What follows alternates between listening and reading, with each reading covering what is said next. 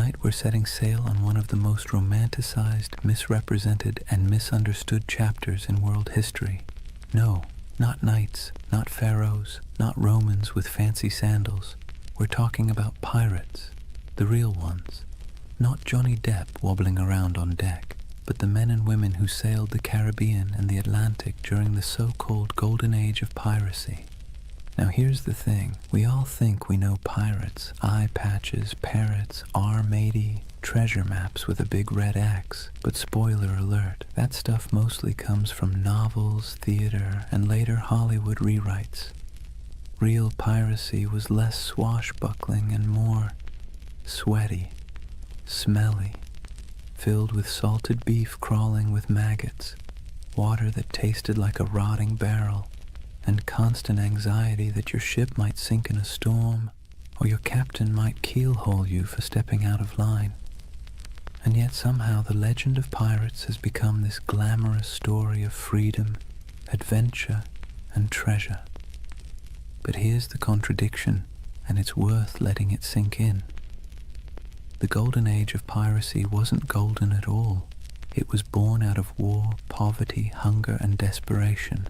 It wasn't about noble freedom, it was about scraping survival out of salt air, blood, and backbreaking work. Yet people keep retelling their stories because deep down we're drawn to the fantasy of escape, of rejecting rules, of carving out a small piece of freedom on the open sea.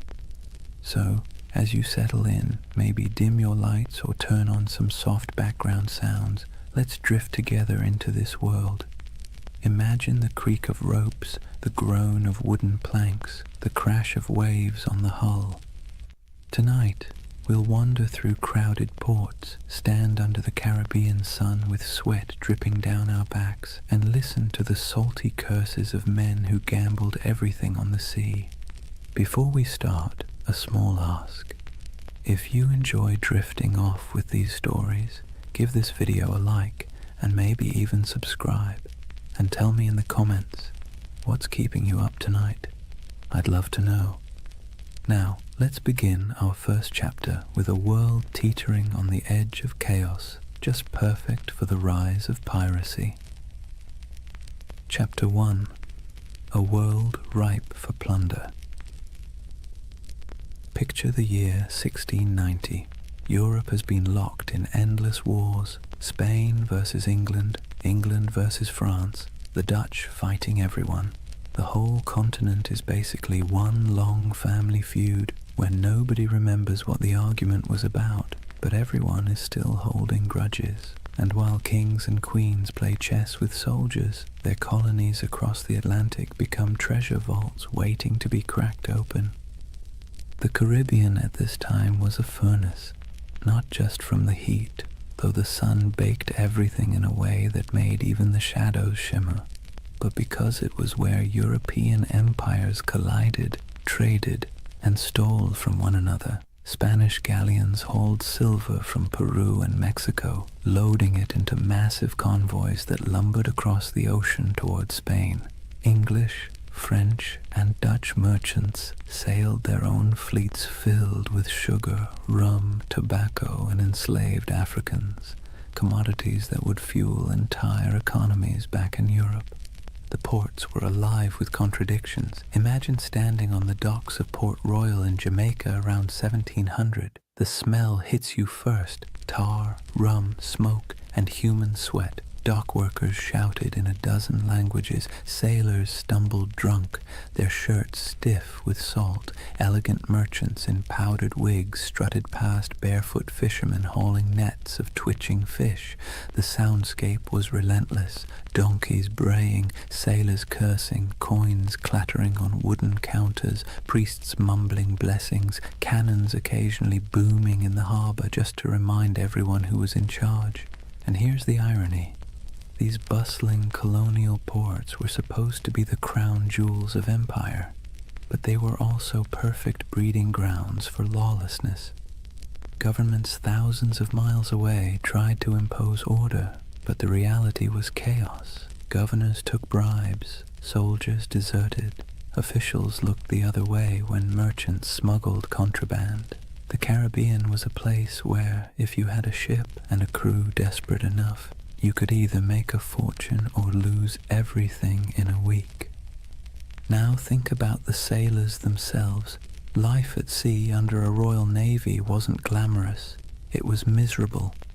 Sailors were often press-ganged, basically kidnapped into service, dragged aboard ships against their will. Conditions were horrific. Cramped hammocks, weevil-infested bread, floggings for minor offences. Pay was late, if it ever came at all, and if you happened to survive the voyage, chances were you'd be discharged with nothing but a few coins jingling in your pocket and a body half ruined by scurvy. So when word spread that some sailors had gone rogue, ditched their oppressive commanders, seized ships and struck out as freebooters, it sounded less like criminality and more like rebellion.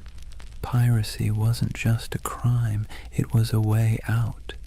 Let's be clear though, the sea was not forgiving. It wasn't a highway of freedom. It was a gauntlet of storms, reefs, disease, and predators, both human and natural. But if you were a sailor in 1700 staring at the horizon from the deck of a crowded ship, the choice between a brutal life under a navy captain or rolling the dice with piracy might not have seemed that hard. By the turn of the century, the Caribbean had become what you might call a floating economy of risk. On one side, kings, merchants, and governors trying to keep order. On the other side, a growing army of dispossessed sailors, mercenaries, and adventurers who decided order was overrated. All it took was the right moment, a gap in empire, a weakly guarded convoy, a ship with sails trimmed just so, and fortunes could be made overnight. And so, with every galleon groaning under the weight of silver, every sugar plantation coughing up profits, and every port overflowing with sailors who'd had enough of being cheated, the stage was set. The Golden Age of Piracy wasn't born out of nowhere. It was baked into the world itself, into the trade routes, the wars, the greed, and the desperation. The seas were ready, and so were the men who would plunder them. If the late 1600s and early 1700s had a theme, it would be everybody's exhausted, broke, and kind of angry. Europe's great powers had been at each other's throats for decades, and while kings and queens could patch up peace treaties, the wars left a trail of wreckage that stretched across the Atlantic. And in that wreckage, piracy took root. Take Spain, for example. Once upon a time, Spain was the big kid on the block. They had the gold, the silver, the fleets, and the swagger to call themselves masters of the New World. But by the late 1600s, their empire looked less like a shining crown and more like a rusty bucket with holes. Wars drained their coffers, silver shipments were constantly raided, and their ships, once the pride of the seas, were often outdated and slow. Spain still had territory, but its grip was slipping, and everyone else smelled the weakness. England wasn't doing much better. Sure, they were clawing their way toward global power, but back home, ordinary sailors were being tossed around like dice in a rigged game. One year they were privateers, government-approved pirates, with papers giving them permission to plunder Spanish ships in the name of the crown. Then, suddenly, the war ended. The crown said, "Thanks for your service," and those same men were dumped ashore with no pay, no prospects, and no sympathy.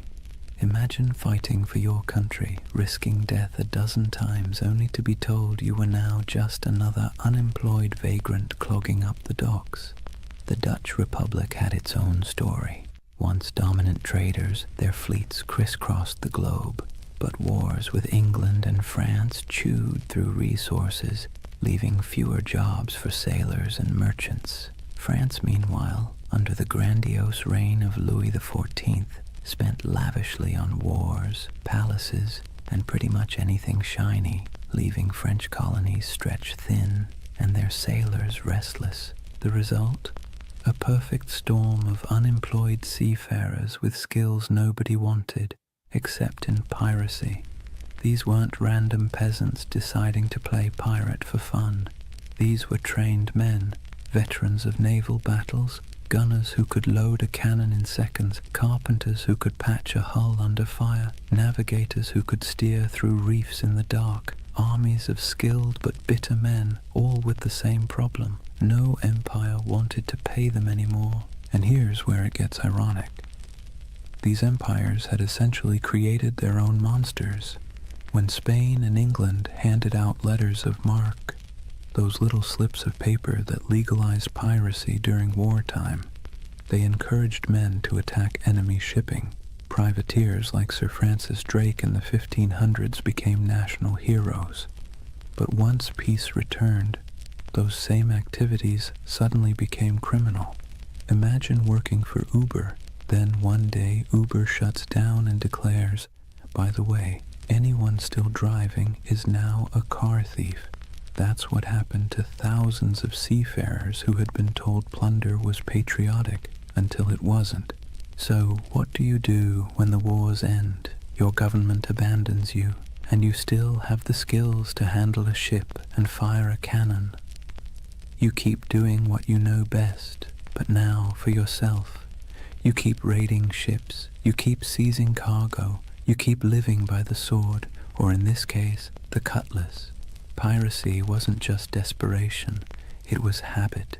It was a profession that governments themselves had encouraged and then tried to disown. This collapse of empire control didn't just happen on land. At sea, the very roots of trade were fragile. Convoys of Spanish galleons might be well defended, but smaller ships carrying sugar or rum often sailed alone.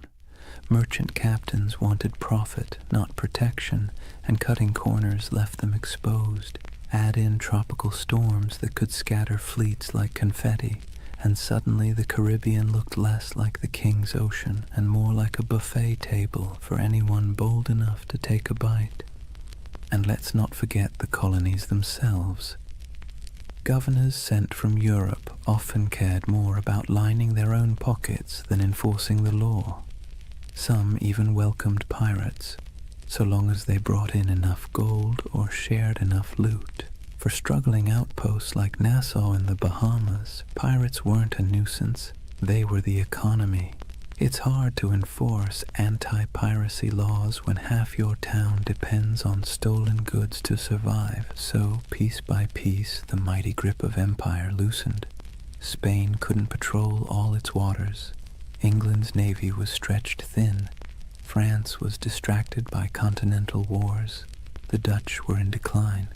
And into that vacuum sailed the pirates, men who saw the weakness of kings and decided to crown themselves instead. The collapse of empires didn't just make piracy possible, it made it inevitable. The seas were full of treasure. The navies were too thin to guard it, and the men who knew how to seize it had nothing left to lose. Out of that mix came not just scattered rogues, but an entire era, the so-called Golden Age of Piracy, when men and women from a dozen nations chose the black flag over the king's flag. Let's be clear, piracy didn't appear out of thin, salty air. It was the awkward child of privateering, a sort of legal piracy that governments were perfectly happy to use when it suited them. To understand how privateers turned into pirates, you have to look at how the lines between hero of the crown and villain of the seas were about as thin as a ship's rope after a rat problem. Privateering was, in theory, simple.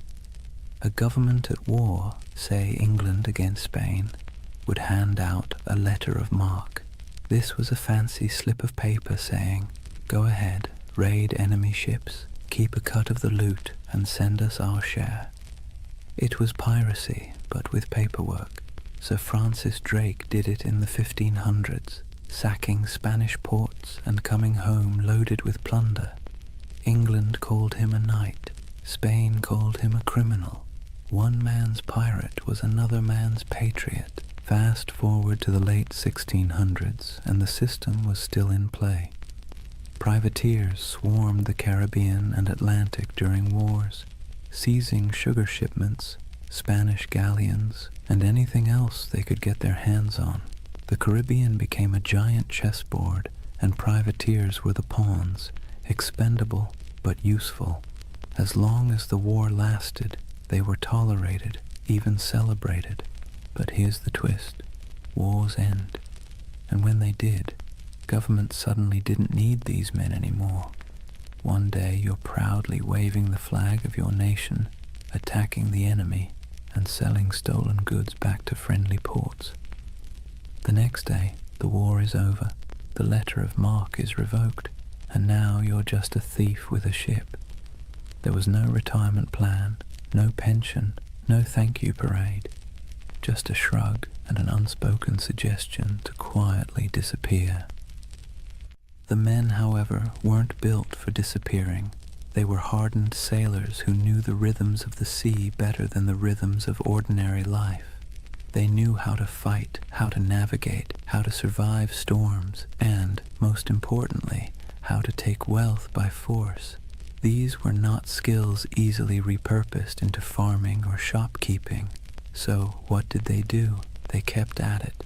The only difference was that now, instead of doing it for a king or queen, they did it for themselves. This transition was so common it almost feels inevitable. Many of the most famous pirates of the Golden Age had first cut their teeth as privateers. Men like Henry Morgan, who began under English sanction and later operated in a grey zone that looked a lot like piracy.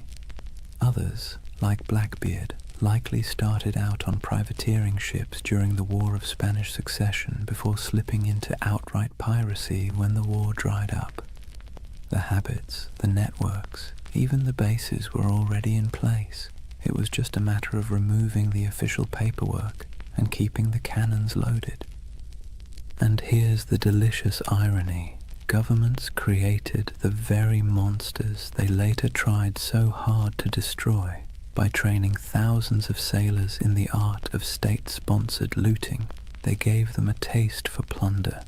Then, by abandoning them in peacetime, they essentially shoved them straight into piracy.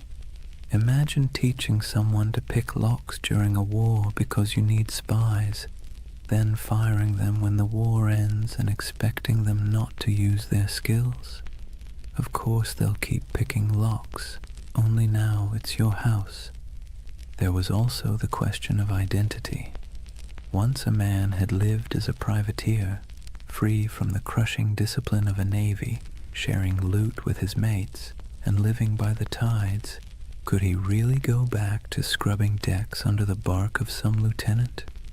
Navy life was brutal, punishments were harsh, pay was low, and the class system was rigid.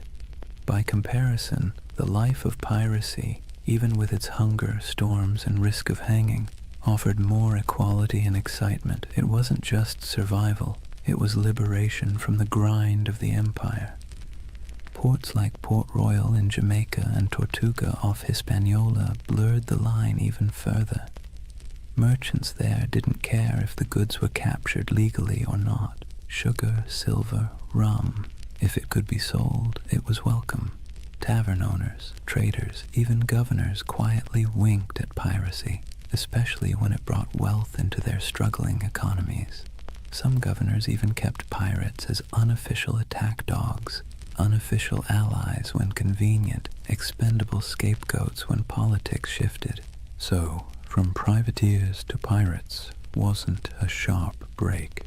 It was more like a slow, sloping slide into the inevitable. Men who had been celebrated for plundering Spanish ships found themselves doing the exact same thing, only now branded as criminals. And they embraced it because what was the alternative? Starvation? Subservience? A return to naval whippings and starvation wages? No, thank you. Better to live on your own terms, however short that life might be. It's easy now to think of pirates as chaotic rebels who suddenly popped up to terrorize the seas. But really, they were a byproduct of empire, born from its wars, abandoned in its peace, and sustained by its greed. The black flag wasn't a rejection of Europe's system. It was its mirror, twisted and stripped of pretense. So when we picture those ragged sails appearing on the horizon, it wasn't random lawlessness at sea. It was the logical conclusion of policies that blurred morality for convenience. Privateering was piracy in a fancy coat, and piracy was privateering with the coat torn off, and for the men who lived it, there wasn't much difference at all. Now let's imagine, for a moment, what happens when thousands of unemployed sailors, disgruntled privateers, and general misfits all end up in the same place. No law, no oversight, no queen wagging her finger from across the ocean. Just wide open seas, islands thick with sugarcane and palm trees, and ports desperate for trade, even if that trade came dripping with blood. Welcome to the Pirate Republic, a loose patchwork of havens across the Caribbean that briefly turned outlaw life into a kind of anti-establishment experiment. The most famous of these havens was Nassau, on New Providence Island in the Bahamas. Today it's a tourist destination with beach chairs and cruise ships. Back then, it was more like a dusty stage set built for chaos. The island's harbor was shallow, perfect for the smaller, nimble pirate ships, but treacherous for the heavier Navy vessels. That natural advantage made Nassau nearly untouchable, and so it blossomed into the unofficial capital of piracy. If London was the beating heart of empire, Nassau was the loud, drunken laugh echoing across the Atlantic. Life in Nassau was a strange mix of desperation and freedom.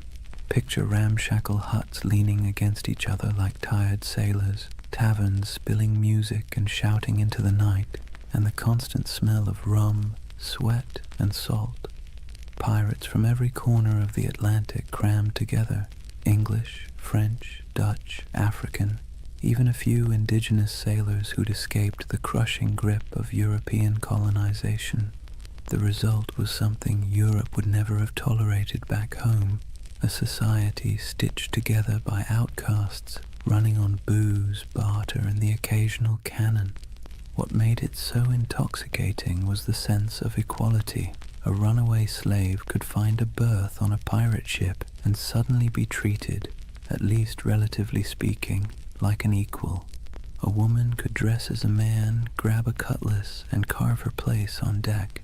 Anne Bonny and Mary Read, two of the most famous pirates in history, lived that very reality. The rigid hierarchies of Europe, lords and serfs, captains and peasants, broke down in Nassau's taverns. Everyone was broke, everyone was sunburned, everyone was one bad decision away from the noose. That kind of shared peril made for a twisted kind of democracy.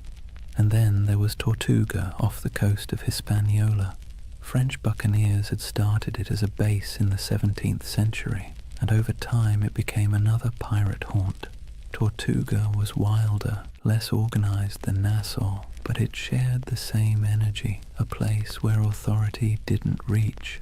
Port Royal in Jamaica, before an earthquake literally dropped half of it into the sea in 1692, was the original pirate playground. It was called the wickedest city on earth, a place where taverns outnumbered churches and every second house was either a brothel or a gambling den.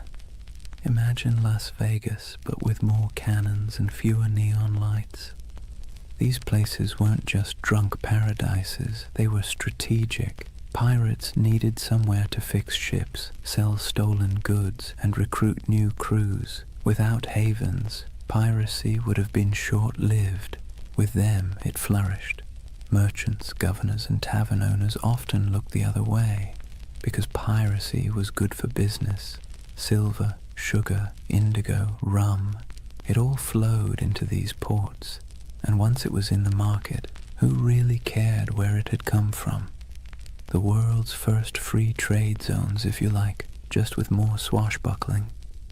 The dream of the pirate republic was intoxicating because it offered what Europe didn't: freedom from rigid social classes, for the sailor who'd been whipped half to death on a navy ship, for the indentured servant who had been treated like disposable property, for the runaway enslaved person. Nassau or Tortuga was a chance to live on your own terms. Yes, those terms often meant short lives, disease, and eventual capture. But for a fleeting moment, the pirate republic offered something resembling equality. It was messy, chaotic, and fueled by rum, but it was theirs. It's easy to romanticize this as some proto-democracy at sea, and in truth, pirates weren't building utopias. They fought among themselves, they drank themselves half to death, and they betrayed each other when the loot was good enough. But there was a kernel of something radical here. Ordinary people, most of them poor, illiterate, and cast aside by empire, were writing their own rules. Captains could be voted out. Plunder was divided more fairly than wages in most European jobs, and there was a sense, however fragile, that out here in the Caribbean heat, you weren't just surviving, you were free. Governments, of course, hated it. To them, the pirate republic was an insult, a slap in the face of civilization.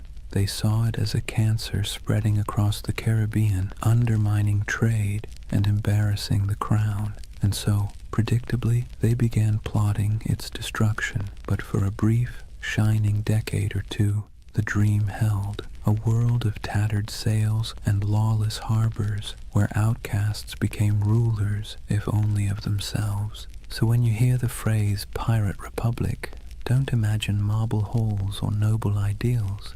Imagine crowded taverns with lantern light flickering on sweat-streaked faces, mugs of grog slamming onto wooden tables, and the hum of 50 different languages mixing in the night. It wasn't a nation in any official sense, but it was a community, strange, fragile, reckless, that gave piracy its beating heart. By the early 1700s, piracy wasn't just a nuisance, it was a global scandal.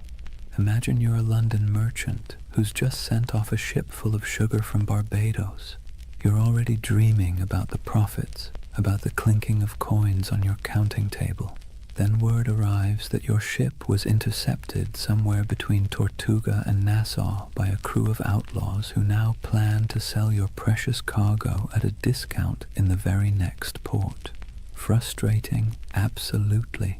Embarrassing, even more so. And it wasn't just London merchants, Dutch traders, French planters, Spanish governors. Everyone had a stake in the Caribbean economy, and pirates cut into all of them like barnacles on a hull.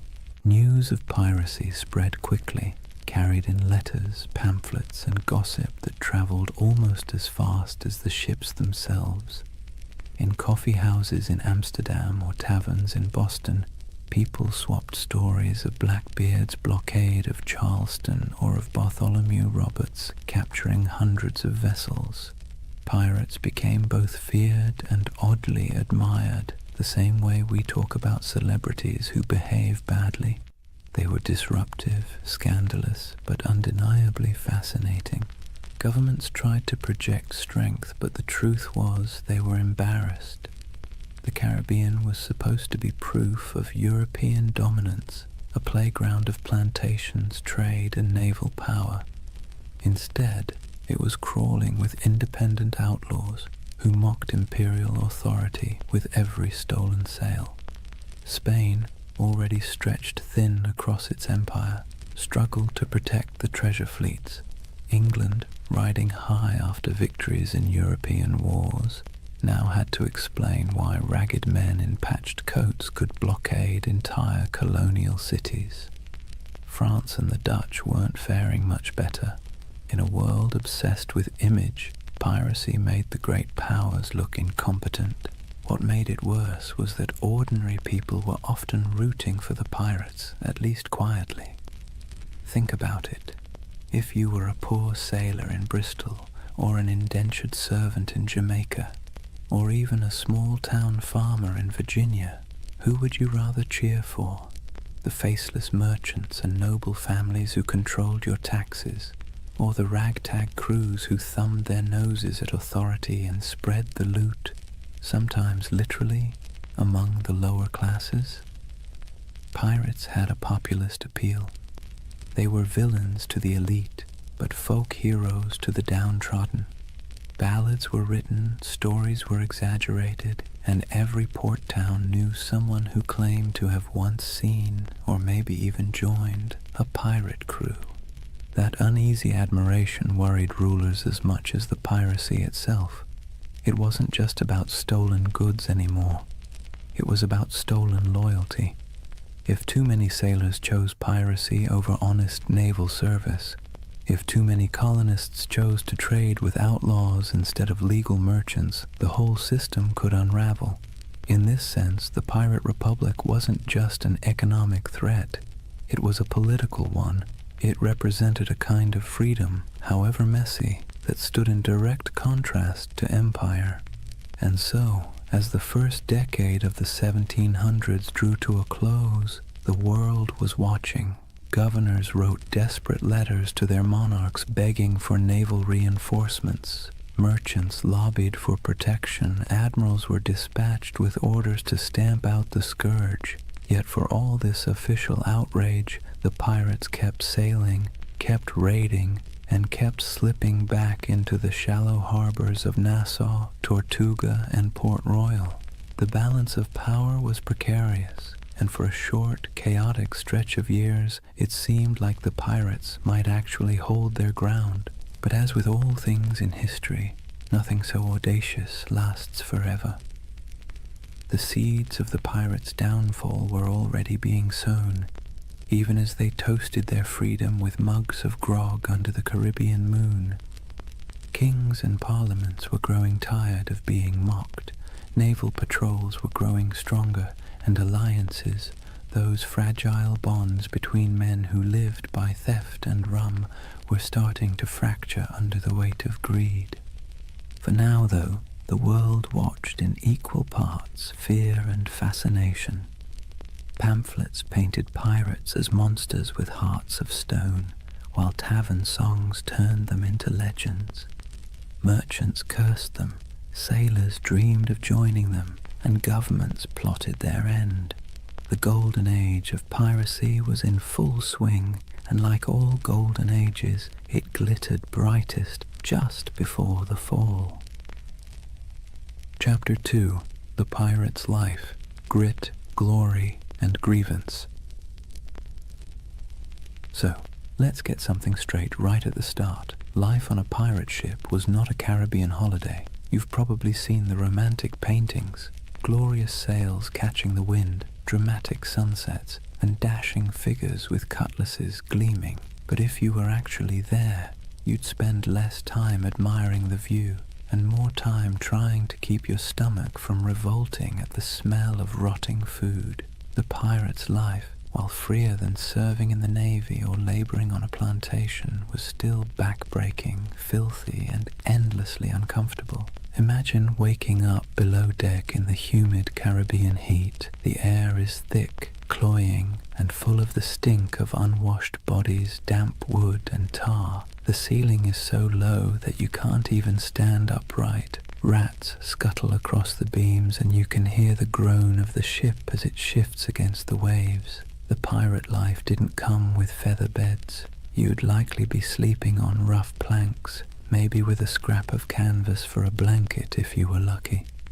Every day began with the creak of ropes, the bark of orders, and the endless rhythm of labor needed to keep a ship moving.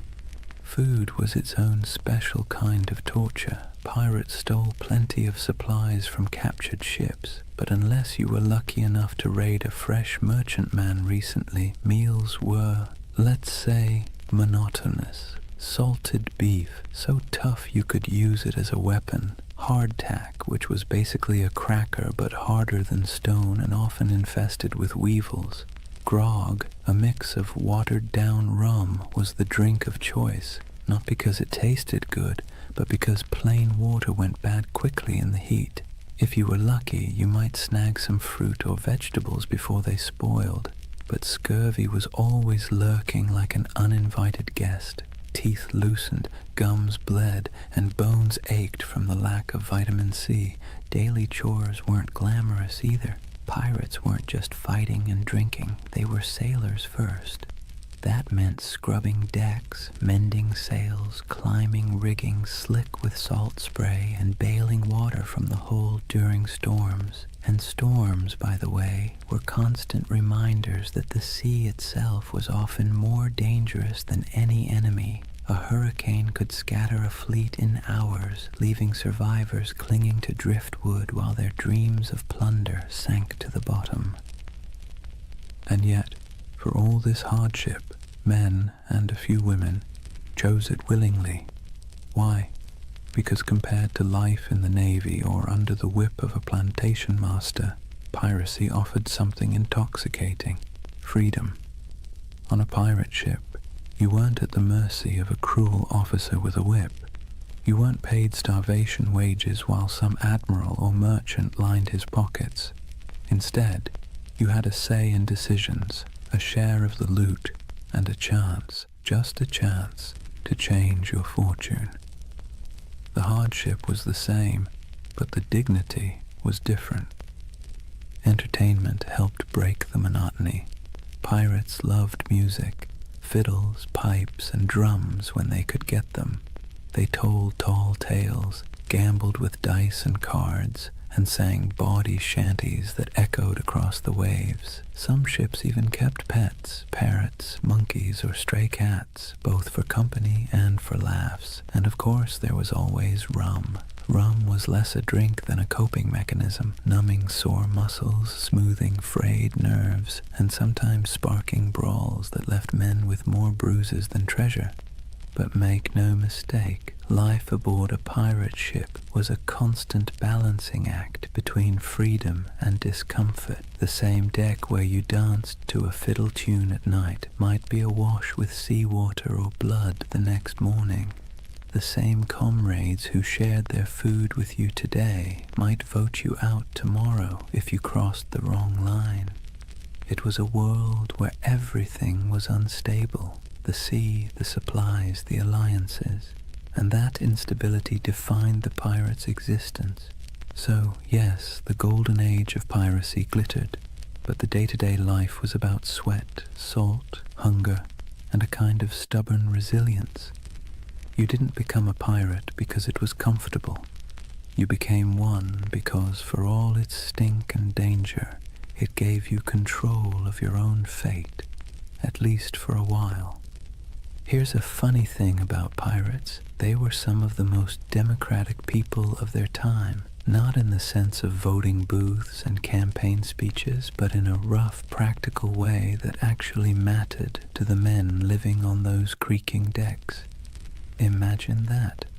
While monarchs squabbled over crowns back in Europe and kings claimed they ruled by divine right, pirates were out on the high seas voting on who got to be in charge. When a crew formed, the first order of business wasn't just raiding a Spanish galleon, it was drawing up what they called the Articles. These were pirate constitutions, handwritten agreements that spelled out everything from how loot would be divided, to punishments for theft, to the share of compensation if you lost a limb in battle. And yes, pirates had a kind of early insurance system. If you lost an arm, you might get 600 pieces of 8, a leg, maybe 800. It wasn't exactly health insurance with a friendly provider, but it was better than what the average soldier got on land, which was nothing at all. The articles also set limits on behavior: no gambling below deck, lights out at a certain hour, no deserting in battle. And yes, they often forbade bringing women on board, though that rule was broken often enough to be almost comical. These weren't arbitrary rules, they were survival tactics. A pirate ship was a pressure cooker of bad food, bad hygiene, and too many strong personalities packed into too small a space. Without rules, things would have descended into chaos faster than you can say. mutiny. Now, the captain wasn't an untouchable figure like on a Navy ship. Pirate captains were elected by the crew, and they could be voted out just as easily. If a captain was too reckless, too stingy with loot, or just too annoying, the crew could replace him with someone else. This was radical for the 17th and 18th centuries. Imagine a farmhand in Europe marching up to his landlord and saying, "Sorry mate, we've had a vote and you're fired." Unthinkable. But on a pirate ship, that was just Tuesday. Of course, the captain still held real authority in battle. When cannonballs were flying and boarding parties were scrambling across decks, someone had to make quick decisions. But outside of combat, his power was checked by the quartermaster. The quartermaster was like the ship's accountant and judge rolled into one. He handled supplies, settled disputes, and distributed plunder according to the articles. He was the balance to the captain, ensuring one man didn't hoard all the power or all the silver.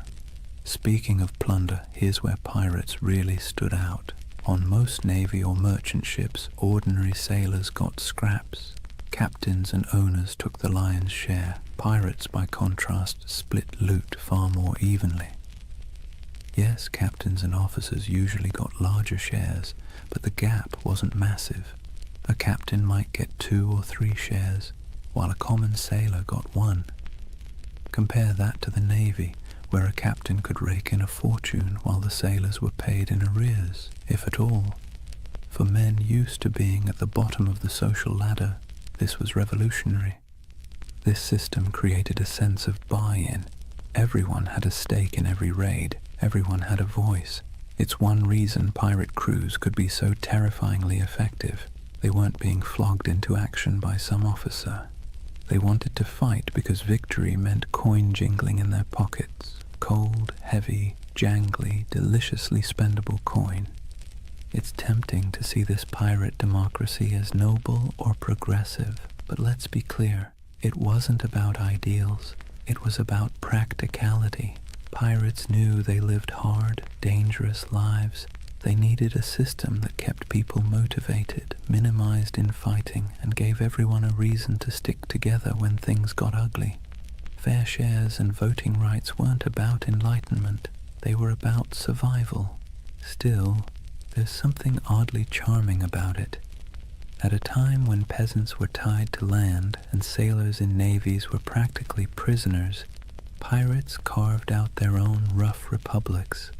Nassau in the Bahamas was famously called a pirate republic, and while that sounds grand, it was mostly a sandy haven of broken-down taverns, makeshift huts, and a whole lot of rum.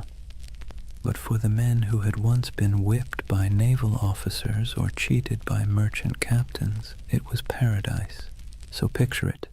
A ship rolling gently on the waves, men gathered on deck, a set of articles being read aloud by lamplight, each pirate nodding, agreeing to the rules, knowing that at least here, on this rough plank of wood floating in a dangerous sea, their voice mattered. It wasn't democracy as we think of it today, but it was a kind of freedom most of them had never known before. One of the most brilliant things pirates ever did wasn't about cannons or cutlasses, it was branding. Pirates understood that half the battle was won before the first shot was fired, and their greatest weapon wasn't always steel, it was fear. They cultivated it, packaged it, and sold it with skulls and crossbones. Let's talk about the Jolly Roger. That iconic black flag wasn't just for show, it was psychological warfare. Picture yourself as a merchant sailor in the Caribbean. You're already nervous. The sea is treacherous. Storms are brutal and half your crew is seasick. Suddenly, you spot a ship on the horizon raising a black flag, its canvas snapping in the wind. Painted on it is a grinning skull, a pair of crossed bones, maybe even an hourglass dripping sand. You know instantly these are not friendly visitors. You have a choice. Surrender and hope for mercy, or fight and almost certainly die. And here's the genius. Most merchant crews didn't fight. They gave up. Pirates knew that if they could terrify you into surrender, they could plunder your ship without firing a shot, without losing a man, and without wasting precious gunpowder. The Jolly Roger was essentially the world's first corporate logo, and it worked like a charm. But flags weren't the only symbols. Pirates loved spectacle. Some captains made themselves into walking horror shows.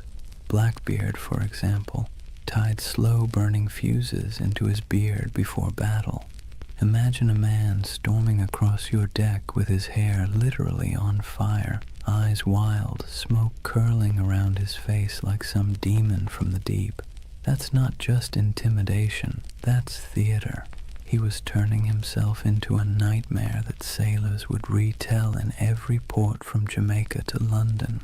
Superstition also ran deep. These were men who spent their lives on the unpredictable sea, so of course they looked for signs, omens, and rituals. Whistling on board was considered bad luck because it might whistle up a storm. Bananas were famously avoided on ships, tied to tales of vanished vessels and mysterious deaths. Cats, on the other hand, were seen as good luck, their twitching tails thought to calm the winds. Some pirates tattooed symbols for protection: crosses, anchors, mermaids, inked in crude lines that doubled as badges of identity and talismans against doom. Then there were the rituals before battle. Some crews would gather for a speech, others for a raucous round of rum-fueled singing. There might be a drum beat or a chant, something primal to stir courage. Pirates knew the value of theatre not just for their enemies, but for themselves. Fear is contagious, and courage sometimes needs a costume. Music, too, had its place. Sea shanties weren't just entertainment. They were tools for survival, helping men row or haul ropes in rhythm, but they also bound crews together, creating unity in sound and spirit. Picture the dark deck of a ship, waves crashing, lanterns swaying, and a chorus of rough voices rising into the night, carrying equal parts defiance and desperation. Symbols and superstitions gave pirates an edge. They were outnumbered and outgunned by naval powers, but they turned reputation into a weapon. Every skull painted on a flag, every whispered tale of a flaming bearded captain, every ritual chant before a raid, it all worked to magnify their presence far beyond their actual numbers. They made themselves larger than life, monsters of the sea, shadows that haunted every merchant sailor's imagination. And the beauty of it? Most of it cost nothing. A painted flag, a dramatic entrance, a bit of theatrical madness. Pirates didn't need massive armies or endless treasuries. They needed fear, and they knew how to conjure it. So next time you see that skull and crossbones, remember, it wasn't just a warning, it was a brand, a promise of chaos, a theater of fear that made the legend of piracy far bigger than the men themselves. For all the flags and fiery beards, life aboard a pirate ship wasn't just about battle. In fact, most days weren't spent fighting at all. They were spent doing the very ordinary, very human things that bound a crew together, eating, talking, laughing, and finding scraps of comfort in a world made of salt and splinters. Let's start with food, because nothing unites or divides a crew faster than the question of dinner. Pirate diets were, to put it politely, uninspiring. Salted beef or pork, rock-hard ship's biscuit crawling with weevils and barrels of dried peas were the staples. Water turned slimy after a few weeks, so rum, watered down into grog, became the drink of choice. The thing is, pirates ate much the same as navy crews or merchant sailors, but they sometimes had an advantage. Because pirates plundered fresh food and drink whenever possible, they could actually eat better than the men they robbed. A captured merchant ship might yield cheese, citrus fruit, coffee, sugar, or even delicacies like cocoa or spices. For a brief time, life on the high seas could taste a little less like mold and more like luxury. But food was more than sustenance. It was ritual. Sharing a meal created unity. Imagine a crew gathered on deck, bowls in hand, gnawing at salted meat and joking about who got the biscuit with the most maggots. It was grim humor, sure, but humor all the same. A bad meal, eaten together, still forged bonds. And the occasional feast, say, after a particularly good raid, was celebrated with music, rum, and more laughter than some men had known on land. Music itself was essential. Pirates didn't have iPhones, but they did have voices, fiddles, drums, and makeshift instruments. Sea shanties weren't just working songs. They were entertainment, morale boosters, and the glue that kept rhythm in both work and play. Picture the rough chorus rising under the stars, a drum tapping time, a fiddle screeching out a tune stolen from some tavern ashore. These weren't trained choirs, but the sound was raw, communal, and strangely beautiful. It stitched men together, reminding them that even in isolation, they belonged to something larger. Then there were the games. Dice and cards were popular, played with stakes as modest as tobacco or as reckless as shares of loot. Wrestling matches and contests of strength filled idle hours, with men cheering on their favorites. Betting on the outcome wasn't just fun, it was a way of creating drama in a life that could otherwise drag on in monotonous days of empty horizon. And let's not overlook the surprising inclusivity aboard pirate ships. Escaped slaves often joined pirate crews, where they could earn equal shares of plunder instead of chains.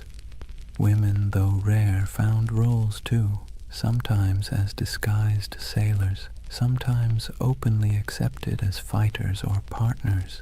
Life aboard a pirate ship was brutal, but in its own odd way, it offered opportunities for outsiders that rigid societies on land never would. In these small details, the shared meals, the rowdy songs, the roll of dice, we see the human side of piracy. Beneath the myth of cutthroats and raiders was a community of men and women who found ways to survive, to laugh, and even to belong. Their ships were floating worlds, part prison, part family, part workplace, part tavern. And while the dangers of storms, disease, and naval patrols never disappeared, these ordinary moments gave piracy its texture, the rhythm of humanity beneath the roar of cannons. So when you picture pirates, don't just imagine black flags and treasure chests. Imagine the sound of dice clattering on a barrel lid, the smell of salted pork frying in a pan, the laughter of men half drunk on rum, and the scratchy notes of a fiddle floating over the sea at night. That too was the pirate's life, not just violence and fear, but moments of messy, ordinary humanity carved out in the vast loneliness of the ocean. For all the adventure, freedom, and strange democracy of pirate life, you have to ask the question, why did so many men and a few women decide that piracy was worth the risk of hanging, drowning, or dying from scurvy in some forgotten corner of the sea? The answer, as usual, has less to do with romance and more to do with grievance. Pirates were not born with skulls and crossbones on their flags. Most of them were men who had been used, abused, and discarded by the very empires that later called them criminals. Take the average sailor in the early 1700s. His life was a cruel contract, low pay, brutal discipline, and punishments that bordered on torture. The British Navy in particular ran on forced service. Impressment gangs snatched men off the streets, dragging them aboard ships where they might serve years against their will. Once aboard, they were flogged for minor infractions, fed poorly, and often paid late, if at all. It was a life so grim that joining a pirate crew, where you at least got a vote, a share of plunder, and the occasional feast, looked less like criminality and more like opportunity. Then there were the privateers. These men had once sailed under legal commissions, essentially hired by governments to plunder enemy ships during wartime. But when treaties were signed and peace declared, those commissions were revoked. Overnight, skilled sailors became unemployed and unwanted. Some went home to poverty. Others, unwilling to give up the taste of plunder or unable to find work, simply kept raiding. The difference was only paperwork. Yesterday's patriot privateer was today's villainous pirate. Economic desperation played its part too. Europe churned with unemployment, inequality, and waves of displaced workers. Colonies offered work, but much of it was brutal plantation labor or indentured servitude. If you were poor, your choices were few. Toil endlessly for scraps on land, serve miserably in the navy, or gamble your life on piracy, where at least the rewards were immediate, tangible, and occasionally extravagant. Even a short run of luck could mean pockets full of coin, fine clothes stripped from captured merchants, or a chance to live like a king for a few weeks before it all fell apart. And make no mistake, piracy was a protest of sorts. Pirates didn't just steal. They struck at the heart of the empires that had used them. They targeted Spanish treasure fleets, English merchants, and French plantations. Their defiance wasn't couched in noble speeches, but in cannon fire and audacious raids. To kings and governors, they were parasites. To many of the poor, they were folk heroes, men who thumbed their noses at the powers that had left them to starve. But grievances went deeper than economics. Pirates carried personal grudges, captains who had beaten them, navies that had cheated them of wages, merchants who had treated them as expendable. To hoist the black flag was not only to seek fortune, but also to take revenge on a world that had never cared if they lived or died. So when you picture pirates shouting and firing cannons, remember the bitterness beneath it all. Their laughter around the rum barrel was fueled by the knowledge that they had nothing to lose and everything to snatch. Their democracy at sea was born not from lofty ideals, but from anger at systems that had denied them dignity on land. Piracy was grievance turned into lifestyle, protest turned into plunder. That's why the Golden Age of Piracy still lingers in our imagination. Beneath the noise of cannons and the gleam of treasure, it was the story of men who had been pushed too far, who decided that if the world offered them no justice, they would carve out their own, on their own terms, with black flags snapping in the wind. Chapter 3. Legends of the Black Flag. If the first half of piracy's golden age was about survival, grievance, and reinvention, the second half was about faces, human faces, twisted into masks of legend. Because when we talk about pirates, we rarely remember the ordinary nameless sailor swabbing the deck or the hungry man who joined a crew for a share of bread and rum. We remember the icons, the ones whose names still echo like thunder across centuries. Blackbeard, Calico Jack, Anne Bonny, Mary Red, and Bartholomew Roberts. They were larger-than-life figures, painted by both truth and exaggeration, until they became less people and more symbols of defiance. Take Edward Teach, better known as Blackbeard. He understood something fundamental about human nature. Fear gets results. He grew his beard long and black, twisting it into braids tied with slow-burning fuses. Before battle, he would light them so smoke curled around his face, making him look like a demon rising from the sea. The truth? He may have killed fewer men than you'd think, often relying on intimidation to win without a fight. But his legend was so terrifying that many surrendered without firing a shot. It was theater as much as piracy, and it worked.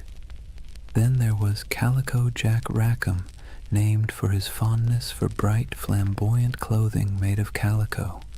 He wasn't the most successful pirate, nor the most ruthless, but he had something else: charisma. He cultivated an image of style, flair, and daring, hoisting a version of the Jolly Roger with crossed swords beneath a skull. His exploits were bold but often bungled, yet his story endures because of the people he sailed with, two of the most famous women pirates in history. Anne Bonny and Mary Red broke every rule written by their time. Both disguised themselves as men when necessary, fought alongside their crewmates, and shocked the world by simply existing in a profession supposedly reserved for brutal men. They cursed, they carried pistols, and they demanded to be treated as equals. Stories tell of Anne shouting at her fellow pirates during a fight, furious that they were cowering below deck while she and Mary stood on, firing back at attackers. Were all the tales true? Probably not.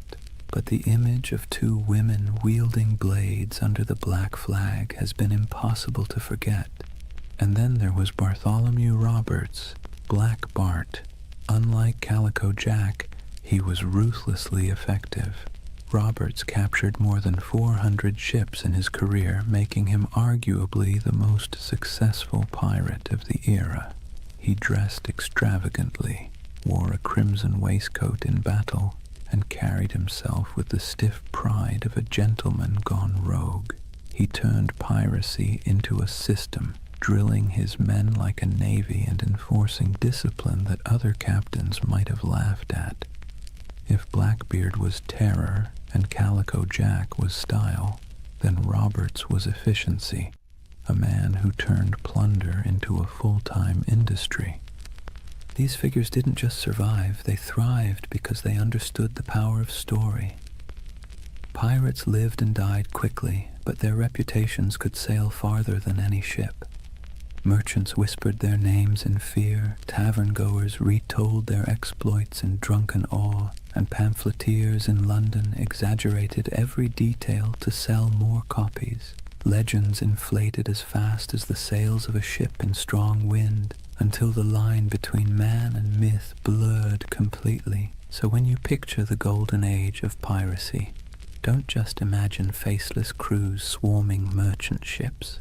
Picture these icons at the prow, beards smoking, calico shirts blazing with color, women fighting defiantly against all odds, crimson jackets flashing in the sun.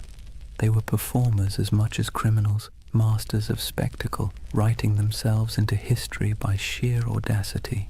That's why they endure, not because they lived long lives, they didn't, but because they played their roles so well that centuries later we still remember their stage. If pirates were actors on the stage of the sea, then Edward Teach, Blackbeard, was the undisputed director of horror.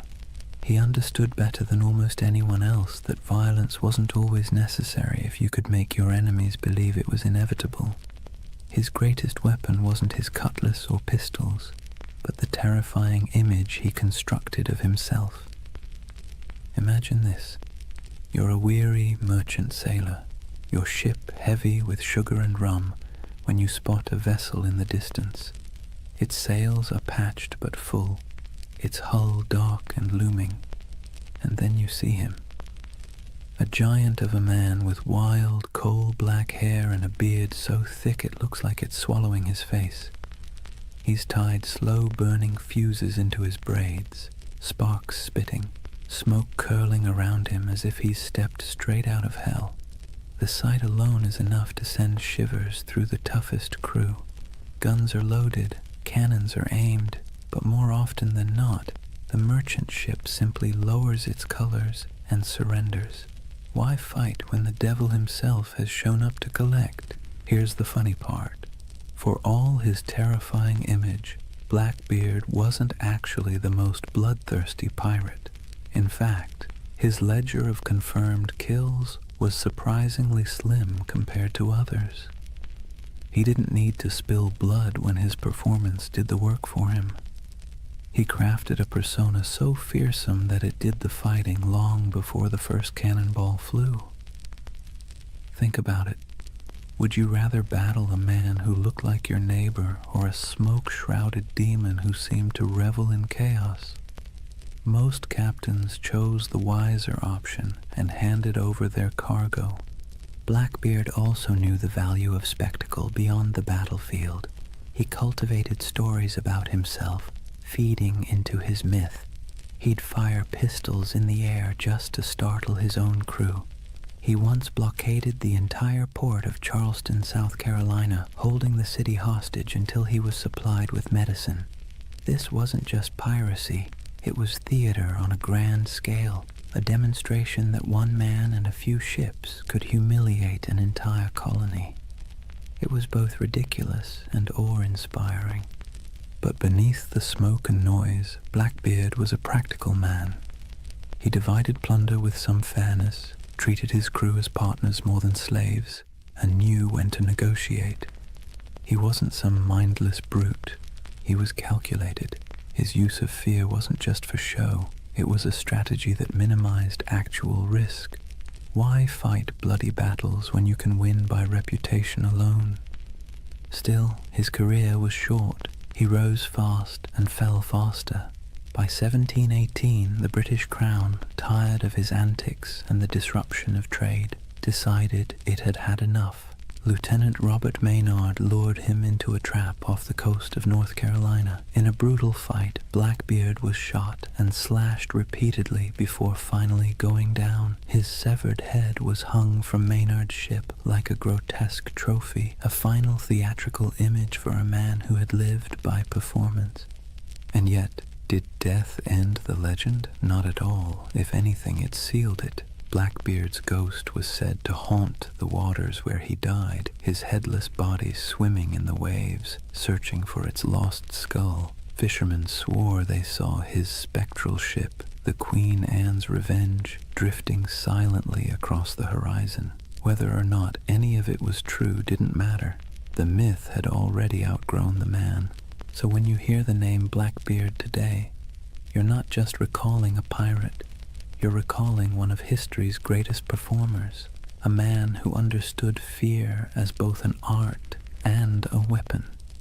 His stage was the sea, his audience the world, and his performance so unforgettable that centuries later we're still applauding in awe and a little bit of dread. If Blackbeard was the terrifying face of piracy, then John Rackham, better known as Calico Jack, was its fashion icon. The man wasn't particularly fearsome, nor was he especially successful compared to others, but he had something almost as valuable as gold: style. His nickname came from the brightly patterned calico coats he wore, loud enough to be seen from a mile away. It was a choice that said, "I may not be the biggest or the baddest, but I'll be the most noticeable." And in a world where fear and reputation kept you alive, being memorable mattered. Calico Jack's story would likely have been a footnote in the annals of piracy, if not for two extraordinary women who joined his crew, Anne Bonny and Mary Read. Their presence turned his otherwise average exploits into a legend that has fascinated people ever since. Anne Bonny was born in Ireland, but grew up in the Americas, the daughter of a wealthy planter. She had a fiery temper and a restless spirit. Stories say she once stabbed a servant girl with a kitchen knife, though the truth is hard to pin down. What we do know is that she wasn't content with the role society expected of her. Marrying a small-time sailor didn't calm her spirit. Running away with Calico Jack did. She traded the plantation house for the rolling deck of a pirate ship, proving herself as fierce with a blade as any man. Mary Red's tale was even stranger. Born in England, she was disguised as a boy from childhood so her family could inherit money. She grew up living as Mark Red, working as a soldier and sailor. By the time she crossed paths with Calico Jack and Anne Bonny, Mary had long since mastered the art of slipping between identities. When she joined their crew, she initially kept her disguise. But Anne, curious and bold, discovered the truth. Instead of turning her away, Anne accepted her, and the two became close allies. Now picture it, a small pirate crew led by a man in flamboyant coats, backed by two women who defied every expectation of the age. While other pirates leaned on spectacle or terror, this trio leaned on audacity. Reports from the time describe Anne and Mary fighting openly in men's clothes, wielding pistols and cutlasses, cursing louder than the men beside them. They weren't mascots or novelties, they were feared combatants. When boarding parties went over the rails, Anne and Mary were often the first in line. One of the most famous stories of their courage came during the final days of Calico Jack's career. His ship was cornered by a pirate hunter. Most of the crew, drunk and unwilling to fight, cowered below deck. But Anne Bonny and Mary Read fought ferociously, shouting at the men to come up and defend themselves. Outnumbered and abandoned, they couldn't hold out forever. The ship was captured, and the crew taken to trial in Jamaica. Calico Jack was sentenced to hang, and before his execution, Anne Bonny reportedly delivered the coldest line in pirate history. She told him, "If you had fought like a man, you need not be hanged like a dog." Brutal but fair. Anne and Mary both escaped the noose by pleading the belly, claiming they were pregnant, which delayed executions. Mary fell ill and died in prison not long after. Anne's fate is more mysterious.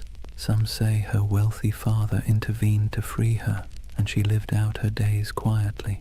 Others imagine she slipped back into obscurity, perhaps even finding another ship to sail under a new name.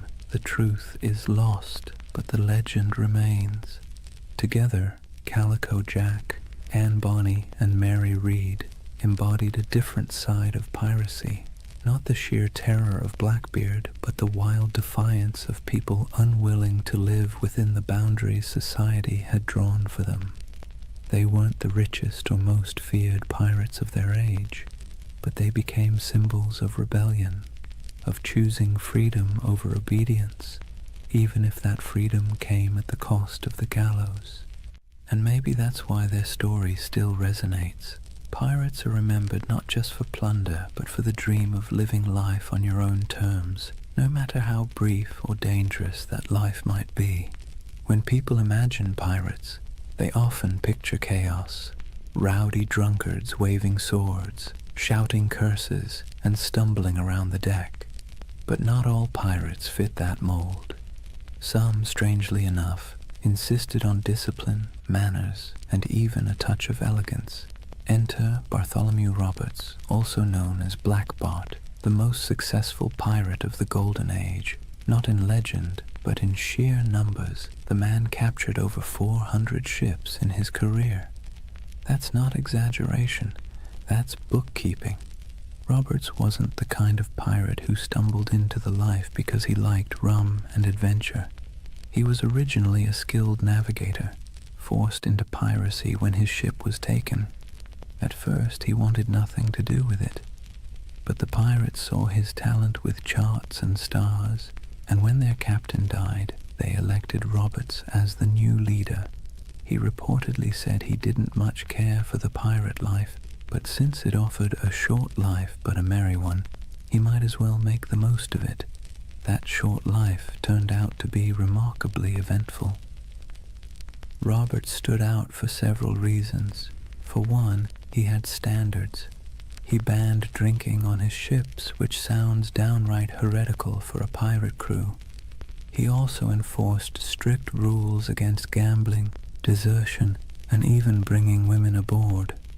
His ships ran more like naval frigates than floating taverns, and yet his men respected him because under his command they grew wealthy and untouchable. He also had a flair for presentation. While Blackbeard relied on smoke and fire to terrify, Roberts leaned on fashion. He dressed in fine silks, wore a crimson waistcoat, and carried himself with aristocratic dignity. Imagine him standing on the quarterdeck looking more like a nobleman than a pirate, with the Jolly Roger snapping in the wind behind him. His enemies saw not a ragged bandit, but a man who looked born to command. And command he did. Roberts didn't waste time on small targets. He hunted big merchant convoys and naval ships, taking prizes in the Caribbean, West Africa, and even the coast of Brazil. His reach was global. He was so effective that insurance rates for Atlantic shipping skyrocketed. Governments cursed his name, and merchants prayed never to see his sails on the horizon. Roberts also innovated. He used smaller, faster ships to outmaneuver larger warships, and he created a distinctive black flag showing a figure holding an hourglass, a grim reminder that time was running out for his enemies. His leadership was sharp, his men drilled, and his tactics effective. If piracy had generals, Roberts was one of them. But despite his elegance and order, he wasn't merciful. Roberts's raids often ended in executions or burning ships. His reputation sharpened not just by his appearance but by his ruthlessness. Yet unlike Blackbeard's wild terror or Calico Jack's flamboyant defiance, Roberts's menace came with a chilling professionalism. He was less devil of the seas and more CEO of piracy. His downfall came, as it often did, from the tightening noose of empire. In 1722, near the coast of Africa, the British Royal Navy finally cornered him. During the battle, Roberts was struck by grapeshot and killed instantly. His men, knowing what capture meant, dressed him in his finest clothes, weighted his body with chains, and cast him into the sea, denying the Navy the satisfaction of displaying him in death. Bartholomew Roberts's reign lasted only a few short years, but in that time he reshaped piracy. He proved it could be efficient, disciplined, and terrifyingly successful. More than Blackbeard, more than Calico Jack, he showed that piracy wasn't just chaos on the waves. It could be a well-oiled machine, run with precision and purpose. And in a way, Roberts's legacy marks the peak of piracy's power. After his death, the Golden Age began to dim. The seas grew less welcoming to outlaws, and the balance of terror shifted back to the empires. But for a moment, one elegantly dressed pirate managed to turn the oceans into his empire, and he did it not with smoke or theatrics, but with order, discipline, and an iron will.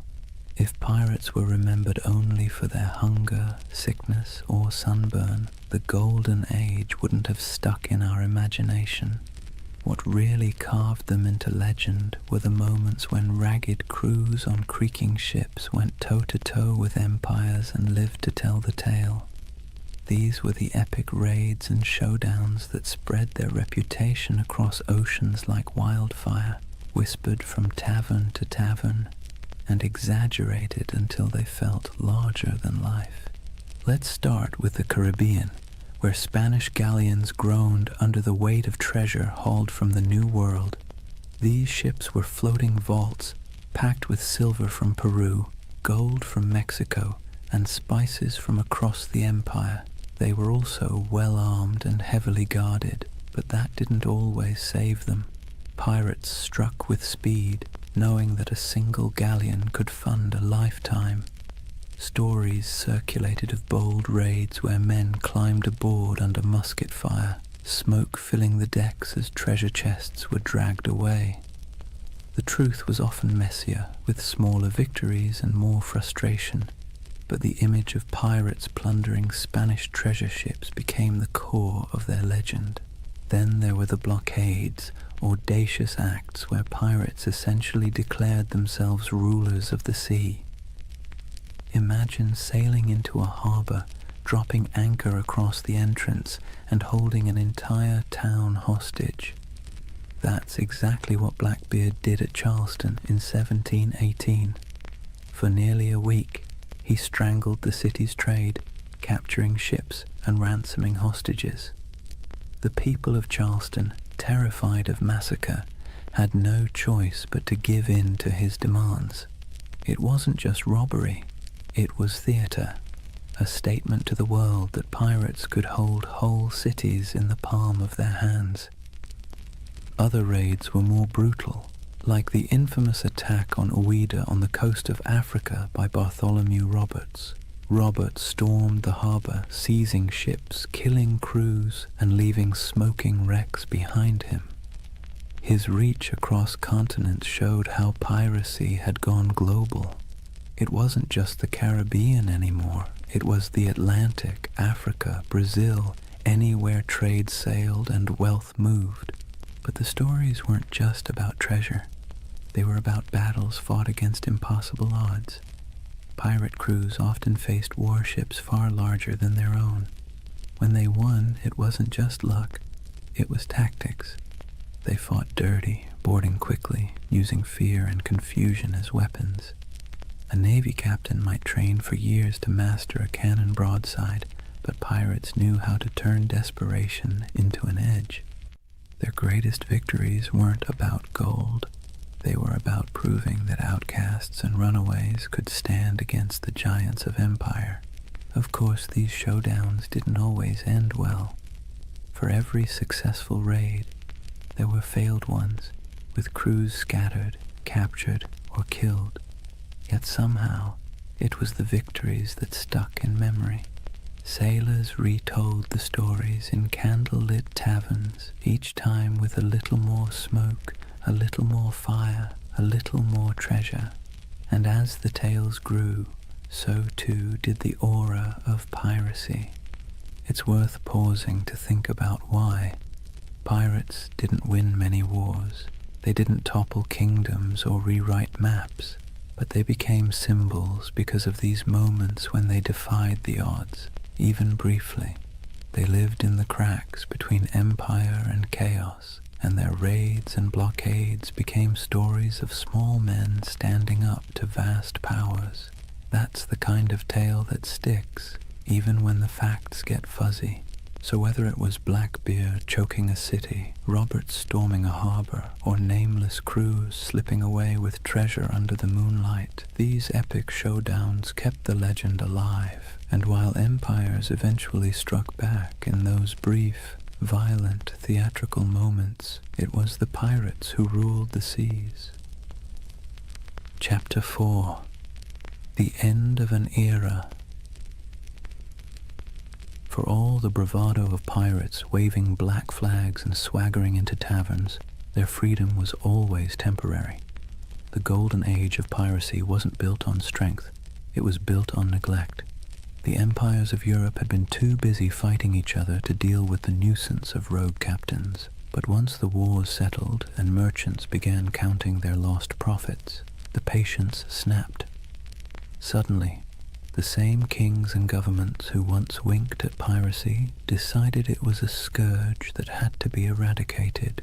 Picture the mood in London, Paris, and Madrid in the early 1700s. Merchants stormed into government halls, waving reports of ships lost, insurance rates skyrocketing, and ports paralyzed by blockade. Politicians who once quietly enjoyed pirate loot filtering through colonial markets now heard the complaints of bankers and shipping magnates, and when money complained, rulers listened.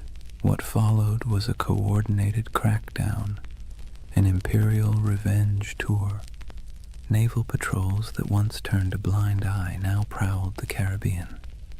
The British Royal Navy, tired of seeing its reputation mocked by half-drunken rogues, sent heavily armed frigates to hunt pirates with relentless focus. Spain, long humiliated by raiders stealing its treasure fleets, tightened its convoys and poured resources into coastal defenses. Even France, which had once tolerated privateers operating on its behalf, began closing off safe harbors. The age of indulgence was over, but it wasn't just the ships, it was the laws. Governments realized they needed not only cannons but also courts. Piracy was declared a universal crime, meaning that any nation could capture and prosecute pirates, regardless of where the crime occurred. Admiralty courts popped up across the Caribbean, in Jamaica, in Nassau, in Charleston, offering swift, brutal justice. No long trials, no sympathetic juries, just a quick hearing, a guilty verdict, and the inevitable walk up the gallows. For men who had once toasted their freedom in Nassau taverns, the sight of bodies hanging along harbor entrances was a chilling message. The retaliation wasn't always fair, nor was it always accurate. Sailors unlucky enough to be mistaken for pirates were sometimes swept up in the dragnet, condemned alongside the guilty. Colonial governors eager to prove their loyalty to crown and profit made examples whenever possible. A pirate's end was no longer a quiet slip into obscurity. It was designed to be a public warning, a spectacle meant to terrify anyone thinking of hoisting the Jolly Roger. And yet the crackdown revealed something ironic. For all the talk of pirates as savage criminals, many common folk sympathized with them. They saw governments that taxed them harshly, navies that conscripted them unwillingly, and merchants who grew fat while ordinary sailors lived on scraps. Pirates, for all their brutality, had lived outside that system, at least for a while. So when governments retaliated, it wasn't just pirates who grumbled. It was the people who sometimes saw in those outlaws a shadow of their own frustrations. But sympathy wasn't enough to save them. Once the combined might of Europe's navies and courts turned fully against piracy, the end was only a matter of time. The sea that had once seemed wide open suddenly felt crowded with warships. The harbors that had once welcomed became hostile, and the taverns that once rang with pirate songs now whispered of hangings.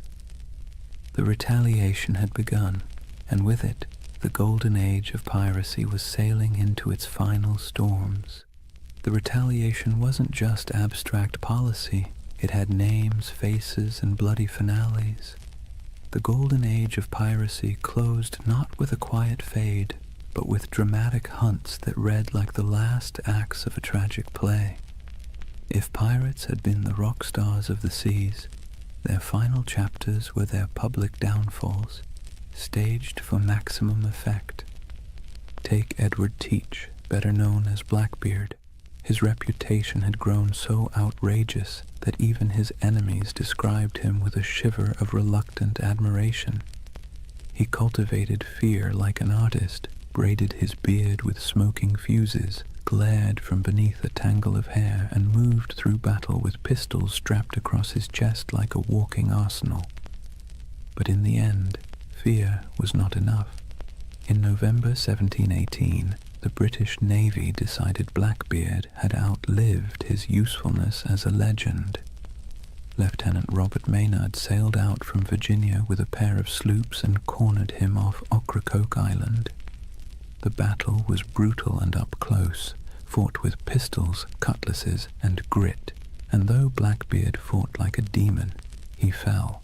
His head was hung from Maynard's bow as proof, a grotesque trophy meant to tell every sailor what became of even the fiercest pirate. But Blackbeard wasn't the only one. Across the Atlantic, Bartholomew Roberts, Black Bart, was sailing at the peak of his fame. Unlike Blackbeard's flair for theater, Roberts was all about efficiency. He raided with precision, commanded fleets of captured ships, and dressed in flamboyant crimson coats that made him as much a spectacle as his raids. He captured more ships than any other pirate, nearly 400 by some counts, yet even he couldn't outrun the noose tightening around piracy. In 1722, the British Navy cornered him off the coast of West Africa. A cannon shot cut him down mid-battle. His men, fearing what the British would do to his body, buried him at sea almost immediately, sending their captain to the depths before his enemies could claim him as a prize. And then there was Nassau. For years it had been the pirates' dreamland, a ramshackle republic of grog shops, makeshift huts, and lawless camaraderie where men and women reinvented themselves under the black flag. But in 1718, Woodes Rogers, backed by the British Crown, sailed in as governor. His arrival marked the beginning of the end. Pirates were given a choice: accept a royal pardon and live, or resist and hang. Many, weary of the chase, accepted, others fled, and a handful fought to the bitter end, only to be cut down. The pirate republic evaporated almost overnight, replaced by British order, courts, and gallows. These final hunts didn't just kill individual men, they killed the dream. Piracy had thrived on the cracks between empires, on the moments of chaos when law couldn't keep up with ambition. But as the empires recovered, they sealed those cracks. The end of Blackbeard, the fall of Roberts, and the capture of Nassau were not just events, they were symbols. Symbols that the era of pirates ruling the seas was closing, replaced once again by the iron grip of empire. Still, in taverns and whispered stories, their names lingered. Blackbeard's ghost was said to haunt Ocracoke. Roberts was remembered as the most efficient pirate who ever lived, and Nassau became a half-mythical place, a memory of freedom in an age of order.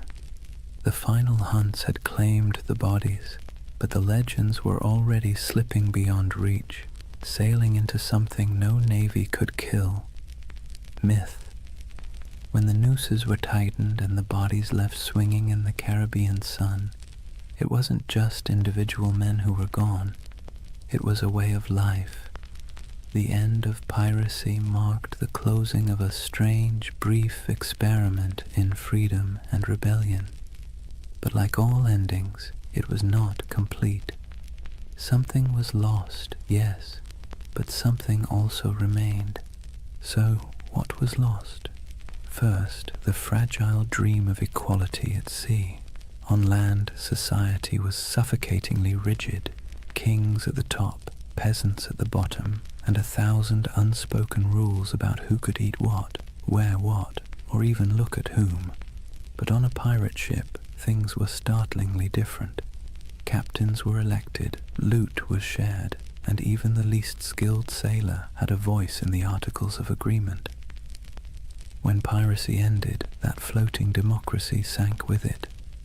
Back came the brutal hierarchy of naval life, where sailors were whipped into obedience and officers strutted about like petty kings.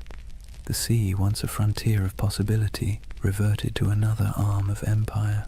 Also lost was the illusion of safe passage for merchant ships. For 2 or 3 decades, the Caribbean and Atlantic had felt like waters where danger lurked behind every horizon. Every fat merchantman sailing out of Havana or Port Royal lived in fear that a black flag might rise from the waves. The end of piracy reassured investors, merchants, and kings, but it also stripped the seas of a strange kind of excitement. The stories that once terrified crews would, in time, thrill readers instead. But for the men who lived it, the sudden absence of that uncertainty was like a silence, comforting to some, suffocating to others. And let's not forget the pirate havens themselves. Nassau, Tortuga, Port Royal, these places lost their wildness. Nassau was brought under British law, Tortuga became just another colonial backwater, and Port Royal, once notorious as the wickedest city on earth, was tamed after earthquakes and hurricanes tore it apart. The rowdy taverns, the lawless marketplaces, the smoky wharves where men from every corner of the Atlantic rubbed shoulders, all faded into memory. In their place came customs officers, naval patrols, and clerks counting barrels of molasses with joyless precision. Yet, for all that was lost, so much remained.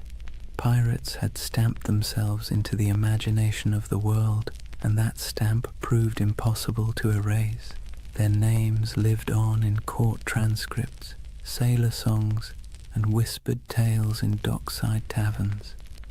the terror they once inspired began to transform into legend and legend into myth. People who once cursed them began retelling their stories with a touch of admiration. Blackbeard's ferocity, Anne Bonny's defiance, Bartholomew Roberts's crimson finery, all these details outlived the reality of hunger, disease, and gallows. What also remained were the scars left behind on empire itself. Piracy had forced colonial powers to admit that their grip on the seas was fragile. They had to pour money into patrols, fortifications, and treaties. In a way, pirates had been the most honest critics of empire. They exposed its weaknesses, exploited its greed, and thrived on its contradictions. Even in defeat, they left a mark, a reminder that power is never absolute, and that resistance, even in the form of theft and chaos, can rattle the mighty. And then, of course, there was the cultural inheritance. Pirates gave us more than just a few colorful tales. They gave us a vocabulary, Pieces of Eight, Dead Men Tell No Tales, the Jolly Roger. They gave us an image of freedom and defiance, however messy the reality was. They gave us a vision of men and women who lived outside the law, who thumbed their noses at kings and corporations, who carved out fleeting moments of liberty in a world dominated by authority. That vision survived long after the hangings were over. So yes, much was lost when piracy ended, but perhaps what mattered most remained.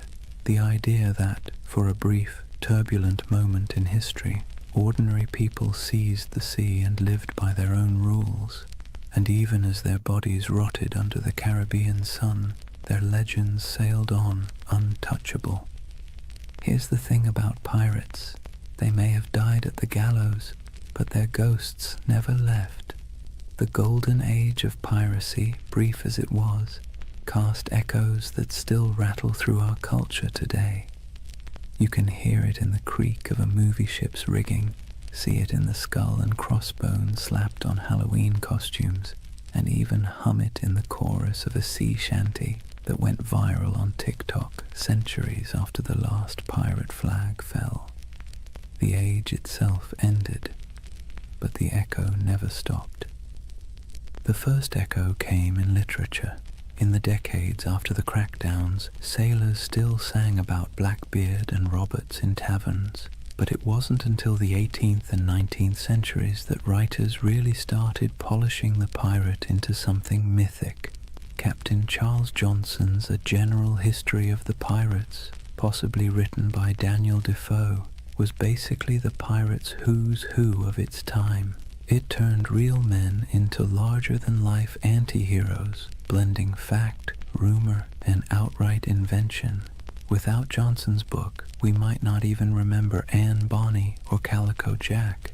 He gave them immortality, even if he also gave them a touch more swagger than they probably had in real life. The next big echo came with adventure novels. Robert Louis Stevenson's Treasure Island didn't just echo the Golden Age, it amplified it into something permanent. Long John Silver's Crutch and Parrot, the buried treasure maps marked with X, the idea of pirates talking in a peculiar accent. These weren't direct from history, they were creations, echoes distorted into legend, and yet they stuck so firmly that even today, when you picture a pirate, you're probably picturing Stevenson's imagination more than anything Blackbeard ever did. The echo spread into song and theater, then into Hollywood.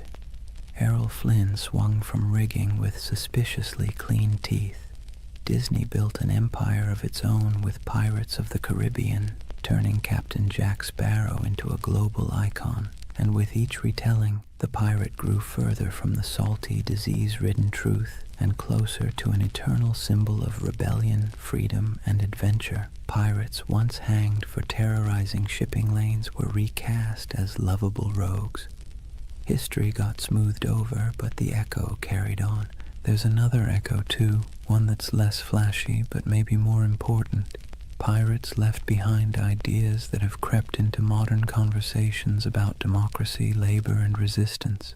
the way they divided plunder fairly, the way they voted for leaders, the way they allowed voices that were silenced on land to be heard at sea, all of that has fascinated historians. Some have even argued that pirate ships were floating laboratories of democracy, a rough but radical experiment in fairness.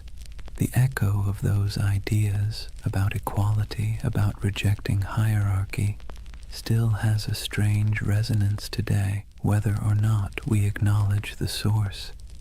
And then there's the personal echo, the one that whispers in our imaginations when we stare at the horizon. Pirates embody the dream of escape, the fantasy of cutting ties, hoisting sails, and vanishing into the blue to live by no one's rules but your own. Most of us would never want the reality, the scurvy, the lice, the constant threat of death, but the dream lingers.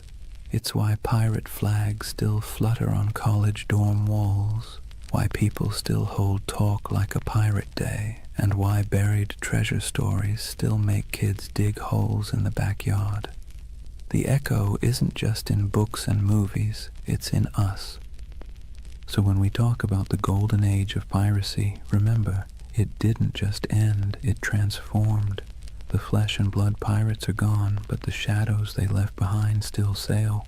Their flags wave in our stories, their songs ring in our ears, and their ideas, twisted, exaggerated, but stubbornly alive, still haunt the edges of culture.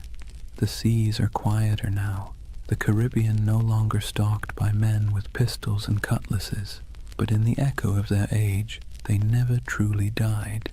So here we are, at the quiet end of a noisy age. The Golden Age of Piracy burned bright and brief, just a few decades of chaos, rebellion, and salt-stained dreams. In reality, it was cramped decks, spoiled meat, diseases that lingered like unwelcome passengers, and the constant threat of capture. Yet somehow, from those harsh conditions came a legend that refuses to sink. Think of what we've walked through tonight. We've seen how wars and collapsing empires set the stage for piracy. We've stepped onto ships where men voted for their captains and shared their plunder in a rough version of equality. We've met figures who blurred the line between myth and reality. Blackbeard with his smoky theatrics, Anne Bonny and Mary Read defying expectations, Calico Jack turning piracy into style, and finally we watched as governments cracked down, the nooses tightened, and the so-called Republic of the Seas faded back into dust. But of course the story didn't really end there. Pirates didn't just vanish, they drifted sideways into imagination, into tavern songs, into novels, into Hollywood, into Halloween costumes and internet memes. Their Jolly Roger still waves, not from a mast, but from the collective imagination of every generation that sees in them a flicker of freedom, rebellion, or adventure. They were criminals, yes, but also dreamers, and maybe that's why we can't quite let them go. As you lie back now, let the rhythm of the waves soften in your mind. Picture the creak of a ship's timbers rocking gently in the swell, the lanterns swinging in the dark, the faint hum of a sea shanty fading into the night. Out there, beyond the horizon, the pirates have gone, but their echoes remain, half history, half myth, all carried forward by our restless need for stories. And unlike those sleepless men who once scanned the waters for sails on the horizon, you don't need to keep watch tonight. You can rest easy, knowing the only thing waiting for you is the calm of sleep. Close your eyes, let the waves carry you, and drift peacefully into dreams. Good night.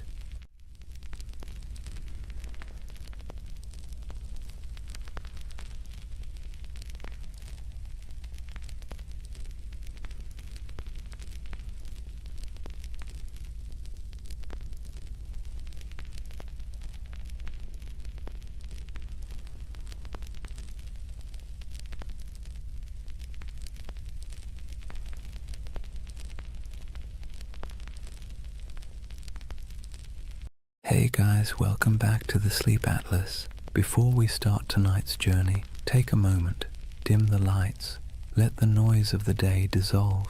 Wherever you are, you're about to travel somewhere strange, not a place on any official map, but one that lives in whispers, in dust, in the margins of forgotten atlases. This is the story of Tartaria. They say history is written by the victors, but what happens when the victors forget to mention an entire empire? What if there really was a civilization, vast, advanced, beautiful, erased not by time, but by design? A civilization that built cities we can still see, but no longer recognize. Sounds impossible, right?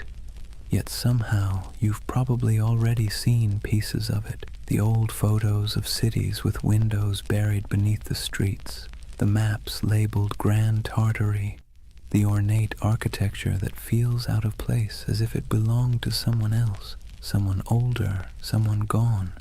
Now, to be clear, Tartaria isn't a historical fact. It's a theory, a myth, a dream, if you want to be kind.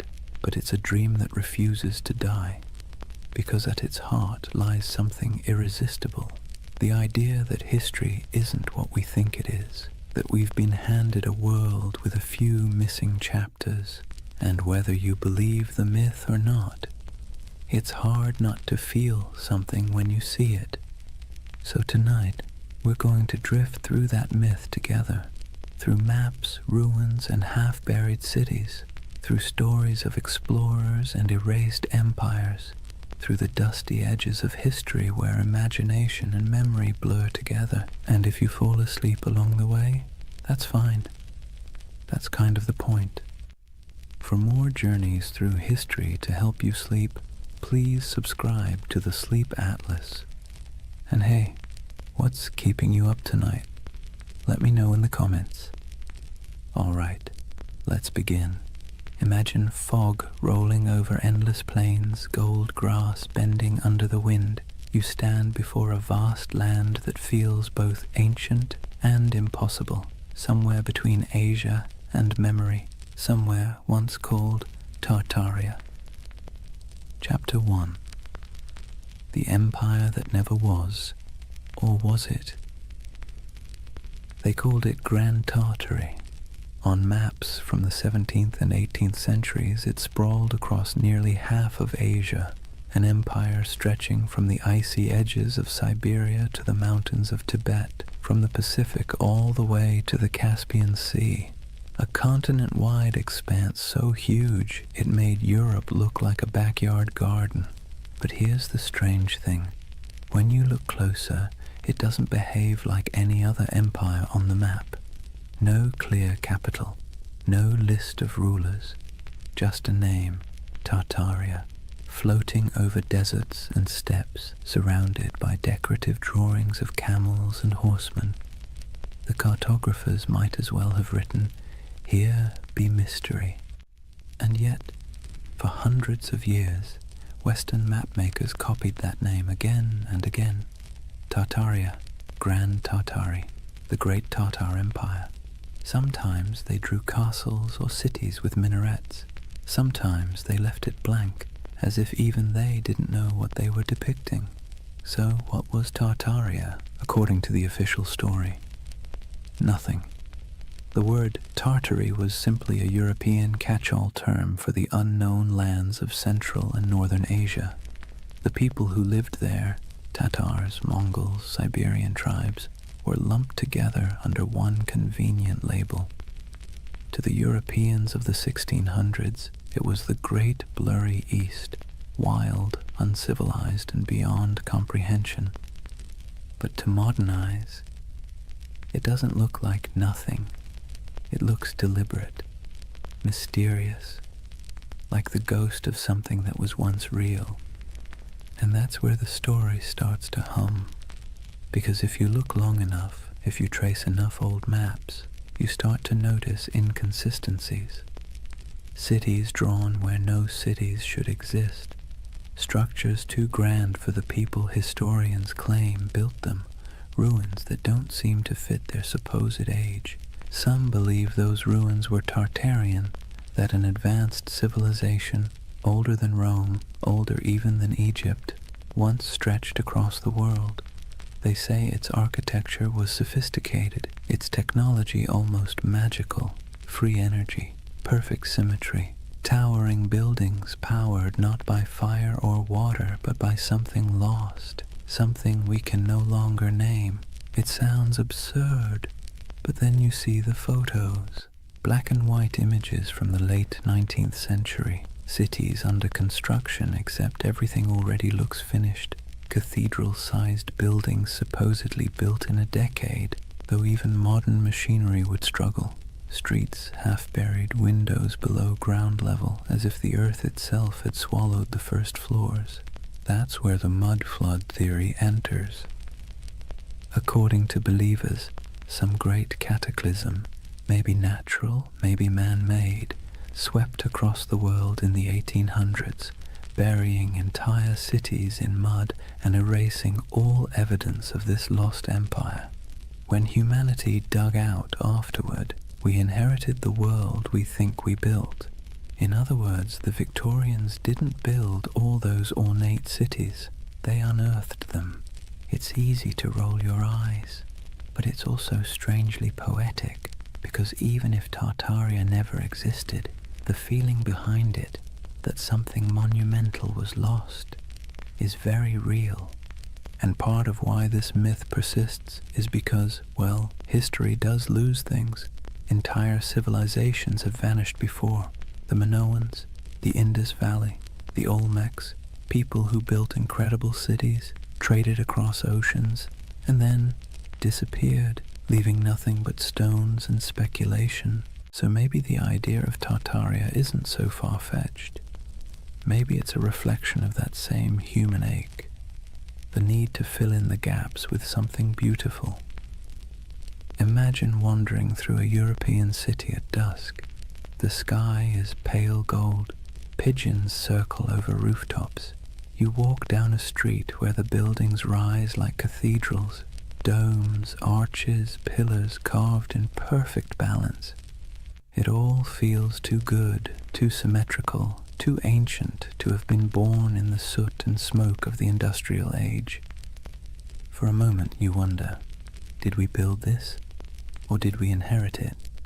The theory of Tartaria taps into that quiet doubt, the sense that somewhere along the way, humanity rebooted, restarted, forgot, and the mud flood is a metaphor for time, for amnesia, for the way civilizations bury their own pasts under layers of progress. It's an idea that's equal parts eerie and comforting, because if there really was a forgotten golden age, maybe the world isn't as random as it seems. Maybe we've been here before. Maybe we'll find it again. And even if it's all a myth, it's a myth that asks good questions. Who decides what counts as history? How much of what we know is just the version that survived? So as we drift deeper into the story, try not to worry about what's true or false. Just imagine the possibility. A civilization erased not by war, not by time, but by forgetting. A memory whispered by wind over empty plains. The empire that never was, or maybe the one we no longer remember. Imagine you're an explorer in the late 1700s. You've left behind the comfortable parlours of London or Paris, the powdered wigs, the smoky taverns, the endless debates about civilization and progress. You're trudging through a landscape so vast it feels like the sky itself is falling toward the horizon. This is the world early explorers called Tartary. Endless plains, windswept deserts, forests that swallow sound. You could ride for weeks without seeing a soul, yet somehow you never feel alone. There's something in the air, the sense that once something grand was here, something old, something that had the decency to leave quietly. Western explorers were baffled by what they found. Vast stone ruins scattered through Central Asia, half-buried fortresses, walls that seemed to go nowhere. Nomadic tribes spoke of ancient cities lost to storms and floods, old temples built by hands they could no longer name. And yet, in their journals, these explorers rarely admitted confusion. Europeans of the Enlightenment were not fans of mystery. They preferred tidy explanations. Primitive people, ancient ruins, nothing to see here. Still, a few of them couldn't quite let it go. In 1755, the English geographer Emmanuel Bowen published a map labeling nearly the entire interior of Asia as Great Tartary. To the west lay Little Tartary, and further south, Independent Tartary. Even China was labeled part of the Great Tartar Empire. Historians later claimed it was simply ignorance. Cartographers didn't know what else to call it. But if you're a conspiracy-minded insomniac scrolling through old atlases at 3 a.m., it starts to look deliberate, like someone drew a curtain over half the world and wrote, "Don't ask." Those maps became the backbone of the Tartarian legend. The idea that there was once a sprawling civilization across Siberia and Central Asia, erased from history and memory alike. And when explorers traveled through those regions, what they described often sounded contradictory. They found nomadic tribes living in tents, herders, hunters, perfectly ordinary people. But they also found traces of things that didn't fit. Ancient irrigation systems, half-buried brickworks, strange mounds that hinted at forgotten settlements. The farther they went, the more surreal it became. In Siberia, there were reports of colossal ruins swallowed by forests. In Mongolia, strange carvings and fortifications half lost to the sands. Some described crumbling citadels near the Altai Mountains, built of stone so precisely fitted it might as well have been cast, not carved. To modern historians, it's no great mystery. Remnants of older cultures, Turkic kingdoms, Mongol fortresses. But to the romantically inclined, it's something else. Evidence, perhaps, of a civilization that once ruled these lands, far older and more advanced than the textbooks admit. And then there's the emptiness, the eerie, silent expanse that made even hardened travelers uneasy. Take the accounts of Peter Simon Pallas, a German naturalist who explored Russia and Siberia in the 1770s. He described vast areas devoid of inhabitants, where ruined settlements lay beside abandoned mines and decayed fortifications. He mentioned rivers cutting through landscapes that seemed to have been reshaped by catastrophe, as though floods or mudslides had swept entire cities away. When his journals were published in Europe, readers found them haunting.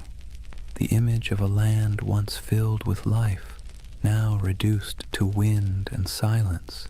It's here that the myth of the mud flood starts to germinate. The idea that an ancient disaster literally buried a civilization under layers of sediment, windows below street level, doors half submerged, entire first floors beneath the dirt. For believers, that wasn't just geology, it was evidence. And if you've ever walked through an old city, St. Petersburg, Prague, even San Francisco, you might have noticed it too. Streets sitting higher than the building's original entrances, like time itself kept adding layers. Of course, historians say it's just how old cities evolve.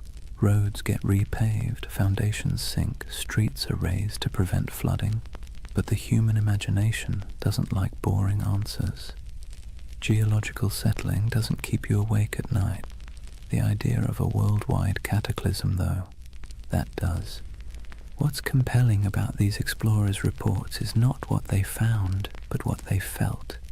The sense that they were moving through someone else's world, one that had been erased. There's a moment in nearly every explorer's journal, the kind that never makes it into the abridged editions, where they sound tired. The grand adventure wears off, and what's left is silence. Cold wind, vast skies, the creak of leather, and a feeling that they are walking through the afterlife of history. They pass strange earthworks, abandoned stone foundations, carvings of faces eroded to anonymity. Sometimes they sketch them, sometimes they move on. Always there's the sense of almost understanding, almost remembering. And maybe that's what Tartaria really is, a landscape of almost history, almost memory, a civilization that feels like it should have existed, even if it didn't. Think about it. How many times has humanity stared at something old and half-broken and said, we could never build that today? It's an illusion, but a powerful one. Standing before ruins or monuments, we see not just stone and mortar, but the faint shadow of our own fragility. We want the past to be smarter than us, nobler than us, more advanced than we deserve. It's easier to believe we're living in the ruins of greatness than to admit that maybe we're the ones who'll be forgotten. So when explorers trudged across those endless Asian plains and saw remnants of something they couldn't explain, it planted a seed, a legend. And legends, once born, never die. They sleep, they wait, they resurface in new forms, on message boards, in YouTube videos, in late-night rabbit holes where half the fun is not believing, but wondering. The Tartarian myth is less about what those explorers found and more about what we want to find, meaning, continuity, proof that the world once made sense and that maybe beneath all this noise and chaos, it still does. Imagine the explorer's campfire. The air is thin and cold. Sparks float upward, swallowed by the night. Somewhere in the distance, wolves call to each other, and above stars shimmer, the same constellations those long-lost Tartarians might have seen if they ever existed at all. The explorer looks out over the dark plain, notebook open, and writes one word on the page, Tartaria, a word that means nothing and everything. They say the earth remembers, every stone, every layer of dirt, every foundation buried beneath a modern street is a diary, written in silence. But if you listen to the believers of the mud flood, the earth doesn't just remember, it hides. Picture this, a city half buried, windows that look out onto soil instead of streets, doorways that open into nothing but packed dirt, buildings whose first floors have vanished beneath layers of earth and time. To most, it's a quirk of old construction. To the followers of Tartaria, it's evidence of something far stranger, a global cataclysm that erased an entire civilization in a single, muddy sigh. The mud flood theory is one of those beautiful modern myths that could only have been born in the age of the internet. It began quietly, like a whisper in digital catacombs, obscure forums, old photography groups, amateur historians trading ideas.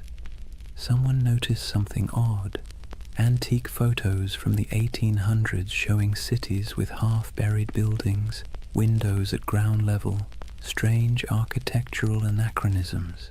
Then someone else noticed the same thing somewhere else, and suddenly a pattern emerged, or seemed to. If you stare at enough old photos for long enough, patterns start to appear everywhere.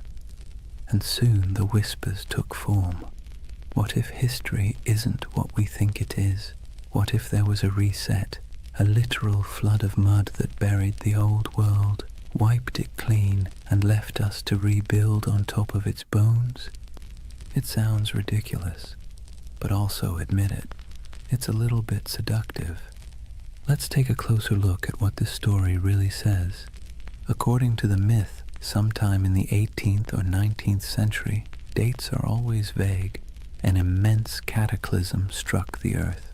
Not water, but mud, thick, heavy, suffocating mud that rolled over cities like a blanket, swallowing buildings, streets, even entire civilizations. What survived was what we now call our world, a reset civilization built atop the ruins of the one before. The theory claims we are the survivors of an amnesiac world living in the shadow of a forgotten age. And once you start looking for it, you see it everywhere. Old photographs of St. Petersburg, where neoclassical buildings seem to have half their height underground. Doorways that lead nowhere in Istanbul. Strange window wells in San Francisco. Cathedrals whose ground floors appear oddly misaligned with the modern streets around them. The world, it seems, is full of buried stories. But here's where the magic, or the mischief, lies. Context. Cities grow, streets rise, pavements get repaved, foundations sink, earthquakes shift land. Engineers, bless their pragmatic hearts, have been dealing with that since ancient Mesopotamia. It's normal, but the human imagination doesn't want normal. It wants wonder. It wants the cosmic version of a plot twist. And so the mud flood became that twist, a grand, tragic reset that could explain the strangeness of the world, the impossible beauty of old architecture, the missing centuries, the ruins that look too modern to be ancient and too ancient to be modern. It's not hard to see why the theory stuck. It scratches two primal itches, the fear that we've forgotten something vital, and the hope that once humanity reached heights we can barely comprehend. It's a bedtime story for adults who no longer trust bedtime stories. Imagine it, the great cities of the past humming with energy and knowledge, star-shaped fortresses aligning with the heavens, towers crowned with gilded domes, machines powered not by coal or electricity but by sound, magnetism, or divine geometry.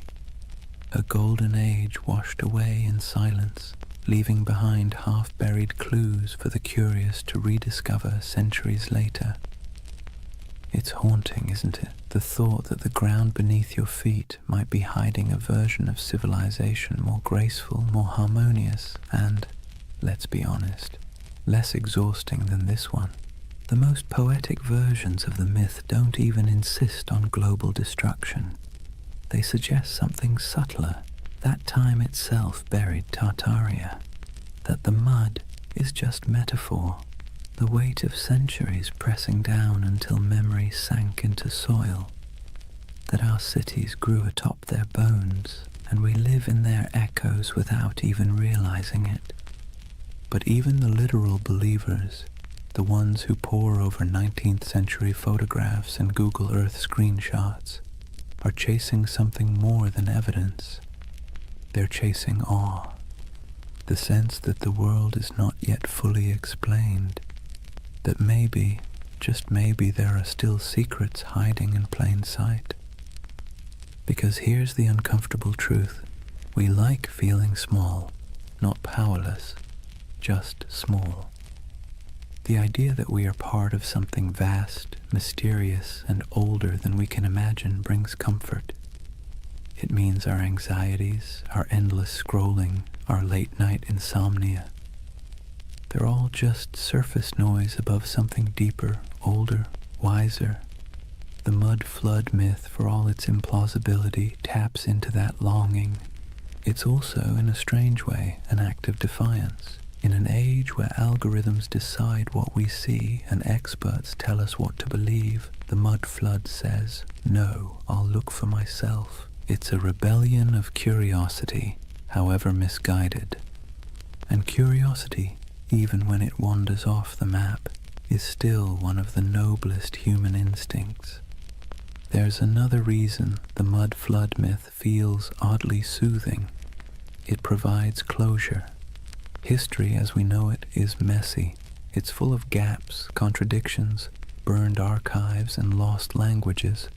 But if you say, it was all wiped out by a cataclysm, suddenly everything makes sense. The missing records, buried, the inconsistent architecture, survivors of the old world, The sense that things used to be better, proof of what we lost. It's a complete narrative, simple, self-contained, emotionally satisfying. And if you whisper it softly enough, it almost sounds plausible. But let's pause for a moment. Imagine walking through one of these mud-flood cities today.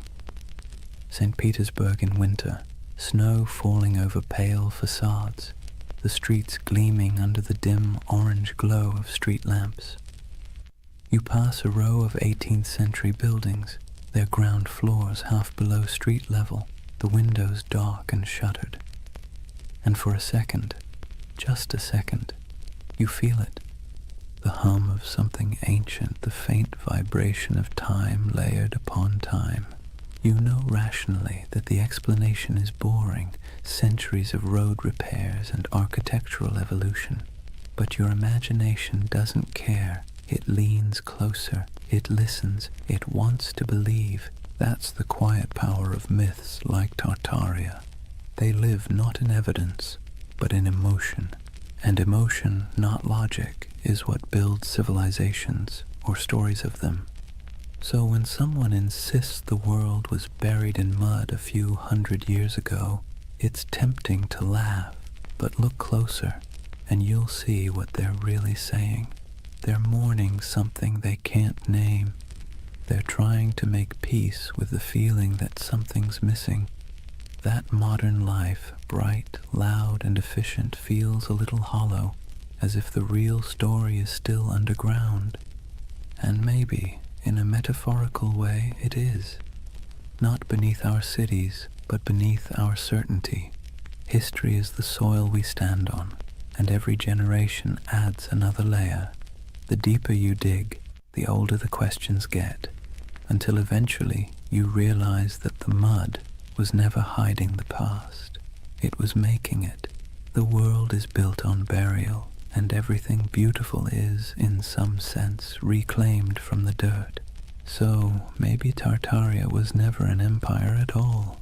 Maybe it's an idea, a longing for the lost wholeness of things.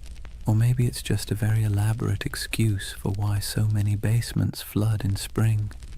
Take your pick. Either way, as the night deepens and your thoughts drift like dust in lamplight, the question lingers: if an entire civilization could be buried under centuries of mud and forgetfulness, would we even recognize it when we uncovered it? Or would we mistake it for ruins of our own?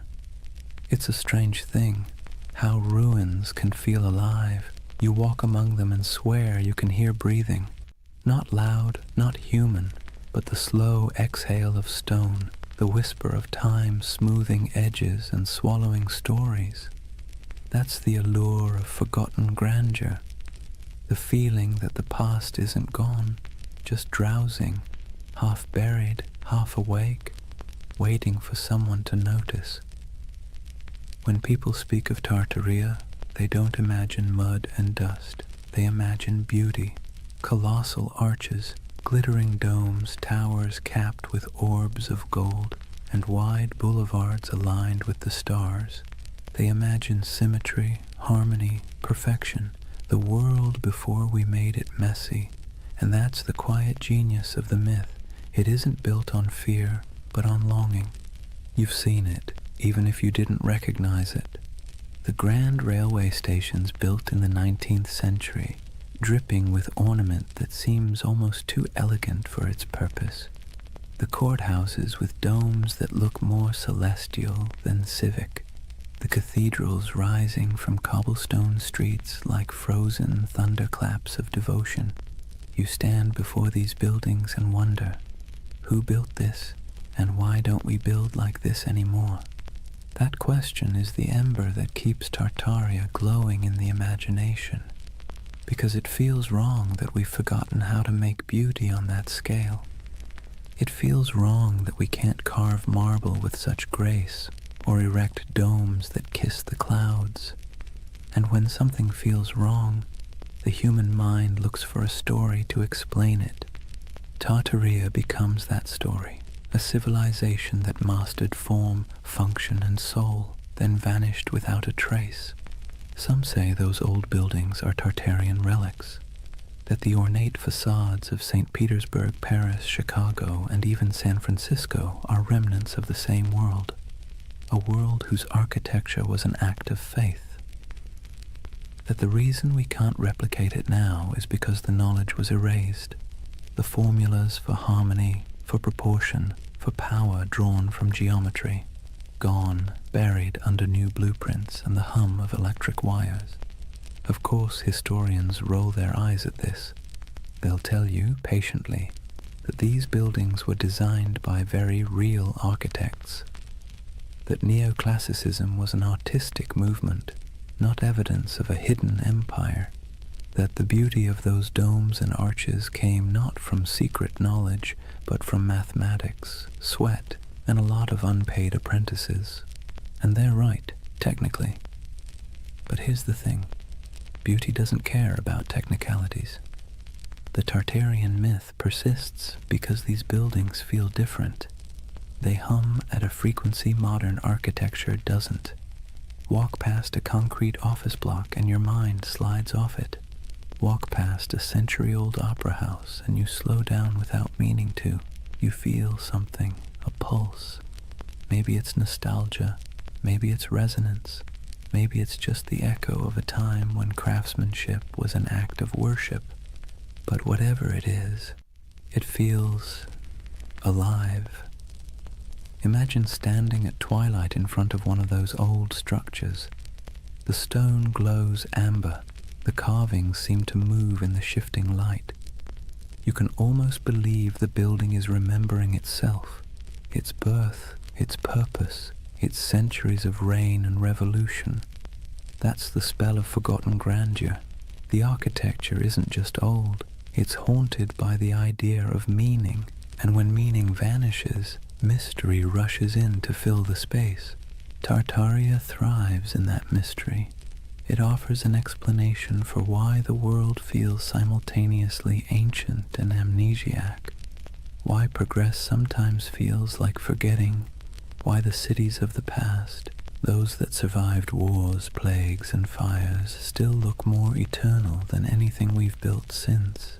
Modern life gives us glass towers and efficiency.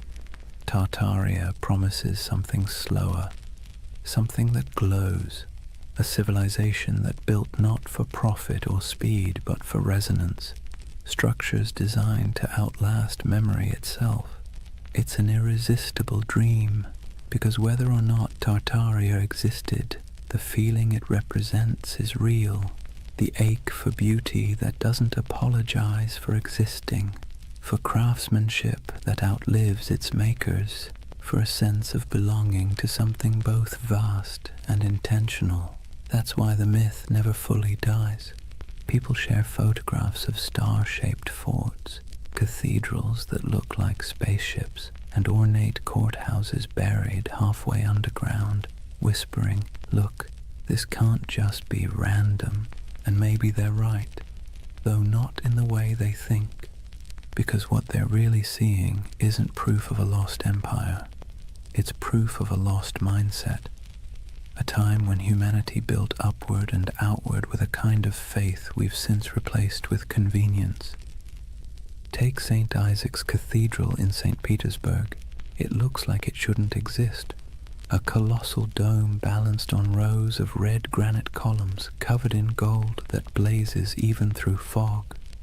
Inside, the marble floors mirror the heavens, and the ceilings are painted with saints so vivid they seem alive. Visitors describe it as overwhelming, transcendent, but the Tartarian imagination sees something else, evidence. They ask how such grandeur could be built in the early 1800s by hand in a place that was supposedly swamp and snow. They ask why the foundations look so deep, as if the building once stood taller. Historians give answers: scaffolding, imported granite, decades of work. But believers see a gap, and gaps, as we know, are where myths thrive. It's comforting in a way, because when you believe in Tartaria, you believe that someone once got it right, that the world once understood balance, proportion, light, and energy, that humans long ago built in tune with the earth instead of against it. It's a prettier story than the truth that history is mostly a series of accidents that occasionally produce beauty by mistake. And yet, even if the story is wrong, the emotion behind it is not. There's something deeply human about looking at ruins and imagining paradise, about standing in front of a crumbling palace and whispering, "Who were you? What did you know that we've forgotten?" We do this everywhere. In the jungles of Cambodia, staring at Angkor Wat, in the deserts of Egypt, under the shadow of the pyramids, in the mountains of Peru, among the terraces of Machu Picchu. We look at beauty that endures and assume it must have come from a civilization wiser than ours. Maybe it didn't, but maybe the impulse to think so says more about us than about them. Because really, the myth of Tartaria isn't about lost knowledge, it's about lost reverence. We miss believing that beauty meant something, that it wasn't an accessory, but a form of truth. That stone could hold memory, and domes could sing. So when you see those impossible old buildings and feel that small, unexplainable ache, don't rush to fill it with conspiracy. Let it linger. That ache is the story. It's the ghost of wonder, tapping you on the shoulder, reminding you that history is not a timeline. It's a mood, a long, slow chord, still resonating beneath the noise. And maybe that's what Tartaria really is, the echo of a world that believed in harmony more than speed, a civilization of imagination, built not in stone, but in longing. So as you drift deeper into this story, eyes heavy, thoughts softening, remember this: whether Tartaria was real or not, the beauty it promises was. You can still walk through it, touch it, breathe it in brick and marble and dusk. It's there, waiting quietly behind every ornate facade and every buried window. Forgotten grandeur, humming in the walls. There's something strange about ideas that shouldn't survive, yet somehow do. Tartaria is one of them. Every few decades it slips back into conversation like a ghost that refuses to stay buried. A whisper here, a map there, a photograph that feels off, too ornate, too advanced, too forgotten. It persists not because it's proven, but because it's beautiful. You see, real history doesn't linger in our imaginations the same way myths do. Facts settle, myths breathe, and Tartaria breathes in the spaces history forgot to fill. It's almost poetic, how a rumor can live longer than an empire, how a half-remembered word on an antique map, Tartary, can spark entire worlds in the modern mind, because the truth is humans don't remember data, we remember stories, and this one, it's irresistible, a world erased, a golden age hidden beneath our feet. The paradox of Tartaria is that it survives precisely because it never existed. A real empire would have ended, decayed, been replaced, but something that never was can never truly die. It hovers in imagination, endlessly renewable, unprovable, untouchable. The perfect myth for the digital age, weightless, viral, and infinitely remixable. Scroll through YouTube or Reddit and you'll see it. Old photographs of grand cityscapes labeled Tartarian architecture, posts about star forts and buried windows, endless debates about free energy, hidden cataclysms and lost technology, thousands of comments beneath them, people saying things like, "I've always felt something was off about history." It's not about belief, it's about belonging. The myth offers comfort to anyone who looks at the modern world and feels like something essential slipped through our fingers. Maybe that's the real allure. Tartaria gives shape to a feeling we all have but rarely admit, that somewhere along the way, humanity traded mystery for machinery. We built faster, higher, louder, but maybe not better. We paved over silence, replaced curiosity with certainty, and called it progress. And when that certainty began to crack, when our cities started to feel soulless, our histories fragmented, people began looking backward, not for answers, but for meaning. It's easy to mock that impulse. Historians roll their eyes, scientists sigh. But behind the internet rabbit holes and Photoshop theories lies something genuine, a hunger for enchantment, a longing to believe that the past wasn't just dirt and survival, but art and light and knowledge we've somehow misplaced. And in that sense, Tartaria isn't a conspiracy, it's a lullaby, a story people tell themselves when the modern world feels too sterile, too linear, too loud, a bedtime tale for adults who sense that truth might not always fit inside textbooks. Think about it. We've mapped the Earth, decoded the genome, photographed black holes, and yet we're still drawn to mystery. It's like a gravity our species can't escape. Tartaria gives us that gravity in soft, dreamlike form. A lost world that never judges, never contradicts, never ends, because it was never real enough to die. But here's the thing, even myths can tell truths. They tell us what we miss, what we value, what we quietly wish could come back.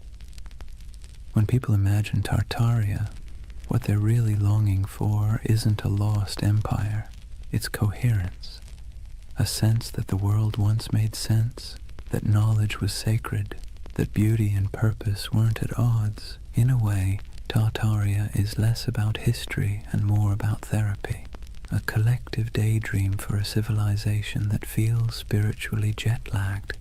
We scroll through endless feeds, flickering between wars, gadgets, and memes, and somewhere inside a voice whispers, "Wasn't there supposed to be more than this?" Tartaria answers softly, "Yes, there was, or maybe there could have been." And so the myth persists, traveling through forums and documentaries and late-night conversations, wrapping itself in fog and marble. It survives because it speaks to something the Enlightenment forgot, that mystery itself has value, that not knowing is sometimes more comforting than knowing. But here's the paradox. Tartaria's greatest gift isn't in proving itself true. It's in reminding us that belief is part of what makes us human, that even in an age of algorithms, we still crave wonder. We still want to stand before something vast and say, "I don't understand, but it feels sacred." Maybe that's why late at night you find yourself staring at photos of old cities, their streets glimmering with gaslight, their domes fading into fog, and feel that tug in your chest. It's not nostalgia for Tartaria. It's nostalgia for awe, for the feeling of being small beneath something magnificent, something that doesn't explain itself. So as you lie there now, the room dim, the hum of the modern world soft around you, imagine that somewhere, beneath centuries of soil, beneath stories and skepticism, there's a quiet city still dreaming. Its towers shimmer faintly under the weight of time. Its fountains murmur in forgotten languages, and if you listen long enough, you can almost hear it, the heartbeat of the world before we named it. They called it Tartaria. Maybe it never was, but its echo, soft, patient, luminous, still lingers. Drift with it for a while. Let the questions fade. You don't need answers tonight, only the wonder. Chapter 2. The Real Tartars, Nomads, Empires, and Misunderstood Worlds. Let's take a breath. We've wandered through the fog of myth, through maps that hum with impossible empires and ruins that seem to remember more than they should. But now it's time to peel back the dream and look at the ground beneath it, the soil, the wind, and the people who actually lived there. Because behind every legend lies something real, even if it's been twisted beyond recognition. So let's step out onto the steppe. Imagine yourself standing somewhere between Russia, Mongolia, and Kazakhstan. Not today, but thousands of years ago. There are no borders here, no lines on a map, no marble cities, just horizon, an ocean of grass rolling under a sky so wide it makes you dizzy. The air smells like dust and horses. The sound of wind is constant, threading through tall stalks of feather grass. This is the birthplace of what Europe once called Tartary. Not a single empire, but a world of motion, a civilization without walls. To Western minds, this landscape always felt alien. How could a people rule without cities? How could a culture thrive without monuments? To the steppe nomads, that question would have sounded absurd. Their monuments were movement. Their empire was the horizon itself.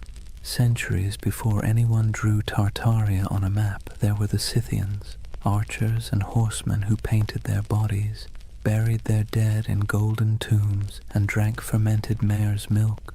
The Greeks feared them, the Persians tried to conquer them, and yet they moved like smoke, impossible to hold. Herodotus called them a people who have no towns, no walls, no fixed abode, as if that made them lesser. But in truth, it made them free. The Scythians mastered the horse long before Rome even dreamed of chariots. They stitched their world together with leather, not mortar. They carried fire in bronze cauldrons, slept beneath felt tents, and worshipped gods of wind, sun, and sky. To them, the land wasn't empty. It was alive, a vast breathing plain where everything connected through motion and story. After the Scythians came the Sarmatians, then the Huns, then the Turkic Khaganates. The names shifted, but the rhythm stayed the same. Nomads rising like storms, surging westward, reshaping everything in their path. They raided, traded, intermarried, and vanished into the mist again, leaving behind only graves and legends. And so, by the time medieval mapmakers in Europe began sketching the world, this enormous, ungovernable space had already become a myth. To them it was a blank, the unknown lands beyond the Christian world, filled with monsters, giants, and Tartars. That word, Tartar, wasn't even theirs. It came from outsiders, likely twisted from the name of a Turkic tribe, the Tatars, with a dash of poetic menace added. Medieval Europeans thought it sounded like Tartarus, the Greek underworld, so they called these nomads Tartars, as if they'd come from hell itself. You can almost hear the shiver in the name, but the truth was far more complicated and far more interesting. These weren't demons, they were people. Traders, horsemen, mothers, poets. They lived lives as rich as any Roman senators, just measured differently. Picture a nomadic camp at sunset. The steppe glows gold. Horses graze on the horizon, their coats shimmering in the low light. Fires crackle as women stir pots of milk and millet. Children chase each other between felt tents, yurts, their laughter carried by the wind. Men return from herding, their bows slung over shoulders, dust clinging to their boots. The air smells faintly of smoke and grass. Somewhere, a throat singer begins a low, resonant song, and the notes ripple across the plain like the hum of the earth itself. This was their Rome. Not a city of marble, but of motion and memory. And to them the West's obsession with stone walls would have seemed as strange as worshipping stillness. But as centuries rolled on, stillness began to win. Empires like China, Persia, and eventually Russia pushed outward, trying to tame the steppe. They built forts, drew borders, demanded tribute. The nomads resisted, then adapted. They traded horses for silk, hides for grain, freedom for survival. Slowly, their infinite world began to shrink. By the time European explorers stumbled across these lands in the 17th and 18th centuries, the old steppe empires were fading. The Scythians were long gone. The Mongols' great Khanates had fractured. The once fluid borders had hardened into lines on parchment, and those lines, curved by ignorance, exaggerated by imagination, became the first maps of Tartary. To the west, it looked like a mystery, an empire that wasn't quite there, a vast, seemingly empty space once teeming with civilizations that had vanished. But to those who lived there, it wasn't emptiness, it was memory. The bones of ancestors beneath the grass, the hum of stories in the wind, the echo of hoofbeats across the centuries. And maybe that's where the myth begins to make sense, because when you stand on a plain that stretches to the horizon in every direction, it's easy to believe that time itself might fold here, that something ancient could still be sleeping under the soil. Perhaps the world didn't erase Tartaria at all. Perhaps it just forgot how to see it. Let's be honest, Europe never really understood Asia, not in the Middle Ages, not in the Renaissance, and arguably not even now. For centuries, the lands east of Moscow and west of China were less a geographic reality and more a psychological one, an enormous blank space where anything could exist. And in that blankness, the idea of Tartary began to grow like a mirage. Imagine a candlelit room in Venice, sometime around the 14th century. A mapmaker hunches over his parchment, hands stained with ink. On the table beside him lie fragments of rumors, sailors' tales, merchant gossip, and a half-remembered account of a man named Marco Polo, who claimed to have seen palaces of gold and cities of stone somewhere beyond the horizon. He dips his quill and begins to draw. Europe is clear. So is Africa mostly. But once he crosses the Ural Mountains, the lines begin to blur. His hand hesitates. What lies beyond? He's never been there. No one he trusts has either. So he fills the void the way humans always do. He imagines. He writes Tartaria in sprawling letters across the page, large enough to cover thousands of miles, because what else can you do when you're staring into the unknown? For Europeans, Tartary became a convenient label, an umbrella term for everything east of civilization and west of comprehension. It wasn't a nation, it was a category, a way to point at a map and say, this belongs to the others. But here's the funny thing. The more they tried to define it, the more mysterious it became. In the 13th century, when the Mongols exploded across Eurasia like a thunderstorm, Europe finally came face to face with the so-called Tartars.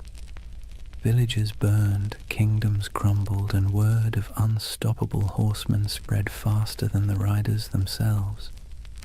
To a continent already steeped in superstition, it must have felt like the end of the world. Priests whispered that the horsemen were the scourge of God, a punishment for human sin. Chroniclers described them as monsters with faces of beasts and hearts of iron. And yet, when the first diplomatic envoys actually met them, they found something unexpected: organization, bureaucracy, even tolerance. The Mongol Empire, at its height, ran on order, not chaos. Messengers carried official seals, merchants moved safely under Mongol protection, and conquered cities often kept their own rulers so long as they paid tribute. The great Khans weren't savages, they were administrators. Ruthless ones, sure, but methodical. But Europe didn't want to believe that.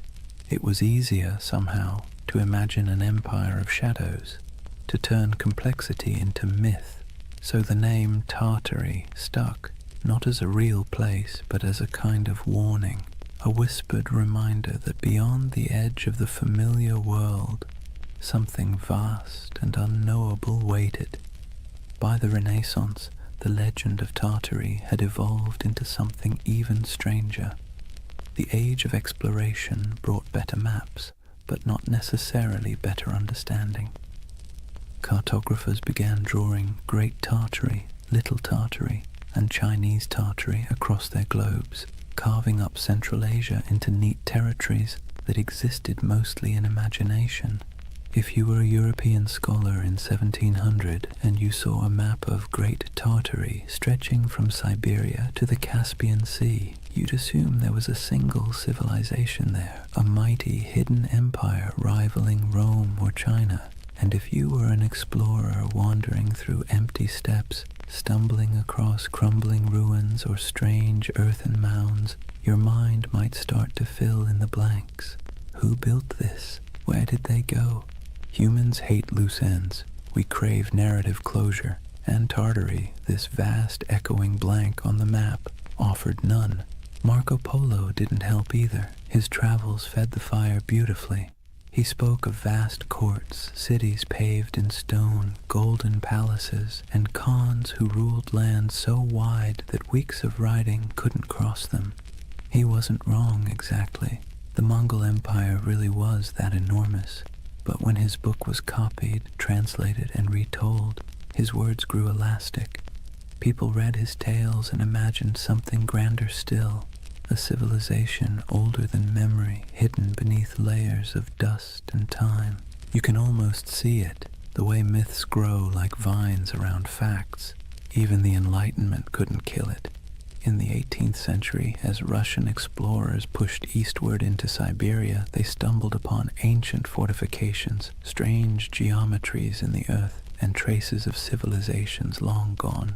The local tribes spoke of ancestors who built great cities before the snows came. The scholars, baffled, wrote it all down. And back in Europe, those reports fed the imagination once more. By now, Tartary had become more than geography. It was an aesthetic. The word conjured mystery, distance, and faded grandeur. Artists painted sweeping landscapes of icy mountains and lone riders beneath silver skies. Novelists filled their pages with lost kingdoms and forgotten dynasties. And so, when conspiracy theories about a lost Tartarian empire began resurfacing centuries later, it wasn't from nowhere. It was born of something older, a long European tradition of misunderstanding the East, of romanticizing what couldn't be explained, and of filling blank spaces with dreams. Maps, after all, are never neutral.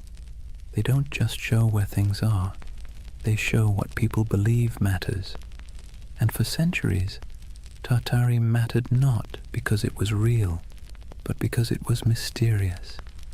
Imagine yourself once more looking at one of those old maps. The parchment crackles under your fingers. The ink has faded to brown. The edges are frayed. Across the top, in flowing letters, are the words, Magna Tartaria. You trace the line of mountains, the curving rivers, the scattered cities whose names you don't recognize. You realize you're staring not at geography, but at imagination, a dream caught in ink, a memory of a place that never quite existed, but that never fully went away either. And maybe that's why Tartaria still captures people today. It wasn't born in a lab or on a message board. It was born in candlelight on parchment, in the minds of men who couldn't stand not knowing. A story that began as cartography became mythology. And mythology, as history always proves, has a way of outlasting the truth. Picture a road that isn't really a road. It's not marked by signs or asphalt or tidy lines of direction. Instead, it's an invisible web of paths, camel tracks winding through dunes, mountain passes marked by cairns, river barges drifting under starlight. This was the Silk Road. Not one road, but thousands, threading together China, Persia, India, Byzantium, and everything in between. And somewhere in the middle of that vast tangle lay the ghost of Tartary. The Silk Road was less about silk than it was about exchange. Of goods, yes, but also of ideas, stories, and beliefs. Every caravan that set out carried more than fabric and spices. It carried imagination. The West dreamed of the East as a place of wonder, while the East saw the West as a land of restless curiosity.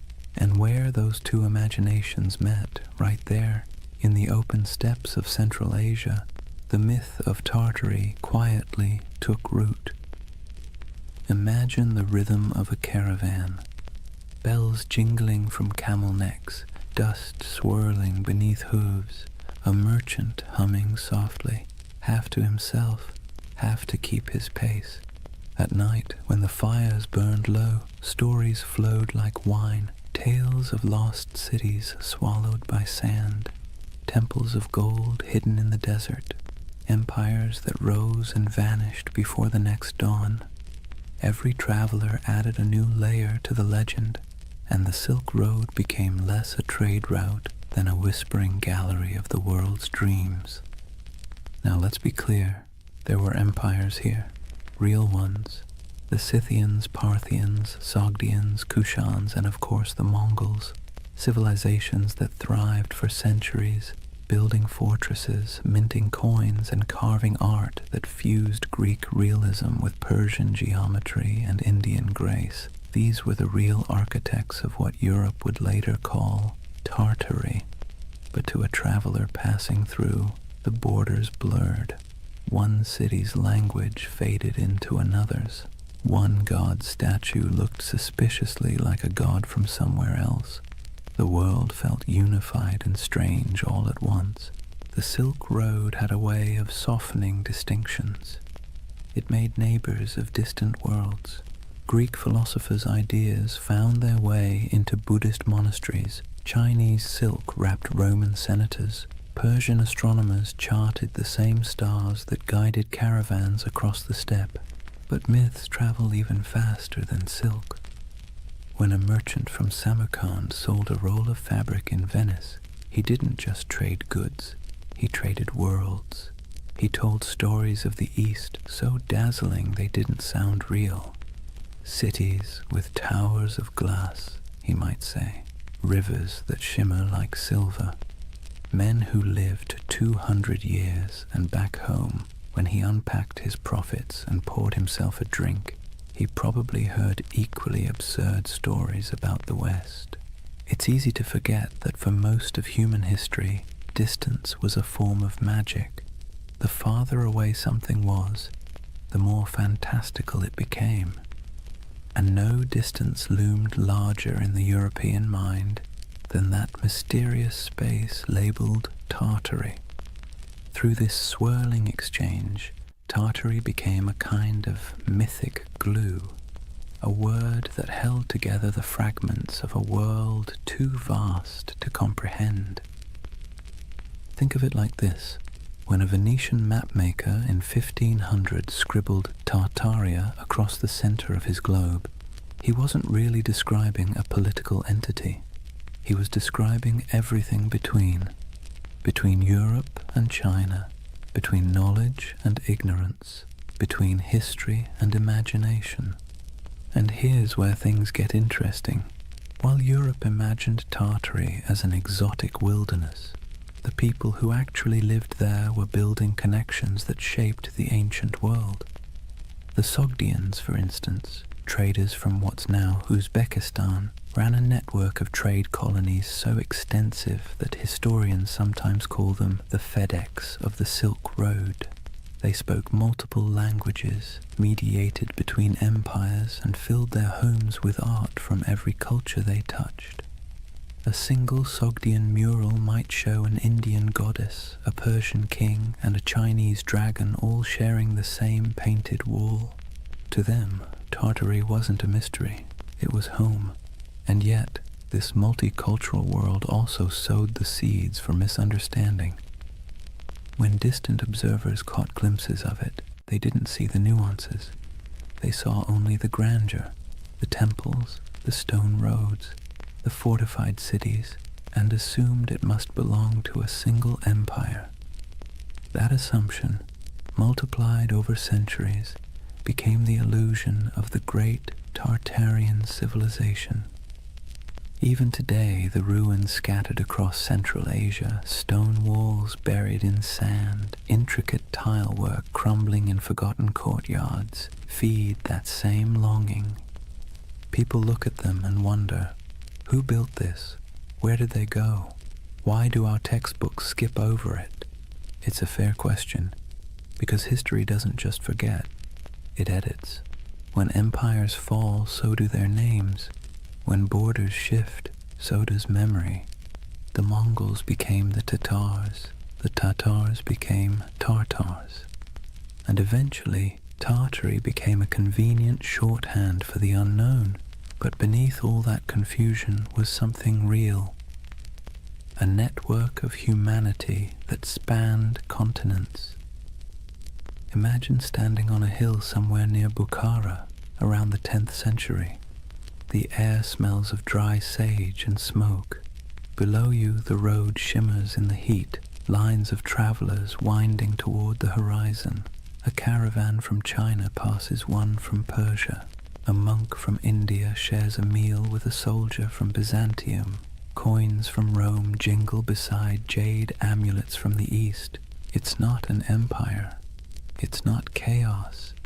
It's something in between, a living, breathing web of connection. And that's what Tartaria really was. Not a kingdom lost to mud, but an echo of this interconnected world. A dream of unity before maps divided it into pieces.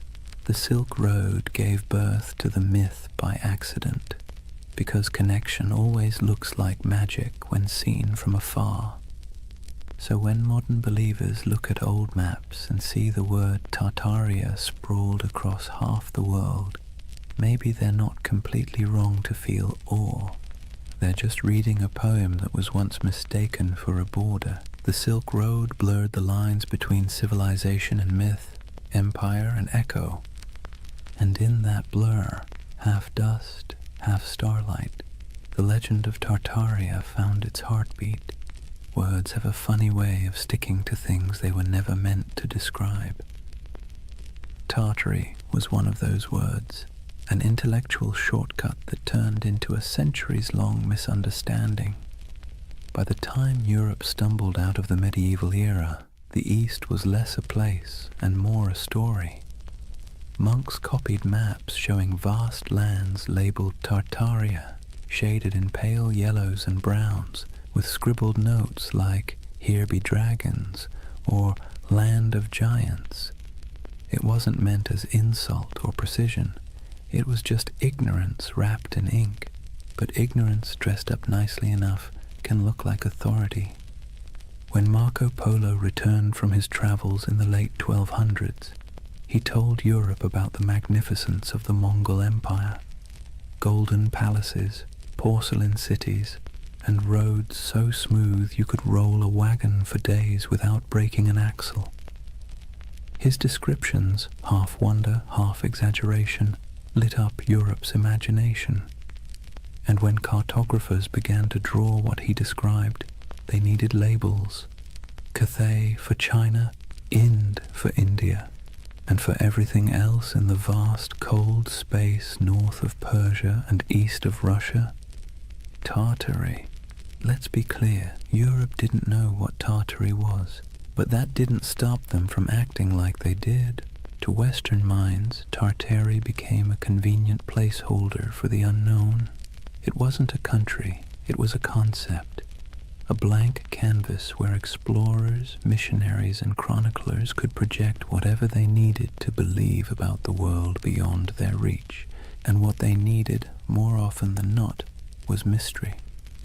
Maps from the 16th and 17th centuries show it sprawling across the top of the world like a sleeping giant. Great Tartary, Independent Tartary, Chinese Tartary, Little Tartary, names multiplying like rumors. To anyone who studied those maps, the message was clear. Beyond the borders of civilization lay a vast land of danger, wealth, and the unknown. And there's something deeply human about that. When faced with uncertainty, we name it. We box it in with words, even if those words are wrong.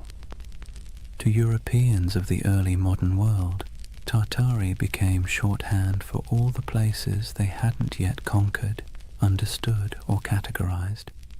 It was an intellectual convenience, a linguistic shrug. everything out there. If you were a 17th century scholar in London and someone mentioned the Tatars, you might imagine fur hats, horsemen, frozen tundra, and endless plains. You wouldn't know the difference between a Mongol prince in Karakorum and a nomad in the Kazakh steppe. To you, it was all Tartary, but that flattening, reducing countless cultures into a single word, had consequences. It erased identities, histories, and languages in the Western imagination long before any empire actually reached those lands. Imagine an atlas from the 1700s, lying open on a polished oak table. The continents are familiar enough now. The Americas are roughly shaped. Africa's coasts are charted. But look at Asia, and you'll see something odd. Above India and China stretches an ocean of blankness, punctuated only by the word Tartaria, scrawled in proud, swirling letters. No cities marked, no rivers traced, just emptiness. That emptiness became an invitation. Missionaries imagined lost Christian kingdoms hidden in those plains, descended from the mythical Prester John. Explorers fantasized about tribes of giants or entire cities of gold. Poets and philosophers romanticized the steppe as a land of freedom, wild, untamed, untouched by decadence. And over time, that fantasy hardened into pseudo-history. Tartary wasn't just a blank spot anymore, it was a world view. Even the word itself carried a sting. Derived from Tatar, it got twisted into Tartar, echoing the Greek Tartarus, the underworld. Early chroniclers saw the Mongols storm into Europe in the 13th century and thought, "Ah, yes, these must be the people from hell." The name stuck, and for centuries afterward, Tartar became synonymous with savagery, chaos, and apocalypse. When the Mongol Empire fractured and faded, the word didn't fade with it. It lingered. Europe kept calling the steppe Tartary, even as local empires rose and fell.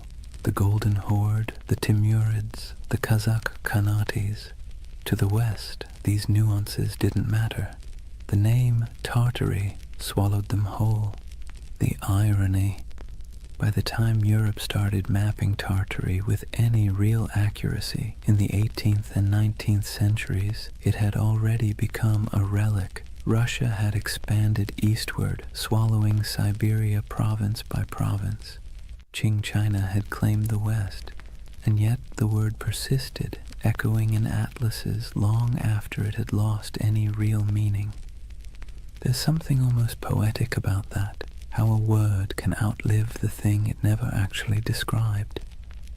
And it's here that the modern myth of Tartaria quietly germinated, because when those old maps resurfaced centuries later, digitized, color-corrected, and posted online, they seemed to show something uncanny. A vast empire covering half the world, cities we've never heard of. Borders that no modern historian could explain. To the curious eye, it looked less like a cartographic mistake and more like a cover-up.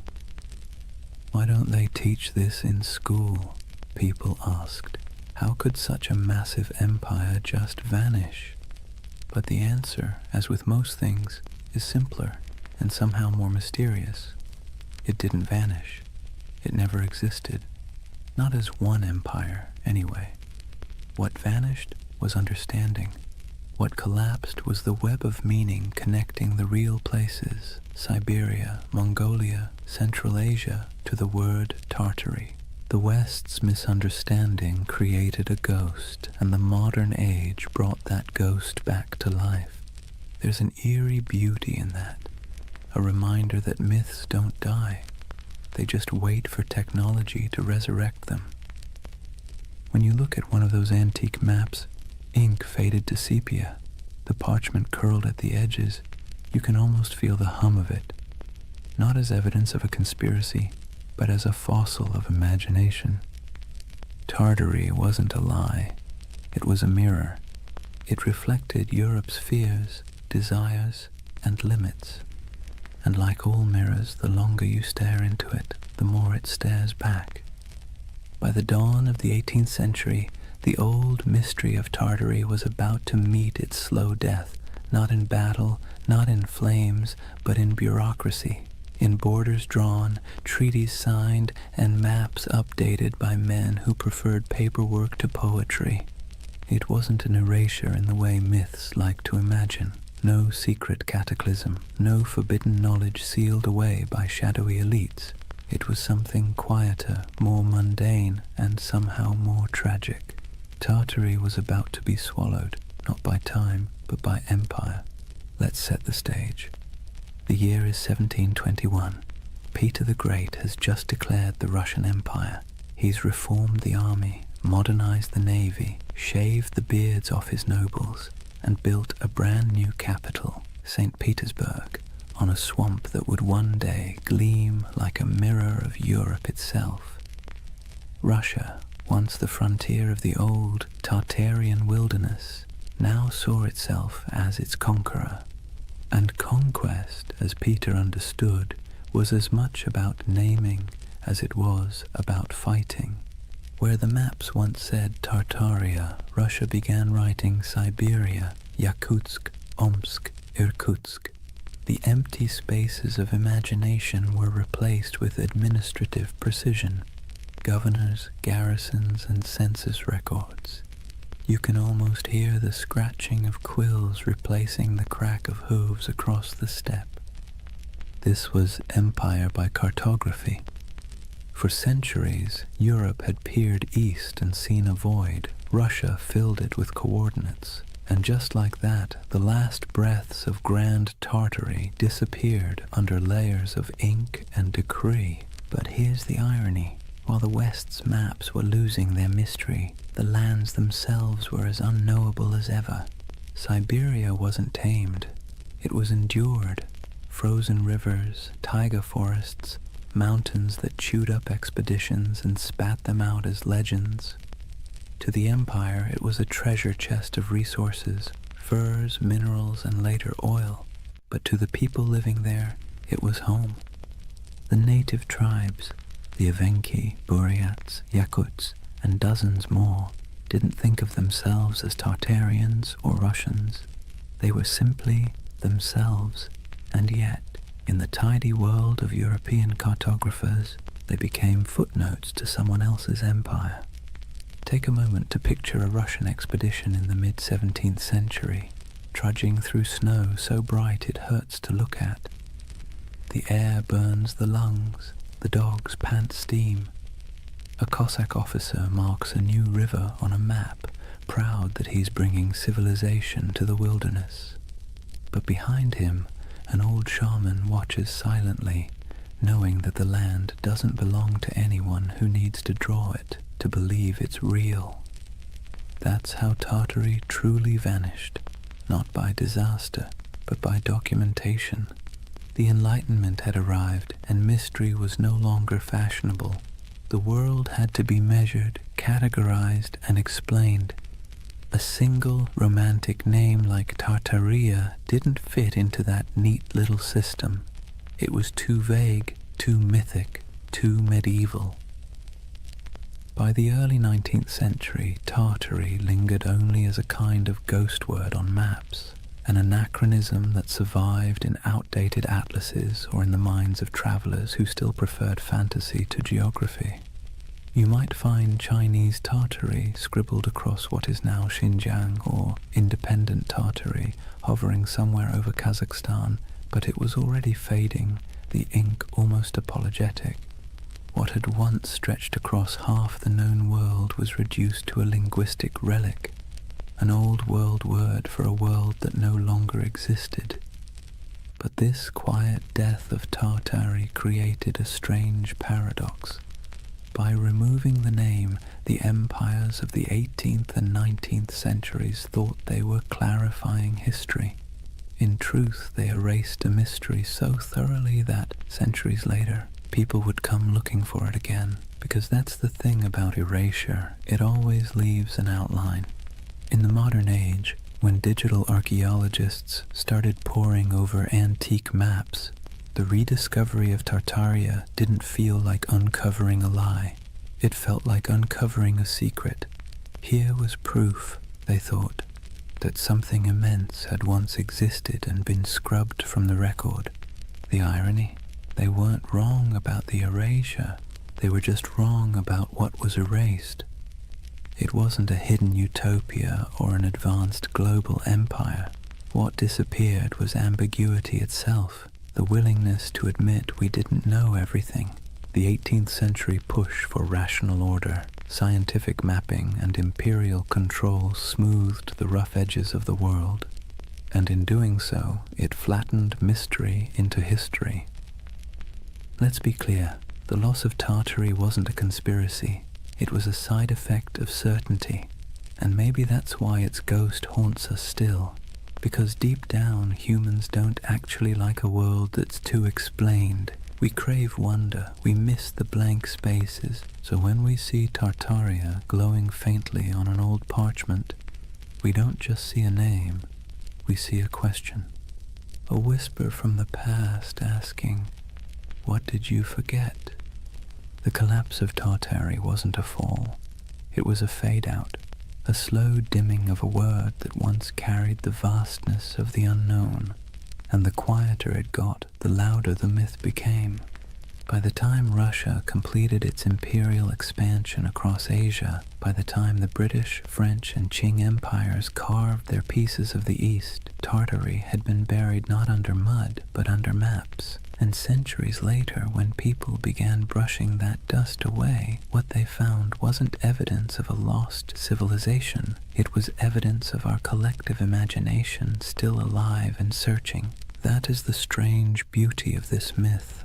Tartaria may never have been real in the way empires are real, but its death, its quiet bureaucratic burial, feels as monumental as any fall of Rome, because sometimes the end of mystery is its own kind of catastrophe. Chapter 3. The Great Erasure. Lost knowledge, world fairs, and the architecture of amnesia. Take a deep breath. We're leaving behind the dust of the steppe and stepping into marble, into the gaslit glow of the 19th century, because this is where the story of Tartaria is reborn. Not in Siberia, not on the maps, but in the imagination. Picture it. The year is 1893. The World's Columbian Exposition in Chicago. 200 white buildings rise like mirages along the lake, glowing in electric light. Domes, arches, columns, architecture so grand that people literally wept when they saw it. It looked ancient, impossible, like something from a forgotten golden age resurrected overnight. And here's the kicker. It was built overnight. A team of architects and laborers had thrown up that entire city in less than 2 years. They called it the White City. To the public, it was a triumph of modernity, but to later eyes it looked suspiciously like something else. Massive domed palaces, ornate fountains, obelisks, colonnades stretching into mist. It looked ancient, yes, but not Greek, not Roman. It looked out of time. Now fast forward a century. A man sitting at his computer zooms in on old photos of the fair. He pauses. He notices something strange. The buildings look far too advanced for their time, he thinks. Too perfect, too grand. And then he finds something even stranger. After the fair ended, almost every single building was demolished, burned, scrapped, gone. And that's how a new kind of myth was born. The idea that maybe, just maybe, these temporary structures weren't built at all, at least not by us. Maybe they were rediscovered, remnants of an older, erased civilization. A civilization called Tartaria. Let's be clear, the buildings were real. We have blueprints, records, payrolls, receipts for every brick. But the feeling, the awe they inspired, the eerie way they appeared and vanished, felt mythic. It tapped into something ancient in the human psyche. our suspicion that we've forgotten something big. And once that suspicion took root, it spread. Soon people began noticing Tartarian architecture everywhere. Those impossible domes in St. Petersburg, the Capitol building in Washington, the palace-like train stations of Paris, even the city halls of small American towns. Weren't they all too ornate, too advanced for their supposed era? The theory blossomed like ivy over ruins that maybe the 1800s weren't a time of invention, but of cover-up, that there had been a worldwide reset, a mud flood, a cataclysm that wiped out the old civilization and left humanity to rebuild amid the ruins. The world's fairs, in this view, weren't celebrations of modern progress at all. They were redecorations, a way to reintroduce a repurposed world, scrubbed clean of its true history. The fairs, the grand expos, were merely the unveiling ceremonies of a planet repainted. Now this is where skepticism and wonder collide, because if you look at those photos, you can feel it. The eerie stillness of early photography only adds to the illusion. Long exposures make crowds disappear. The buildings stand pristine, gleaming, deserted, as if waiting for a civilization that never returned. It's beautiful and unsettling and hypnotic. Even historians, with all their explanations, temporary plaster facades, neoclassical revival trends, technological optimism, can't quite dispel the dreamlike quality. It's too pretty, too deliberate. It feels like memory, not progress. And that's what makes the Tartaria myth so powerful. It didn't come from ignorance. It came from longing. Because by the 19th century, humanity had built machines that could fly, factories that could blot out the sun, and cities that swallowed nature whole. We had replaced mystery with machinery. But beneath the gears and soot, people were starting to feel something hollow, something missing. Tartaria filled that hole. It became the name for everything that seemed too beautiful, too harmonious, too purposeful to belong to the chaotic modern world. It was nostalgia in disguise, a yearning for an imagined time when architecture was sacred, when energy was free, when civilization felt like art rather than industry. Of course, the irony is exquisite.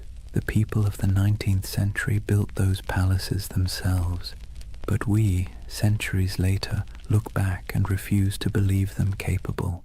Maybe it's easier to believe in a lost utopia than in the idea that our ancestors simply cared more about beauty than we do. So imagine walking through that white city. The lamps hum softly. The canal reflects the moonlight. Music drifts from the pavilions. You hear the shuffle of dresses, the murmur of voices, the click of carriage wheels, and for a moment you can almost believe the myth that you've stumbled into the remains of a vanished empire, briefly resurrected for one last dance before fading again into legend. That's the strange charm of Tartaria. It doesn't matter if it's real. What matters is how it makes you feel, because beneath every conspiracy is a heartbeat, the desire to belong to something greater, to touch a truth the textbooks forgot to mention. And so, through the flickering gaslights of the 19th century, the dream of Tartaria returned, not in stone, but in spirit, not as an empire rediscovered, but as a memory resurrected. Let's be honest for a moment. Modern architecture doesn't exactly make the heart sing. Steel boxes, glass towers, angles sharp enough to injure your soul. Function over form, they say. Minimalism, efficiency, progress. But walk past an old courthouse or a crumbling railway station with columns carved like Roman temples, and suddenly something stirs. It feels like memory.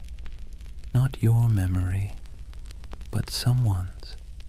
And that's exactly where Tartaria hides, in that emotional shadow between nostalgia and doubt. See, the 19th century didn't just give us new machines, it gave us new eyes. Photography froze the world for the first time. Urbanization made old beauty vanish beneath brick and smog. And as the industrial age thundered forward, the West began quietly rewriting itself, paving over not just landscapes, but the very story of civilization. This was the age of erasure disguised as progress. When old cathedrals were restored into shapes they had never been, when ancient city walls were torn down to make room for the future, when soot-blackened monuments were scrubbed and renamed, their histories conveniently rewritten for the age of reason. Historians call it modernization. Tartaria believers call it cover-up. Now, let's pause and take a breath, because this is where myth and history start blending like watercolor. The truth is simpler, but also sadder. It wasn't a conspiracy, it was forgetfulness. The 1800s were obsessed with the new: steam, glass, iron, materials that seemed to promise immortality. The faster technology advanced, the more the past looked like an inconvenience.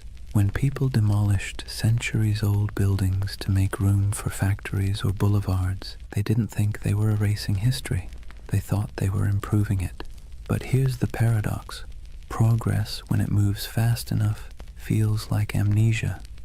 Imagine being a farmer's son in 1820, living in a cottage built by your grandfather, heated by the same hearth. Then picture your grandson in 1890, born under electric light, surrounded by locomotives, reading newspapers printed on machines that could churn out 1 million copies before breakfast.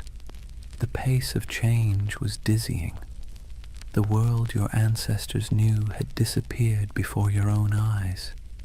And when memory fades that quickly, even the truth starts to look like myth. That's why the great buildings of the 19th century seem suspicious to us now. They're too perfect, too ambitious, too permanent in an age obsessed with speed. To modern eyes, they feel like artifacts of a lost age, something inherited, not made. The Tartaria theory, in this sense, is less about deceit and more about disbelief. We don't believe we could have built something so beautiful in such a short span of time. And perhaps we're right, but not in the way we think, because that beauty came at a cost.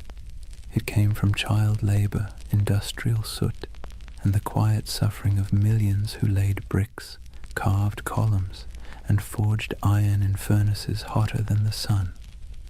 It came from colonial wealth siphoned from distant lands. The marble glimmered, yes, but it glimmered on the backs of the exhausted. So when modern minds gaze at that architecture and whisper, "This can't be human," they're half right. It wasn't built by ordinary humanity. It was built by empire. But myths rarely linger on exploitation. They linger on wonder. That's what gives the Tartaria myth its endurance. It erases guilt and replaces it with awe. Instead of confronting how we gained that grandeur, we imagine inheriting it from some ancient, harmonious civilization. A world without conquest, without industry, without soot. A world that built for beauty's sake alone. That's the secret comfort of believing in Tartaria. It allows us to dream of innocence without the blood, to long for sophistication without the cost. And it's not entirely foolish, because beauty is suspicious in the modern world. Think about it. When was the last time a new building made you stop and gasp? When was the last time a city skyline felt like poetry instead of spreadsheet logic? We live in an age that worships utility and scoffs at ornament. So when people look at those domed cathedrals, those train stations like palaces, those impossible star forts etched into the earth, they don't just see architecture, they see meaning, they see intention. And maybe that's what we've lost, the sense that building could be an act of reverence. The Tartarian lens turns architecture into scripture. It whispers that every arch, every dome, every hidden basement tells a story too big to fit inside textbooks. And whether that story is real or imagined, it soothes a modern ache, the feeling that progress has traded wonder for efficiency. So next time you see an old photo of St. Petersburg shrouded in snow or San Francisco's City Hall gleaming in filtered sunlight, look closer, forget the dates, forget the facts, and just feel it. The silence, the symmetry, the faint pulse of something grander than logic. That's the hum Tartaria leaves behind. The ghost frequency of a civilization that may never have existed, but still haunts us with the possibility that it did. And maybe that's enough. Maybe the myth survives not because it's true, but because it's beautiful. Because deep down, beauty itself has started to feel like a conspiracy. Here's the funny thing about lost civilizations. They always seem to resurface when technology changes. The printing press revived Atlantis, television revived the pyramids, and the internet, well, the internet resurrected Tartaria, not in dusty libraries or archaeological digs, but in image boards, YouTube videos, Reddit threads, and algorithm-fed rabbit holes that feel half like history class and half like lucid dream. If the 19th century erased memory through progress, then the 21st century resurrected it through curiosity. The internet, for all its chaos, gave the world a second archive, a place where forgotten photographs, misfiled maps, and half-remembered myths could find each other again. And that's where Tartaria thrived, among digital ruins. Let's be clear, no mainstream historian believes in the Tartarian Empire, but belief doesn't need credentials, it needs emotion. And online, emotion spreads faster than evidence. It starts small. Someone scrolling through antique photos finds an image of a half-buried building, its windows strangely below street level. They post it with a caption, "Mud flood? Hidden history?" Someone else comments with an old map labeled Great Tartary, stretching across half of Asia. Another user adds photos of star forts, geometric fortifications shaped like mandalas carved into the earth. Then someone else notices that the architecture of 19th century world fairs, domes, spires, impossibly ornate facades, seems eerily similar across continents. And suddenly, the pattern takes on life. A civilization that might never have existed begins to coalesce, not in ruins, but in pixels. It's fascinating to watch. The modern Tartarian myth isn't a single story. It's an ecosystem, a living organism built out of collective imagination. People piece together images, compare architectural styles, track supposed mud flood layers in Google Earth, and speculate about ancient technology, free energy, and global resets. And let's be honest, there's something soothing about it. It scratches the same itch that makes people organize puzzle pieces at 2 a.m. You start with fragments, photographs, engravings, forgotten buildings, and try to make sense of the world's dissonance. Why does history sometimes feel incomplete? Why do our cities seem to rest on older bones? Why does beauty feel borrowed? The Tartaria theory online isn't just conspiracy, it's therapy for disillusionment. See, we live in an age drowning in data, but starving for coherence. Billions of facts, timelines, and explanations float around like loose screws. But the more we learn, the less it feels like we understand. We've traded mystery for information, and somehow that doesn't feel like progress. Tartaria brings the mystery back. Scroll through its digital cathedrals, YouTube thumbnails of glowing domes and forgotten maps, and you'll see that what people crave isn't deception, it's wonder. the feeling that history still holds secrets, that maybe we haven't already found every answer, that maybe, just maybe, there's still magic left under the mud. And the internet, for all its cynicism, feeds that craving beautifully. Where old historians dismissed oddities as coincidences, the online world stitches them together with creativity. Star forts become energy hubs, domes become ancient power stations, mud floods become symbolic of global resets, metaphors for forgotten knowledge buried under modern noise. It's easy to laugh, but maybe we shouldn't, because behind every pixelated claim is something deeply human, the refusal to accept a world without mystery. The same impulse that made explorers sail off the map now makes people scroll through archives at 3 a.m, chasing the ghost of a civilization that never left a skeleton behind. And there's something else, an aesthetic truth. Look at those old photos, the sepia skies, the faint haze, the impossible scale of those buildings. They feel dreamlike, like glimpses from another timeline where humanity built for eternity instead of quarterly profits. When people online say, "This architecture is too perfect to be from our timeline," what they're really saying is, "This feels like a dream I half remember." And that's what Tartaria has become, a collective dream stitched together from the past's photographs and the future's loneliness. Of course, the irony is delicious. The very technology that gave us infinite knowledge also gave us infinite uncertainty. The more we digitized our history, the more unreal it began to look.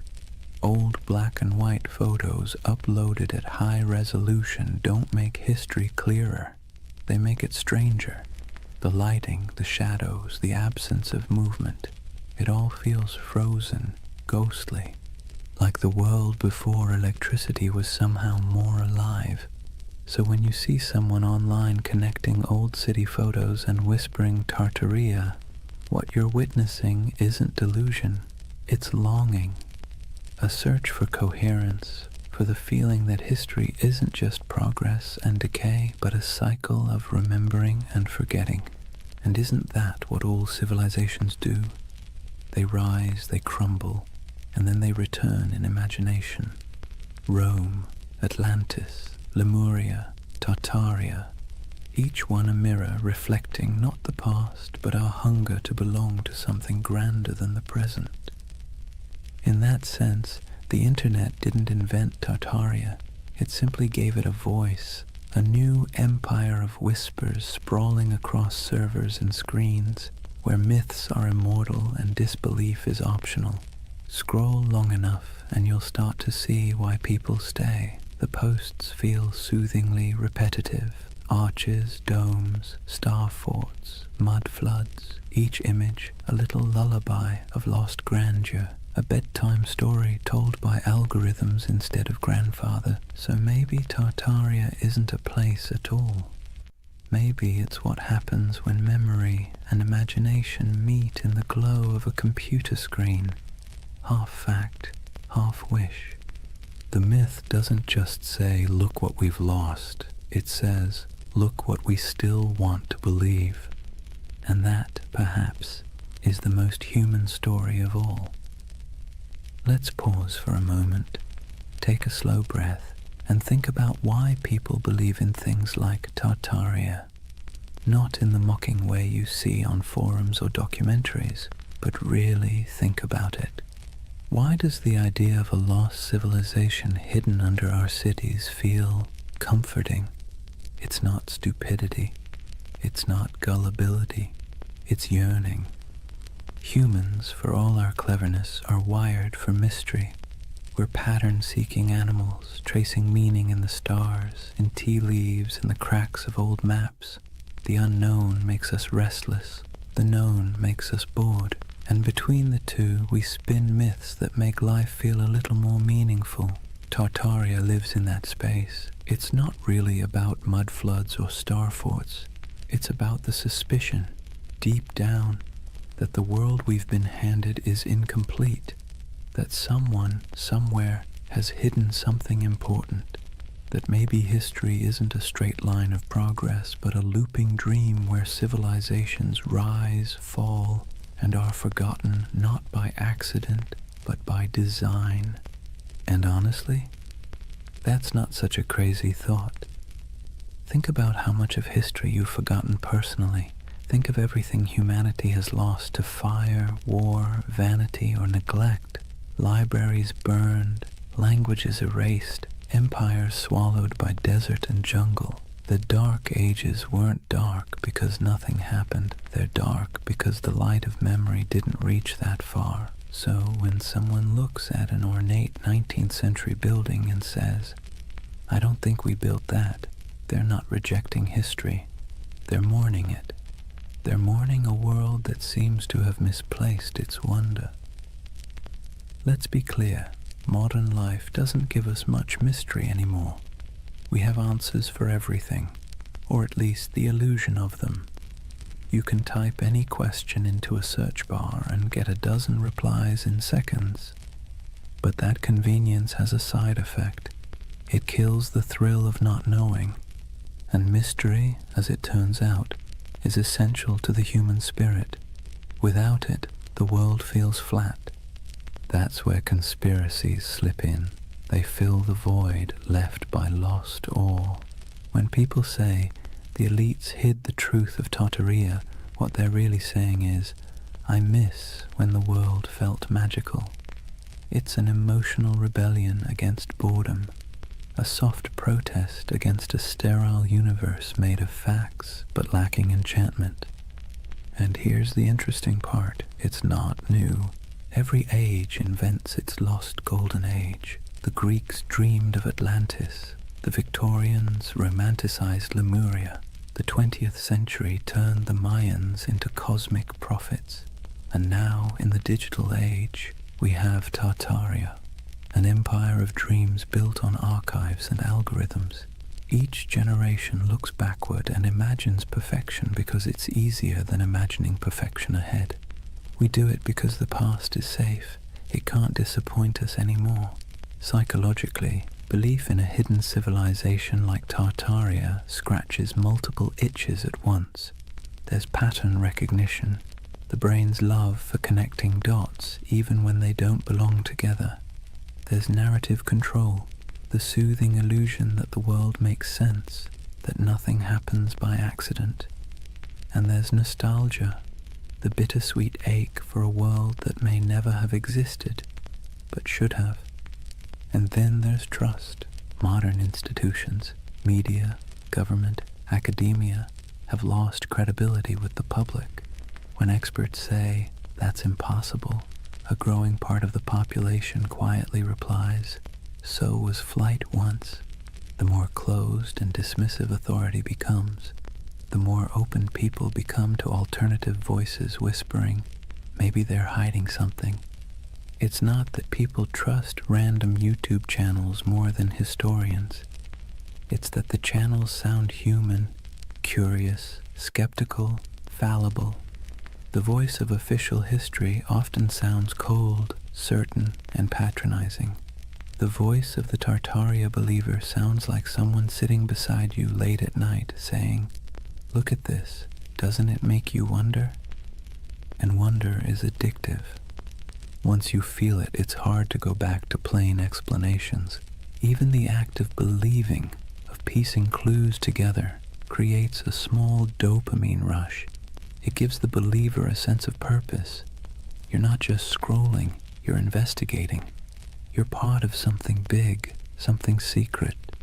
It's empowering in a world that makes most people feel small and powerless. So the Tartarian myth becomes more than a theory. It becomes a community, a shared dream. People trade discoveries, maps, and theories not because they're delusional, but because it feels good to search together. The hunt becomes the reward, and in that sense, Tartaria isn't a symptom of ignorance. It's a symptom of loneliness. Think about it. The more connected we are online, the less connected we feel in real life. Cities are crowded but isolating. News is constant but disorienting. Our modern world gives us everything except belonging. And so, people build belonging out of mystery. Believing in a hidden past means believing in meaning itself, that we're not just floating through chaos, that someone somewhere once built something extraordinary, and maybe we can again. That's not conspiracy. That's hope in disguise. Of course, hope can be dangerous when it turns to dogma, when questioning becomes obsession, when imagination becomes paranoia. That's when the myth begins to rot, when every gap in knowledge becomes a plot, and every historian becomes an enemy. That's when wonder collapses into fear. But before that point, before the cynicism sets in, there's something oddly beautiful about it. People standing in awe before old cathedrals and asking, how did they do it? People digging through archives at midnight, convinced that history still has secrets. It's easy to mock that. Harder to admit that it's the same impulse that built science, art, and philosophy in the first place. Curiosity is the ember. Myth is just the smoke. So the Tartarian believers, in a strange way, are modern heirs to the ancient dreamers, the ones who stared at the stars and saw gods, the ones who saw order in chaos. They're not historians, but they are human. They want the past to matter. They want the present to make sense. And maybe that's why Tartaria lingers. Not because it's real, but because it feels right, in some deep, poetic way that logic can't quite dismantle. It tells a story not about what we've found, but what we've lost. And that's a kind of truth, too. As the night deepens, imagine those endless digital threads, thousands of people across time zones, glowing screens reflecting in tired eyes, all dreaming together of a civilization that never was. Maybe they aren't crazy. Maybe they're just homesick for a world that once felt full of wonder. Let's take a breath here. After all this talk of vanished empires and buried cities, it's time to do what the best historians always do. Look carefully, quietly, and without agenda. Because when you set aside the noise of the internet and really look at what's left of Tartaria, what you find isn't a conspiracy. It's something far more human, and somehow even more fascinating. The term Tartary was not a secret code name for a lost empire. It was a geographic placeholder, a cartographer's shrug. For centuries, Europeans simply didn't know what lay beyond the Ural Mountains or deep in the Siberian steppe. So they wrote Tartaria, like writing "Here be dragons," a kind of verbal fog to fill the blanks. The maps weren't evidence of an empire erased. They were evidence of ignorance being slowly replaced by exploration. And those grand old buildings, the ones people point to as proof of impossible architecture, they're very possible. Magnificent, yes. Impossible, no. The ornate city halls, cathedrals, and palaces of the 19th century weren't built by some forgotten super-civilization. They were built by humans with chisels, scaffolds, and a near-religious obsession with grandeur. The 1800s were a century drunk on ambition. Industrialization made iron, glass, and concrete cheaper than ever. Colonization and global trade poured wealth into Europe's cities. Architects looked backward to Greece, Rome, Byzantium, and Egypt, and then combined everything like over-enthusiastic chefs. The result was the neoclassical explosion, domes, columns, and marble facades that looked ancient but were brand new. That's why so many people mistake them for relics, because they were designed to look timeless. They were Rome in steel corsets, deliberate nostalgia built in brick and plaster. The world's fairs that fuel so many Tartarian videos, they were real, yes, and they really did look astonishing. Whole temporary cities of palaces, fountains, and gleaming towers that appeared overnight and vanished just as quickly. But they weren't cover-ups. They were theatre. They were the 19th century showing off. Most of those buildings were plaster over wood, not marble. They were meant to impress, not endure. When the fair ended, the facades were torn down or burned, leaving only photographs that today look eerily like the ruins of a forgotten world. No secret empire, just show business. And those famous mud flood buildings with their half-buried windows, they too have ordinary explanations.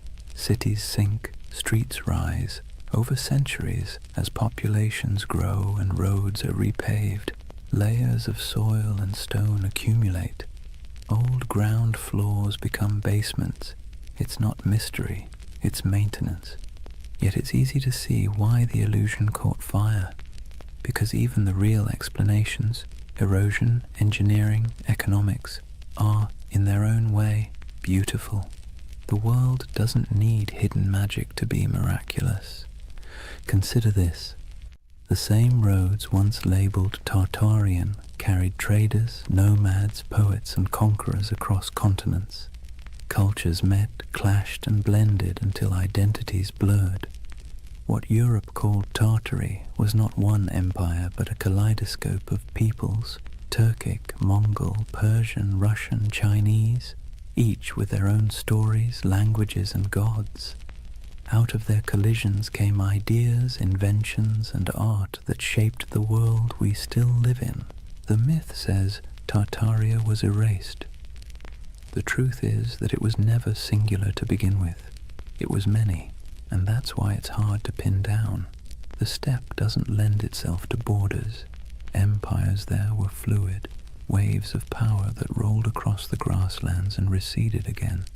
The Scythians, the Huns, the Mongols, the Khazars, they all rose, ruled, and vanished, leaving behind only fragments. To an outsider, that flux looked like a void. To those who lived it, it was life itself. And maybe that's where the misunderstanding lies. Western history loves walls and dates, beginnings, endings, dynasties. The steppe doesn't play by those rules. Its empires were seasonal, migratory, woven into the land and wind. If you expect pyramids, you miss the poetry. So no, there was no single global Tartarian empire, but there was a vast interconnected world of trade, culture, and movement that stretched from Europe to China long before globalization had a name. The Silk Road wasn't just silk, it was the internet of its day, transmitting not data but ideas. Buddhism, astronomy, metalwork, medicine all passed through those dusty caravans. The real miracle isn't that something was erased, it's that so much survived, and yet debunking doesn't have to mean disappointment. If anything, it should make the world feel richer, because the truth is not dull, it's layered. The mud flood isn't proof of deception, it's proof of time. The ornate buildings aren't relics of a forgotten empire, they're monuments to human excess. The missing maps aren't evidence of suppression, they're artifacts of discovery. And here's the quiet irony. Even the myth itself is part of history now. The videos, the forums, the believers, they've become a digital folklore, our century's way of myth-making. Future historians might study us and say, they dreamed of Tartaria because they were tired of concrete. Maybe that's what keeps the story alive. Not deceit, but desire. The desire for mystery, beauty, and meaning in an age that feels too catalogued, too explained. Tartaria is less a conspiracy than a collective poem, one line written in frustration, another in wonder. And perhaps that's how we should leave it, gently. The myth and the truth coexisting like twin shadows cast by the same fire. The factual story of history's shifting frontiers, and the emotional story of humanity's hunger for lost splendor. So the next time you pass an old building with buried windows, or stumble across an antique map marked Tartary, don't roll your eyes. And don't fall into the rabbit hole either. Just pause, look, feel the weight of centuries pressing quietly under your feet. Real or imagined, every layer of that soil carries a story. Because whether it's called Rome, Babylon, Atlantis, or Tartaria, the dream of forgotten empires never really fades. It just changes shape, waiting for someone new to wonder. Chapter 4. The Eternal City, Why We Dream of Lost Civilizations.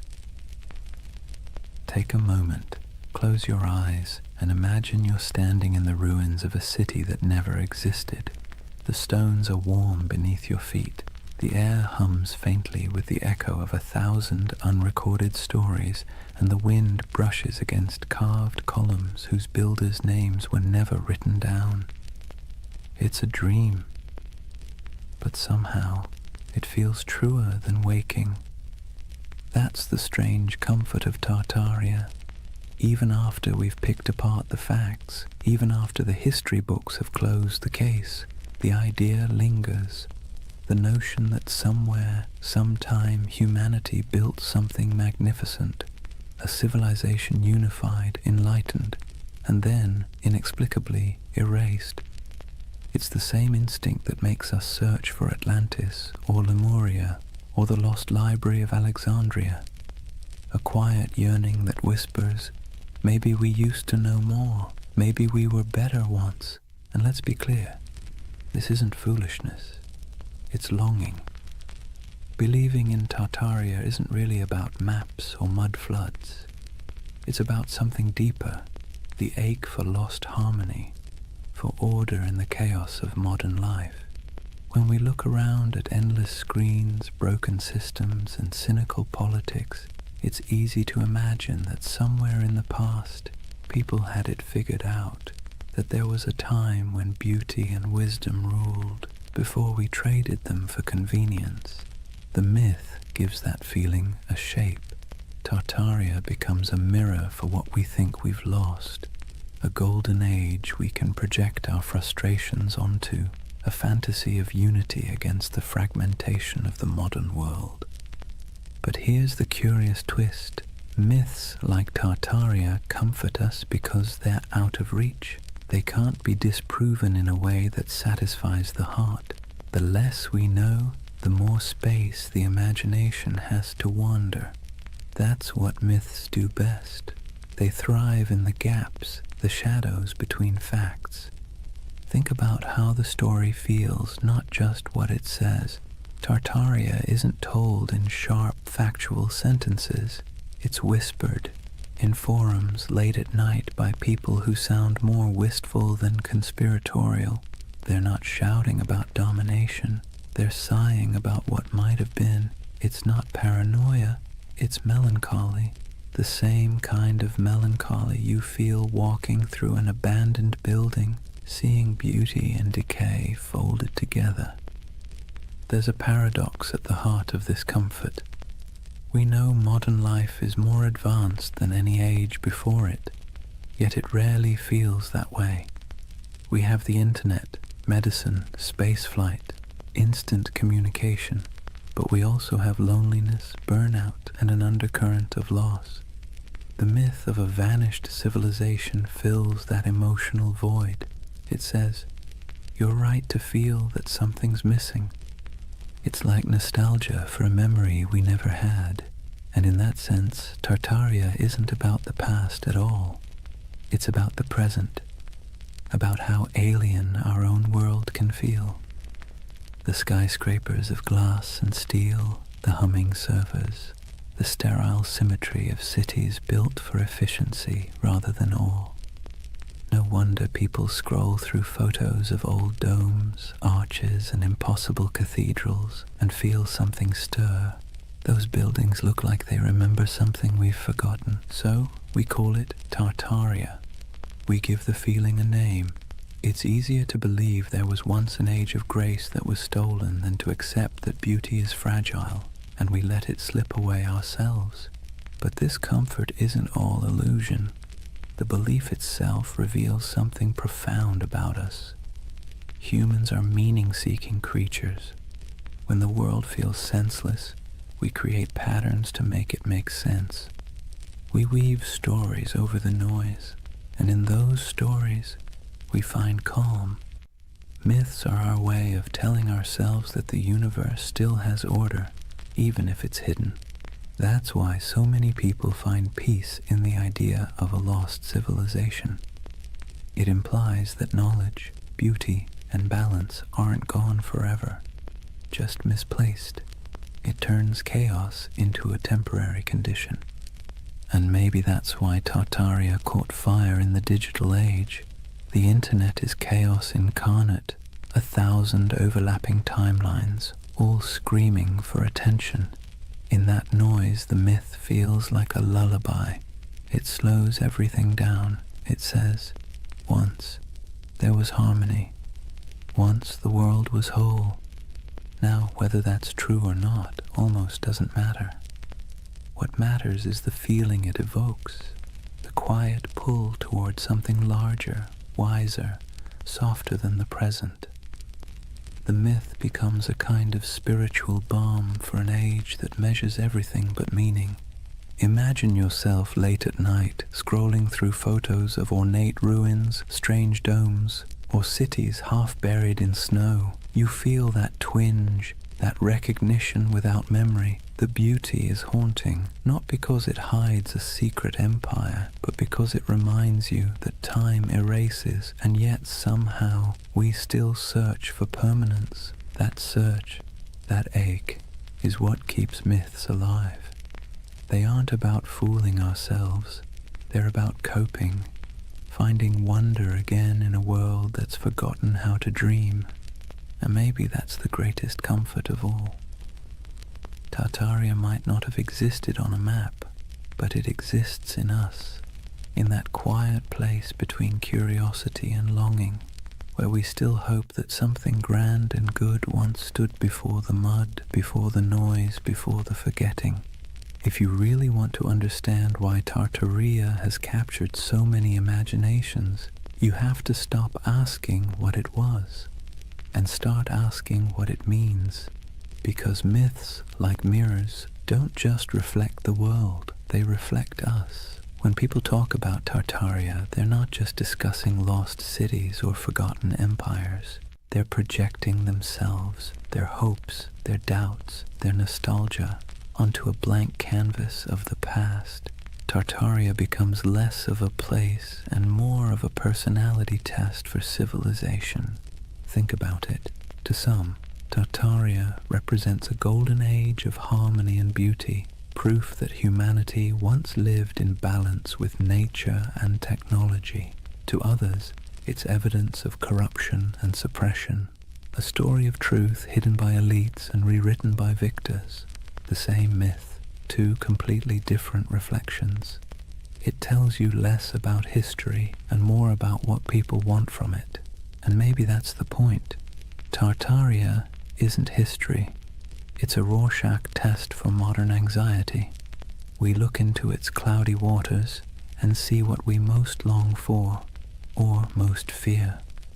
Let's be clear, myths don't survive because they're accurate. They survive because they're useful. They give shape to feelings that don't fit neatly into textbooks. They're how we process the gap between the world we have and the one we wish we had.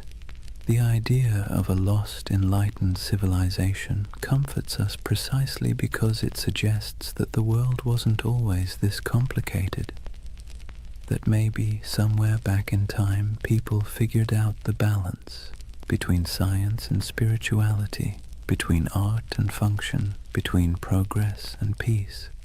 And if they could, maybe we can again.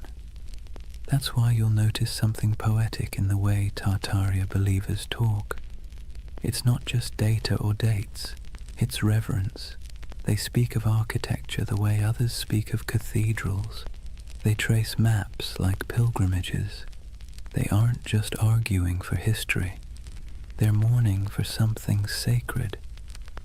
You can see it in the fascination with architecture, the domes, arches, spires, and towers that dot the myth. These buildings feel alive, don't they? Too beautiful to be merely functional, too symmetrical to be accidental. When people say, "There's no way we could build this today," what they're really saying is, we don't build like this anymore. We don't fill our world with beauty unless it serves a profit. The myth becomes a critique of our own era, disguised as nostalgia for another. Tartaria, then, is the mirror we hold up to our own cultural amnesia. We scroll through pictures of palaces and fairgrounds, domes and star forts, and we whisper, "How did we forget to dream like this?" The myth reflects not a lost empire, but a lost aesthetic soul. There's something almost therapeutic about that reflection. Myths like Tartaria allow us to grieve, not for people we've lost, but for possibilities. They let us feel that our yearning for meaning isn't crazy, that maybe it used to exist, that maybe someone, somewhere, built a world that made sense, and maybe that's why Tartaria feels more mystical than menacing. Most conspiracy theories isolate people, make them suspicious of the world. Tartaria, strangely, connects them. It invites wonder instead of fear. It suggests that the past might still hold beauty waiting to be rediscovered. But reflection cuts both ways. Myths also reveal our blind spots. When people claim that all grand architecture must have come from a lost civilization, they sometimes overlook the real genius of the humans who built it. The artisans, masons, and engineers who left their fingerprints in stone. The myth honors beauty, but erases the hands that created it. It's a paradox. In searching for greatness, we forget the greatness already recorded, and maybe that's the truest mirror of all. We live in an age obsessed with rediscovery, yet blind to what's in plain sight. We chase mysteries across continents while ignoring the ones humming beneath our feet, the hidden systems, the forgotten craftsmanship, the quiet brilliance of ordinary people. Tartaria, then, tells us something we don't often admit, that we don't fully trust our own civilization. We sense that something's off, something hollow beneath all the progress. So, we project our doubt backward into the comforting distance of myth. In the reflection of Tartaria, we see ourselves, advanced yet uneasy, connected yet lonely, powerful yet perpetually nostalgic. It's less about whether an empire was erased, and more about whether we've erased our ability to feel awe. Maybe that's why the myth persists, because deep down, we're not really searching for proof of Tartaria. We're searching for proof that humanity still knows how to build something beautiful and believe in it. And if myths are mirrors, then maybe looking at Tartaria long enough isn't about finding truth in the past, but rediscovering it in the present, in the domes still standing, the dreams still lingering, the stories we keep retelling because they make us feel a little less small. So the next time someone mentions the lost empire, don't argue, just listen, because behind every myth is a whisper of what we wish were real. And sometimes that wish tells you everything you need to know about the people dreaming it. Every empire, no matter how radiant, tells the same quiet story, one of ascent, arrogance, and entropy. Rome, Egypt, the Maya, the Mongols, the British, the Ottomans, and if you believe the whispers, Tartaria. The names change, the rhythm doesn't. Civilizations are like tides. They rise with clarity, crest with confidence, and recede with denial. It's not failure, it's physics. Even stars burn out, and they're made of far sturdier stuff than marble or pride. So maybe that's why Tartaria lingers in our collective imagination, because it fits the pattern too well. A lost empire swallowed by time, a forgotten people erased by cataclysm, a name that once filled maps and now feels like a ghost. It's familiar, almost comforting in its tragedy. Let's be clear though, No empire believes it's the one that's going to fall. Every generation thinks it's special, unique, immune to collapse because it has better technology, more data, smarter systems. But arrogance, like gravity, pulls everything back to Earth. If Tartaria existed, if even a fragment of the legend were real, its disappearance would have followed the same script as every empire's twilight. The small cracks first, corruption, complacency, overreach, then the slow decay disguised as progress, and finally the quiet moment when the last flame flickers out and the world simply moves on. You can almost imagine it, the final days of a grand civilization, not with war or fire, but with exhaustion, merchants still trading, scholars still writing, architects still sketching impossible domes for clients who will never pay. The end doesn't always come with thunder. Sometimes it's a sigh. And here's the thing. We need myths like Tartaria because they remind us that our own civilization isn't exempt. It's a soft warning wrapped in wonder. The idea that maybe, just maybe, we've been here before. Towering cities, vast networks, unshakable certainty, and lost it all to hubris and time. You see, the cycle isn't just historical, it's psychological. We build, we forget, we rebuild. We burn libraries, then mourn the loss of knowledge. We pave over ruins, then spend centuries digging them up again. The pattern is maddeningly human. The Greeks had a term for this, anarchiklosis, the cycle of government and decay. Kingdoms become tyrannies, tyrannies become democracies, democracies collapse back into chaos. Wash, rinse, repeat. The myth of Tartaria just takes that ancient idea and stretches it across a planetary scale. And that's what makes it powerful, because deep down we know the pattern fits us too. Look at the ruins of any civilization, and you'll find the same fingerprints. Ambition, brilliance, greed, denial. The same stone roads leading nowhere. The same monuments built to outlast time, quietly losing that argument. Even today we build our towers of glass and steel, our data empires, our digital libraries with the same optimism that we're preserving knowledge forever. But maybe 1,000 years from now, someone will wander through our abandoned cities and ask the same question we whisper about Tartaria. Who built all this? Maybe that's why we're drawn to stories of collapse told in soft voices, because they allow us to grieve for what's inevitable before it happens. They help us process the strange truth that impermanence is not failure, it's the natural order. In that sense, Tartaria becomes a bedtime story for civilization itself, a reminder that we are temporary but not meaningless, that even in loss there's continuity. The ruins of one world become the foundations of the next. And if you look closely, you'll see that rebirth is always hiding inside decay. The Renaissance bloomed from the ashes of plague. The Enlightenment grew out of dark superstition. Even myths once dismissed are rediscovered as metaphors with new life. The cycle never ends. It only changes costume. So perhaps Tartaria isn't just about a lost civilization, but the eternal rhythm of creation itself. We build worlds, lose them, and then dream them again. Every myth, every ruin, every archive is a heartbeat in that endless pulse.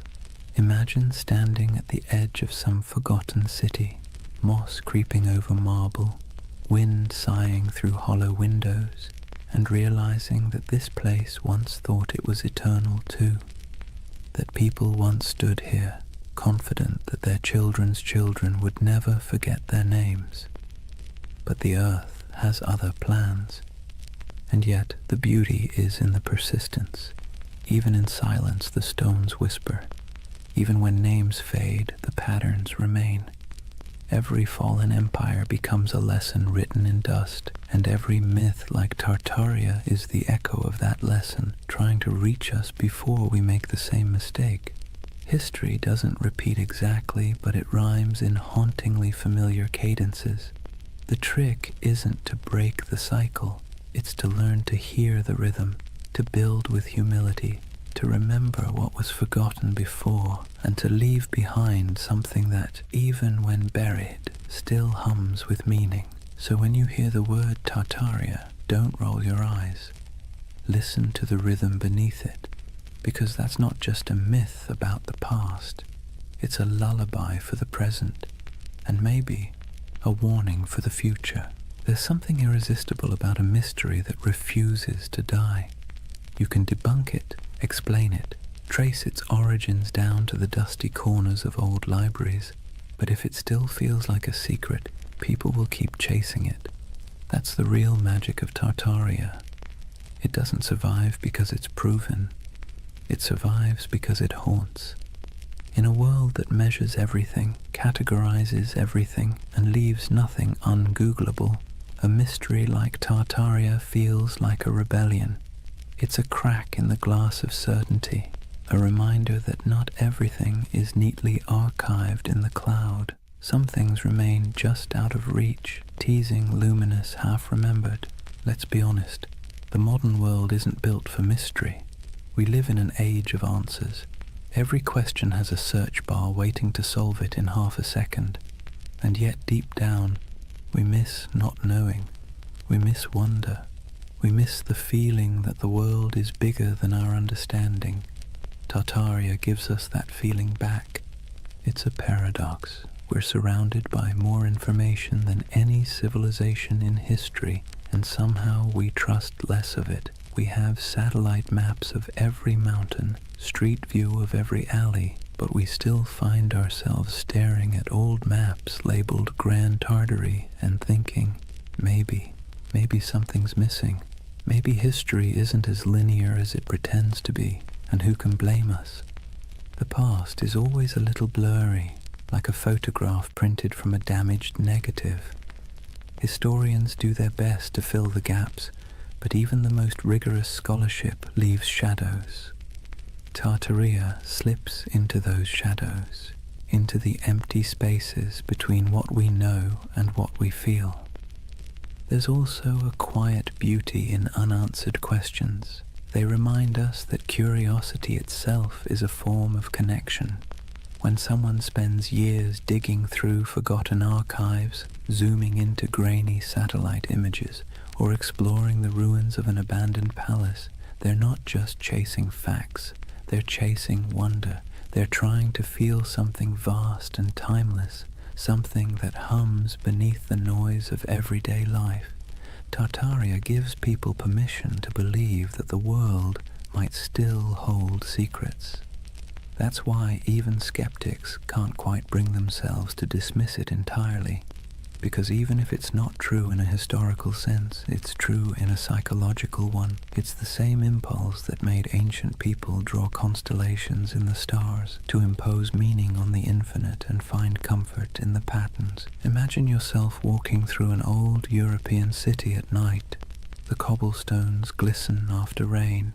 Gas lamps flicker against the carved faces of forgotten gods on building facades. You look up, and the skyline feels impossibly ancient. Arches, domes, and spires stacked like a dream you can't quite interpret. You don't know who built it. You don't need to.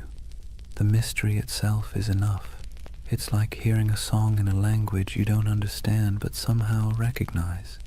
Tartaria lives in that feeling. The hum between knowing and not knowing.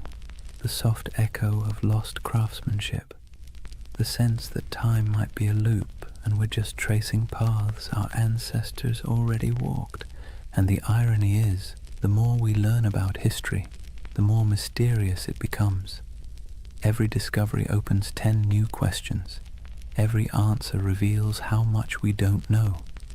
The ruins of Göbekli Tepe pushed back the dawn of civilization by thousands of years. The Antikythera mechanism rewrote what we thought the ancients could build. Maybe Tartaria doesn't exist, but the idea that civilizations rise and vanish, leaving traces we mistake for impossibilities, isn't so far-fetched after all. Even the skeptics, the scientists, the historians, they're chasing the same thing as the dreamers. They just call it research instead of mystery. But deep down, it's the same hunger to understand what came before, to find meaning in the ruins. There's a gentle wisdom in letting some mysteries remain mysterious. Not every story has to be resolved. Not every legend needs to be disproven. Some things are more beautiful when they stay slightly out of focus. Tartaria belongs to that realm, the twilight between history and imagination. Because here's the truth. Even if we mapped every ruin, deciphered every language, catalogued every artifact, we'd still find ourselves asking, what's missing? What did we overlook? What used to be here? And that question, that ache, is what keeps humanity moving forward. It's what drives us to explore, to create, to tell stories at all. Mystery, in a strange way, keeps us human. It reminds us that we don't control everything, that there are still edges to the map, and in a world that feels increasingly small, that's a comfort. So if you ever feel the pull of Tartaria, the urge to look at an old map and imagine lost cities under the soil, buried glass domes beneath the ice, vanished languages whispered through time, don't resist it. It's not foolishness, it's memory dressed as wonder. It's the part of you that still wants to believe there's more to the story, because there always is. Imagine drifting in that half-awake space between dreaming and memory, the kind where time doesn't quite make sense and faces blur into landscapes. That's what the myth of Tartaria feels like, a collective dream stitched together from ruins, half-forgotten books, and the quiet yearning that maybe, just maybe, humanity once built something beautiful and lost it. Not just an empire, but an idea. Tartaria isn't really about maps or mud floods. It's about longing, the longing for a golden age before the noise, before the smog, before the blinking lights of modern anxiety. A world where cities gleamed, not with plastic and neon, but with purpose, where architecture felt alive, humming with mystery, where the air itself seemed to remember something divine. When people talk about Tartaria, they're really talking about home, a home they've never seen but somehow recognize. It's tempting, isn't it, to imagine that once there was a civilization so advanced it left behind the blueprints of paradise, smooth white marble gleaming under perpetual sunlight, towers spiraling toward the heavens, not in arrogance but in harmony, streets where water flowed instead of traffic, and knowledge wasn't locked in institutions but breathed like air. The myth whispers that maybe humanity peaked, fell, and forgot, and maybe we're just children trying to remember the lullaby our ancestors sang before the storm. Let's be clear though, Tartaria, as the internet tells it, probably didn't exist, but the feeling of it does. That's what matters. Because myths are just dreams that cultures refuse to wake up from. They serve a purpose, especially in times like ours, when everything feels impermanent, synthetic, and accelerated. Tartaria slows the world down. It reminds us of the beauty of mystery, craftsmanship, and the sense that not everything has to be profit or progress. There's a kind of poetic justice in the way this myth took shape online, in the strangest corners of the internet. A digital ghost story for the digital age. Scroll long enough through photos of ornate buildings with impossible domes and buried windows, and you'll feel it too, that little flicker of awe. Even if your rational mind rolls its eyes, your imagination leans in. What if, it whispers, what if this really was part of something greater? The myth resonates because we're surrounded by ruins and don't realize it. The old train stations, the opera houses, the abandoned civic buildings with ceilings painted like cathedrals, they still stand, silent and out of place. They belong to an age that believed in permanence, in beauty as a civic duty, and compared to that, our world of glass and rectangles feels hollow. Tartaria becomes a name we give that feeling, the ache for artistry, for meaning carved in stone. But beneath the aesthetic nostalgia is something deeper, a memory not of buildings, but of belonging. When people say they erased Tartaria, what they're really mourning is the loss of connection, the sense that we were part of something coherent, meaningful, and vast. We feel fragmented now, nations arguing, truths dissolving, the past rewritten every week on social media. Tartaria becomes a symbol of unity we've misplaced, the dream that once we all spoke the same unspoken language, the language of creation instead of consumption. Maybe that's why the myth refuses to die. It's not a conspiracy, it's a yearning, a collective homesickness for a world that valued wisdom over noise. Whether it's a literal memory or a psychological echo doesn't matter. Myths like this are emotional fossils. They preserve what facts forget. If you strip away the maps and theories, what remains is something tender. The belief that we can do better, that humanity once built something sublime, not through domination, but through understanding, and that maybe we can again. It's less about recovering a lost empire and more about remembering how to build meaning into our world. And maybe, in a strange roundabout way, the myth is right. There was a flood, a metaphorical one, the flood of time, technology, and forgetfulness. It buried not cities, but attention. It drowned not buildings, but wonder. And now, through whispers of Tartaria, people are trying to dig it back up. Not the structures, but the feeling of awe they carried. Picture the end of the dream, an endless step at dusk. The horizon glows gold, and somewhere in the distance, faint towers shimmer through the haze. They're not ruins, not anymore, just echoes of possibility. You start walking toward them, though you know you'll never reach them. That's Tartaria, not a destination, but a direction. Not history, but hope. And as you drift toward sleep, remember this. Every civilization is both a memory and a prophecy. What we imagine today shapes what we build tomorrow. So maybe Tartaria isn't behind us. It's ahead, waiting to be remembered not as a lost empire, but as an invitation to build again, but slower, kinder, wiser, to carve beauty into the world and mean it this time. Because deep down, that's all the myth ever wanted, to remind us that the most eternal things aren't marble or empire, but imagination itself. The quiet, persistent dream that we came from something extraordinary, and that we can still be. So now, as the story fades and the dream of Tartaria settles like evening mist, take a moment, breathe slowly, let the world around you grow quiet. The hum of the present softens, and for a brief, weightless instant, it feels as though time itself exhales. What have we really been chasing tonight? A vanished empire?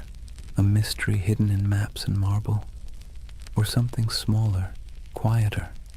Something that hums inside us when we stare at old buildings and feel inexplicably that we've been here before? Tartaria may never have existed on any official timeline, but in another sense, it's never stopped existing. It lives in the empty plazas at dawn, when the light hits old stone just right, and the world feels ancient again. It lives in the symmetry of cathedrals, the curve of forgotten domes, the echo of a song hummed in a language no one remembers. It lives in us, the builders, the dreamers, the rememberers. And maybe that's the truth behind all forgotten civilizations. They never really vanish, they just move inward into the imagination. Every myth is a refuge, a way of saying, once we were capable of beauty. Once we remembered how to build with our hearts. So as you lie there now, listening to the quiet between sentences, imagine those impossible cities, half marble, half memory. The air is cool, the towers glow faintly, their reflections trembling in still water. Somewhere in the distance, bells ring, soft as wind chimes, a civilization asleep, waiting to be remembered. Let yourself drift there for a while, between the known and the forgotten, between myth and truth, between what was and what could be, because that's where Tartaria lives, not in the history books, but in the gentle space between waking and dreaming. The world outside your window may look ordinary, but beneath it runs the same current that built empires, painted ceilings, and told stories by firelight. It's the same desire to make meaning from the chaos, to leave something beautiful behind, even if no one remembers who built it. So rest easy. You don't need to solve the mystery tonight. You don't need to decide what was real and what was legend. Just breathe and listen. The past has a rhythm, slow and steady, like the tide, like a heartbeat. It's the sound of humanity remembering itself. Tomorrow the noise will return, screens, traffic, chatter. But tonight belongs to silence, to candlelight, to the soft pulse of an imaginary empire that refuses to die. Tartaria is gone, but also eternal, an echo across time reminding us that wonder is its own kind of truth. And as your eyes grow heavy, think of it this way. Maybe the greatest lost civilization isn't buried under mud or stone. Maybe it's the one inside us, waiting to be uncovered again. A world built not from power, but from awe. Good night, dreamer. Sleep well under ancient skies. And if you find yourself walking through those shining cities again, don't rush. Stay a while. The empire of imagination is always open.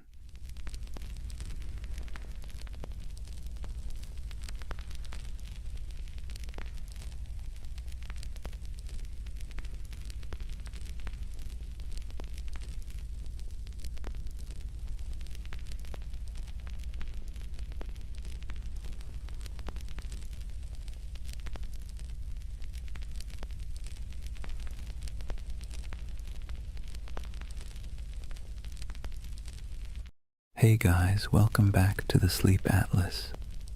Tonight, we're wandering into one of those stories that sits somewhere between history and myth, the kind that makes textbooks squirm but conspiracy theorists cheer.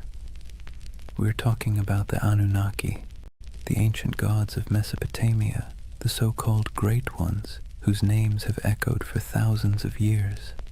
Now, before you picture little green men zipping around in flying saucers, let's be clear. The Anunnaki weren't dreamt up by modern sci-fi.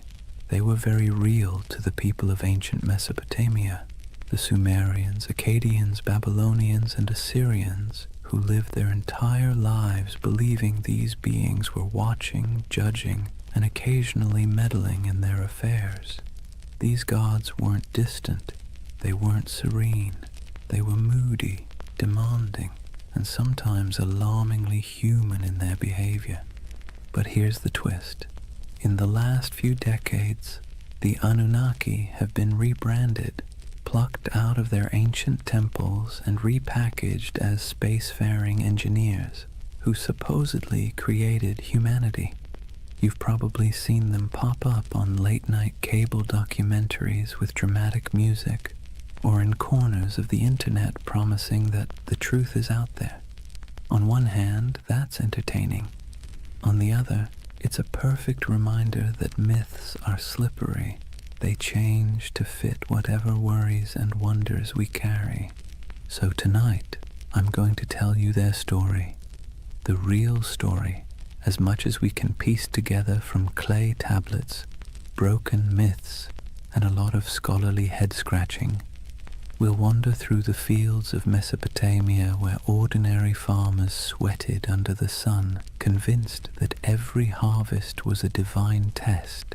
We'll meet kings who built entire cities just to brag that the Anunnaki approved of them. We'll listen to myths where gods squabbled, punished, and occasionally spared humanity. And yes, we'll peek into the modern fascination with aliens because apparently every ancient thing eventually gets abducted by sci-fi. But don't worry, this isn't a lecture. Think of it as a long, meandering nighttime walk through a world that feels both impossibly distant and strangely familiar. So, dim the lights, maybe pull a blanket a little tighter, and let's drift together into the land between rivers and gods. And before we begin, let me ask, what's keeping you up tonight? Let me know in the comments. I'd love to hear where in the world you're listening from. Settle in. Let's start at the beginning. Chapter 1. Life under the watchful eyes of the gods. Imagine yourself standing in the wide open plain of Mesopotamia, the land between the rivers, the Tigris to the east and the Euphrates to the west.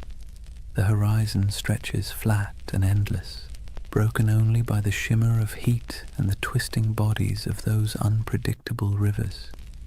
The air is heavy, thick with dust and the smell of damp reeds.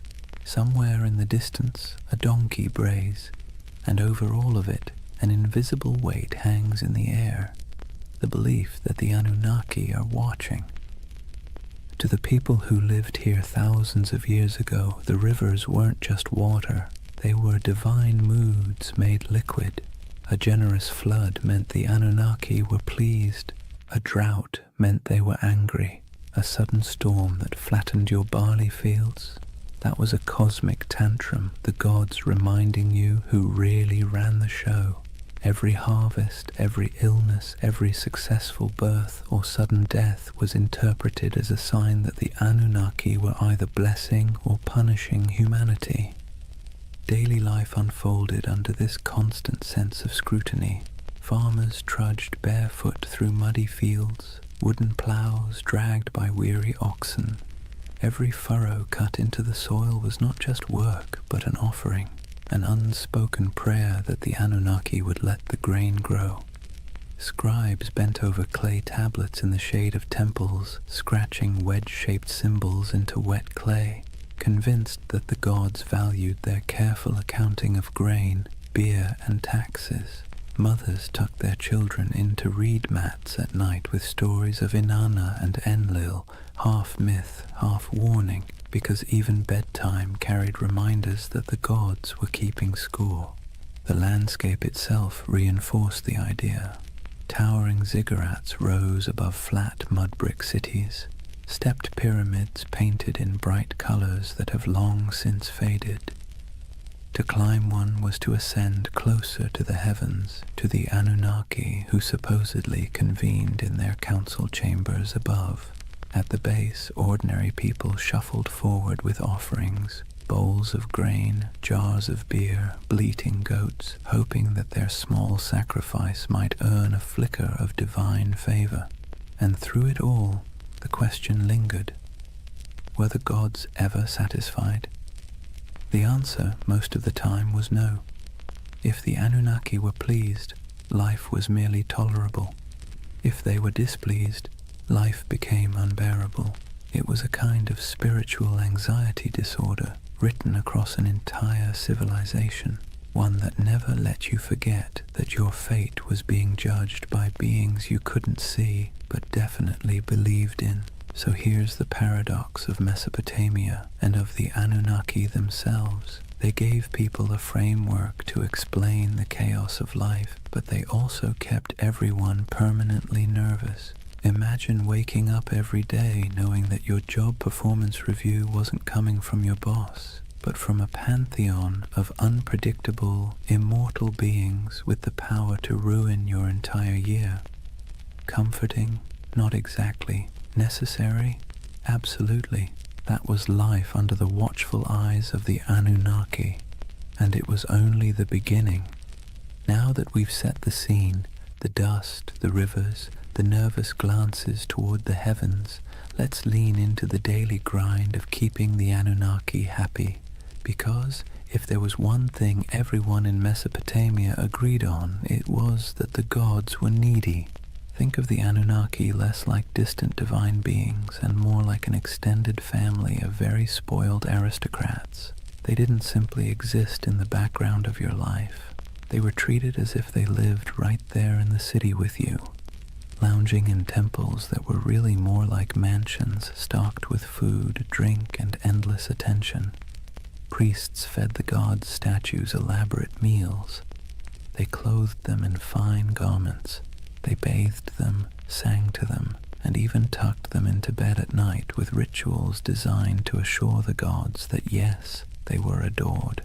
And here's the kicker, the gods didn't actually eat the food, wear the clothes, or drink the beer. The priests did, but in the logic of the time that was the point. The offering wasn't about literal nourishment, it was about respect, about demonstrating submission to the divine order. Imagine working all day in a scorching field, hauling baskets of barley, and then handing over a chunk of your hard-earned harvest to a temple where priests would cook it up in front of a golden statue. You didn't get to enjoy the meal, the gods did, or so you were told. This wasn't optional. Failing to make offerings wasn't just rude, it was dangerous. Skip your temple duties, and you risked angering a god who could retaliate with a bad harvest, a plague, or a flood. It was like living with an unpredictable landlord who might torch your house because you didn't bring them enough bread. And so, day after day, people dragged their grain, their livestock, their jars of beer, and their prayers into the temple courtyards, hoping the divine egos were stroked enough to leave them in peace. Markets reflected this cycle of giving and appeasing.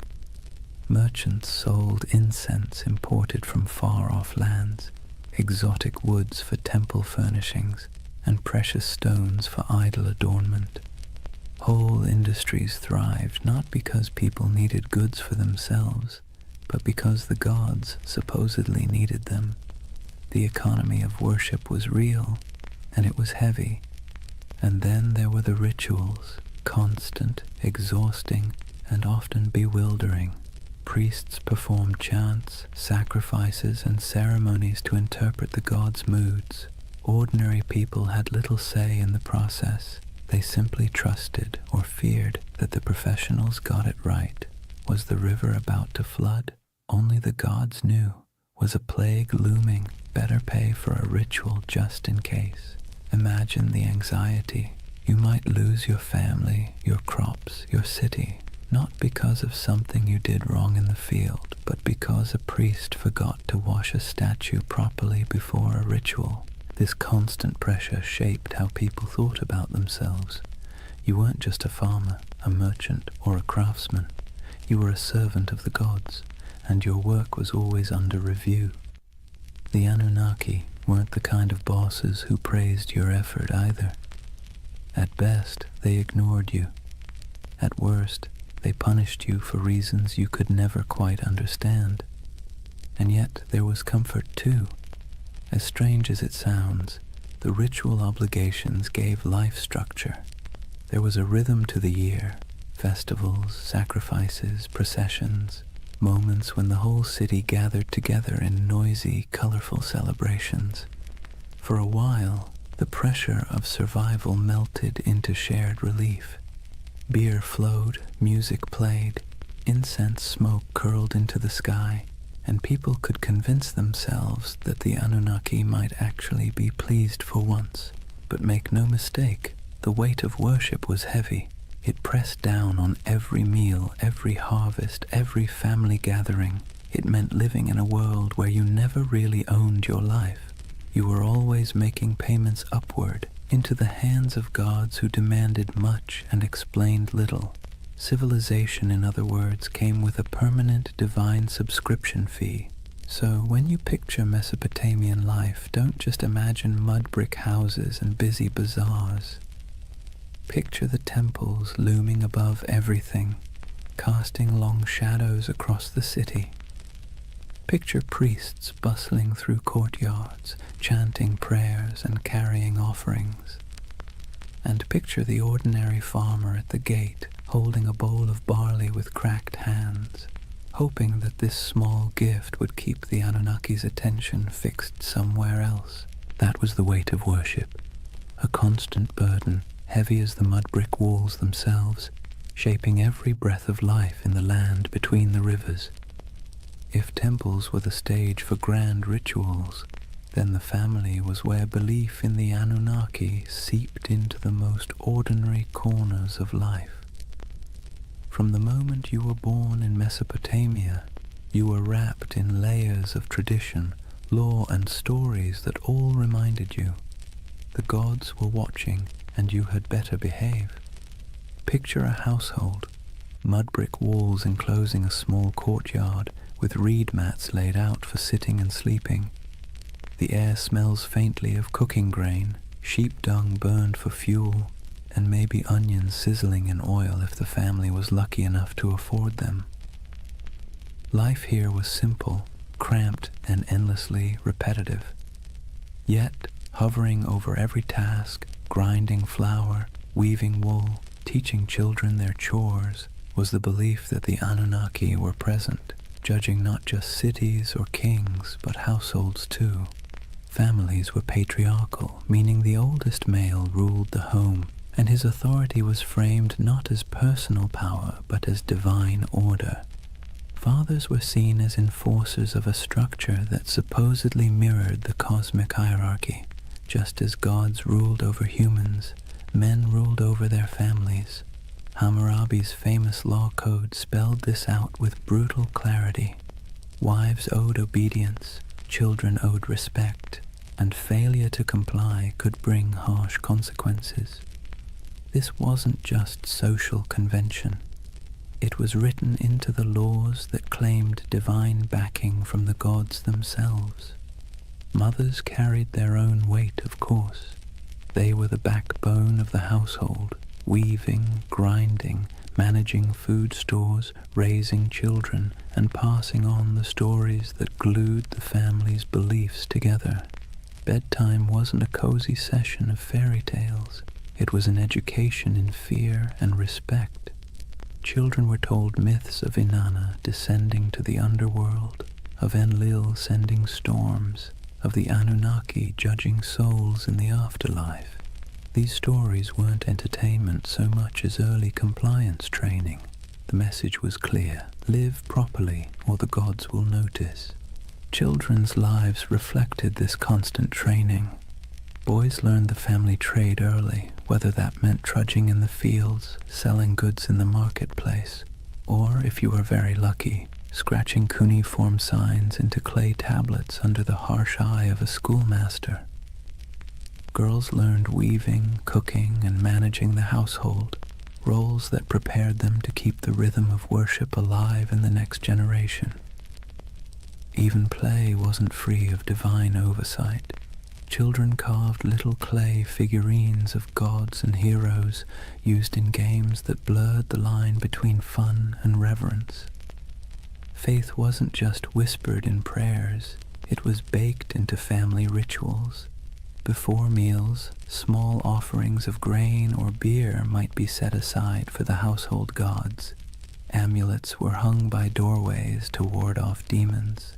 Protective charms shaped like little snarling figures were placed in bedrooms, especially near infants. Birth itself was wrapped in ritual. Women prayed to Ninhursag, goddess of fertility, to protect mother and child, while midwives muttered incantations to keep evil spirits away. From the very first breath, life was understood as a fragile gift, one that could be snatched away if the Anunnaki weren't appeased.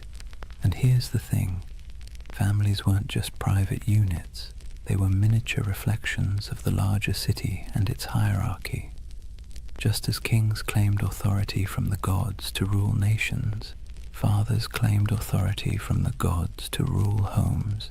The same logic that justified empires justified bedtime discipline. Civilization and family structure grew up hand in hand, each reinforcing the other, all under the Anunnaki's restless gaze. Of course, within this strict system there were still moments of warmth. Picture a mother teaching her daughter how to weave, her hands guiding the thread through the loom.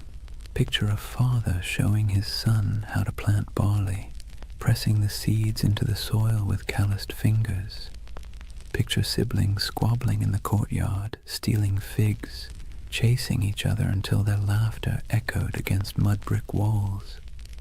These were human moments, timeless and familiar, lived out under the shadow of divine expectation.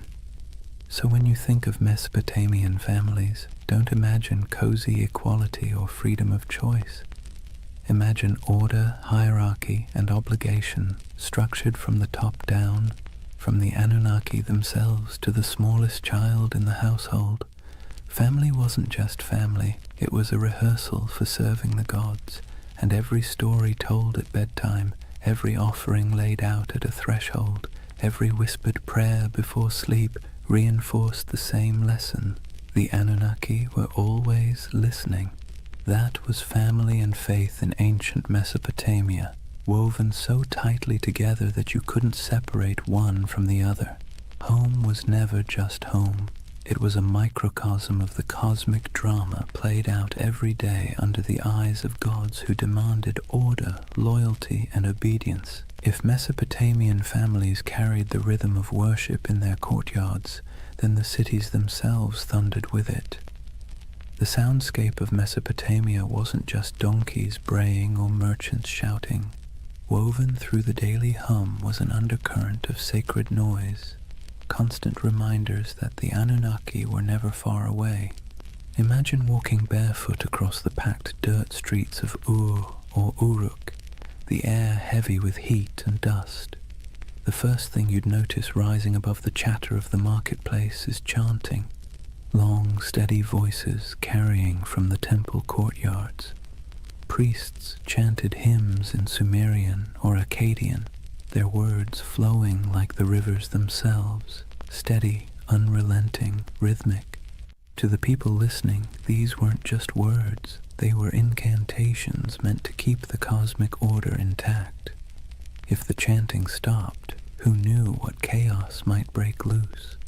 Temples were alive with activity. Incense smoldered, releasing thick curls of smoke that clung to the air, sweet and sharp at the same time. The scent was meant to please the gods, but for ordinary people walking by, it was a reminder that the divine was close enough to smell. Lyres plucked their delicate notes in temple courtyards, drums pulsed with steady beats, and flutes added piercing tones that drifted across rooftops. To us, it might sound like music. To them, it was more like maintenance, a sound system designed to keep the Anunnaki pacified. And it wasn't just priests who contributed to the sacred soundscape. Festivals turned entire cities into orchestras of devotion. Imagine crowds gathering for a procession, voices rising together in chants, bells clanging, animals bellowing as they were led toward sacrifice. The ziggurat loomed above it all, terraces echoing with footsteps as priests climbed higher to offer food, drink, and prayers to the gods at the summit shrine. From miles away, travelers could hear the echo of music, the low murmur of thousands of voices, and know they were approaching a city where gods were fed daily like pampered royals. But the sounds weren't always grand. Sometimes they were intimate and unsettling. Picture a priest muttering over the body of a sick child, reciting spells to chase away spirits. Picture whispered prayers at dusk, entire families speaking softly into the night air as oil lamps flickered. Picture the hush that fell when an omen was announced, the crowd quieting to hear the words that might decide whether the gods were pleased or furious. In these moments, sound wasn't background. It was the bridge between humans and the Anunnaki. The irony is that these sounds, sacred chants, booming drums, whispered prayers, blurred together with the noise of the city. A donkey braying outside a temple, a merchant shouting about his wares as priests sacrificed a goat, children laughing while incense smoke rose into the sky. The sacred and the ordinary overlapped constantly, like two melodies played at the same time. For Mesopotamians, there was no separation between daily life and sacred life. Every sound was part of the same chorus, one directed at keeping the gods content. So, when you imagine Mesopotamia, don't just picture silent ruins or dusty tablets in a museum. Picture a city alive with sound, chanting voices echoing from ziggurats, music rising from temples, prayers whispered in homes, markets buzzing with life. And beneath it all, the steady, unsettling hum of belief, the sense that every sound you made was heard, judged, and recorded by the Anunnaki. That was the soundscape of Mesopotamia, sacred and ordinary, human and divine, blending into one endless hymn beneath the gaze of restless gods. So far we've walked the fields, stepped into homes, and stood in the courtyards of temples. But if there's one thread tying all of Mesopotamian life together under the watch of the Anunnaki, it's struggle. Not dramatic Hollywood-style struggle, more like the constant grinding kind. The kind that wears you down day after day until survival itself feels like an act of worship. Imagine yourself as an ordinary farmer, standing ankle-deep in a muddy canal, sweat dripping into your eyes as the sun beats down. The water that gives life to your crops also threatens to destroy them, either by flooding too much or not enough. You dig ditches, patch walls, and mutter prayers, hoping Enki might spare you this season. Your back aches, your hands blister, and still the work never stops. Each seed you plant is not just a gamble with the soil, it's a plea to the gods. Or imagine being a craftsman, hunched over a clay tablet, shaping wedge-shaped marks into wet clay. Maybe you're writing receipts, tallying debts, or recording temple rations. The work is tedious, your teacher strict, your mistakes punished. And yet, every stroke of your stylus feels like part of something bigger. You're not just tracking grain, you're participating in a divine system where the Anunnaki themselves are imagined to weigh human worth in records and decrees. Disease lurked in the background too. Cities were crowded, hot and filthy, and illness spread quickly. If someone in your family fell sick, you didn't think of germs, you thought of angry gods or lurking demons. Maybe it was punishment, maybe it was bad luck, maybe both. Priests muttered incantations over the feverish burned incense and offered sacrifices. Sometimes it worked, sometimes it didn't. Either way, you believed your life was being tallied by powers you couldn't see. And then there was the simple, unshakable anxiety of living in a land where nothing stayed stable for long. Floods, droughts, raids from neighbors. Every threat felt like it came with divine approval or divine neglect. You might work tirelessly, live faithfully, and still watch your field wash away overnight. It's no wonder that Mesopotamian myths constantly circle back to the same themes. Humans struggling, gods displeased, chaos always around the corner. But within that struggle, there was resilience. People endured. They dug new canals after floods, rebuilt homes after raids, prayed louder after disasters. Families bound themselves tightly together. Neighbors leaned on one another in the marketplace, and communities clung to rituals that gave their world meaning. The Anunnaki may have loomed like stern overseers, but the people found ways to keep living, laughing, and even celebrating in the cracks between their hardships. So, when you picture Mesopotamia under the eyes of the Anunnaki, don't imagine endless golden fields or carefree abundance. Imagine sweat-soaked tunics, cracked hands, and weary faces that still lifted toward the ziggurat at dawn. Imagine humanity trying, failing, and trying again, all while believing that somewhere, far above or deep below, the Anunnaki were watching, measuring, and deciding their fate. That was the human struggle. A constant effort to carve order out of chaos, meaning out of hardship, and survival out of a world that felt forever precarious. And in that struggle, civilization itself was born. Chapter 2. The Gods Who Ruled the Skies and Earth. If life in Mesopotamia felt like a constant test, then the examiners were the Anunnaki. These weren't gentle guardian angels or abstract philosophical ideas. They were the great gods, beings who sat at the very top of the divine food chain, descended from the union of Anu, the Sky Father, and Ki, the Earth Mother. To the Mesopotamians, the Anunnaki weren't distant background characters. They were judges, enforcers, and supervisors, always peering down like cosmic landlords who never forgot to collect rent. The word itself, Anunnaki, has a heaviness to it, something that sounds like it should be whispered by torchlight. Ancient scribes described them as the 50 great gods, though their numbers shifted depending on which city you asked. Some texts placed them in the heavens, others in the underworld. In either case, their role was clear. They were the arbiters of fate, the beings who decided whether you lived to see another harvest or whether your name would vanish into dust. Picture it like a cosmic council chamber. Anu presides as the lofty patriarch of the skies, his authority absolute, but his personality distant. He isn't the kind of god you chat with about personal problems. He's the one who sets the tone, like a CEO you've never met, but whose name sits on every memo. Beneath him, Enlil, god of air and storms, is the enforcer, a figure as feared as he was respected. He could bless the land with life-giving rain or flatten it with violent winds. His moods were the weather forecast.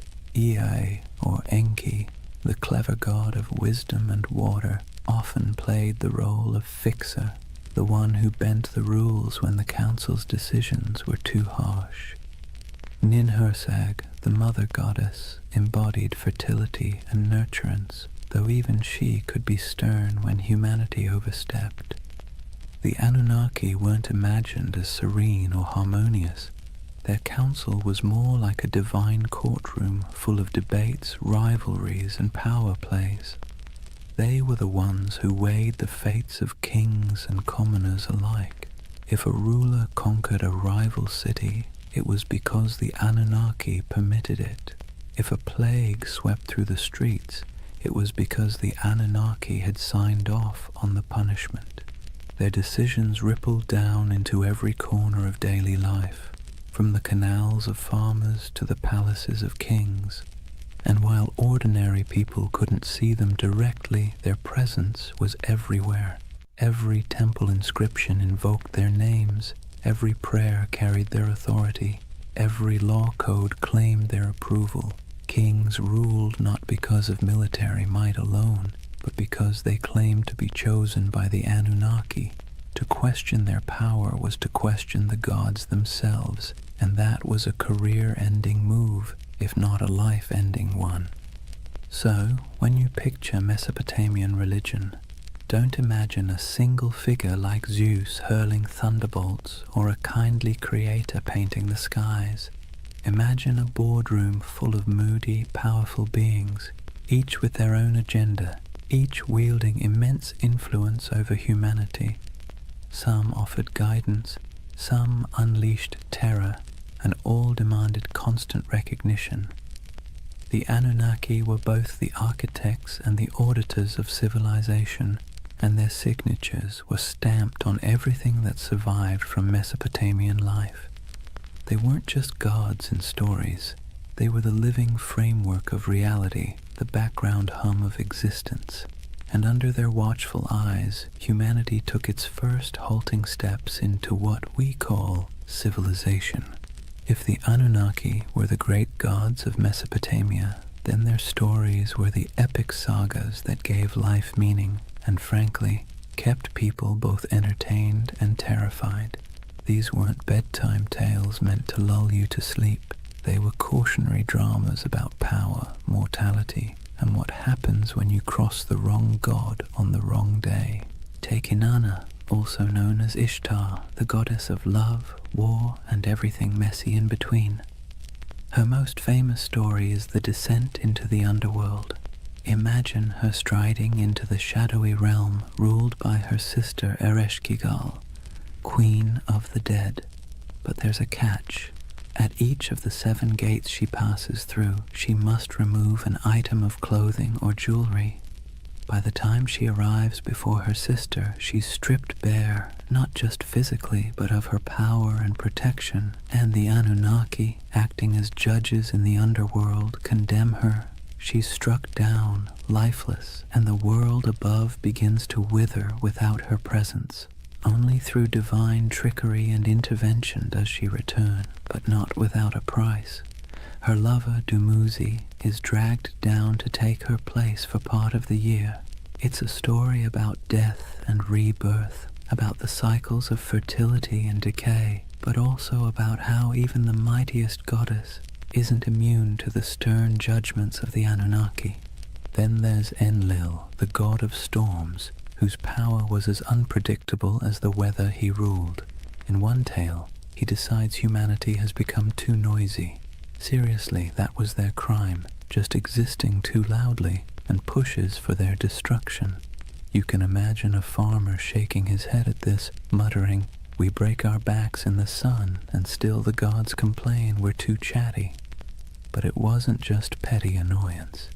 The Anunnaki gathered as a council to decide humanity's fate, and their verdict carried the weight of life and death. Enki, the god of wisdom and water, often acted as a counterbalance. He was the sly one, slipping humanity a lifeline when the other gods turned cruel. He whispers secrets to mortals, helps heroes survive floods, and generally makes sure that civilization doesn't collapse entirely under the divine equivalent of poor management.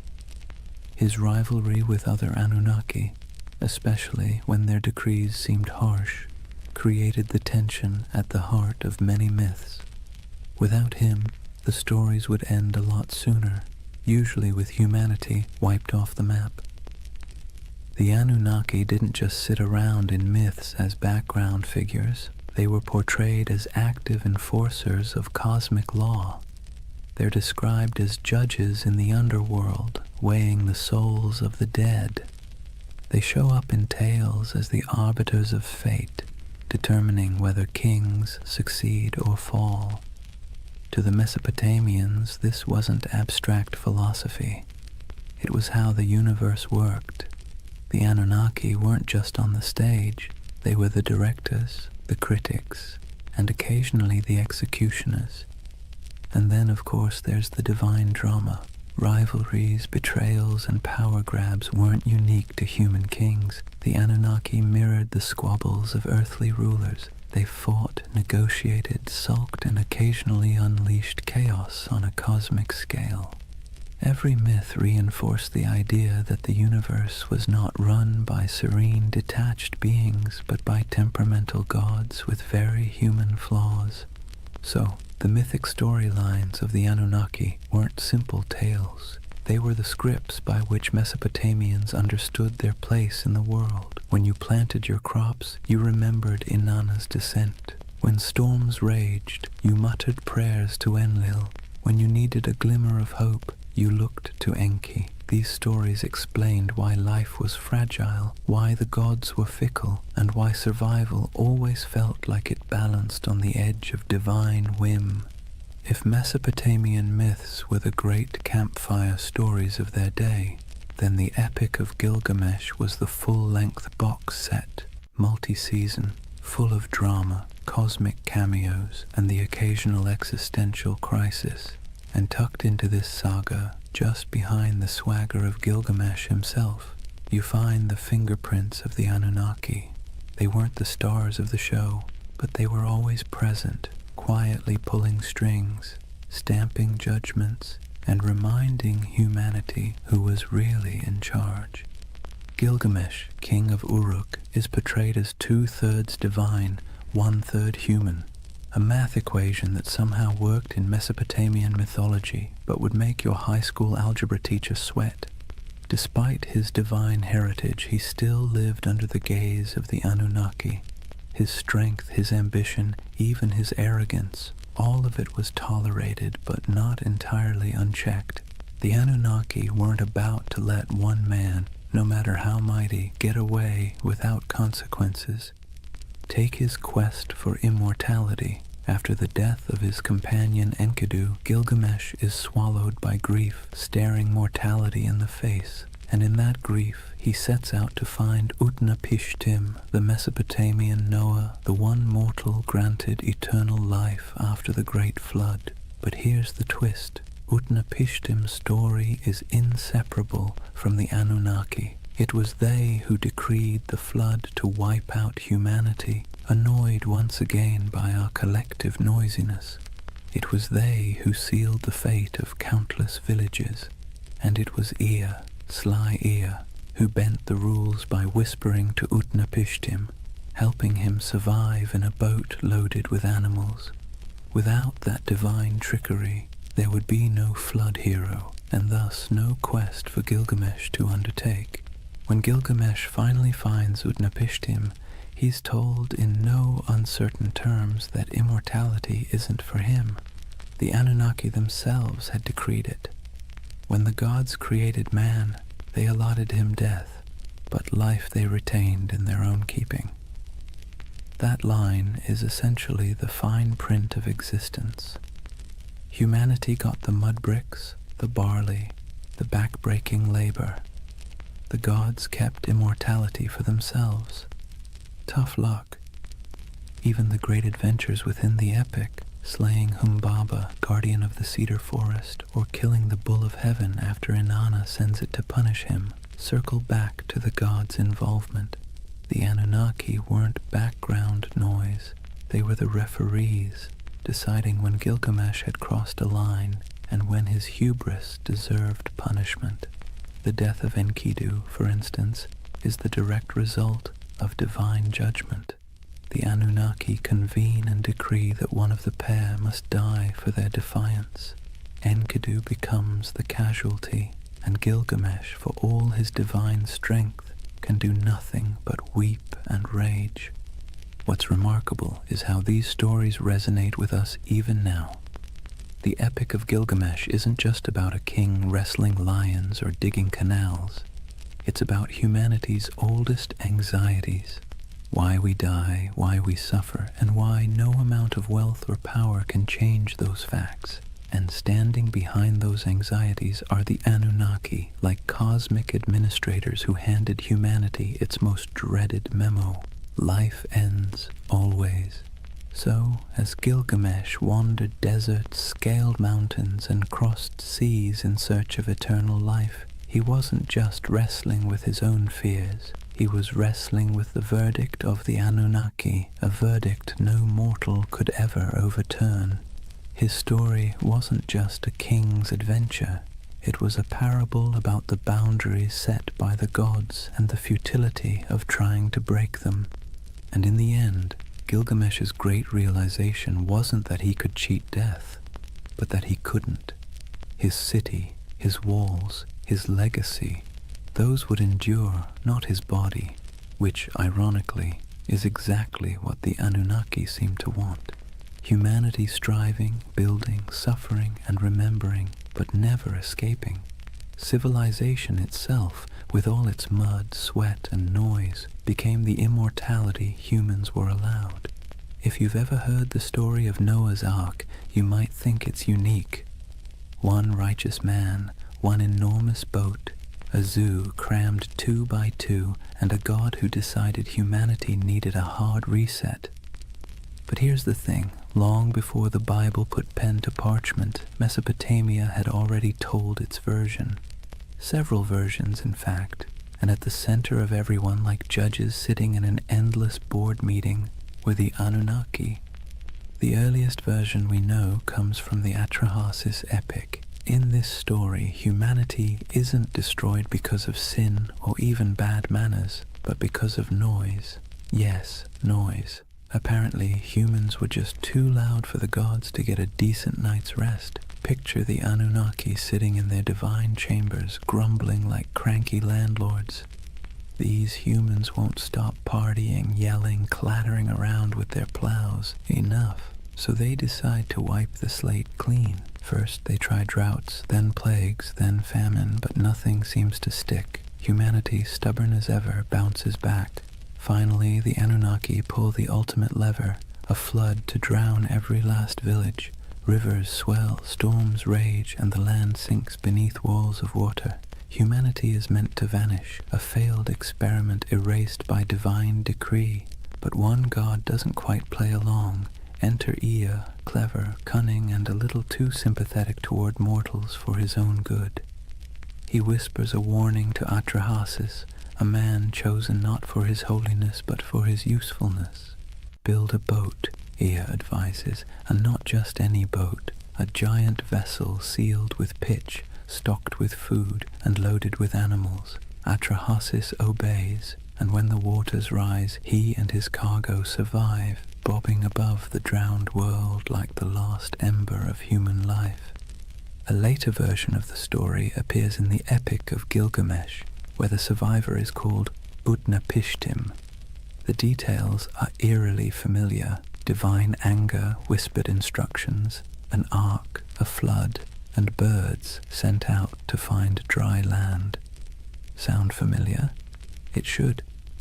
The echoes between these Mesopotamian tales and the later biblical flood story are too strong to ignore.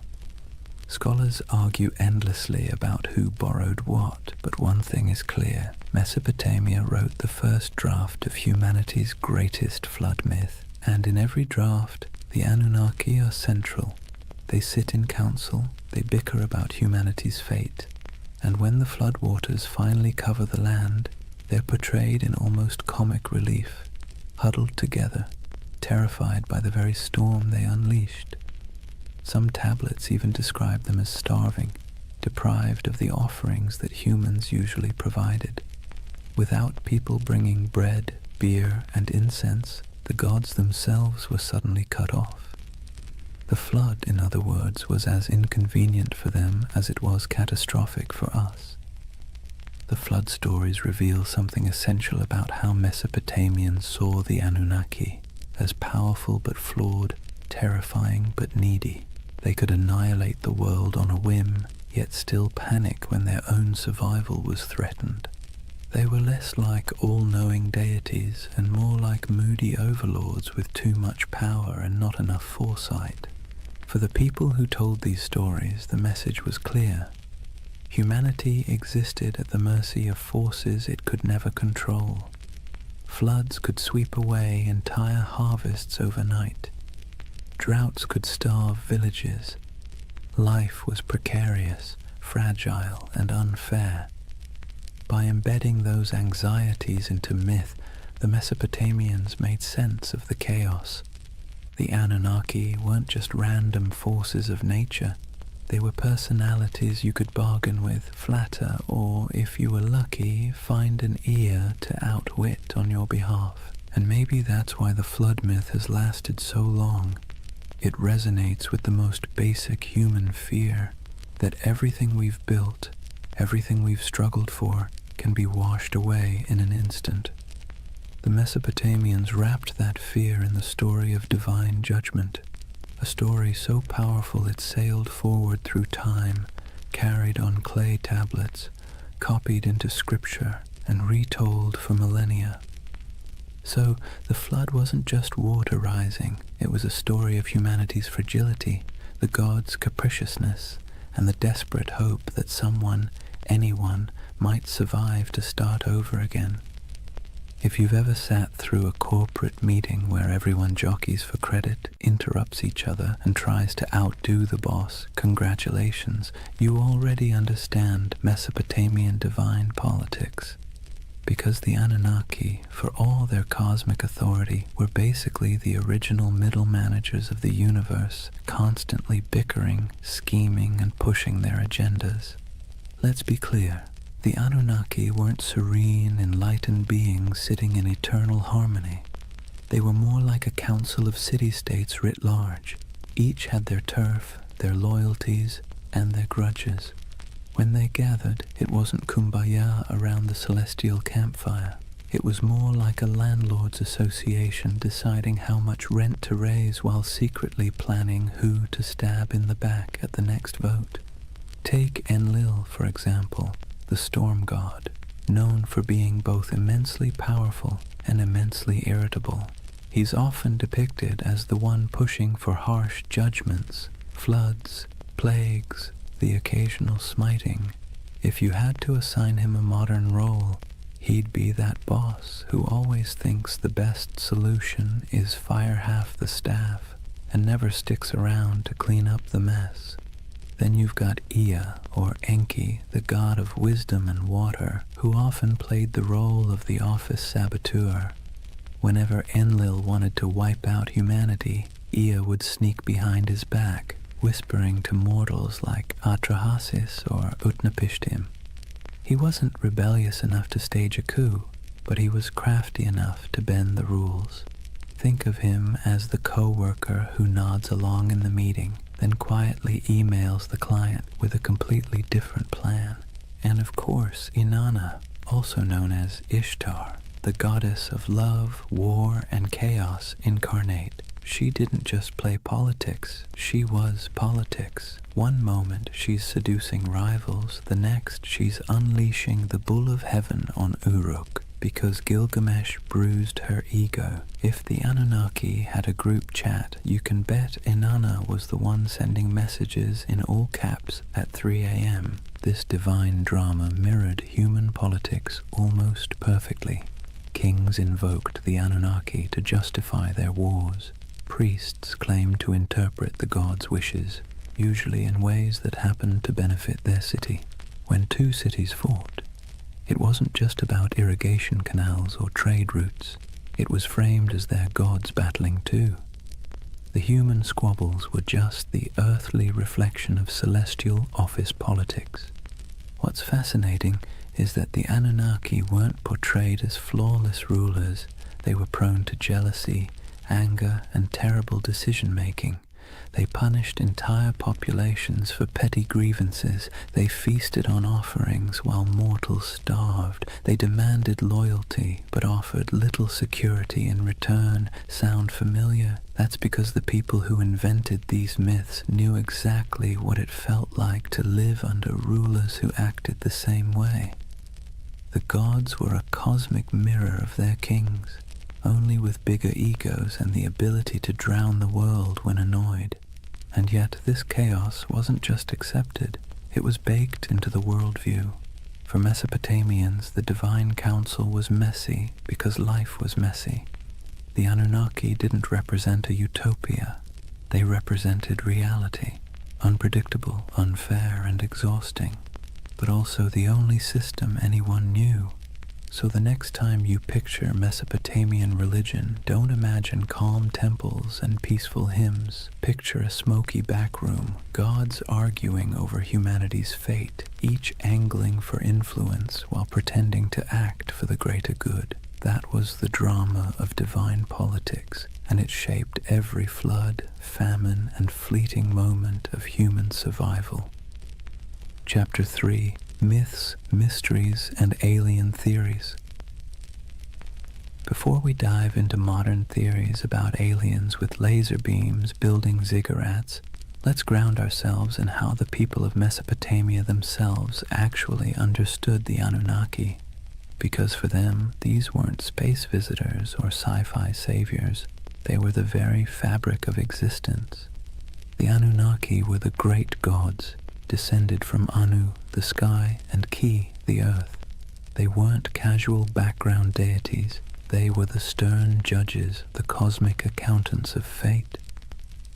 Picture them sitting on a celestial council bench, scribbling down humanity's behavior like the universe's first HR department, except the performance reviews were terrifyingly final. They decided who lived, who died, and how the world ticked. But here's the twist. They weren't abstract. They were woven into every corner of daily life. A farmer digging an irrigation canal didn't just worry about weeds or floods. He worried about whether the Anunnaki were pleased with his offering of grain. A merchant weighing silver in the bazaar wasn't just concerned about fair trade. He wondered if the gods of fate were tallying his honesty. The Anunnaki weren't far away. They were breathing down your neck in every deal, every harvest, every storm cloud on the horizon. Temples were their houses, but also their workplaces. Priests acted as caretakers, feeding the statues daily meals, dressing them in embroidered garments, and bathing them in ritual purity. Imagine treating a carved stone figure as if it were your very picky, very powerful roommate who might throw a tantrum if dinner was late. That's the relationship Mesopotamians had with their gods, equal parts reverence and anxiety. The Anunnaki's role stretched beyond the fields and temples. They were tied to fertility, justice, and even the underworld. In some myths, they sit as judges in the realm of the dead, weighing the shadows of human lives like bureaucrats processing endless paperwork. Not exactly a comforting image, but then again, Mesopotamian religion wasn't about comfort. It was about explaining a world that was dangerous, unpredictable, and constantly shifting. And the rituals reflected that. People poured out libations of beer, laid down offerings of bread, burned incense, and sang hymns to keep the divine machine running. Festivals were not just moments of joy, they were mandatory maintenance on the cosmic engine. Skip a ritual, anger a god, and suddenly your canal might collapse or your child might fall sick. So when we talk about the Anunnaki, the ancient understanding wasn't glamorous, it was anxious. These weren't benevolent guardians handing out blessings. They were moody overseers, cosmic bosses whose whims dictated survival. And humanity's job was simple, if exhausting. Keep them fed, keep them clothed, keep them entertained, and maybe, just maybe, they wouldn't ruin your week. In other words, the Anunnaki were less about lofty spirituality and more about survival management. They reflected the world their worshippers lived in, harsh, unstable, unpredictable, but impossible to ignore. So let's clear the fog a bit. When we talk about the Anunnaki, what do we actually know from the ground? What's been dug up, baked in clay, and translated by bleary-eyed archaeologists squinting at wedge-shaped cuneiform? Because while modern theories tend to leap straight into sci-fi territory, the ancient sources are both more grounded and, in some ways, more fascinating. The word Anunnaki itself pops up across thousands of years of Mesopotamian texts, from Sumerian myths to Babylonian epics. These weren't obscure fringe deities whispered about in one dusty tablet.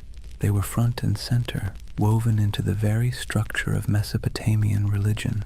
They appear in the Enuma Elish, the Babylonian creation story, their judges in underworld texts, their name dropped in royal inscriptions, invoked as divine witnesses to treaties and curses. If you lived in Mesopotamia, you would have heard their names the way we hear the law or the government. Archaeologists have unearthed thousands of cuneiform tablets that mention them. Some are myths, some are hymns. Others are dry administrative lists where the Anunnaki show up as the divine recipients of offerings, bread, beer, livestock, and occasionally the odd luxury good. Imagine seeing your gods listed alongside taxes in a spreadsheet carved into clay. That's how real they were to the people of the time.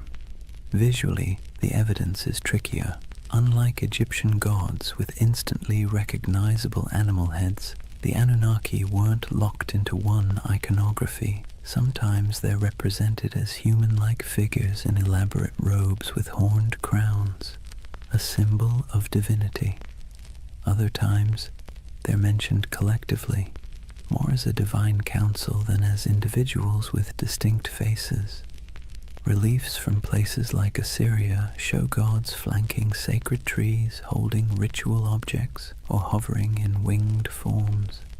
Whether every winged figure should be read as Anunnaki is debated, but what's certain is that these divine images were meant to remind worshippers of cosmic hierarchy, gods above, humans below, no exceptions. Then there are the ziggurats themselves, the massive step temples that dominated Mesopotamian skylines. While we can't slap a label on the bricks reading Anunnaki headquarters, the texts make clear these structures were dedicated to them and their kin. Priests, trained scribes, and entire economic systems revolved around the upkeep of these temples. Archaeological digs at Ur, Uruk, and Babylon show storehouses stuffed with offerings, workshops producing ritual goods, and courtyards where processions would wind past colossal altars. These weren't quaint little shrines, they were institutions, part Wall Street, part Vatican, part government office, all in the name of gods like the Anunnaki. Of course, the tablets don't answer every question. They leave gaps. Frustrating gaps that modern minds love to fill with speculation. Did the Anunnaki descend from the heavens in some dazzling moment of contact? The texts never say that. Did they genetically engineer humans in a laboratory? No mention. What they do say is that the Anunnaki were the arbiters of fate, the enforcers of divine will, and the ever-watchful overseers of human existence. They're described as present in the underworld, as the ones who decree destinies, and as an assembly that even other gods had to respect.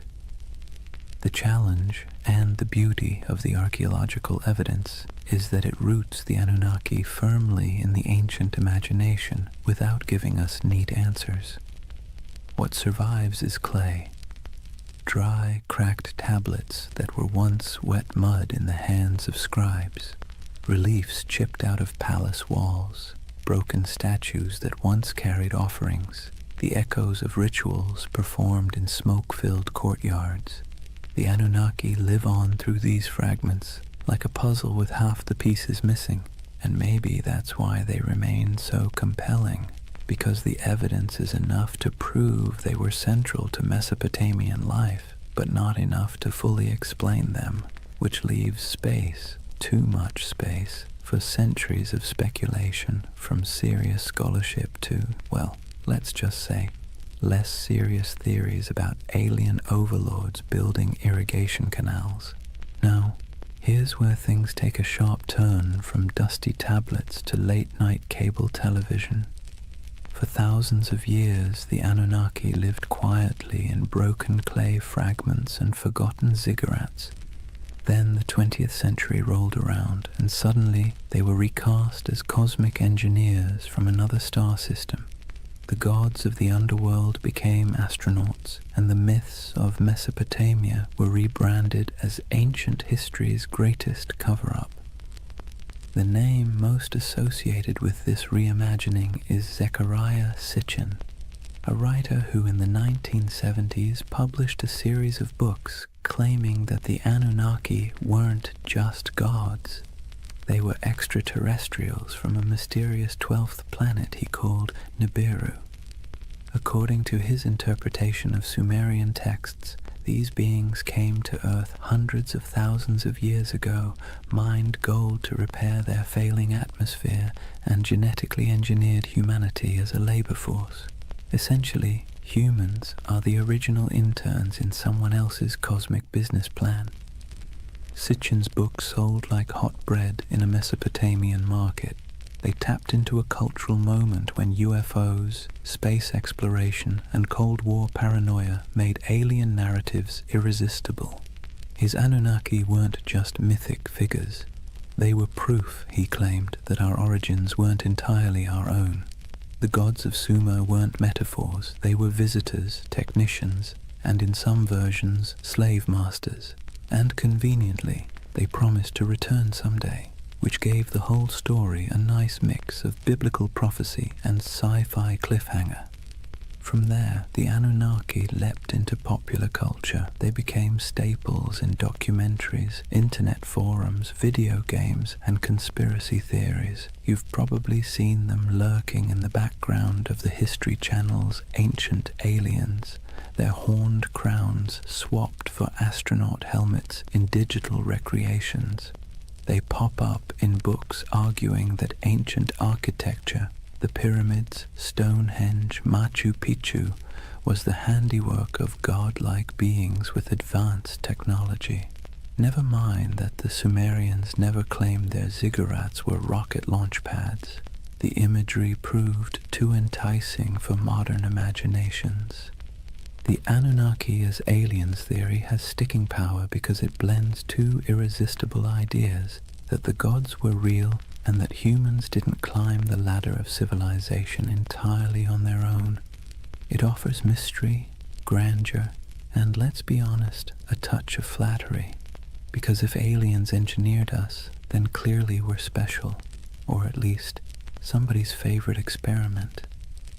Of course, historians and archaeologists roll their eyes hard enough to sprain something when these theories come up. There's no tablet that says, by the way, we came from planet Nibiru. There's no evidence of spaceports in Ur or genetic labs in Babylon. The texts talk about floods, fate, rituals, and divine councils, not interstellar travel. But for many people, that's part of the fun. The gaps in the evidence are fertile ground for imagination, and Sitchin's Anunnaki filled those gaps in a way that captured millions of readers. It's worth pausing, though, to ask why. Why did the Anunnaki, of all the gods in human history, become the poster children for alien theories? Why not the Greek Olympians, or the Norse pantheon, or the Aztec deities? Partly it's because Mesopotamia is so old. These myths stretch back to the dawn of writing, which makes them feel like they contain hidden truths, the first draft of humanity's story. And partly it's because the Anunnaki were always portrayed as remote, judgmental overseers, an image that lends itself easily to the idea of superior beings from elsewhere. So, in the modern imagination, the Anunnaki have been rebranded, no longer just the moody gods of grain and flood. They're star travelers, geneticists, and absentee landlords of Earth. Whether you buy it or not, you have to admit, it's a heck of a career change for a bunch of ancient underworld judges. So, let's weigh the scales. On one side, we have archaeologists with dirt under their fingernails, carefully piecing together tablets baked 5,000 years ago. On the other, we have modern storytellers claiming the Anunnaki were gold-mining astronauts with a taste for human DNA. Which side is right? Well, that depends on whether you prefer your history served with clay dust or with tinfoil hats. First, the debunking side. Professional Assyriologists, those are the folks who actually read cuneiform, not just squint at it until it looks like spaceships, are nearly unanimous. The alien Anunnaki theory has no basis in the texts. The tablets describe gods with human emotions, divine councils, underworld judges, and mythic battles. They don't describe rocket launches, orbiting planets, or genetic splicing. The so-called translations used by Sitchin and his followers are, to put it gently, extremely creative. Imagine reading a cookbook, ignoring the ingredients list, and deciding it's actually a secret guide to time travel. That's about the level of scholarship we're talking about. Historians also point out that Mesopotamian myths are not unique in describing gods coming from the heavens or shaping humanity. Nearly every culture personified natural forces, storms, floods, fertility, death, as divine beings. The Anunnaki fit neatly into this pattern. Their role as overseers of fate and cosmic order makes sense in a world where rivers could make or break your survival overnight. They were not literal engineers from outer space. They were metaphors dressed in horned crowns. And yet, here's where the believing side makes its case, not necessarily because the evidence is strong, but because the allure is irresistible. People love mysteries. We love the idea that official history only tells part of the story, and we especially love the idea that ancient civilizations had secrets we can barely comprehend. The Anunnaki as aliens theory scratches all those itches. It takes the gaps, the missing pieces in the archaeological record, and fills them with rockets, DNA labs, and interstellar empires. And let's be honest, the official scholarly version isn't exactly sexy. The Anunnaki were stern gods who oversaw the underworld and enforced cosmic order doesn't exactly sell 1 million paperbacks. The Anunnaki were aliens who built humanity as their labor force and promised to return. Now that gets you a book deal, a History Channel interview, and a lifetime supply of conference invitations. What's fascinating is how both sides talk past each other. Scholars insist, rightly, that there's no evidence for aliens. Believers insist, also rightly in their own way, that the mysteries of Mesopotamia leave plenty of room for speculation. And between those poles, the Anunnaki themselves sit in silence, their names carved into clay, waiting for us to argue over them. Maybe that's the real takeaway here. Not whether they were gods, judges, or astronauts, but the fact that the Anunnaki are still sparking debate thousands of years later. They're still being reinterpreted, reshaped, and reimagined to suit the anxieties and fascinations of every age, whether that's Bronze Age farmers worrying about floods, or modern readers worrying about aliens in the night sky. So are they aliens? Almost certainly not. Are they fascinating? Absolutely. And in the end, whether you lean on the side of clay tablets or cosmic spaceships, you're participating in the same tradition the Mesopotamians started, using stories to make sense of a world that always feels a little bit out of our control. Here's the thing, whether you side with the cautious archaeologists or the ancient astronaut crowd, one fact is undeniable. The Anunnaki have staying power. Thousands of gods have come and gone, their names forgotten, their temples reduced to rubble, but somehow the Anunnaki still loom in our imagination, stubbornly refusing to fade. Why? What is it about this particular group of deities that continues to haunt us? Part of the answer lies in timing. The Anunnaki belong to the very earliest chapters of human history. When we talk about them, we're not just talking about some late add-on to mythology. We're talking about gods that walked hand in hand with the invention of writing, cities, and law. They're baked into the foundations of civilization itself. To imagine them is to imagine the dawn of human organization, when the rules of existence were still being scribbled on clay for the very first time. That alone gives them an aura of primordial authority. Another part is their personality. Unlike distant creator gods who retreat into the heavens after making the world, the Anunnaki were meddlesome. They judged, they punished, they demanded offerings. They were nosy landlords of human destiny, constantly keeping score. And let's be clear, that resonates because it feels familiar. Who hasn't felt like life is governed by forces beyond your control, demanding rent, setting impossible rules, and punishing you when you fall short? The Anunnaki embody that eternal human anxiety that someone powerful is watching and that your fate is never entirely your own. Then there's the modern twist. Once writers like Sitchin recast them as aliens, the Anunnaki slipped neatly into our age of science fiction. Suddenly they weren't just gods in dusty temples. They were interstellar overlords, genetic engineers, perhaps even visitors who might return. That storyline dovetails perfectly with our cultural obsessions, UFO sightings, government cover-ups, the dream that humanity's origin story has a cosmic footnote. The Anunnaki became flexible enough to serve both the skeptic and the dreamer, the scholar and the conspiracy theorist. But maybe the deepest reason they captivate us is because they stand at the intersection of myth and mystery. They are ancient enough to feel weighty, mysterious enough to feel open-ended, and human enough to feel relatable. They bridge the gap between the world we know and the world we suspect might exist just beyond our understanding. Whether as gods, symbols, or aliens, the Anunnaki invite us to ask big questions about control, destiny, and the possibility that humanity isn't entirely steering its own ship. And so they linger on broken tablets in dusty museums, on the shelves of UFO bookstores, in memes, podcasts, video games, and documentaries.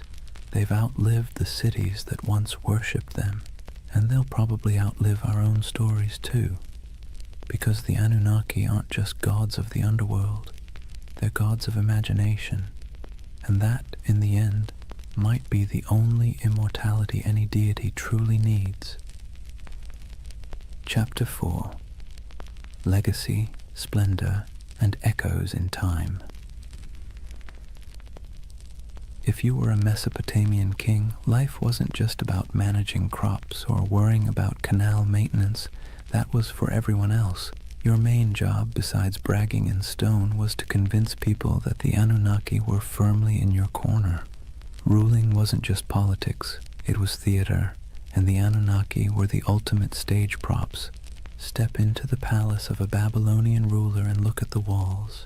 Carvings show the king standing tall, flanked by divine symbols, winged discs, horned crowns, stars etched above his head. These weren't decorative doodles, they were bold advertisements. The message was simple: I don't just rule because I say so, I rule because the gods, the Anunnaki themselves, have given me the keys to the kingdom. If anyone dared question it, well, they weren't defying just a man, they were defying the cosmic order. Not exactly a comfortable position to be in. And then there were the temples. Massive ziggurats weren't simply for piety, they were political assets. Kings poured resources into these towering mud brick staircases to heaven, dedicating them to the Anunnaki as if they were paying off a divine mortgage. Each new level added, each gleaming brick was another way of saying, see how devoted I am? Clearly the Anunnaki love me more than the guy ruling next door. Priests, of course, benefited handsomely from this arrangement, receiving offerings, land, and workers, all in the gods' names. Kings and priests together formed a kind of divine PR firm, endlessly reminding everyone that their power flowed straight from above. Rituals, too, were carefully choreographed to spotlight this connection. The king might be shown pouring libations to a statue of a god or personally leading a festival procession. Behind him trailed nobles, musicians, soldiers, and ordinary citizens, all participants in a drama where the king was both actor and messenger. The Anunnaki's presence was invoked at every step, their supposed approval stamped onto the very structure of civic life. Of course, it wasn't all incense and hymns. Kings also invoked the Anunnaki in their darker pronouncements. Inscriptions often came with curses attached.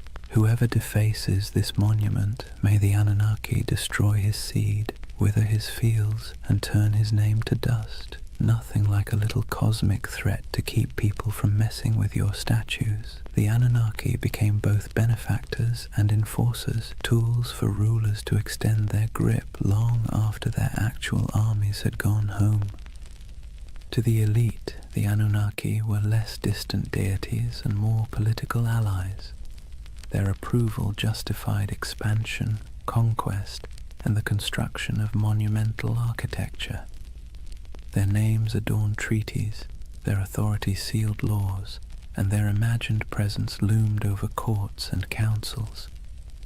Ordinary Mesopotamians might have seen the Anunnaki as stern judges of fate, but for kings they were a brand, one you invested in heavily because without it your power was just another mud-brick palace waiting to crumble. And so when you think of Mesopotamian splendor, banquets with honey cakes and music, dazzling gates covered in glazed brick, kings reclining in luxury, remember that every goblet raised was, at least on paper, raised in honor of the Anunnaki. The gods were everywhere, woven into the very fabric of elite life, both as protectors and as the ultimate marketing department. Let's step outside the palaces for a moment and see how different life looked depending on where you stood in Mesopotamian society. Because while kings and nobles could commission inscriptions boasting about their cozy relationship with the Anunnaki, ordinary people experienced those gods in very different, far less glamorous ways. Start with the farmer. He rises before dawn, trudges barefoot through mud, and pours out a portion of his precious grain as an offering. That handful of barley might be the difference between feeding his family through the week or going hungry, but the ritual isn't optional. The Anunnaki need to be kept happy, or at least not too angry, and so sacrifices are made. For him, the gods are stern overseers whose moods swing with the floods, the plagues, and the weather. His prayers are not about glory or legacy. They are desperate petitions for rain, for healthy crops, for the survival of his children. Now step into the temple courtyard. Here, priests oversee elaborate offerings, roasted lamb, beer poured into bowls, incense rising in aromatic clouds. Nobles and kings show up too, parading gifts of gold and silver, dedicating massive feasts in the gods' names. On the surface, it looks like everyone is worshipping the same deities, but the scale is entirely different. Where the farmer gives a clay bowl of bread, the king gives an entire bull. Where the laborer prays for enough water to survive the season, the ruler prays for divine sanction to conquer a neighboring city. Same gods, very different wish lists. And that's the irony. The Anunnaki were invoked as protectors of the entire community, yet the experience of worship was stratified. For the elite, ceremonies doubled as political theater. A grand feast for the gods also reminded the crowd who had the wealth to host it. Statues clothed in embroidered robes weren't just signs of piety. They were signs of power, gifts only rulers could afford to lavish. The gods, in other words, could be co-opted into a luxury brand. For ordinary people, the relationship was more anxious, even exhausting. You lived in constant fear of offending the divine, often through mistakes you didn't even understand. Did you skip a ritual unknowingly? Did a bad dream mean you had angered a god? The Anunnaki were less symbols of splendor and more reminders of how small, fragile, and vulnerable your life was. While kings used the Anunnaki to justify authority, you used them as insurance, however unreliable, against catastrophe. So picture the contrast. In the palace, banquets lit by oil lamps, honey cakes dripping with syrup, nobles reclining as musicians play, the king raising a jeweled cup to the gods.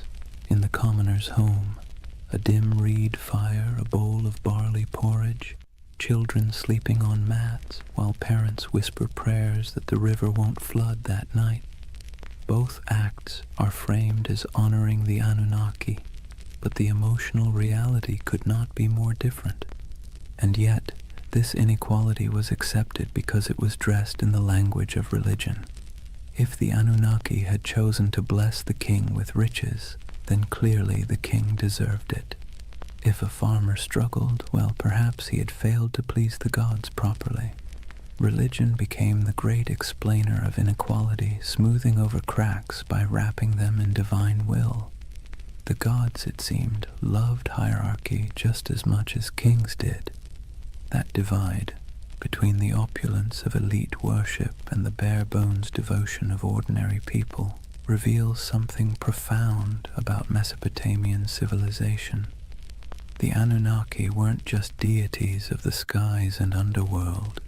They were instruments of power woven into the daily grind of survival for some and the dazzling spectacle of glory for others.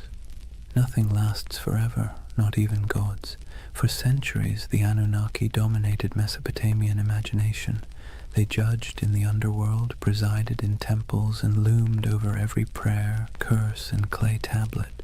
But slowly, quietly, they began to fade, not because people suddenly stopped believing in gods altogether, far from it, but because new powers, new empires, and new religions rolled in, sweeping the old names into the shadows. It began with conquest. Mesopotamia was never an isolated bubble. It was a crossroads where Persians, Greeks, and eventually Romans stamped their own cultures onto the land. Each wave of rulers brought new pantheons, new rituals, and new myths. The Anunnaki, once the unquestioned arbiters of fate, were slowly blended, reshaped, or outright replaced. A Babylonian might once have whispered prayers to Inanna or Enlil, but by the time of the Persians, attention shifted toward Ahura Mazda. Later, under Hellenistic influence, Greek gods elbowed their way into local imagination, blending awkwardly with the old Mesopotamian figures. The Anunnaki became echoes, half-remembered names tucked into older hymns and inscriptions, less feared than they once were. Even in the myths, they began to shrink. In the earliest texts, the Anunnaki were grand, mighty judges of humanity, controllers of storms and harvests. But later, their roles were downplayed, reinterpreted, or demoted. Some became minor underworld deities, their names appearing only in lists or rituals, stripped of personality. Others were absorbed into the identities of more dominant gods like Marduk, who rose to prominence in Babylon. It's as if the divine stage grew crowded, and the Anunnaki were pushed to the background, while new stars took the spotlight. Part of their decline came from the simple fact that memory is fragile. Myths were preserved on clay tablets, but those tablets broke, crumbled, or were buried under centuries of dust. Without scribes constantly rewriting and teaching them, names slipped away, and when temples fell into ruin, when ziggurats melted back into mud, the rituals that once kept the Anunnaki alive dissolved too. Gods require worshippers. Without daily offerings, songs, and fear, even the most intimidating pantheon becomes just a whisper in old stories. Yet their influence didn't vanish completely. Biblical writers remembered Babylon and its gods, often casting them as symbols of arrogance or oppression. Later cultures hinted at shadowy beings who sounded suspiciously like the Anunnaki, stern judges, watchful figures, half-remembered echoes of older myths. But their names, once shouted in temple courtyards, became faint murmurs in academic footnotes and archaeological reports. Imagine walking through the ruins of Ur or Babylon centuries after their decline. The great ziggurats are crumbling, reeds sprouting between broken bricks. Once bustling courtyards are silent, save for the wind. The statues of gods are toppled or eroded, their once bright garments long since rotted. To stand there is to feel the silence of forgotten worship, a silence where the Anunnaki once thundered. And yet there's a strange comfort in that silence. Even the gods, it turns out, are subject to time. They too fade, replaced, rewritten. The Anunnaki's decline is a reminder that nothing, no matter how powerful it seems, escapes the erosion of centuries. Their temples collapsed, their names blurred, but the idea of them lingers, proof that even when the divine fades, memory holds on, however faintly. The Anunnaki may have faded from temples and clay tablets, but they never disappeared entirely. Instead, they slipped sideways, out of daily worship and into memory, myth, scripture, and eventually pop culture. In some ways, they're more famous today than they were in the last days of Mesopotamia, though not always for reasons a Sumerian priest would recognize. Let's start with the Bible. The Hebrew writers who lived through exile in Babylon didn't forget the overwhelming presence of Mesopotamian gods. They may not have name-dropped the Anunnaki directly, but echoes of their imagery crept in. The Watchers, described in certain apocryphal texts, the Nephilim, giants said to descend from divine beings, carry a suspicious resemblance to older tales of moody gods and semi-divine figures. The story of the Tower of Babel itself feels like a faint shadow of the ziggurats, those stairways to the heavens where priests once claimed the gods descended. Babylon became a symbol of arrogance, sin, and divine punishment. But behind that symbol lurked the forgotten faces of the Anunnaki. Fast forward a few millennia, and the Anunnaki were dusted off, not by priests or kings, but by authors with a taste for the mysterious. In the 20th century, writers like Zecharia Sitchin gave them a brand new identity, not just gods, but aliens. According to his theory, the Anunnaki were advanced beings from another planet, here to engineer humanity as a labor force. Never mind that Mesopotamian texts say no such thing. This reimagining stuck, feeding directly into the world of ancient astronaut theories. Suddenly, the Anunnaki weren't forgotten deities of grain and underworld judgment. They were interstellar overlords with spaceships, genetic labs, and a taste for gold. Do scholars roll their eyes at this? Absolutely. Archaeologists point out that Sumerian inscriptions mention plenty of gods, but none of them arrive in rockets or dabble in DNA splicing. Still, the theory has traction because it taps into a deep human itch, the sense that our past hides secrets, that civilization began not just with mud and sweat, but with some kind of hidden intervention. The Anunnaki, rebranded as cosmic engineers, became perfect fodder for late-night documentaries, YouTube rabbit holes, and endless speculation about what if. And it didn't stop with conspiracy books. The Anunnaki found their way into movies, video games, and novels. They appear as shadowy gods in fantasy series, as alien overlords in science fiction, as mysterious powers in role-playing games. Their very name carries weight, ancient, strange, vaguely menacing. You don't even need to know who they were to feel a flicker of intrigue when you hear it. It's ironic, really. In Mesopotamia, the Anunnaki were feared as judges, overseers, the divine middle management who ensured humanity never forgot its place. Today, they're debated in podcasts, plastered across memes, and occasionally turned into boss battles on a PlayStation screen. From temple chants to digital avatars, that's quite a career arc for a pantheon. But here's the bigger question. Why do they still haunt us? Why do people, thousands of years later, still turn to the Anunnaki as symbols of hidden knowledge, ancient power, or cosmic conspiracy? Maybe it's because they embody both sides of human imagination, the sacred and the strange, the myth and the mystery. They were never gentle gods. They were moody, demanding, unpredictable. In that sense, they feel closer to us than the serene, distant gods of later traditions. They remind us of a time when the divine was messy, imperfect, and perhaps a little terrifying. And in that imperfection, they remain endlessly fascinating. So whether you see them as forgotten deities, misunderstood myths, or interstellar overlords with questionable management skills, the Anunnaki endure. They're still here, not in temples of mud brick, but in our stories, our media, our restless curiosity, and maybe that's their real legacy. Not the rituals of the past, but the questions they leave us with in the present. So here we are, at the end of a long walk through the world of the Anunnaki.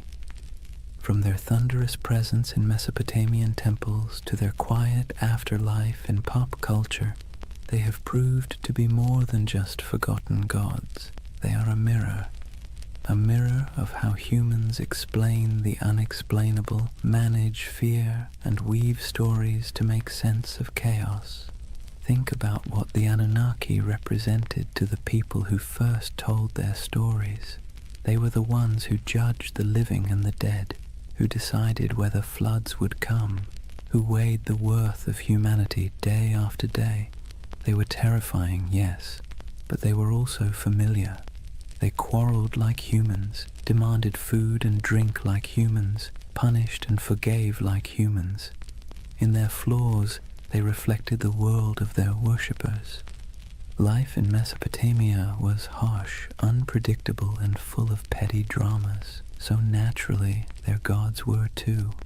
Fast forward to today, and the Anunnaki still serve the same role, just in a different costume. Some people see them as symbols of divine mystery, others as aliens with secret blueprints for human evolution, others as archetypes of forgotten myths.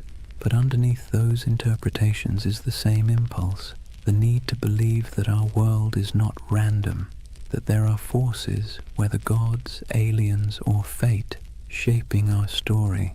And here's the irony. In searching for the Anunnaki, what we really uncover is ourselves. Our hopes, our fears, our longing for meaning. Whether in temple hymns, clay inscriptions, or late-night conspiracy videos, the Anunnaki are less about the gods and more about the humans who imagined them. They tell us that from the very beginning, we've been restless. We've wanted answers, we've wanted control, and when the rivers of life flooded or dried, we looked upward, to the sky, to the gods, to the stars, and tried to explain it. So why do they still haunt our imagination? Maybe because they embody the uneasy truth of civilization, that progress comes with anxiety, that knowledge comes with questions we can't quite answer, that power, whether divine or human, is always precarious. The Anunnaki remind us that even at the dawn of history, people wrestled with the same feelings we carry today: awe, fear, wonder, doubt. And as you drift into sleep tonight, let that thought settle in gently. The Anunnaki may be gone, their names eroded by time, their temples reduced to dust, but the echoes of their stories still ripple through us, not as warnings from stern gods, but as reminders of our own humanity. The rivers rise and fall, empires bloom and crumble, gods fade, then return in new disguises. Yet the rhythm of life carries on. In the quiet of your own night, you don't need to worry about divine judges weighing your worth. You can rest easy, knowing you are part of a story that stretches back to those ancient voices who once whispered prayers under starlit Mesopotamian skies. They too feared the night, they too searched for meaning, and in that connection, across thousands of years, maybe we find the most peaceful truth of all. We've always been human, and we've always been looking up. And so, we come to the end of our long journey with the Anunnaki. We've walked the muddy fields of Mesopotamia under their watchful gaze, sat in the courtyards of ziggurats while priests chanted, listened to myths of floods, heroes and gods who judged humanity like a never-ending performance review. We've seen them fade into dust, only to reappear in new disguises, as echoes in scripture, as theories of alien visitors, as symbols of mystery and power. What's remarkable is not that the Anunnaki vanished, but that they never truly left. They live on in the stories we tell, in the patterns of our thought, in the restless curiosity that keeps humans forever asking, what if? They are a reminder that civilization itself began with questions, with awe, with fear, with the desire to turn chaos into order. And in their myths, we can still hear the heartbeat of the first cities, the first prayers, the first sleepless nights. But unlike those ancient people lying awake under reed roofs, fearing floods, demons, and divine wrath, you don't need to worry tonight. The Anunnaki may have been restless gods who never slept, but you can. The rivers outside your window aren't about to rise and sweep you away. The stars aren't omens of disaster, just quiet lights marking the night sky. The fears of yesterday can stay in yesterday, so take a breath. Let the weight of history ease your own thoughts. The Anunnaki watched over their world with suspicion and judgment, but you can rest in a world that has carried their stories forward, softened by time, transformed into echoes. Close your eyes and let the myths fade into dream. The gods may never have slept, but tonight you can. Good night.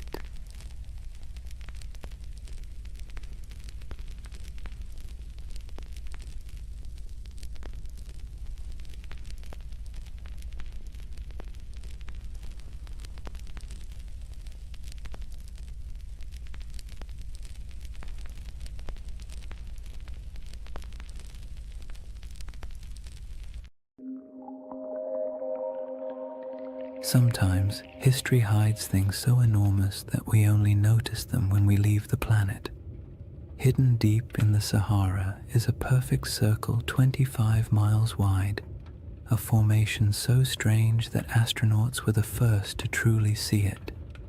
Yet despite its size, its symmetry, and its eerie resemblance to a giant eye staring straight up through the sand, no one can fully explain how it formed. This is the Risha structure, the Eye of the Sahara, and tonight we're going to gently unravel one of Earth's quietest and most hypnotic mysteries.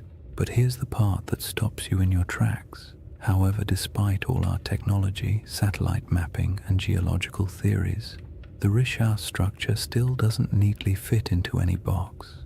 It isn't a crater, it isn't a volcano, and it isn't the kind of erosion that typically produces such clean, concentric rings. And yet there it sits, alone in the desert, looking just organized enough to make your brain whisper, "Wait, who made that?" Now, don't worry. We're not here to chase sensational theories or sprint through conspiracies.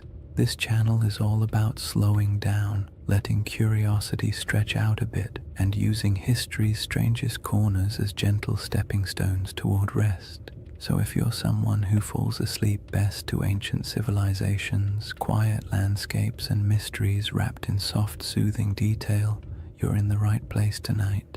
Go ahead and dim the lights, settle in, and if you haven't already, subscribe to continue exploring the enigmatic corners of history that make the perfect companions for sleep. And let me know in the comments where you're tuning in from and what time it is for you. I really do love seeing the entire world checking in. Tonight's journey starts with the moment humanity first encountered the Rishat structure. Not from the shifting dunes below, but from hundreds of miles above the Earth, where astronauts stared down at the Sahara and spotted something that absolutely shouldn't have been there. From that strange cosmic discovery, we'll move slowly backward through time to the lush green Sahara that existed long before the desert we know, to the geological puzzles that still bother scientists, and eventually to the gentle whispers of an ancient legend you may already be thinking about. So take a breath, let your shoulders relax, and whenever you're ready, we'll begin with Chapter 1, the moment we first glanced down from orbit and saw the eye looking back. Chapter 1. The Eye That Shouldn't Exist. Imagine looking down at Earth from orbit, the Sahara stretched beneath you in soft, endless waves of gold. From up there, the desert doesn't look harsh or unforgiving. It looks calm, like a giant sleeping creature under a pale blue sky. Astronauts have always taken moments to stare at the planet that way, partly out of awe, partly out of boredom, and partly because when you're strapped into a metal capsule moving faster than anything humans were ever meant to travel in, looking out the window is one of the few activities that doesn't involve switches, checklists, or mild existential dread. But during one of those early missions in the 1960s, a crew noticed something unusual, a shape far too large, too perfect, and too strange to ignore. Down on the desert floor, there was a circle, a perfect circle, 25 miles across, spiraling outward in broad rings that looked almost architectural. Not a crater, not a mountain, not a lake, just a massive, quiet symbol pressed into the land, so large that the only way to truly see it was to leave the planet entirely. To those astronauts, it looked like an eye staring straight back at them from the surface of Mauritania, the Richat structure, though it didn't have that name yet. At the time, it was simply that giant thing nobody expected. From a distance of hundreds of miles, the symmetry was unmistakable: perfect curves, clean rings, a massive pupil-shaped center. It had the kind of geometry that makes your brain immediately start asking questions it can't answer. Why is it so round? Who carved it? What force makes a shape like this in a place so empty? And perhaps the most unsettling question of all, how could something this big go unnoticed for so long? On the ground, the Richat structure is much less obvious. If you were walking across it on foot, you wouldn't see a circle at all. You'd just see gentle ridges rising and falling, interrupted by patches of rock, sand, and stubborn little plants that somehow decided this environment was worth the trouble. Nothing about it screams perfect cosmic spiral. From eye level, it looks like any other collection of rocky hills, the kind of place early travelers might have grumbled about after stubbing a toe or losing a sandal in a patch of loose sand. People likely passed through it for thousands of years without realizing they were walking across something extraordinary. And that contrast, invisible from below, unavoidable from above, is part of what makes the Richat structure so hypnotic. It's a feature you can only understand by stepping back far enough to see the pattern. It quietly resists being known, as if it only reveals itself to observers who approach from the right angle, with the right distance, and the right amount of patience. Scientists naturally tried to classify it the moment the images came down from orbit. Their job, after all, is to put everything neatly into categories, like very polite librarians of the natural world. But the Richat structure didn't fit easily. Some insisted it must be an impact crater until the evidence disagreed. No signs of shocked quartz, no melted rock, none of the scars left by a cosmic collision. Others suspected a volcano, but there was no volcanic rock. No lava flows, no ash deposits. Then came theories of uplift, erosion, domes, collapses, each one working nicely for the first few sentences before quietly falling apart upon closer inspection.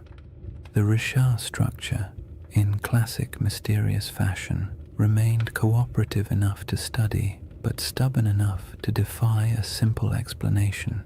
It sits awkwardly between categories, like a puzzle piece cut in the wrong shape but still clearly belonging to the overall picture. And it doesn't help that it's located in one of the most remote regions of the Sahara, far from major trade routes, major kingdoms, or the kinds of resources that attract large ancient settlements.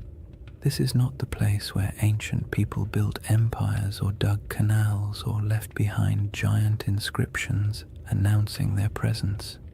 It's a place of wind, silence, heat, and sand, the kind of environment that erases evidence as quickly as humans can create it. Yet even in that isolation, the Risha structure demands attention. It is too large to ignore, too precise to dismiss, and too quiet to fully understand. You look at it and it feels like a riddle you weren't meant to solve on the first attempt. The desert around it stretches endlessly, dunes rising and falling like slow-motion waves, while the structure itself sits calmly in the center, a spiral carved into a world of shifting sand.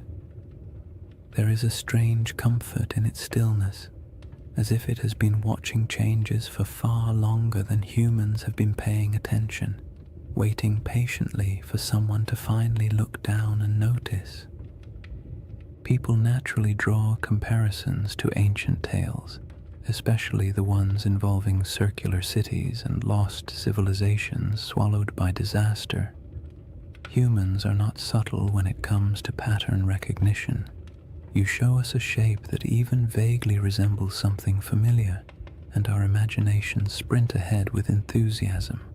A structure with concentric rings in northwest Africa, larger than many ancient cities. The connections write themselves, but resisting those assumptions for now helps us appreciate just how odd the Risha structure is on its own terms. We don't need myths yet. The geology alone is strange enough to occupy the mind, and perhaps the most compelling detail is this. The Risha structure did not emerge in the desert we see today. It predates the dunes, the dryness, the isolation.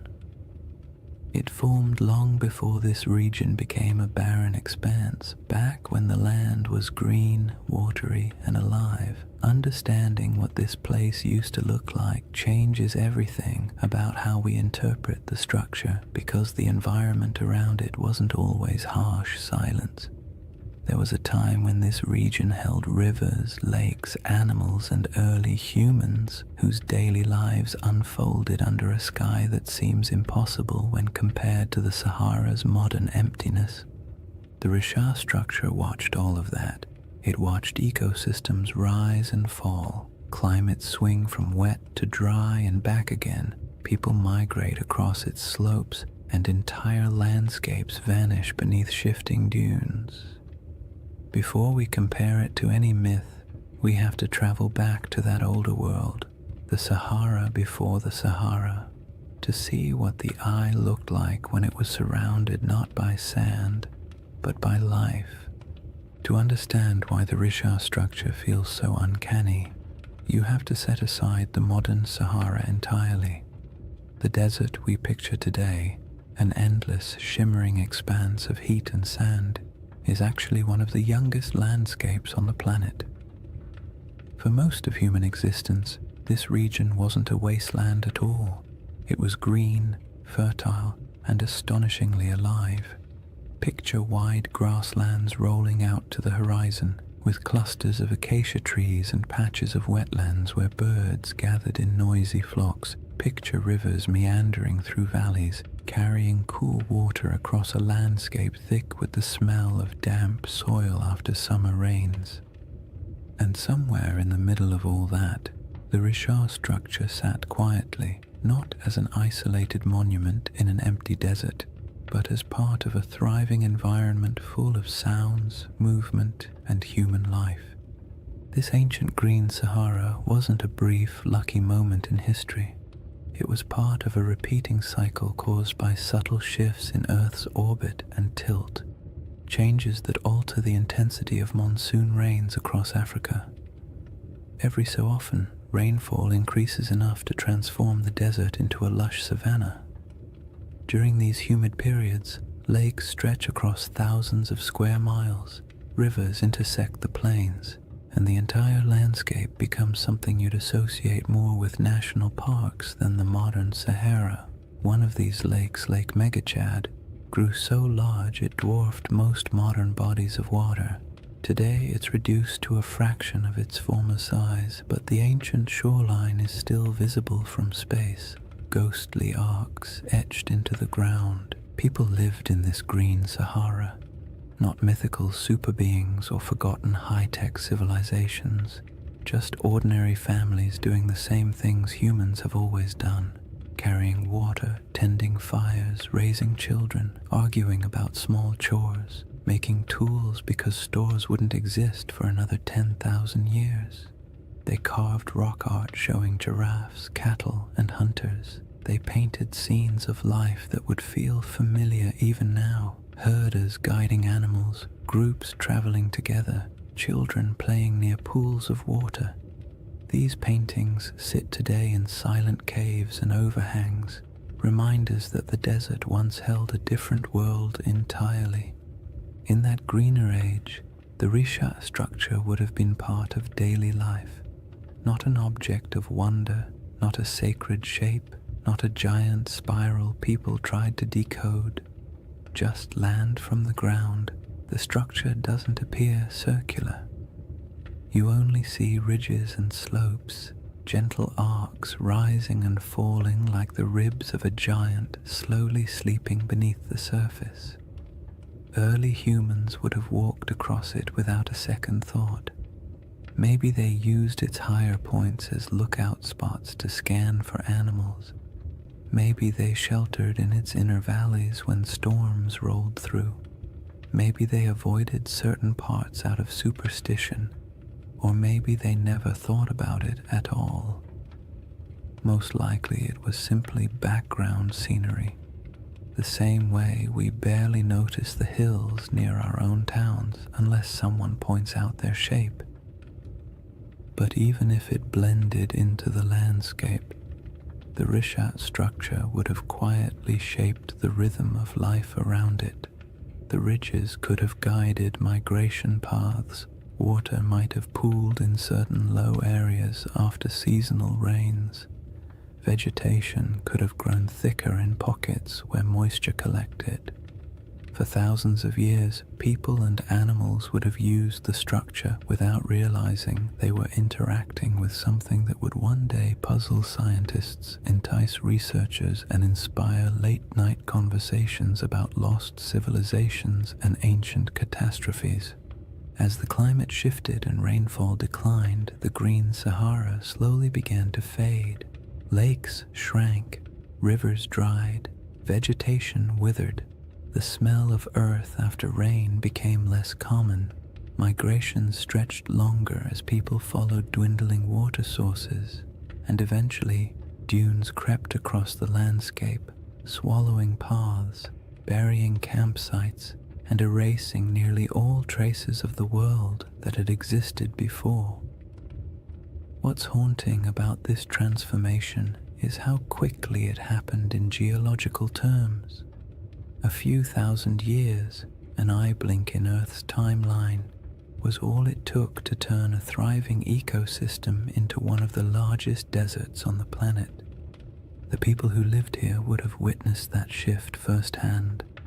Generation by generation, they watched lakes retreat, animals disperse, and once reliable seasonal patterns collapse. Oral traditions from various African cultures still contain echoes of climates changing, waters disappearing, or ancestral migrations driven by environmental upheaval. Stories stretch and distort across centuries, of course, but they often carry a spark of truth at their core. And it's not unreasonable to imagine that somewhere in the long, layered history of this region, memories of a circular landform in a once wet landscape might have eventually become a distant, reshaped legend. When modern researchers study the Sahara's ancient lakes and rivers, they often describe them as ghost waterways, because their traces linger beneath the dunes like faint scars, visible only from satellite images or through careful ground surveys. It's peaceful in a strange way to picture these lost rivers running across land that now feels so desolate. The desert is quiet, but beneath that quiet are the outlines of ecosystems that once flourished.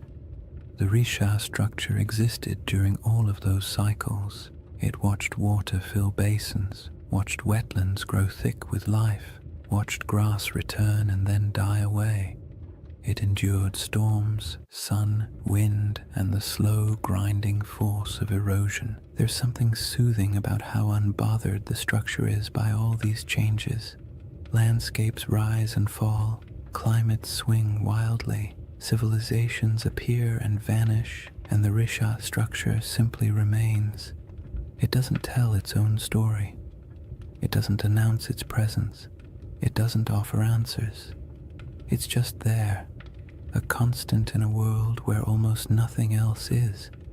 And understanding that ancient environment is essential because it sets the stage for the real puzzle, how this enormous circular formation came to be in the first place. The scientific explanations, volcanic uplift, erosion, collapsed domes, answer some questions while raising others. Each theory seems convincing until you begin to examine the details.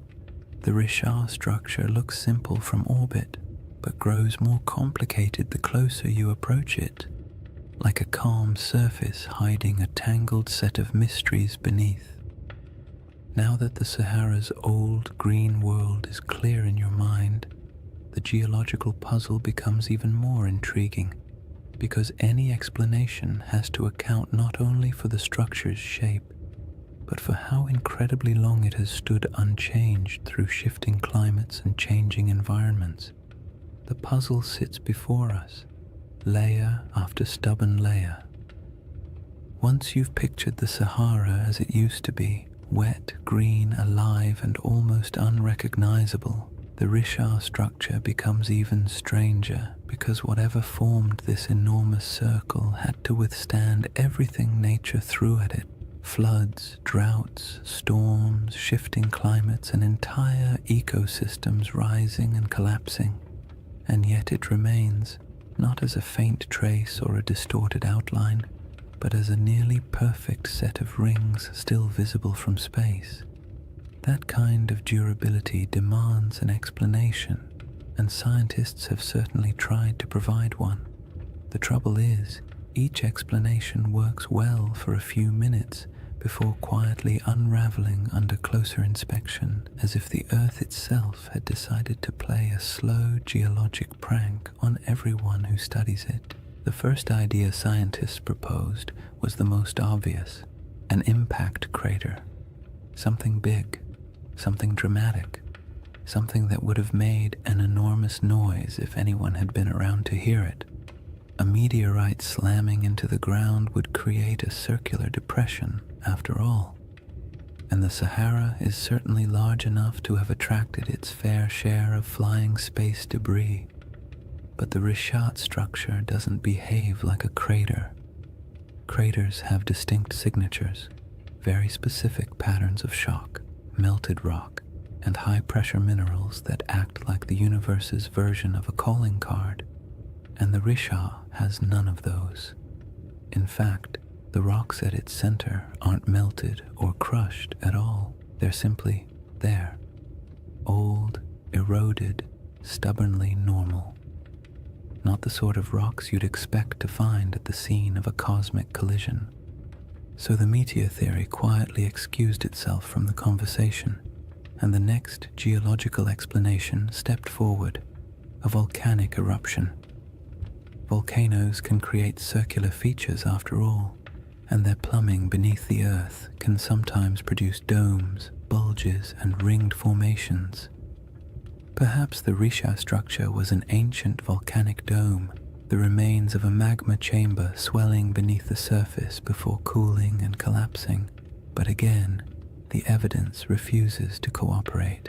There's no volcanic rock, no basalt flows, no ash layers, no hardened lava tubes, nothing that says, yes, once upon a time fire erupted here.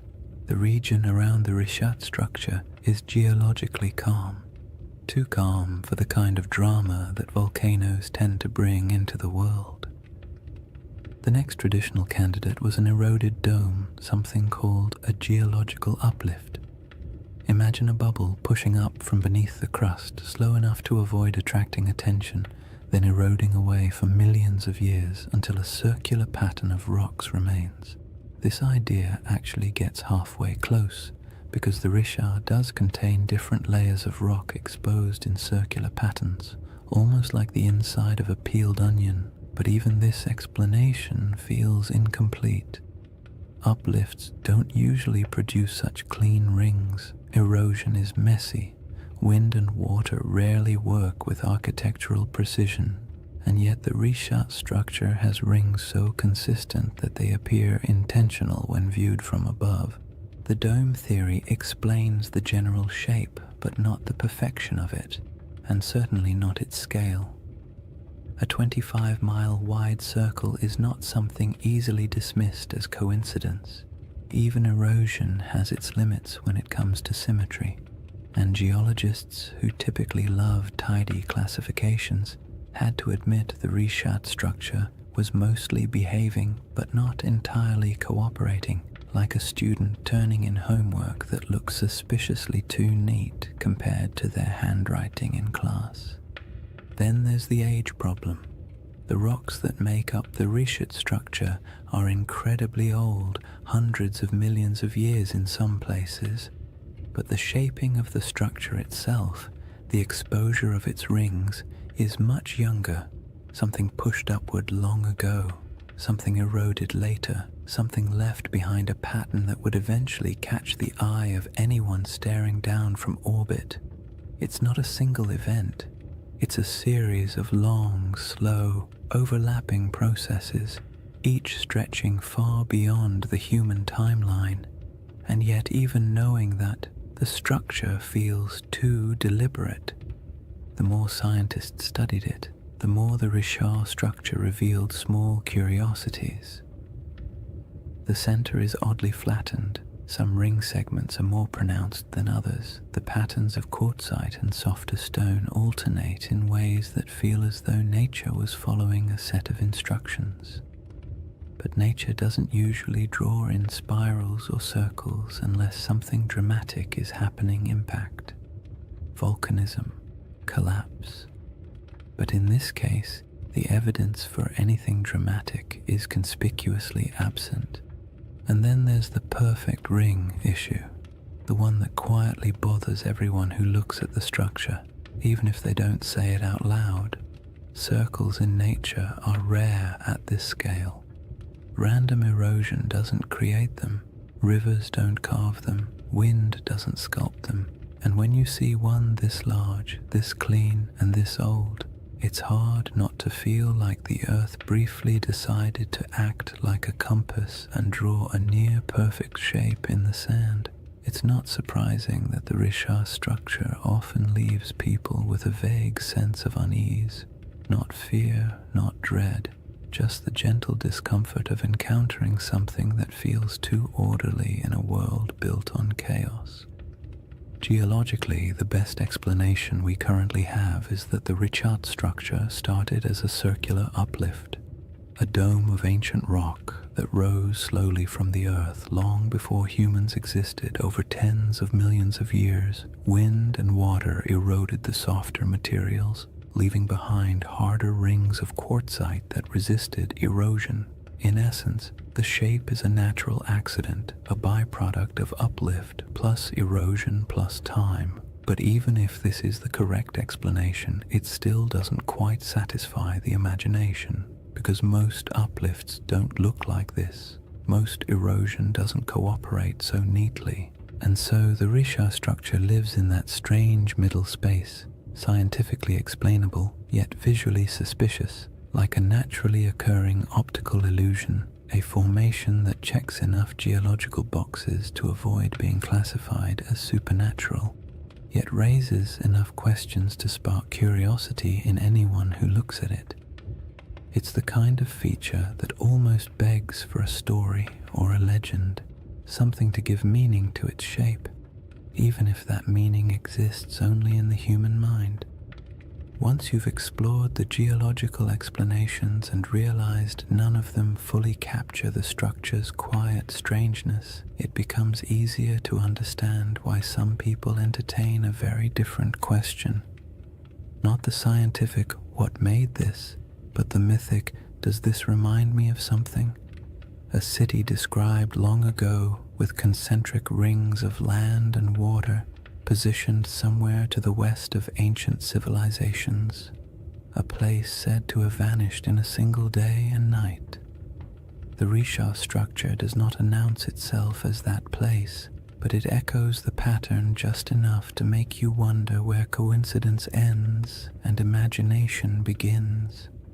Before any comparisons can be made gently or cautiously, the building blocks of those ancient descriptions must be understood, not as fantasy, but as the fragments of memory, geography, and storytelling that shaped one of history's most enduring legends. Long before anyone could stare down at satellite images or argue over geological uplift on the internet, there was a different kind of puzzle circulating through the ancient world, a story recorded by a single philosopher, passed on from a conversation he claimed to have heard, describing a civilization so strange and so perfectly structured that it bordered on myth even in its own time. Plato's tale of Atlantis has been repeated so often, repackaged so many times, and stretched so far by imagination that the original description often gets lost under the weight of all the versions built on top of it. But if you strip away the embellishments, the crystal cities, the impossible technologies, the ancient aliens with clipboards, interpretations, you're left with a surprisingly simple outline: a circular city, rings of land and water, mountains to the north protecting it, a broad plain to the south, a river that flowed to the sea stones of red, black, and white, abundant animals, especially elephants, and a civilization that rose to prominence before collapsing in a sudden, dramatic event. Whether this description is literal, symbolic, exaggerated, or entirely fictional is something scholars have debated for centuries. But what matters for our quiet journey tonight is not whether Atlantis existed. What matters is the shape of the story, because that shape is what causes people to glance at a satellite photo of the Risha structure and pause. The comparison doesn't begin with belief. It begins with pattern recognition. Humans are wired to look for familiar shapes in unfamiliar places. It's the same instinct that makes us see faces in electrical outlets or animals in passing clouds. So when someone sees a massive set of concentric rings in northwest Africa, a structure wrapped in mystery and sitting in a region that once held rivers, lakes, and life, it's reasonable that part of their brain whispers, "This looks like something I've heard before." The resemblance is not perfect, not literal, not conclusive, but it's enough to make curiosity shift in its seat a little. Consider the colors Plato mentions: red, black, and white stones. The Rishat structure, like much of the Sahara, contains layers of rock and sediment that naturally fall into those shades. Iron-rich sandstone brings the red. Basalt and volcanic remnants elsewhere in the region bring the black, and pale limestones offer the white.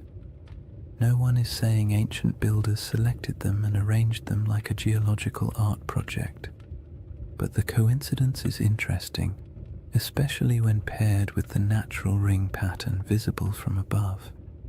Then there are the mountains. Plato describes a notable mountain range to the north of Atlantis.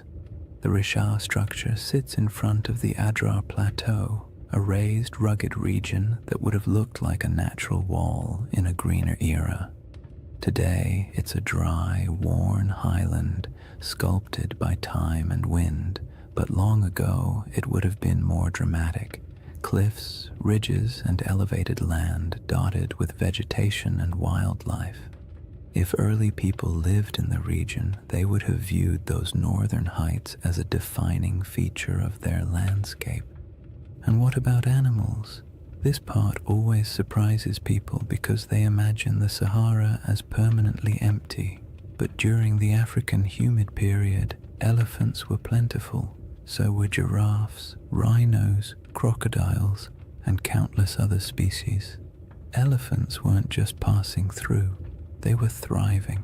Some rock art across the Sahara shows entire herds, depicted with the casual familiarity of people who lived alongside them. So yes, if someone had described this region during one of its greener eras, full of elephants, would have been an accurate statement. The river connection is where things become both interesting and gentle in their ambiguity. In a lush Sahara, a river system could have flowed westward toward the Atlantic. Some ancient channels still appear faintly beneath the modern desert, traced by satellite radar and geological surveys.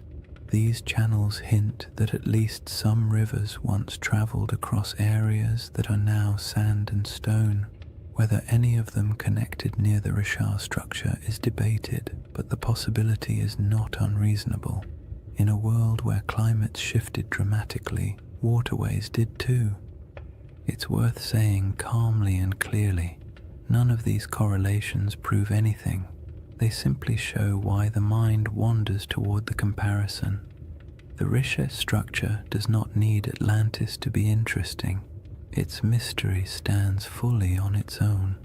But when the circular shape, the colors, the mountains, the animals, and the long-lost rivers all quietly line up with parts of an old story, your thoughts naturally drift toward the what-if of it all. Plato wasn't writing a travel guide. He was a philosopher using allegory to make a point about human nature, power, hubris, and collapse. Atlantis, in his narrative, was less a factual account and more a moral lesson bundled into a geographic metaphor. Yet even then, scholars have noted that ancient myths often embed distorted memories of older events. Storms, floods, migrations, or lost settlements folded into stories, generation after generation. Myths protect what history doesn't always preserve. They store impressions of landscapes that no longer exist. They embellish, exaggerate, simplify, and dramatize, but something recognizable occasionally survives inside them. The Richat structure doesn't have ruins. It doesn't have walls, canals, columns, marketplaces, or any of the features you'd expect of a large city. The environment around it would have been challenging even in greener times. And human settlements from that ancient period would likely have left fragile traces now erased by thousands of years of wind and shifting sand. So the idea of it being a lost civilization rests not on evidence but on the shape alone, the irresistible symmetry that triggers recognition even when no proof supports it. That's part of the comfort of this mystery. It doesn't demand belief. It simply invites curiosity. You don't have to imagine ancient kings or advanced societies. You don't have to build a hidden metropolis in your mind. All you need to do is stand quietly before a satellite image and let the shape speak for itself. A giant ringed formation in the middle of an ancient landscape that has changed almost beyond understanding. Somewhere between geology, memory, climate, erosion, and myth sits the Richat structure. It tells us nothing directly. It refuses to commit to any single story, and perhaps that's why it remains such a calming mystery, one that doesn't need dramatic conclusions or bold claims. It only needs an open horizon, a quiet night, and the imagination drifting gently toward possibilities. Chapter 2 begins with the world that once surrounded this structure, a world of forgotten lakes, shifting climates, and early peoples who lived in a Sahara that doesn't resemble the one we know today. Chapter 2: A Lost World Buried in Sand. To step into the next layer of the Richat mystery, you have to imagine a Sahara that feels almost impossible compared to the one we know today. Not the hot, shimmering, bone-dry desert that stretches endlessly across maps, but a world so green and alive that if you were dropped into it without context, you might not even guess you were standing in northern Africa at all. The Sahara's greener eras weren't brief accidents of climate, they were entire chapters of Earth's history, long enough for lakes to swell into inland seas, for animals to migrate freely across savannas, and for human communities to settle into rhythms of daily life as familiar and as ordinary as any other early society. In that forgotten landscape, the Richard structure wasn't an isolated swirl of geology in a barren desert. It was simply part of the scenery, a ringed plateau sitting quietly in a world full of life. During the African humid period, monsoon rains shifted northward and transformed the Sahara into a mosaic of grasslands, wetlands, and rivers. Satellite studies have revealed thousands of ancient lake beds, some stretching larger than modern countries. The largest of them, Lake Megachad, was so vast that its shoreline would have swallowed entire modern coastlines. It's calming to picture early mornings on its edges, mist lifting off the water, birds scattering across reeds, herds moving slowly through tall grass. These weren't isolated oases like today, but interconnected ecosystems humming with life. Hippos wallowed in shallow pools, giraffes wandered across plains, crocodiles glided through freshwater channels. The air was thick with insects in the rainy season and warm, earthy scents after storms passed. And where there is water and game, people settle. Early human groups built small camps near river bends, moving seasonally with herds or weather patterns. Their lives weren't glamorous.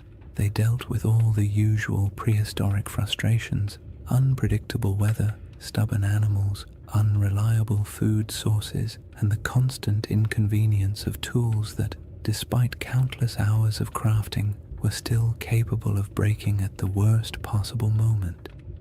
Yet these people left behind some of the most beautiful artifacts the Sahara still holds. Rock engravings and paintings showing scenes of daily life, hunters with bows, families with cattle, children playing near water. These artworks are serene, calm snapshots of a world that no longer exists, carved into stone that has stubbornly endured long after the lakes dried. When people imagine ancient civilizations, they picture dramatic stone cities, elaborate temples, complex political systems, the kinds of things that leave behind headlines in history books. But most ancient people, including those who lived in the Green Sahara, were just trying to get through the week without too much trouble. They managed herds, gathered plants, navigated seasonal routes, and dealt with occasional arguments about who forgot to maintain the fire or who accidentally let a goat wander off into the brush. Civilization doesn't have to look like marble pillars to be worth remembering. Sometimes it's found in the small, repetitive rhythms of daily life, the quiet rituals that define communities. And those communities were not isolated dots scattered randomly across a wet desert. They followed predictable paths. Rivers acted like highways, lakes acted like hubs. Fertile pockets of land created gathering points where groups traded, shared food, and passed down stories. Even without permanent stone buildings, these places had identities, regions where people knew how to track animals, where certain plants grew well, where rainfall was reliable, where the land felt generous enough for families to stay a little longer. In this setting, the Richard structure would have been noticeable, but not mysterious. Its slopes rose gently, offering views of surrounding plains. Its depressions may have caught water seasonally. Its ringed layers might have supported different kinds of vegetation depending on rain and soil. People could have camped along its edges, used its higher ground for scouting, or traveled across it without realizing they were walking across an enormous circular formation that future generations would discover only from space. It was a feature of the land, not a legend, a place you pass through while thinking about practical concerns, shelter, food, weather, instead of trying to decode the terrain beneath your feet. Some researchers have suggested that pockets of early Saharan cultures may have grown surprisingly sophisticated during particularly wet periods, not in the sense of monumental architecture or complex written languages, but in social networks, trade patterns, and livestock management. Evidence shows early domestication of cattle in the region, and groups may have practiced proto-agricultural techniques around wetlands and lake margins. These weren't lost empires. They were adaptable, resilient societies navigating a landscape that could shift dramatically over generations. The idea that a civilization could thrive here, disappear, and leave little trace isn't far-fetched at all. Wet climates draw people, harsh climates erase them. The desert isn't just unforgiving, it's efficient. Wind strips away organic material, sand buries structures, drought erases evidence of farming, floods wash away tools, and time paired with enough silence can erase almost anything that isn't carved into stone. The Sahara has a way of taking the past, smoothing it out, and leaving behind a surface that pretends nothing was ever there. Even so, pieces of that older world survive: fossilized bones, pollen samples trapped beneath sand, ancient shorelines stamped faintly into the earth, and rock art that still shows people standing beside animals that haven't lived in this region for thousands of years. These fragments don't tell a complete story, but they do confirm one thing: the Sahara was once a place where human life thrived, not merely survived. And in that world, the Risha structure might have been a landmark of sorts, a subtle gate in the landscape, a recognizable formation people used to orient themselves, not a secret, not a holy site, and not the center of anything monumental, just a distinctive feature in a land full of water and vegetation. The idea that early groups might have navigated by it is peaceful to imagine. Small bands of families moving across plains, spotting the familiar rise of the rings in the distance, and knowing they were approaching water or shade or simply a place they'd passed through many times before. When the climate shifted and the world dried, those routes disappeared. Lakes shrank into nothing. Rivers retreated and carved new paths underground. Families moved south or west, following food and water. Eventually, the Risha structure went from living landmark to abandoned plateau, then to forgotten geology swallowed by the earliest dunes. There are no written records, no monuments, no grand architectural remains from this era, just silence and the faint memory of a world washed away by time. The civilizations of the Green Sahara weren't lost in a dramatic catastrophe.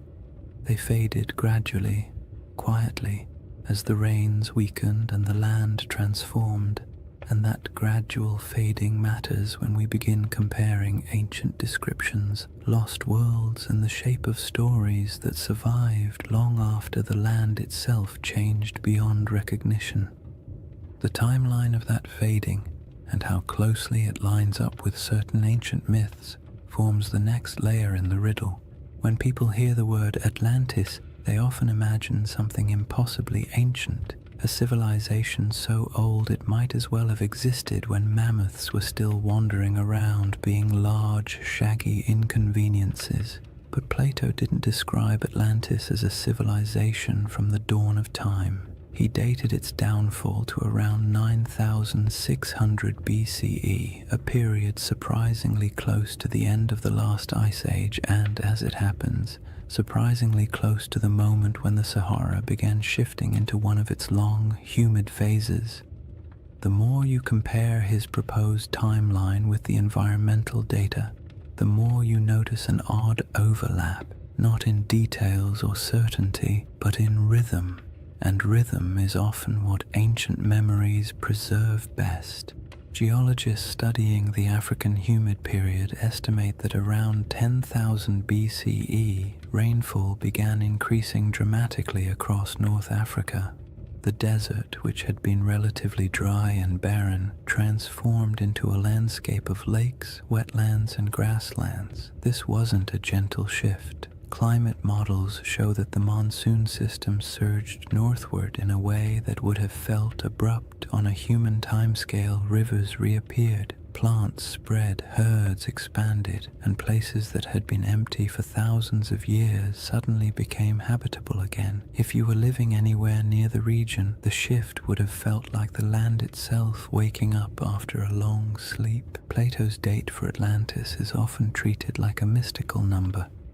But if you strip away the mythology and look only at the time frame, it places his story right inside the most dramatic environmental transformation the Sahara has ever undergone. That doesn't mean his tale describes this region or any part of it, but the coincidence is interesting, especially because climate change on that scale tends to rearrange human populations. Cultures migrate. Old settlements are abandoned, new territories open for exploration. Oral traditions begin to evolve, preserving memories of places that were flooded or dried out or swallowed by landscapes that changed too quickly for people to adapt smoothly. The timeline problem becomes more intriguing when you move forward a few thousand years. Between roughly 7,000 and 5,000 BCE, the Sahara was at the peak of its green transformation. Lakes were plentiful. Rivers connected regions that are now separated by hundreds of miles of sand. The climate was stable enough that people began developing more complex subsistence strategies, managing herds, experimenting with early forms of cultivation, and forming social groups large enough to leave meaningful traces in rock art and archaeological deposits. This period of stability lasted longer than many ancient civilizations. For thousands of years, life in the Sahara was predictable enough for generations to grow up without ever knowing anything except abundant water, warm seasons, and a landscape that supported human life easily. When conditions are that reliable for that long, people tend to form stories about belonging, about identity, about who they are and how their world works. And when environmental changes finally disrupt those patterns, the departure from what once felt normal can echo through oral traditions for centuries. Around 5000 BCE, rainfall began to decline, slowly at first, then more dramatically. Rivers shrank, lakes retreated, grasslands thinned. People who had lived in certain places for generations found themselves forced to move, one small migration at a time. What's striking about this timeline is how well it fits what many ancient myths tend to describe. Not sudden apocalypses, but drawn-out declines, landscapes that once supported life losing their balance. Cultures forced to let go of familiar places, worlds shrinking gradually in ways that felt both natural and tragic. Plato described Atlantis as falling in a moment of sudden catastrophe, but his narrative was shaped by philosophical goals, not meteorological accuracy.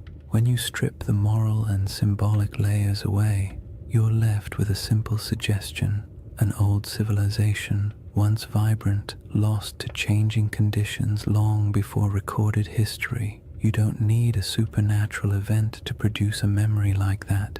All you need is a shifting climate. But the timeline problem isn't just about the humid period itself. It's also about the ancient coastline. During the era Plato places Atlantis, sea levels were dramatically lower. Coastlines extended far beyond their modern boundaries. Large parts of West Africa that are now underwater would have been exposed as dry land. Rivers would have flowed along different paths. Estuaries, marshes, and coastal plains would have existed where the ocean now rests. If someone in the deep past described a coastal landscape, that description would make little sense today unless you knew where the shoreline used to be. This matters because many interpretations of Plato's story assume that his geography reflects the world we see now, when in reality none of the modern coastlines apply. What he described could have been based on something that existed thousands of years before the Sahara dried, in a world with rivers and lakes stretching across land that is now considered lifeless. The Risha structure itself sits inland today, but in an earlier era, with different river networks and different coastlines, it might not have felt nearly as isolated. Human perception of geography is always shaped by local experience. A river can feel like a highway. A lake can feel like a boundary. A plateau can feel like a landmark that divides territories. When climates shift, those familiar markers vanish, but the stories about them can persist long after the landscape has changed beyond recognition. The most compelling part of this timeline overlap isn't the idea that Atlantis maps onto the Sahara, it's the realization that human memory, especially oral tradition, often stretches back further than we assume. Cultures pass down stories of floods, droughts, migrations, and disappearing lands without needing exact dates or written scripts. These stories evolve, take on symbolic meaning, and sometimes become cautionary tales, but the seeds of truth often remain embedded in the narrative.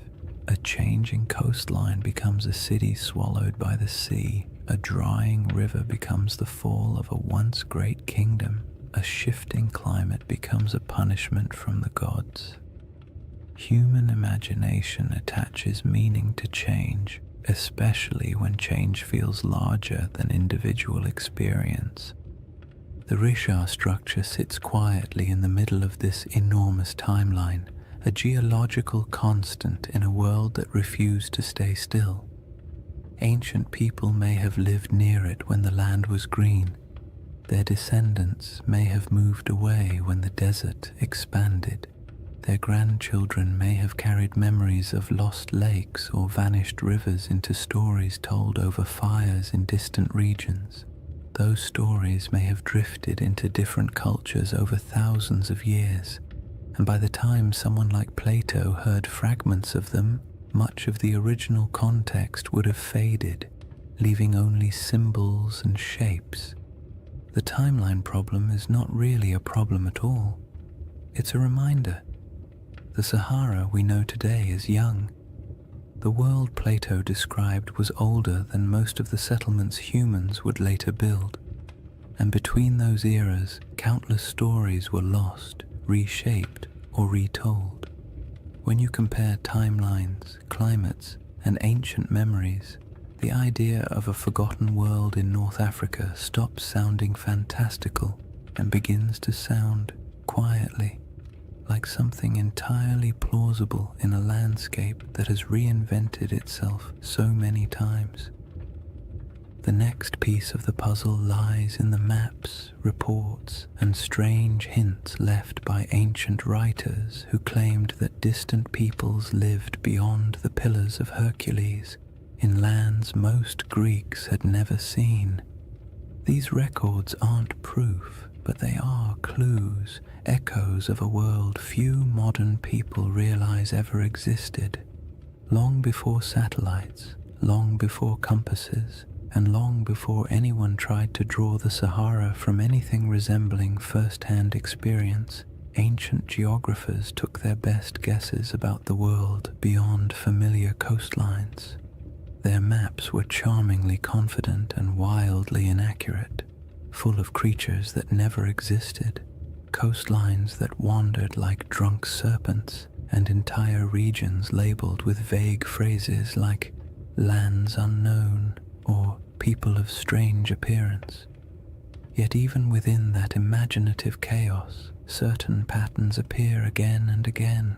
rumors of distant nations beyond the Pillars of Hercules, stories of tall tribes, strange settlements, and river systems far to the west that no Greek or Egyptian explorer had ever reached. These fragments don't offer facts. They offer echoes, traces of a world remembered through second-hand conversations, traveling merchants, and stories that had already aged long before they were written down. Herodotus, often called the father of history and sometimes less generously the father of wildly entertaining exaggerations, wrote about mysterious peoples living beyond the familiar reaches of North Africa. He described tribes who were unusually tall, unusually pale, or unusually skilled at activities no one else could verify. He wrote of great rivers flowing through lands no Greek had ever visited, and of cities existing somewhere far inland beyond deserts that seemed too vast for ordinary travel. His accounts mix truth, rumor, and a healthy dose of "someone told me this, so here you go," but they reveal something important. The regions west of Egypt and Carthage were known to ancient writers only through layers of retelling and misunderstanding. They existed in the Greek imagination as distant, half-seen places where strange things could plausibly happen. Cartographers, centuries later, drew maps that included a massive region labeled as Libya or Ethiopia, words that covered almost everything south and west of the Mediterranean. Even when the rest of the world began to take shape on parchment, the Sahara remained a blank expanse into which map makers poured their guesses. Some thought it held great inland seas. Others believed it was home to tribal confederations wealthy in minerals. Medieval maps continued the tradition, referring to kingdoms of the West or lands of gold believed to lie somewhere beyond the desert. These weren't precise descriptions. They were memories filtered through trade routes, travelers' claims, and stories that drifted through cultures like windblown sand. The most interesting thing about these early references is not their accuracy, but their persistence. For thousands of years, people believed that lost polities existed somewhere in the interior of Africa. Some of these rumors later turned out to be distorted accounts of real kingdoms. The Ghana Empire, for example, or the early Sahelian states whose wealth came from gold and trade. But some rumors seem older, as if they preserve vague memories of societies that were already gone by the time written history began. It's not hard to imagine how this could happen if the Sahara once held lakes, rivers, and stable populations. Then early travelers from coastal regions might have heard stories about people inland who lived near great bodies of water. By the time those stories reached Greek scholars, the lakes might have dried, the migrations might have begun, and the cultures connected to those earlier landscapes might have dispersed. All that remained were fragments, not histories, just hints. Modern science adds another layer to this puzzle. With satellite imagery, researchers can trace ancient riverbeds beneath the desert. These paleo-channels, as they're called, snake across the Sahara like veins in an old, forgotten body.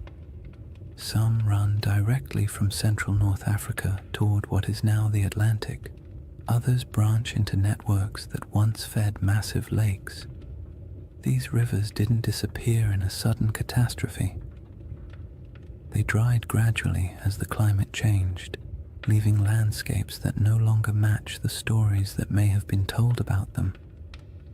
If early civilizations or large communities existed near these rivers, their memory would have been separated from their physical location by thousands of years, making it nearly impossible for later cultures to understand what the stories referred to. This disconnect between old memories and new landscapes is how myths form. A story that once described a river civilization becomes, after generations of retelling, a story about a kingdom swallowed by the sea. A recollection of great plains becomes a memory of a vanished island. A description of a circular plateau becomes an account of a circular city. The Sahara's transformation from green to desert wasn't instantaneous, but it was dramatic enough to fracture cultural continuity. If families were forced to migrate because their water sources vanished, they would carry memories of their old homeland with them. Their descendants might repeat those memories in new places. By the time those descendant stories reached literate societies, the land they described would have changed beyond recognition. Even the idea of lost maps plays into this.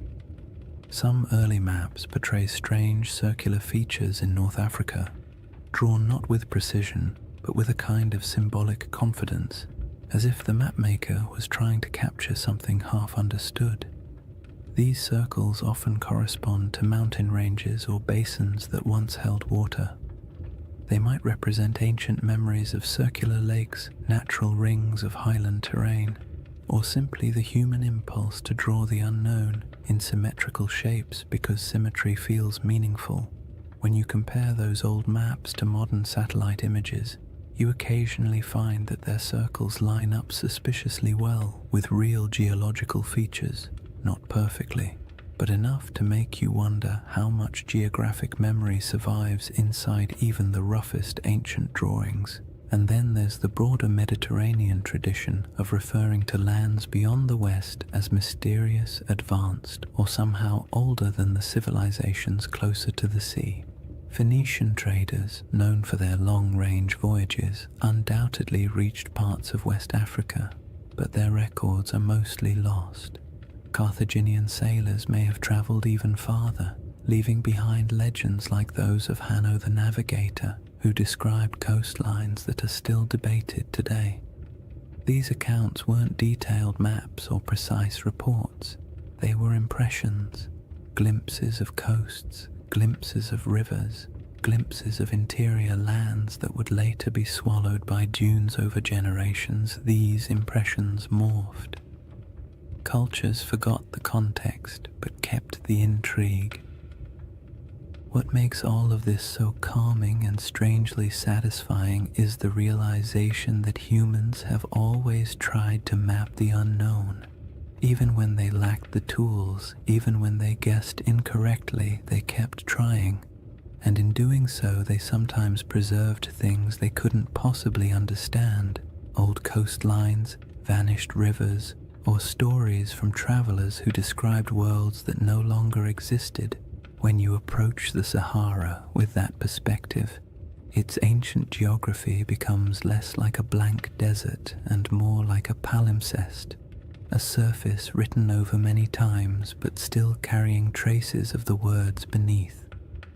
The question isn't whether ancient maps show Atlantis or any other legendary city. The question is whether the stories behind those maps contain fragments of real places erased by climate and time. In a world where the Sahara once supported thriving cultures and vast waterways, it's not unreasonable to imagine that memories of those lost communities could drift across centuries, eventually arriving in distorted form on the pages of ancient writers. The final piece of this chapter lies in the moment when all those rivers dried and the green Sahara collapsed into the desert we know now. A transformation so dramatic that it could easily have become the seed of legends about worlds swallowed, lands lost, and civilizations fading into silence. When people imagine worlds disappearing, they usually picture sudden disasters, walls of water, earthquakes splitting the earth, angry gods sweeping civilizations into the sea. But the Sahara didn't collapse in a single night. Its transformation from a green, living landscape into a vast desert was quieter, slower, and far more unsettling. It wasn't a dramatic catastrophe, it was a gradual unraveling of an entire ecosystem, a process so steady and so relentless that it might have felt to the people living through it like the land itself was breathing out for the last time. This slow-motion disaster is one of the most profound environmental changes in human history, and its echoes still shape our perception of ancient worlds. The end of the African humid period began subtly. Rains that had once arrived predictably started coming later. Lakes that had always been full began to shrink just slightly around their edges. Wetlands that had supported birds, fish, and early settlements became patchier. People may not have noticed these first signs at all. One dry season feels like an anomaly. 2 in a row feel like an inconvenience. 3 or 4 begin to feel like a pattern. And before long, families who had lived near the same lake for generations might have found themselves walking farther and farther to reach the shore each year. As rainfall continued to decline, the lakes shrank dramatically. Rivers that had once flowed energetically across the plains became shallow streams, then trickling channels, then dry paths where children could walk without getting their feet wet. The soil hardened, vegetation struggled, herds moved away, and because humans rely on the same resources as every other species, they followed. Migration became a necessity rather than a choice.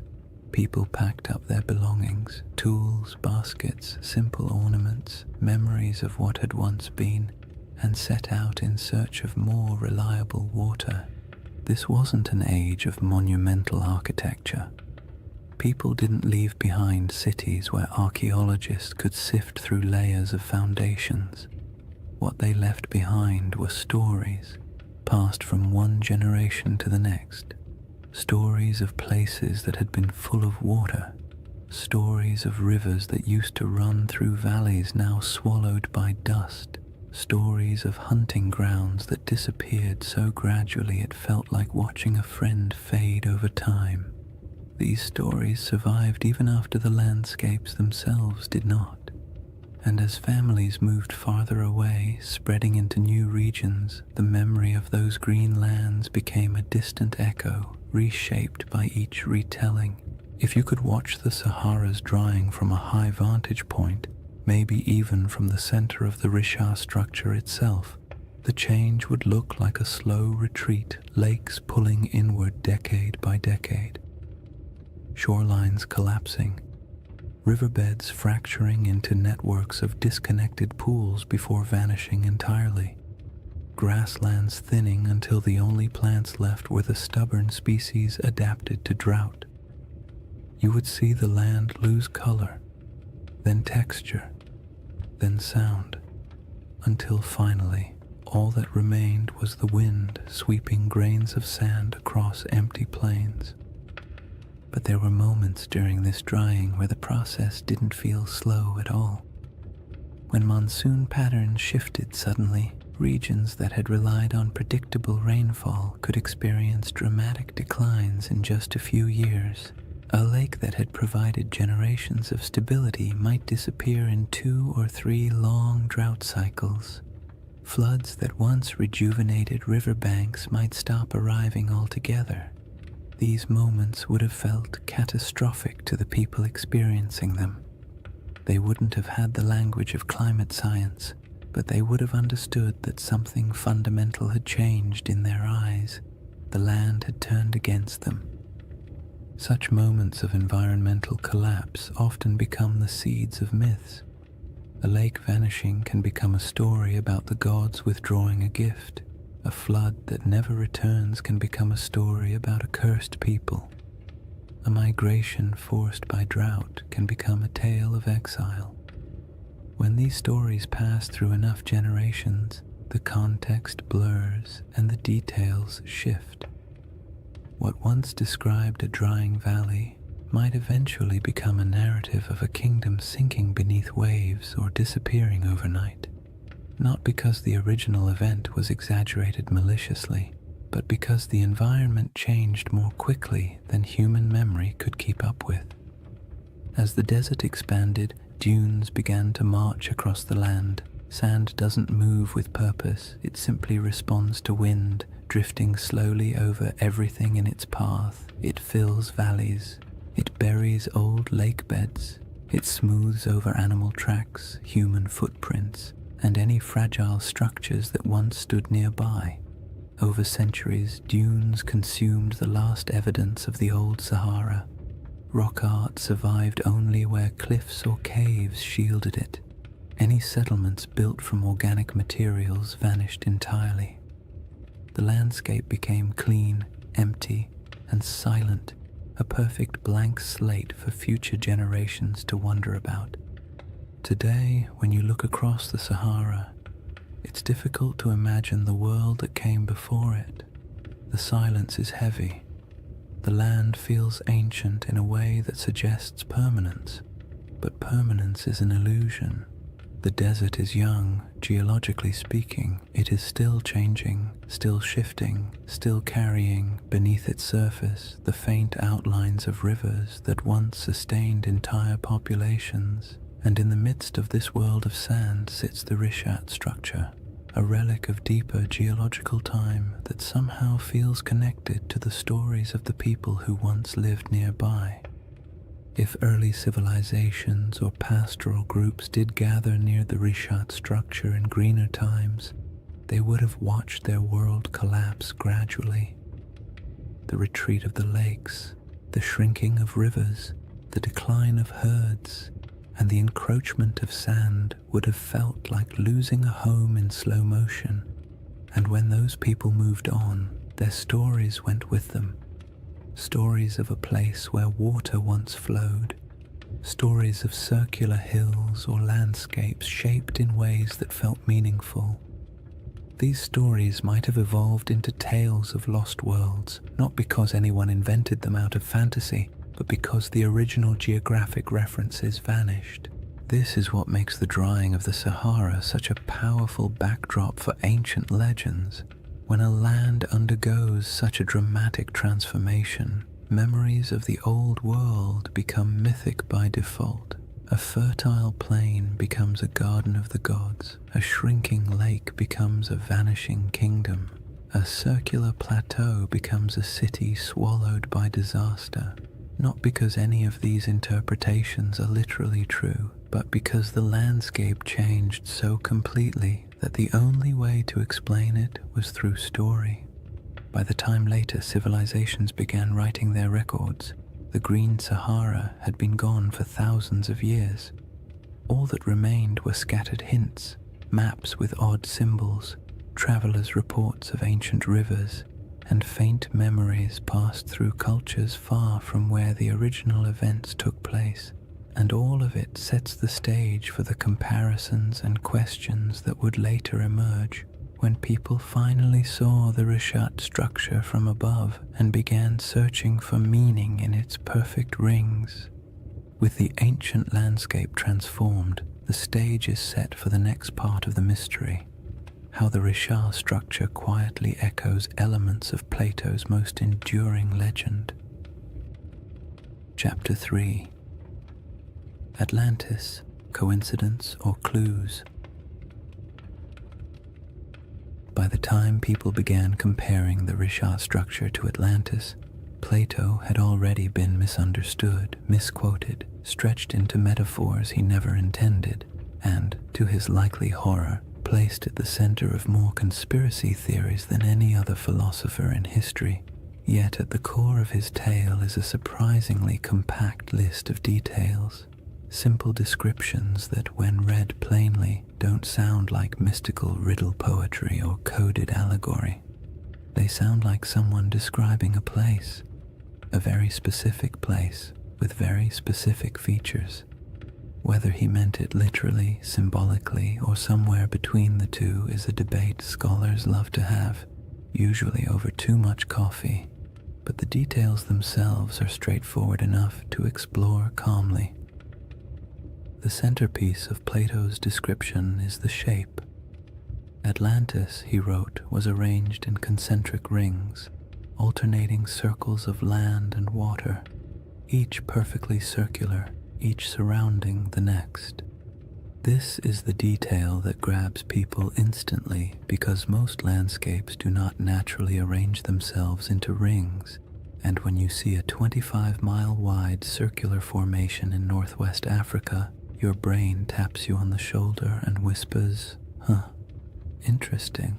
Plato describes 3 rings of water and 2 of land, though he also notes that parts of the outer sections were later modified by the Atlanteans themselves, which means even in his own story, the shape wasn't necessarily pristine or untouched.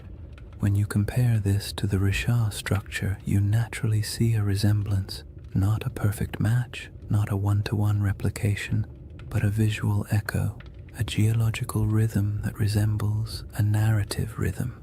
Next come the mountains. To the north of Atlantis, Plato describes a notable mountain range, high, sheltering, and rich with rivers. The Richat structure sits in front of the Adrar Plateau, a rugged highland that, in a greener era, would have looked like a natural barrier protecting the region from northern winds.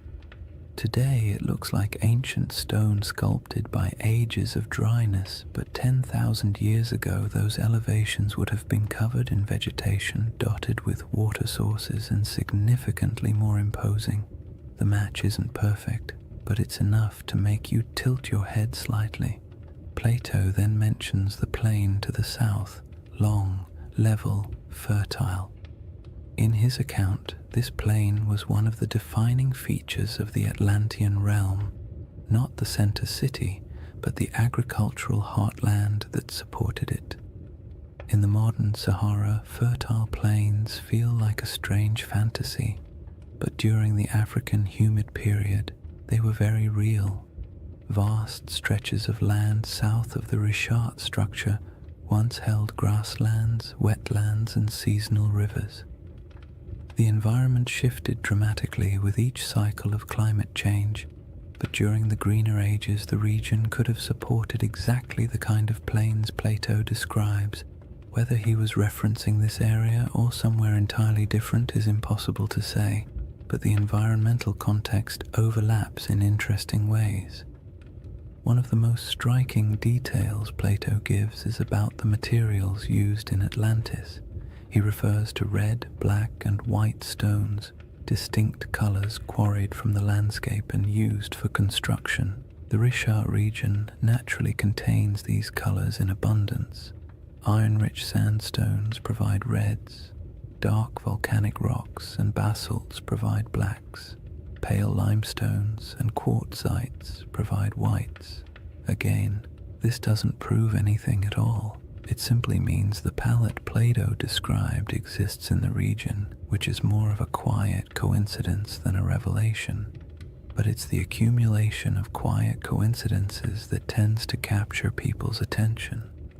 Then there is the detail about elephants.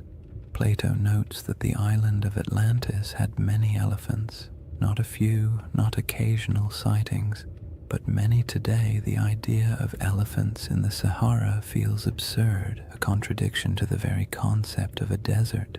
But the Green Sahara held elephants in abundance. Rock art across the region depicts entire herds with casual familiarity. Fossil evidence confirms that elephants ranged widely across North Africa during humid periods. For most of human history, elephants were not exotic in this region. They were part of the everyday ecosystem, so when Plato casually mentions them, it aligns comfortably with what we know about the Sahara's long-lost environment. Plato also describes a freshwater well at the center of the city, providing clean water even as the outer rings filled with seawater. This detail feels mythic at first, but it also reflects a basic geographic truth. Many circular landforms, especially those rising from domed uplift, often have central depressions or areas where water collects. The Richat structure's core is lower than its outer rings, and though it holds no water today, in a wetter climate it may have held springs or temporary ponds after seasonal rains. Early humans could have used such features for drinking water. As climates changed, memories of these water sources might have been folded into later stories. The river to the sea detail is where the puzzle grows delicate. Plato describes a channel from the city to the ocean, allowing ships to pass through the rings. The Risha structure is inland today, very inland, but ancient river systems in the region once flowed toward the Atlantic. Satellite imagery captures paleo channels that trace ancient waterways westward. The landforms no longer match these paths because the Sahara has reshaped itself repeatedly, but it is not impossible that rivers once connected this region to coastal plains that have since eroded, drowned, or shifted beneath rising sea levels. All these details create a gentle sensation. Not belief, not certainty, just curiosity. Plato's list is simple enough that it can't be mapped cleanly onto any one place. It can describe a landscape long gone, a symbolic metaphor, or a region badly distorted by oral tradition before ever reaching Greek ears. His text leaves just enough room for interpretation and just enough specificity to make pattern-seeking minds perk up when they see a satellite photo of the Risha structure. The most important thing to remember is that Plato was not attempting to write a historical documentary. He wasn't giving coordinates or providing an atlas.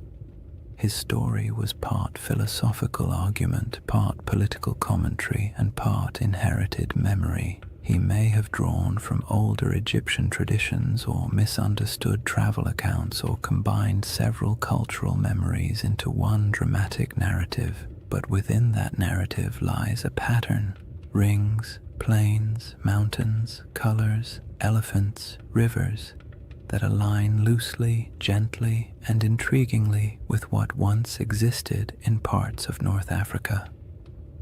What makes this segment of the mystery so soothing to explore is the absence of pressure.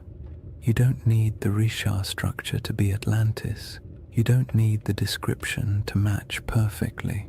All you need is the simple awareness that Plato left a list of clues describing a place that may have existed in the deep past, a place shaped by water, climate, geography, and memory.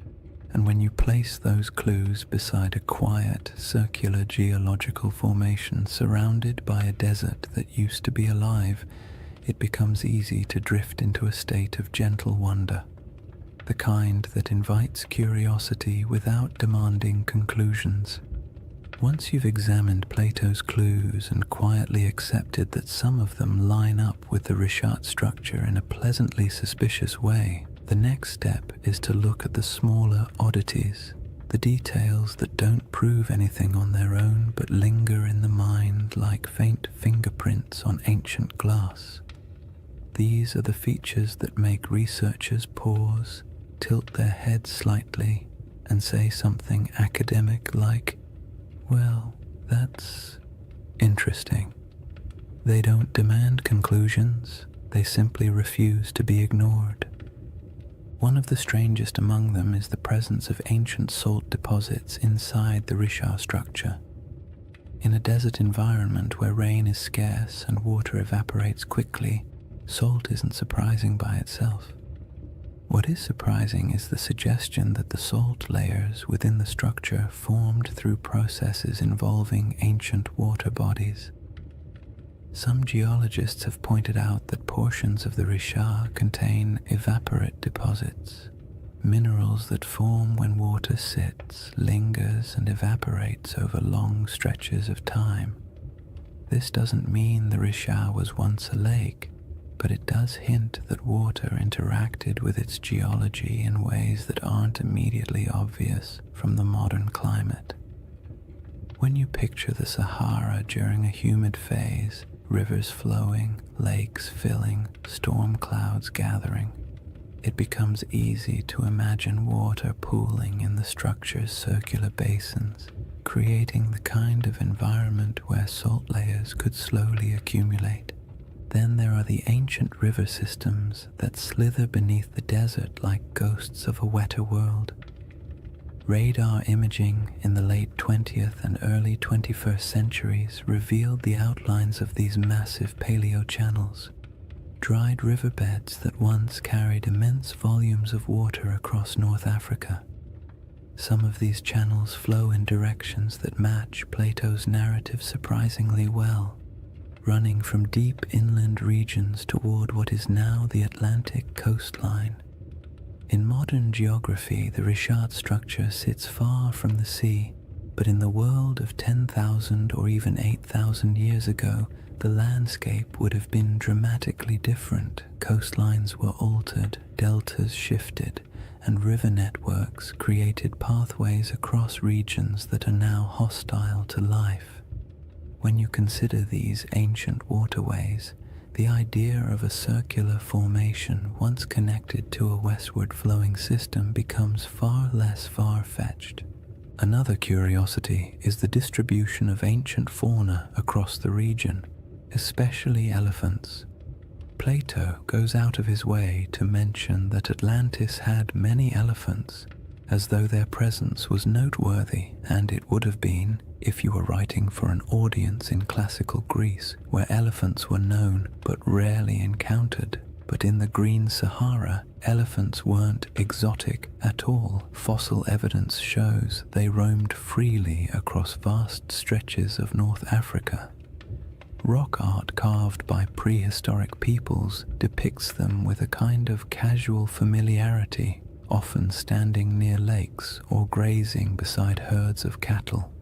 The presence of elephants in Plato's narrative doesn't align with modern geography, but it aligns beautifully with the prehistoric Sahara, suggesting that the imagery in his account may have been drawn from memories of a much earlier landscape. Tools and artifacts found throughout Mauritania add another layer of quiet intrigue. Archaeologists have uncovered stone tools, habitation traces, and remnants of early human activity around regions adjacent to the Richard structure. None of these finds point to an advanced or monumental civilization, but they confirm that humans lived, traveled, and worked in the area long before the desert swallowed it. Simple stone tools may not inspire the same imagination as grand ruins, but they indicate human presence. People exploring the ridges, hunting across the plains, or gathering plants near seasonal water. And while these finds don't match the grandeur of Plato's Atlantis, they contribute to a broader truth. This land was not always empty. Then there's the matter of erosion patterns. The Richard structure's rings are composed of alternating layers of hard quartzite and softer sandstone. Over millions of years, erosion carved the concentric ridges into their present shape. The science here is solid, yet the level of preservation, how clearly the rings remain visible after such immense timescales, is quietly surprising. Erosion usually softens shapes, blurs lines, and creates irregular patterns. The Richard's rings are worn but still strikingly coherent. They have a kind of stubborn symmetry, the sort that feels almost architectural even though it is entirely natural. When viewed from above, the rings appear too clean for the surrounding environment, as if the land is trying a little harder than necessary to maintain its shape. Another oddity lies in the mineral composition scattered across the formation. Geologists have noted that the area contains minerals associated with hydrothermal activity, meaning the region once experienced heat and fluid movement beneath the Earth's surface. This supports the uplift theory, but also paints a picture of a place shaped by multiple overlapping geological events. The Richard structure is not the result of a single moment. It is the result of a series of slow, layered processes interacting in strangely harmonious ways. When geological events stack neatly like this, creating a tidy circle in the middle of a continent, it sparks the imagination, because nature rarely arranges its complexity into something that looks organized from space. Some people point to the alignment of the structure with ancient travel routes, though this is more speculative. During the Sahara's greener days, Groups traveling across the region might have used prominent landforms as markers. A circular plateau would have stood out. It might have acted as a natural waypoint in a place you recognized from a distance, a feature that reassured you that your path was correct. This doesn't make it a settlement or a central city, but it makes it part of the landscape of human movement.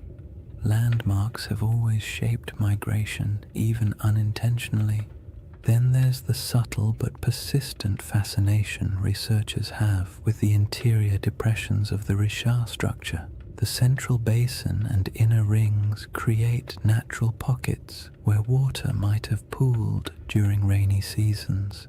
These areas could have provided temporary freshwater sources long before the desert took hold. If early communities ever camped here, the structure might have served as a resting place, a place where the land, by pure coincidence, gathered the elements people needed to survive. None of these oddities amount to direct evidence of Atlantis or any lost civilization. They don't point to architecture, writing, or engineering. They don't claim that the Richat structure is anything more than a geological formation shaped by erosion, uplift, and deep time. But taken together, these small details create a sense of place, a landscape shaped by water, life, and environmental transformation. A place where memories of a greener world might have lingered long after the land grew silent. A place that feels like it carries the whispers of older stories, even if those stories can never be proven. What remains after examining these clues is not certainty, but the soft, contemplative feeling of a mystery that refuses to resolve too neatly. That's the charm of the Richat structure, not that it answers questions, but that it invites you to keep asking them, slowly and without urgency, the same way the desert allows time to drift without needing conclusions.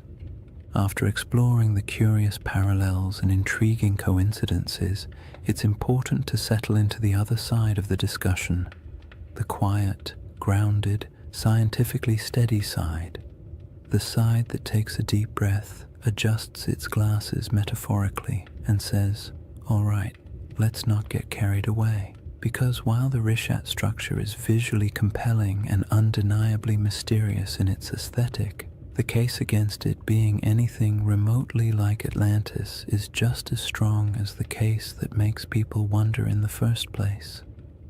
And acknowledging that doesn't make the mystery less soothing. In fact, it makes it more balanced, more realistic, and more grounded in the rhythm of nature rather than the drama of myth. One of the simplest arguments against the Richat-Atlantis connection is the absence of ruins. No foundations, no walls, no pottery fragments, no structural remnants of any kind. If a major civilization once existed here, even one without monumental stone architecture, we would expect to find some trace of it. People leave things behind: tools, shards, fire pits, bones, carvings, symbolic objects, something. The Sahara is harsh, but not harsh enough to erase every sign of human activity. If a dense population had lived here, small nomadic encampments leave faint traces, farming settlements leave soil signatures, even temporary villages create debris. But inside the Richat structure, archaeological evidence is scarce, scattered, and entirely consistent with occasional prehistoric habitation rather than a populous, organized city. Another clear issue is scale. Plato describes Atlantis as a powerful naval civilization capable of launching fleets, influencing foreign regions, and maintaining a capital city large enough to impress outsiders. This would require infrastructure, labor specialization, long-distance trade, and durable materials. The Green Sahara did support human life, but the evidence we have, stone tools, simple camps, modest cultural artifacts, points to pastoral and hunter-gatherer lifestyles rather than elaborate urban systems. There were no harbors, no shipyards, no canal networks, and certainly no signs of advanced engineering. The gap between the archaeological record and the expectations for a sprawling maritime empire is wide, calm, and fairly conclusive. Geology presents its own firm counterpoints. The reshaped structure is understood through a series of geological processes involving uplift and erosion. Its rings aren't artificial. They are layers of sedimentary rock carved gently over millions of years by wind and water. The symmetry of these rings feels uncanny when viewed from orbit, but up close, the terrain reveals irregularities, breaks, inconsistencies, and natural erosion patterns that would make any idea of artificial construction almost impossible. Nature has had a very long time to perfect this formation. It didn't need architects. It needed time, pressure, shifting plates, and the slow sculpting of weather. The age of the rocks is another point of conflict. Many layers of the Richat structure date back hundreds of millions of years, far older than anything humans could have shaped. The uplift likely occurred tens of millions of years ago. Even the youngest erosional processes are far older than the timeline of human civilization.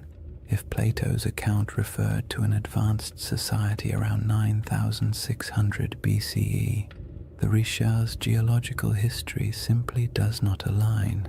Humans were not carving rings into uplifted domes while mammoths still roamed the northern forests.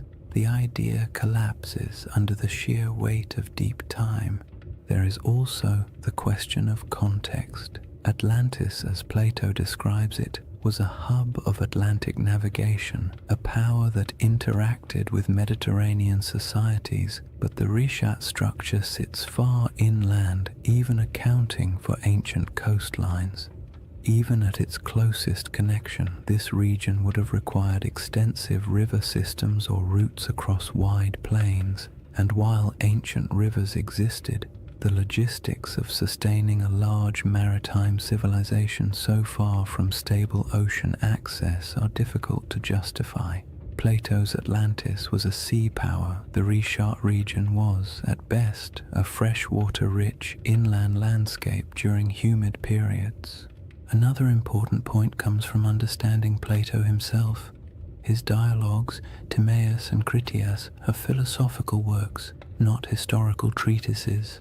Atlantis serves as a metaphorical lesson about societal hubris, moral decay, and the consequences of unchecked ambition. Ancient Greek writers often crafted allegorical narratives in grand mythic terms. They weren't necessarily recording precise histories. Even if Plato drew inspiration from older Egyptian stories or folk memories of distant lands, his purpose wasn't to document geography, it was to illustrate ideas. Seeing Atlantis as literal misses the genre he was writing in. Then there's the lack of supporting historical records. No Egyptian writings describe a circular coastal city matching Plato's description. No Phoenician traders mention it in their maritime logs. No Carthaginian accounts reference such a settlement. In a region with extensive interactions between early Mediterranean and African cultures, a highly advanced city would almost certainly have left some mark in oral or written traditions beyond Plato's single dialogue. The silence is telling. All these points form the steady, sensible, scientifically grounded case against the Richat structure being Atlantis or any ancient lost civilization. Yet none of them make the structure less fascinating. The Richat stands out precisely because it embodies contradictions, visually striking but geologically ordinary, evocative of myth yet entirely natural, surrounded by desert but shaped by water in the deep past. The structure's intrigue lies not in what humans built, but in what nature carved and time concealed. What the scientific perspective ultimately gives us is a sense of humility. The Richat structure is a reminder that Earth's landscapes can mimic human patterns accidentally, that erosion can outperform architects, that symmetry doesn't always imply intention, and that sometimes the most interesting mysteries are the ones that sit comfortably between explanation and imagination. There is a quiet comfort in acknowledging what the Richat structure is not, because it allows us to appreciate what it is: a monumental geological formation shaped entirely by natural processes, yet somehow capable of whispering to the part of the human mind that loves stories of lost worlds. Dismissing the Atlantis comparison doesn't end the mystery. It reframes it, shifting the focus from fantasy to the wonder of a landscape that survived floods, droughts, and time itself.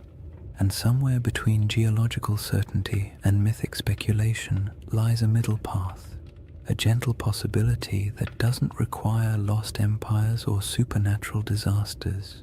Only the simple fact that landscapes change, memories drift, and stories evolve across generations. That quiet middle ground forms the foundation for the next part of this chapter.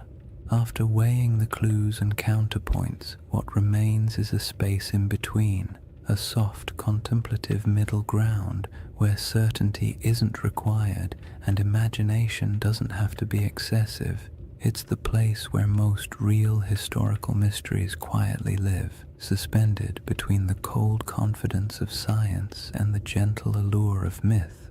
The Richat structure fits comfortably there, not as Atlantis, not as evidence of a forgotten super-civilization, but as something far more grounded and oddly more beautiful, a landscape that carries echoes of memories older than history itself. This middle ground begins with an idea that's far less glamorous than lost empires but far more plausible, that Plato's account of Atlantis may have been shaped by older stories, older observations, and older memories passed through generations of storytellers, traders, and priests, not memories of a technologically advanced society, but memories of places that once existed and then disappeared as the world changed. Civilizations don't have to be grand to be worth remembering. A pastoral group displaced by drought can leave behind a story that grows in the telling. A lakeside settlement swallowed by desert winds can become a tale of a city lost. A dramatic shift in climate can be recast as a divine punishment, and long after the physical evidence is gone, the story continues, reshaped a little each time it's spoken aloud.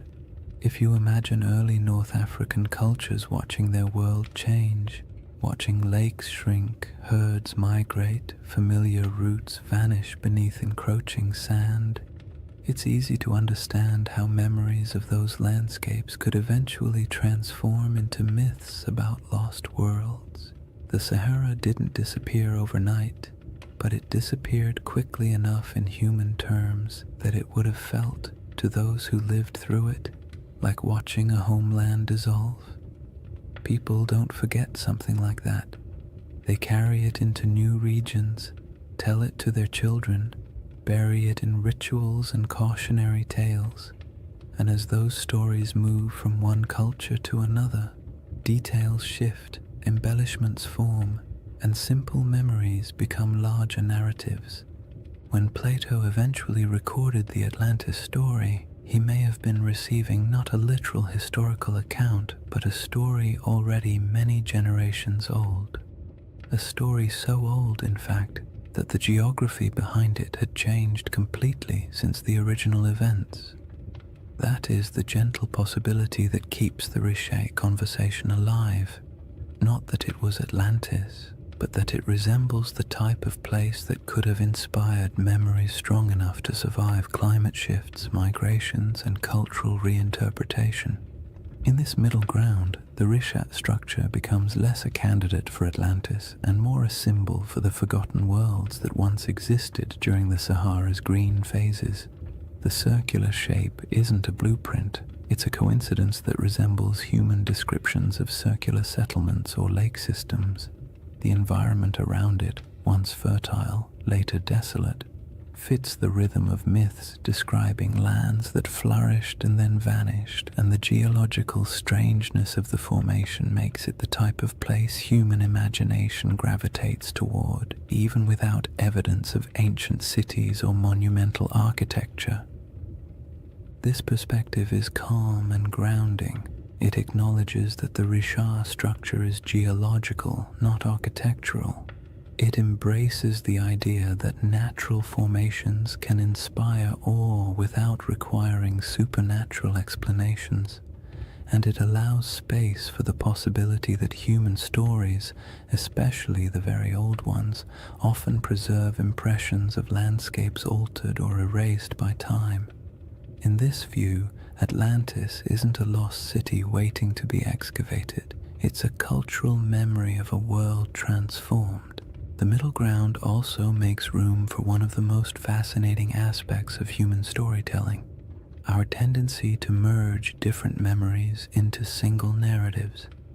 Imagine an Egyptian priest hearing tales from travelers who claim their ancestors once lived in a land where water flowed through concentric valleys. Imagine those memories mixing with other stories of disappearing lakes, ancient floods, or regions swallowed by drought. Imagine Plato hearing a version of that tale centuries later, filtered through generations of reinterpretation. By the time he wrote it down, the story would have been a blend, part geography, part metaphor, part nostalgia for a world the teller never saw. This blending of truth and tale is not deception. It's how oral traditions work. Details shift, landscapes become symbols, natural disasters become moral lessons. A story meant to explain why the world changed becomes a story explaining why people must be humble. Even today, we do this without realizing it. We condense complex events into simple narratives because simple narratives are easier to remember, easier to teach, and easier to carry into the future. In the calm light of this middle ground, the Richat structure serves as a gentle reminder that landscapes shape stories just as stories shape our perception of landscapes.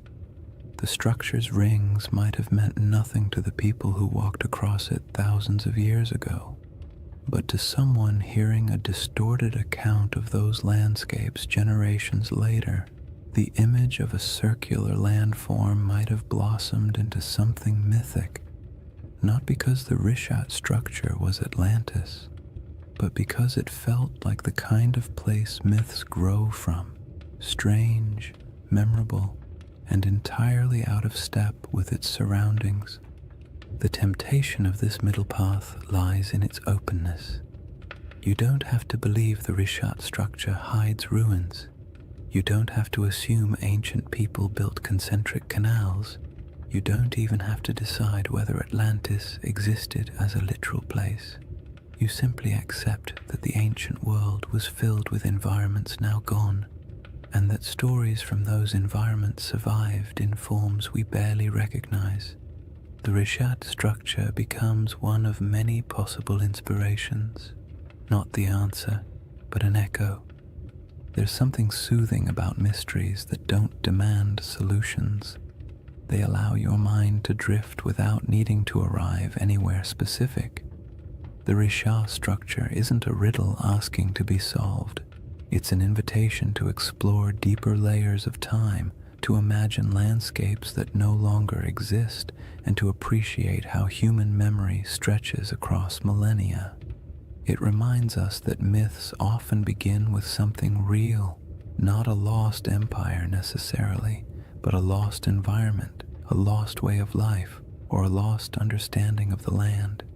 And that leads us gently into the final chapter of this journey, a shift away from evidence and counter-evidence, and toward the quiet, cosmic perspective that emerges when you consider how long the Richat structure has watched the desert around it rise, fall, and change.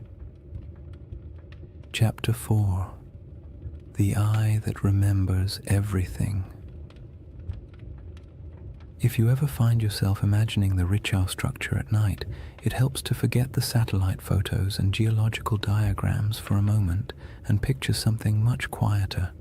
A place far from modern roads, far from city lights, far from anything that interrupts the soft rhythm of the desert after sunset. Night in the Sahara is its own world, almost a separate dimension from the harsh daylight that most people think defines it. The heat drains away slowly, the wind settles into a steady breath across the dunes, and the sky opens wider than seems reasonable, filled with stars that feel impossibly close. In that stillness, the Richat structure doesn't feel like a geological puzzle or a misunderstood legend. It feels ancient in a way few places do, as if it has been sitting patiently through eras, watching everything change around it while remaining almost unchanged itself. Standing at the center of the formation under a clear sky would feel like standing inside a natural observatory. The circular ridges rise around you, not high enough to trap you, but just high enough to create the sense of being in a vast stone bowl. The curves would guide your gaze upward toward the sky, making the stars appear as though they are swirling in unison with the rings below. There are no lights to dim the stars, no distant hum of traffic, no artificial sounds, just the low whisper of the wind brushing across ancient rock, passing through channels carved by time, creating tones so soft you might not even register them consciously. In that kind of quiet, the desert feels alive. Not in a dramatic or mystical way, but in the subtle way landscapes breathe through temperature shifts, airflow, and tens of thousands of years of stillness. The moonlight transforms the Richat structure even further. The pale light pools in the lower depressions and glides across the ridges, revealing the circular symmetry that can be hard to see when you're standing on the ground during the day. At night, those rings shine faintly, almost glowing in places where quartzite catches the moon's reflection. The effect is soothing, not eerie, the kind of sight that makes you exhale slowly, not look over your shoulder. The desert has always been a place where time feels soft and stretched, and inside the Richat at night, that feeling only deepens, as if the land is gently reminding you that it has existed far longer than any human story about it. There is something comforting about how little the Richat structure demands. It doesn't insist on meaning. It doesn't ask to be interpreted. It simply sits, weathered and patient, while the sky above it cycles through constellations that ancient people once used to navigate across greener lands. Thousands of years ago, when the Sahara was still alive with lakes and grasslands, early humans would have looked up at the same stars, using them to track seasons, migrations, and time. They may have passed near the Richat without knowing its shape, but they would have walked under this same sky, feeling the same cool air after sunset, listening to similar breezes skimming across the land. In that sense, the desert night turns the Richat structure into a bridge between eras, not because anything connects them physically, but because the sky has remained one of the few constants across the entire sweep of human history. If you were to sit on one of the ridges and look out into the darkness, you would see nothing but the silhouettes of dunes shifting gently in the moonlight. The horizon softens at night, blending sky and sand into a single muted line. It's the kind of scene that encourages introspection, not analysis. You don't wonder who built the structure or whether it held palaces or temples. You simply feel the weight of time, not as something heavy or intimidating, but as something vast and calming. The world has changed so many times, and the Richat has been here through all of it, absorbing the silence, weathering the storms, and watching the land around it transform. The desert's silence isn't empty. It holds layers of memory, not the kind you can excavate with tools, but the kind that lingers in atmosphere. The silence feels old, as if it carries a faint awareness of the worlds that once existed here. Lakes reflecting starlight, animals moving across grasslands, families gathering near fires that burned in a landscape now gone. The nighttime air feels thick with that invisible history, yet it doesn't demand your attention. It simply exists, like a soft background hum. The stars above the Rishat structure appear especially dense because of the region's extreme remoteness. The Milky Way stretches overhead like a pale river of light, echoing the rivers that once flowed across the Sahara during its humid phases. The longer you look, the more constellations seem to reveal themselves, and the more the structure on the ground feels connected to the cosmos above. The rings of the Rishat mirror the vast circular patterns in the sky, the arcs of the galaxy, the curvature of the horizon, the slow rotation of the Earth itself. It creates a sense of gentle symmetry between Earth and sky, a reminder that humans have always found meaning in patterns even when those patterns were accidental. It's easy to understand why people feel drawn to connect this ancient formation with legends. Standing inside the Risha at night could make anyone feel the urge to tell a story, not a sensational one, but a quiet one about the persistence of the land, the fragility of memory, and the way nature sometimes creates shapes that feel like symbols. In the soft glow of the moon, the structure doesn't look artificial, but it does look intentional in a way only nature at its most patient can achieve. What makes the Risha structure so soothing at night is the way it absorbs human curiosity without answering it. You can wonder about its origins, its place in mythology, its connection to past climates, or whether ancient people ever felt a hint of awe when passing near it. But the structure offers nothing back except the gentle assurance that it will still be here long after our questions fade into silence. In that sense, it becomes a reminder not of lost civilizations, but of time's quiet endurance, the slow, steady processes that shape the earth far beyond human timelines.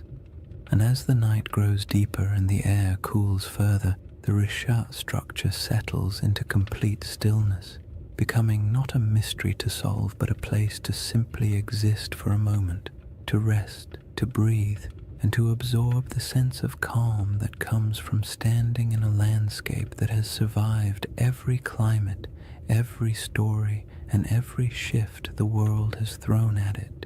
The next layer of this journey explores the source of that storytelling instinct, why humans see patterns, build myths, and create meaning from landscapes that endure long after the civilizations around them disappear.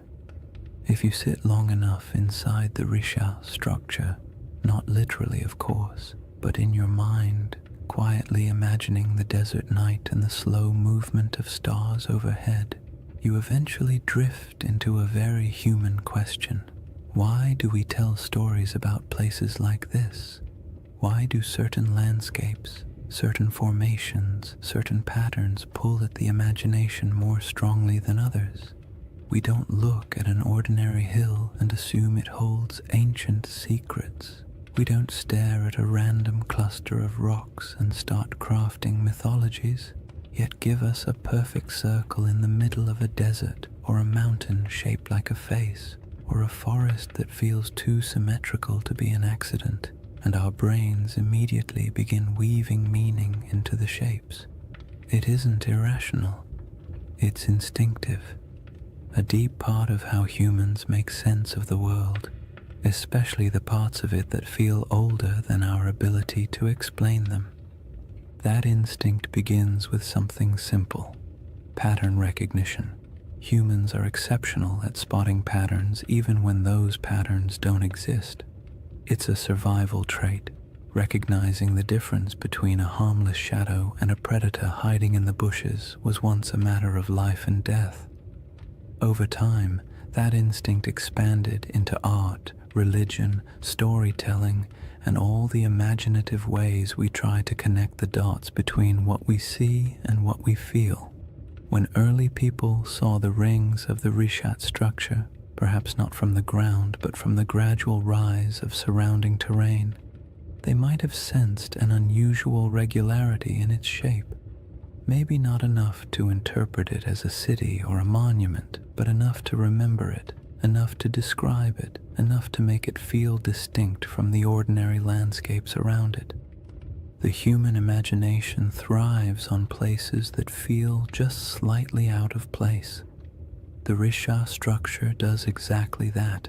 It's too round, too wide, too neatly layered to blend in with the rugged desert. It doesn't look artificial, but it doesn't look random either. It occupies a liminal space, natural but strangely intentional in appearance, and when a landscape hovers in that space, the imagination naturally steps in to fill the gaps. People project stories onto it not to deceive anyone, but because stories help us understand what feels beyond understanding. Storytelling is how humans anchor themselves in time, how they transform landscapes into memories, and how they preserve experiences that might otherwise vanish.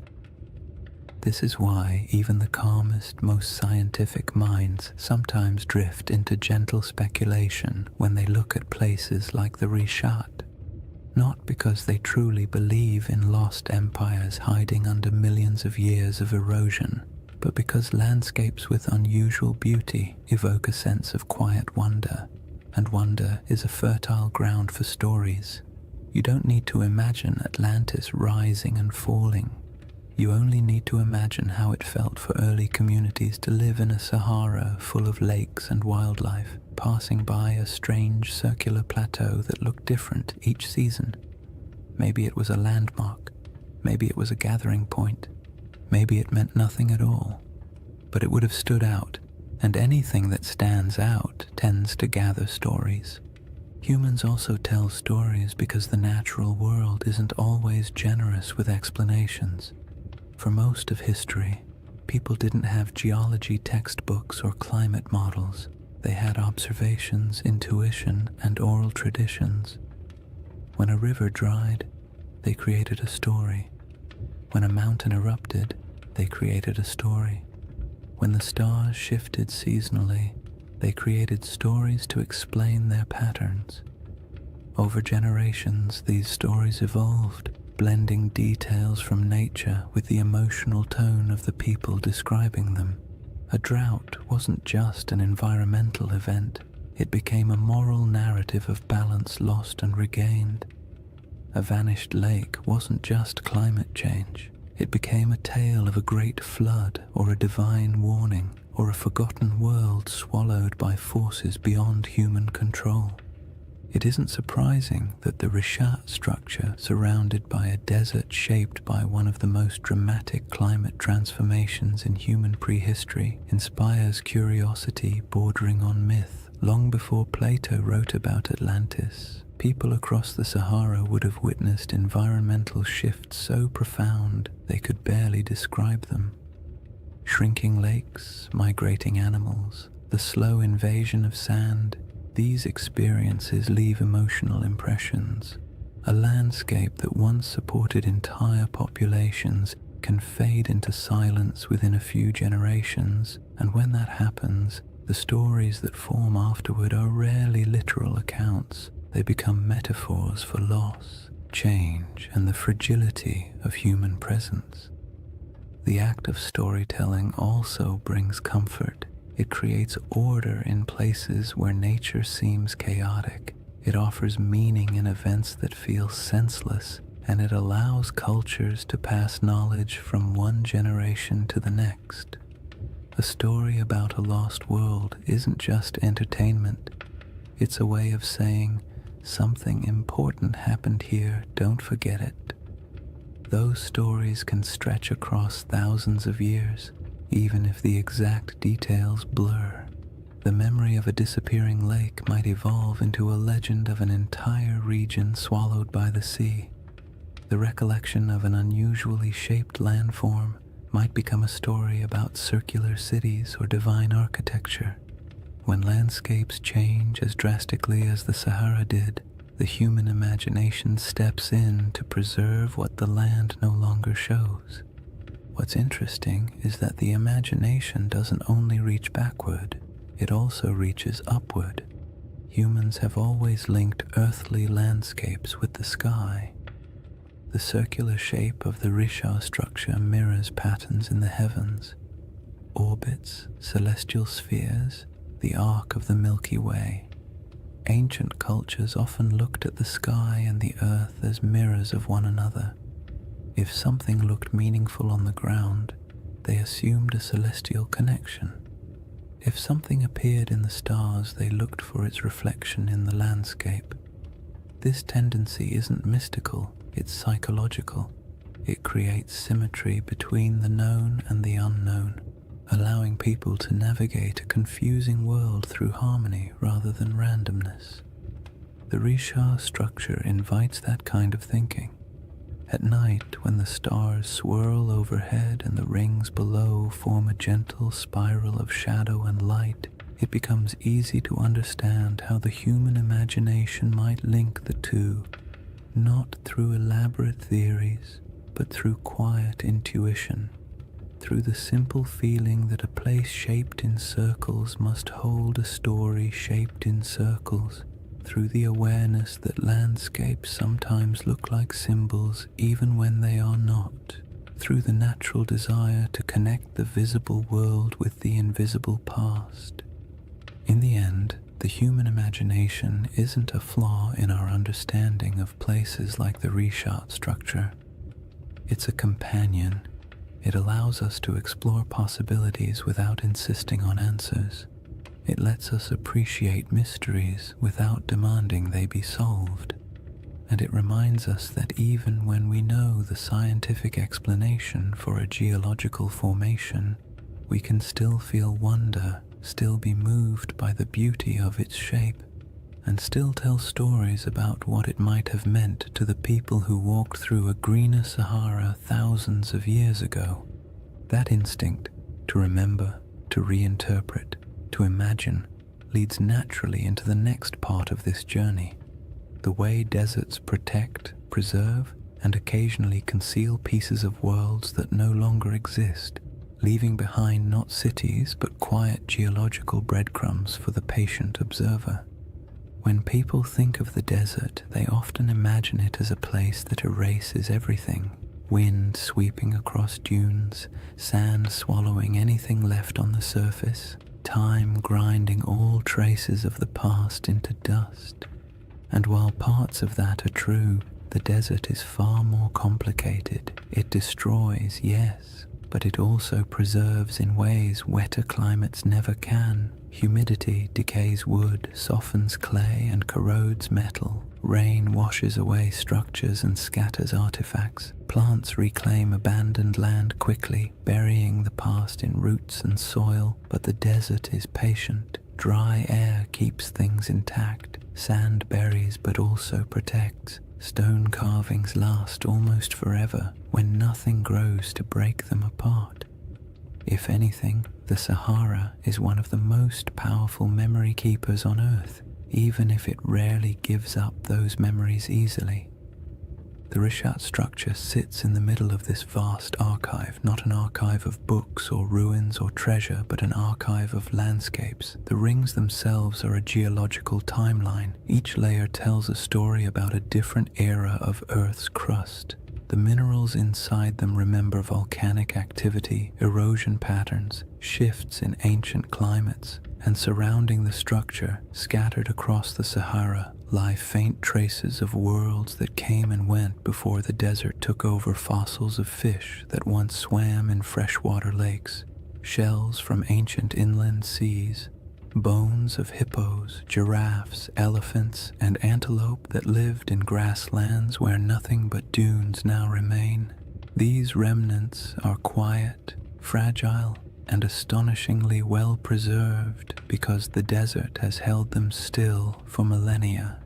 Even more delicate objects survive in surprising numbers. Stone tools left behind by early humans who walked across plains now buried under dunes, arrowheads, blades, grinding stones, small carvings. They're scattered, not concentrated, evidence of lives lived lightly on the land, following herds, collecting plants, moving when the seasons demanded it. None of these objects tell a story of a centralized city or a monumental culture, but they do tell the story of human persistence in a world that was constantly shifting around them.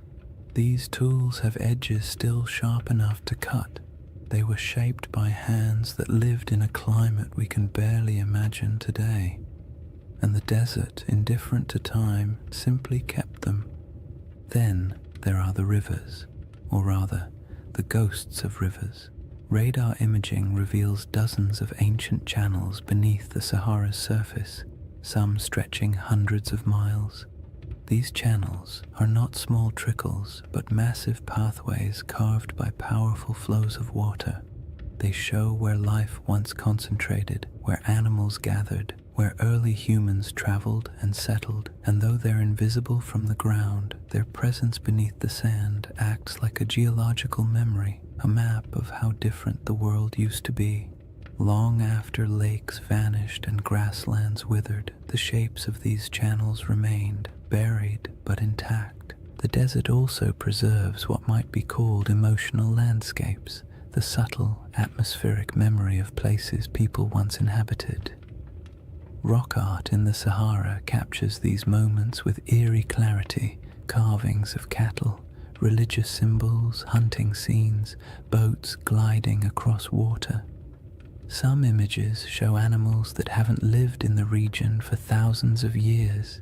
Others depict rituals or daily activities of groups whose descendants migrated far away when the climate changed. These paintings survive because the desert air is too dry to dissolve the pigments. They are echoes etched into stone, fragments of human emotion fossilized in mineral form. And even though they don't correspond to Plato's Atlantis, they show how easily early cultures could leave behind traces that would confuse or inspire later generations. But the desert's preservation comes with a twist. It protects selectively. It keeps what nature builds, but rarely what humans build. Wood, cloth, bone, and plant materials decay quickly, stone lasts, but only if left untouched by wind.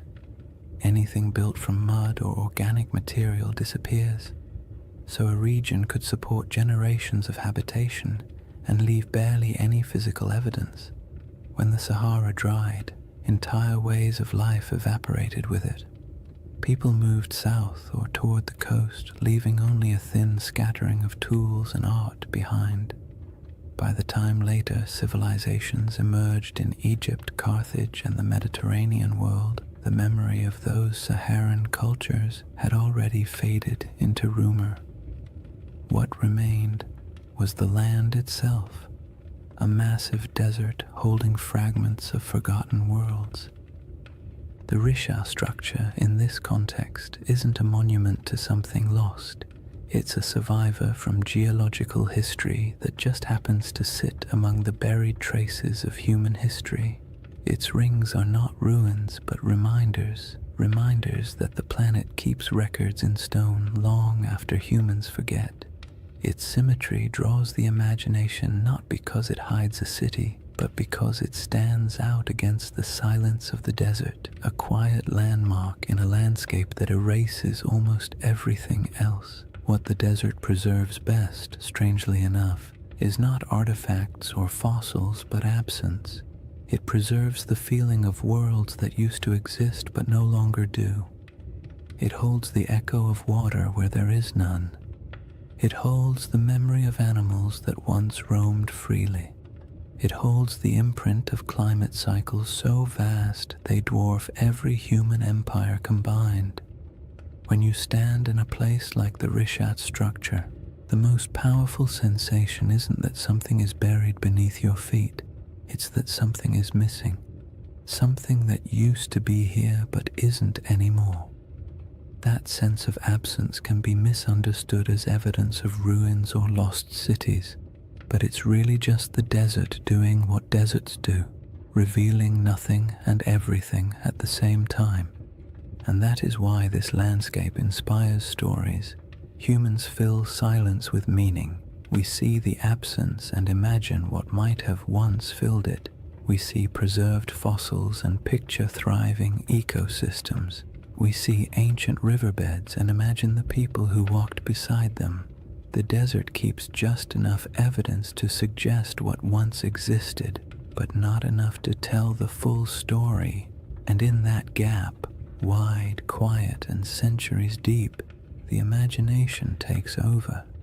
This brings us to the final movement of this journey, a gentle widening of perspective, a step back from geology and fossils and myths, and into the broader cosmic calm that emerges when you stand in the middle of a desert night and realize just how ancient, patient, and enduring the earth truly is.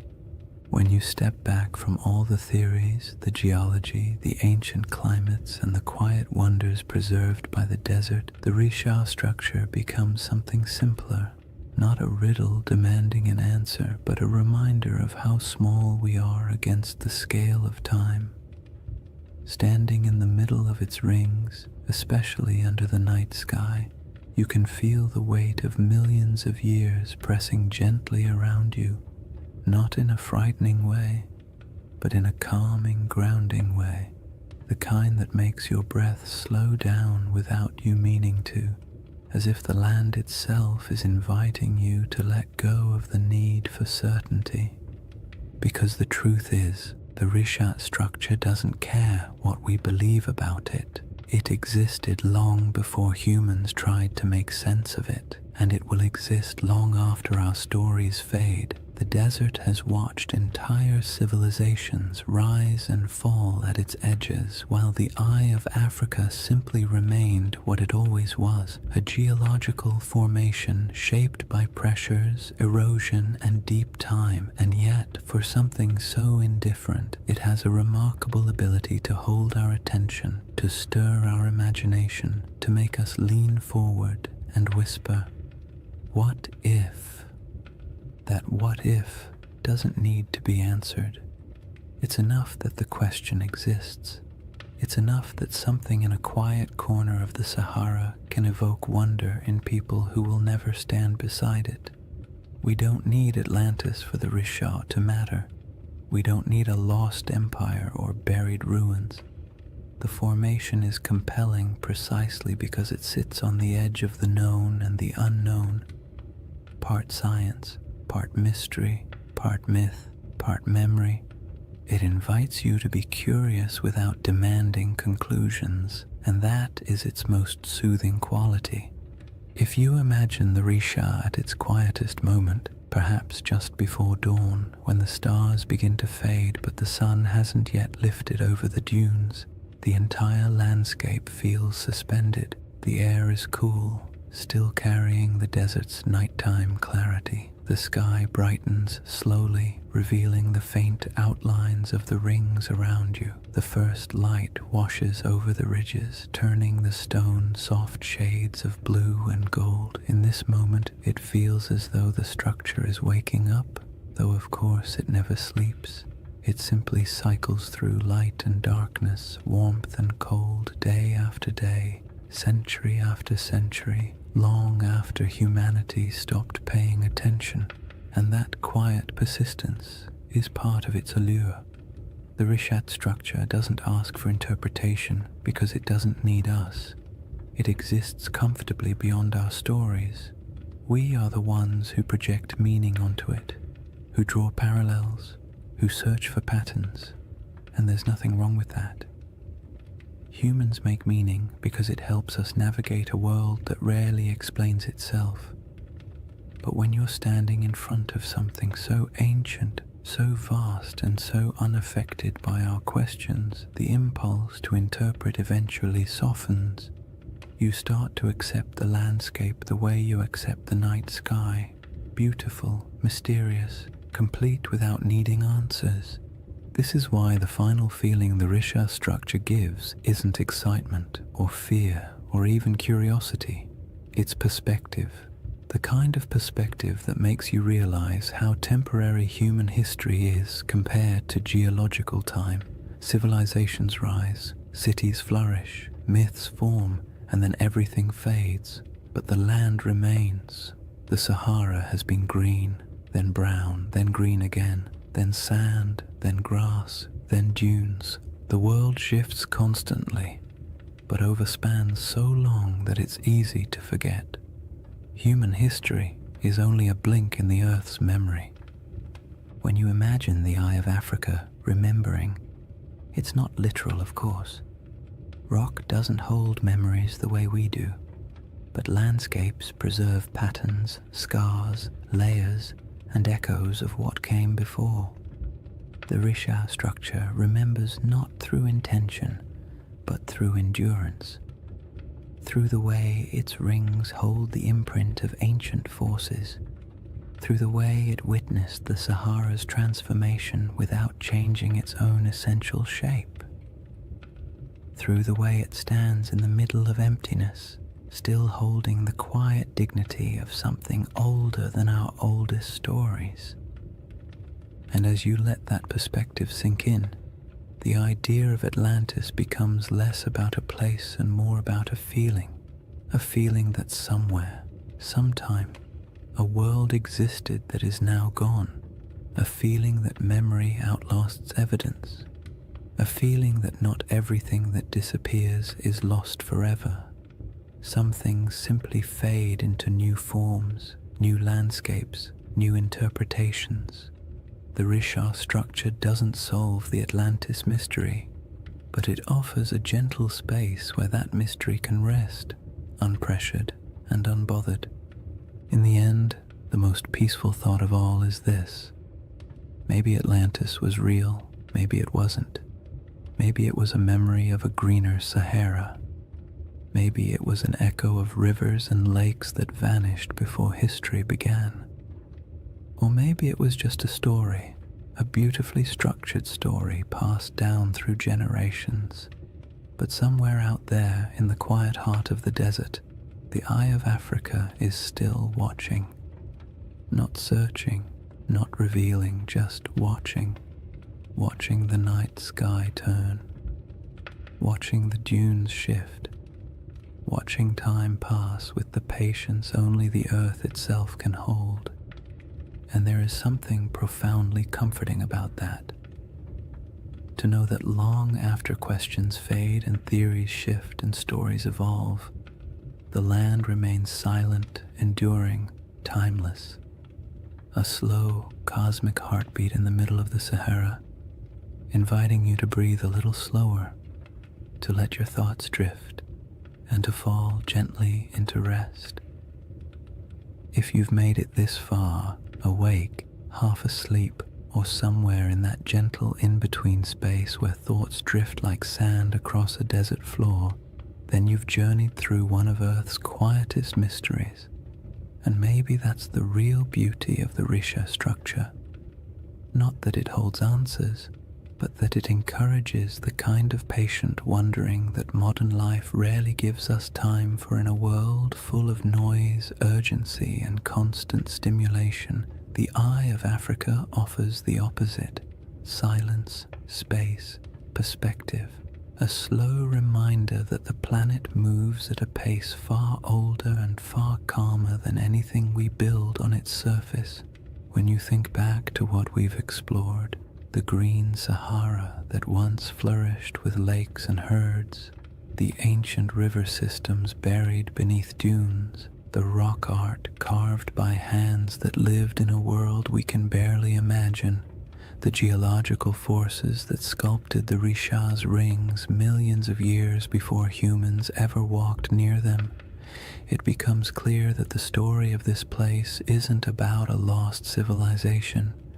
It's about a lost landscape, a world that once existed, quietly thrived, and then vanished not because of catastrophe, but because Earth itself shifted into a new rhythm.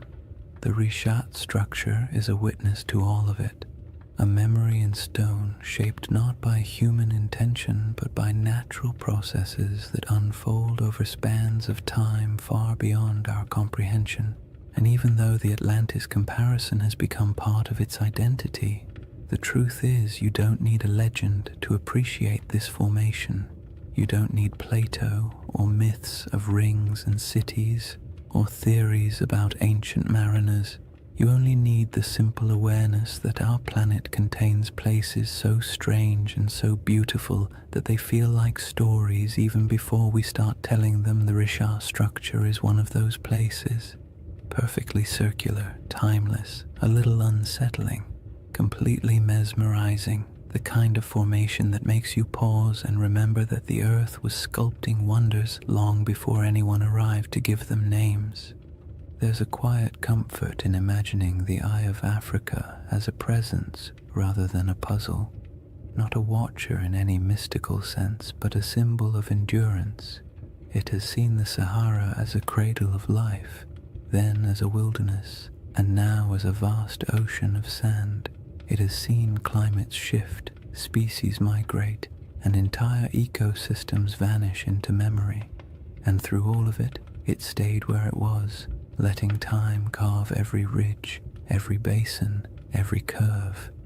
There's something almost meditative about that, the idea that some things don't chase meaning, they simply endure and allow us to come to them with whatever questions or stories we carry.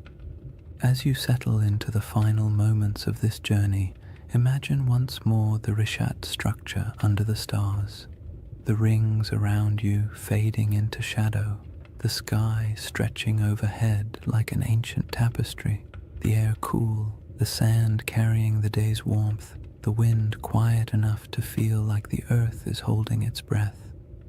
In that moment, all the theories, all the debates, all the speculation falls away. What remains is just the land, unconcerned, immense, older than memory, a reminder that our place in the world is temporary but also meaningful in its own small way. And maybe that's the real gift of places like this. They allow us to step outside ourselves, to drift gently into perspective, to remember that not everything needs to be solved. Some mysteries are meant to rest, some landscapes are meant to simply be admired, and some stories, like the Sahara itself, are more soothing when left open, when allowed to breathe, when allowed to drift into the same soft silence that defines the desert at night. So as you drift towards sleep or into a deeper state of calm, let the Rishat structure fade into that quiet space behind your thoughts. Let the rings dissolve into darkness, the stars soften overhead, and the desert wind carry away whatever tension you brought with you. The earth has been here a long time, and it will be here long after the worries of today have faded. You are small compared to the scale of geological time, but that smallness is not a burden. It's a comfort, a reminder that it's okay to rest. Thank you for spending this time exploring one of the planet's most beautiful and enigmatic features. If you enjoyed this journey and you'd like to drift through more forgotten landscapes and ancient mysteries crafted to help you unwind, consider liking the video and subscribing to the channel. It truly helps, and it means a lot. And before you fall asleep fully, let me know in the comments where you're watching from and what time it is for you. I love seeing the entire world gathered in one quiet, shared moment. For now, take one last breath. Let it go slowly, and let the desert night close around you. The Eye of Africa will keep its silent watch. You only need to rest.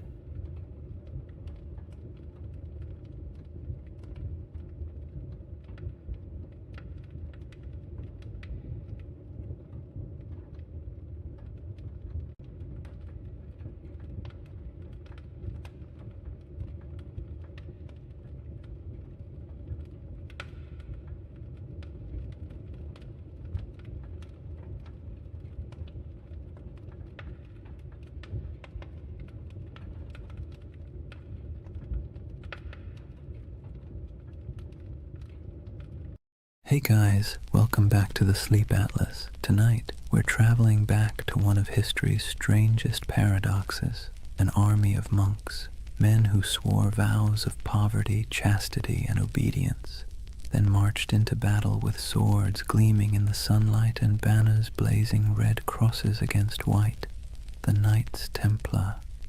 For the next 2 hours, you're not in the 21st century anymore. You're in the age of cathedrals and crusades, relics and rumors, faith and fear. And as always, if you enjoy these journeys through history that help you fall asleep, please subscribe for more nights like this one. It helps the channel, and it helps you find your way back when you need another story to drift away to. Now tell me in the comments, what's keeping you up tonight? Because tonight, we're going to talk about a brotherhood that was born in faith, drenched in blood, and consumed by legend. A story that begins not in a palace, but in silence. Imagine, a torch flickers in an underground chamber beneath Jerusalem. The year is 1119. The city still smells faintly of conquest, burned wood, incense, and the metallic tang of drying blood. 9 knights kneel in a circle. Their armor creaks as they bow their heads. One of them, Hugh de Payens, a French nobleman with eyes like chipped flint, swears an oath before God to live without wealth, without women, without fear, to protect the pilgrims traveling these deadly roads to the Holy Sepulchre. No music, no witnesses, just men and stone and the echo of words they can never unsay. That's how the Knights Templar began, or at least how history thinks they did. But as with most things that begin in the dark, the truth is more complicated. Chapter 1. The Secret Birth of a Holy Army. Jerusalem in 1119 was not a place of peace. The First Crusade had ended 20 years earlier, and what the Crusaders left behind wasn't holiness, it was chaos. The Holy City was technically Christian, ruled by a Latin king, but the streets were still littered with ghosts. Mosques had been turned into churches. Pilgrims from Europe wandered through the desert, barefoot and dazed, believing they were walking through the Bible itself. And everywhere, the tension between faiths hung thick as incense. The roads between the coast and the city were a nightmare. Bandits, raiders, and desert tribes preyed on travelers like wolves. Every year, hundreds of unarmed pilgrims set out from the ports of Jaffa or Acre to see the place where Christ had died, and many never arrived. It was a land where faith could get you killed faster than sin. Enter those 9 knights, poor, devout, and possibly bored noblemen from northern France. Their leader, Hugh de Payens, had fought in the Crusades and stayed behind when most went home. He and 8 companions approached King Baldwin II of Jerusalem with a strange request. They wanted permission to form a new order of knights, not to conquer, not to rule, but to guard. The king said yes. The church hesitated. Nobody quite knew what to do with these men. They were knights, yes, but they claimed to be monks too. The idea didn't fit into any box the medieval world understood. A soldier was supposed to fight, a monk was supposed to pray, and these men wanted to do both. Baldwin gave them quarters in a building that stood on the ruins of the Temple of Solomon, the most sacred and controversial ground in the world. And that's where their name came from. The poor fellow soldiers of Christ and of the Temple of Solomon, or more simply, the Knights Templar. Now here's where things start to shimmer with myth, because for nearly a decade, nobody heard much from them. No glorious battles, no public presence, just 9 knights living quietly in a half-ruined temple, claiming to protect pilgrims. And that's when the whispers began. What were they doing under the temple? Some said they were excavating. Others said they were searching for something buried deep beneath the stones, relics perhaps, or knowledge long hidden since the days of Solomon himself. Modern archaeologists will tell you this is nonsense, of course, but even they admit the Templars had access to the Temple Mount, a privilege almost no one else in Christendom enjoyed, and for years they dug there with the Church's blessing. When they finally emerged into public life, they were different, organized, wealthy, confident, almost as if they'd found something that changed everything. But let's step back for a moment. The early 11th century was an age of improvisation. The Crusader states were young, messy, and barely hanging on. Every kingdom was a patchwork of loyalties, half knights, half pilgrims, and a lot of wishful thinking. The Church was desperate for order, and the Templars offered exactly that, a blend of zeal and discipline that looked like divine intervention in armor. It was a brilliant pitch, and they sold it well. When Hugh de Payens traveled back to Europe in 1127 to seek official recognition, he met with kings, nobles, and eventually the Pope himself. The Church loved them, a holy army that required no payment, asked for no land, and swore absolute loyalty to God. It was a bureaucrat's dream. Pope Honorius II granted them official status, and a few years later, in 1139, another pope, Innocent II, took it even further. He declared that the Templars answered to no king, no bishop, and no law except the popes. They were untouchable, exempt from taxes, allowed to cross borders freely, and permitted to collect donations directly from the faithful. In other words, the Knights Templar became a multinational corporation, centuries before such a thing should have existed. And that's where their story stops being quaint and starts getting strange. Because remember, these were men who began with nothing. Their symbol was two knights riding a single horse, a visual metaphor for poverty. Within a generation, that same order owned castles, fleets, and entire banking networks. They were the world's first financial institution that operated across borders. But we're getting ahead of ourselves. Right now, there's still just 9 men under the ruins of Solomon's temple, holding candles against the dark. Picture it. The smell of wax and oil smoke, the faint hum of wind through broken columns, the distant cries of muezzins echoing from the city below. The world is shifting. Faith, power, greed, all swirling together into something entirely new. Somewhere between prayer and politics, the Templars had found a formula that worked. A soldier's discipline, a monk's devotion, and a businessman's pragmatism, all wrapped in one dazzling symbol, a red cross on white. And as their power grew, so did the myth. People whispered that the knights never truly slept, that their prayers could call down miracles, that their swords glowed in battle like divine fire. In an age starved for heroes, the Templars became living icons. And for the Church, they were proof that holiness could conquer the world, or at least fund its expansion. Still, even in these early days, the seeds of their downfall were already being planted, because whenever power hides behind purity, suspicion follows. For now, though the world was enchanted by them, Europe sent them gold, recruits, and blessings. The Templars began to build fortresses across the Holy Land, stark geometric structures designed not for beauty but for survival.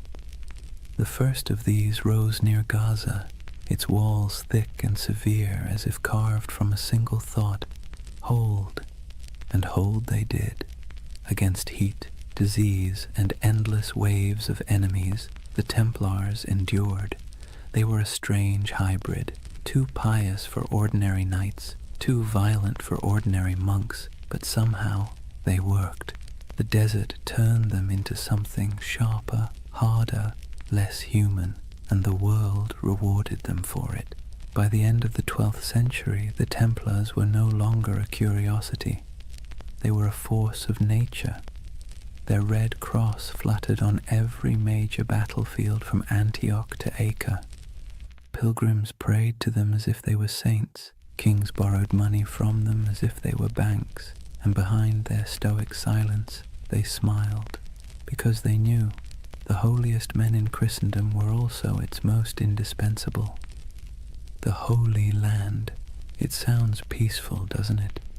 Golden deserts, olive groves, sun-bleached ruins, the kind of place you might imagine angels hovering over in serene silence.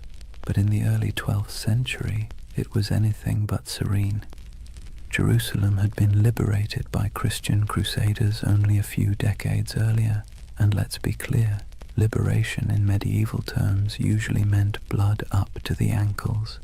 The First Crusade had ended with the massacre of nearly every inhabitant of the city, Muslim, Jew, and even some Christians unlucky enough to be standing in the wrong doorway. The survivors who staggered out of those gates left behind a city that was holy, yes, but also haunted. Now, imagine you're one of the pilgrims arriving from Europe after that carnage. You've sold your land, kissed your family goodbye, and endured months on a leaky ship that smelled of salt, vomit, and desperation. You finally set foot on the sacred soil of Jerusalem, only to realize it's crawling with mercenaries, thieves, and rival priests arguing over who owns which holy relic. There were monks selling pieces of the true cross for pocket change, relic peddlers waving around bones that supposedly belonged to every apostle, and beggars who could quote scripture better than bishops. It was chaotic, commercial, and weirdly alive. The Holy Land was supposed to be a place of purity, but it was also a marketplace of faith, and this was the world the Templars were born into. To protect pilgrims, they needed roads. To patrol the roads, they needed horses. To feed the horses, they needed money. And to get money, they needed support from Europe, which meant they needed branding. And few groups in history have ever branded themselves better. The Knights of the Temple. It sounded like a riddle, a name that whispered of prophecy, secrecy, destiny. In an age addicted to relics and miracles, the idea of an army living on sacred ground was irresistible. Still, their mission was grimly practical. The routes from the ports to Jerusalem, Jaffa, Acre, Tyre, were treacherous. Travelers were robbed, murdered, or sold into slavery. The Templars became the bodyguards of faith itself, escorting caravans of believers through the desert, fighting off raiders who saw pilgrims as walking coin purses. Picture it, a long line of weary travelers trudging beneath a white-hot sun, sandals kicking up dust, and ahead of them a small band of armored men on horseback, faces hidden behind helms, silent except for the creak of leather and the dull thud of hooves. To see that Red Cross approaching must have felt like salvation made visible. But Jerusalem wasn't the only concern. Beyond the city walls, the Crusader states were fracturing. Christian lords squabbled like children over territory they barely controlled. The Kingdom of Jerusalem, the County of Tripoli, the Principality of Antioch, all were fragile, stitched together by ambition and distrust. The Muslim world, meanwhile, was far from united but infinitely more patient. Leaders like Zengi, Nur ad-Din, and later Saladin understood that the Crusaders were temporary. Empires built on zeal tend to burn bright and burn out. The Templars didn't know it yet, but they were living on borrowed time. For now, though, their world was still expanding. They built their first fortresses across the Holy Land, massive, angular structures that looked more like stone mathematics than architecture. No decoration, no vanity, just geometry and faith. These weren't castles meant to impress. They were meant to survive. Thick walls, narrow gates, cisterns for water, hidden staircases for escape. If you were a Templar stationed in one, your days were predictable. Prayer, patrol, repair, repeat. The heat was relentless. Armor became ovens. Horses collapsed from thirst. And yet, they endured. They believed every drop of sweat was a prayer, every scar a kind of devotion. The Templar life was monastic but also militarized. They rose before dawn, prayed, trained, rode, and ate simple meals in silence. Even at the table they sat in pairs, sharing food from a single bowl, just as they once shared horses when they were poor. That duality, poverty and power, humility and dominance, defined them. To outsiders it made the Templars look almost supernatural. They were disciplined in a world that thrived on chaos. They didn't drink, gamble, or chase women. They didn't hoard gold for themselves, but for the order. Compared to the average Crusader knight, who often behaved like a drunk tourist with a sword, the Templars seemed godlike. But discipline has its price. Their strictness made them feared, but it also made them cold. And in a land that worshipped stories, coldness was suspicious. Rumors spread that they worshipped strange idols, that their prayers were not quite Christian, that beneath their white mantles they bore symbols not approved by Rome. None of it was true, yet, but you can see why people started to talk. The Templars were always apart. They answered to no king, no priest, and no local authority. They were an army within an army, a church within the church. And whenever men form a power that stands outside all others, paranoia soon follows.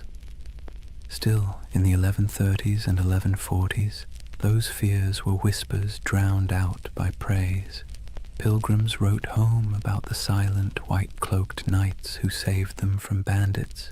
Kings sent donations, nobles offered land. The Templar name spread across Europe like wildfire. Soon new recruits poured in, sons of minor lords, second brothers with no inheritance, men too proud to farm and too poor to rule. To join the Templars was to gain purpose, rank, and immortality of a kind. When they swore their vows, they gave up everything, property, family, even their names. They became one organism, and that made them terrifyingly efficient.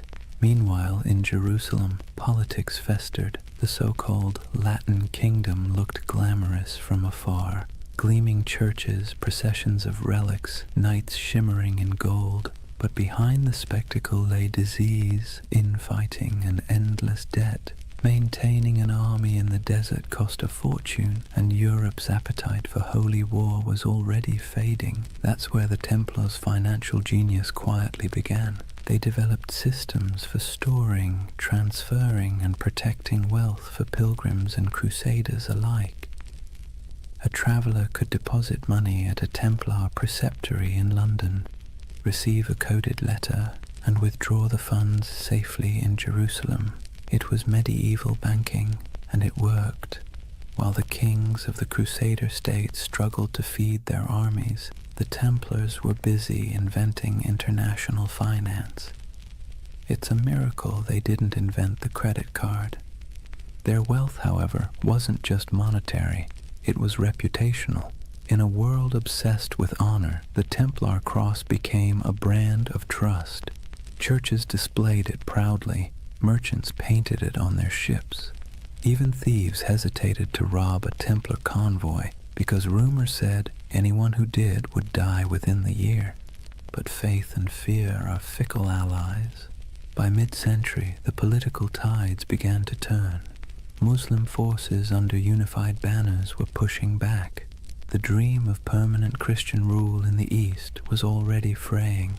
The Templars found themselves fighting not for glory but for survival. Still, for every setback, they doubled down. When they lost a castle, they built two more. When armies fell, they recruited faster.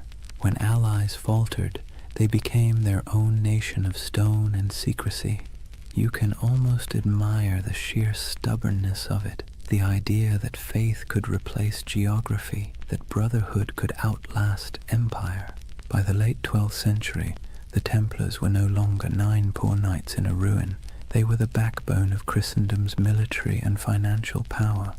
Their headquarters in Jerusalem gleamed with marble. Their fortresses dotted the coasts of Syria and Palestine. Their banner, a red cross on white, was feared from Cairo to Constantinople, and yet the cracks were already showing. The Holy Land had always been an illusion of permanence.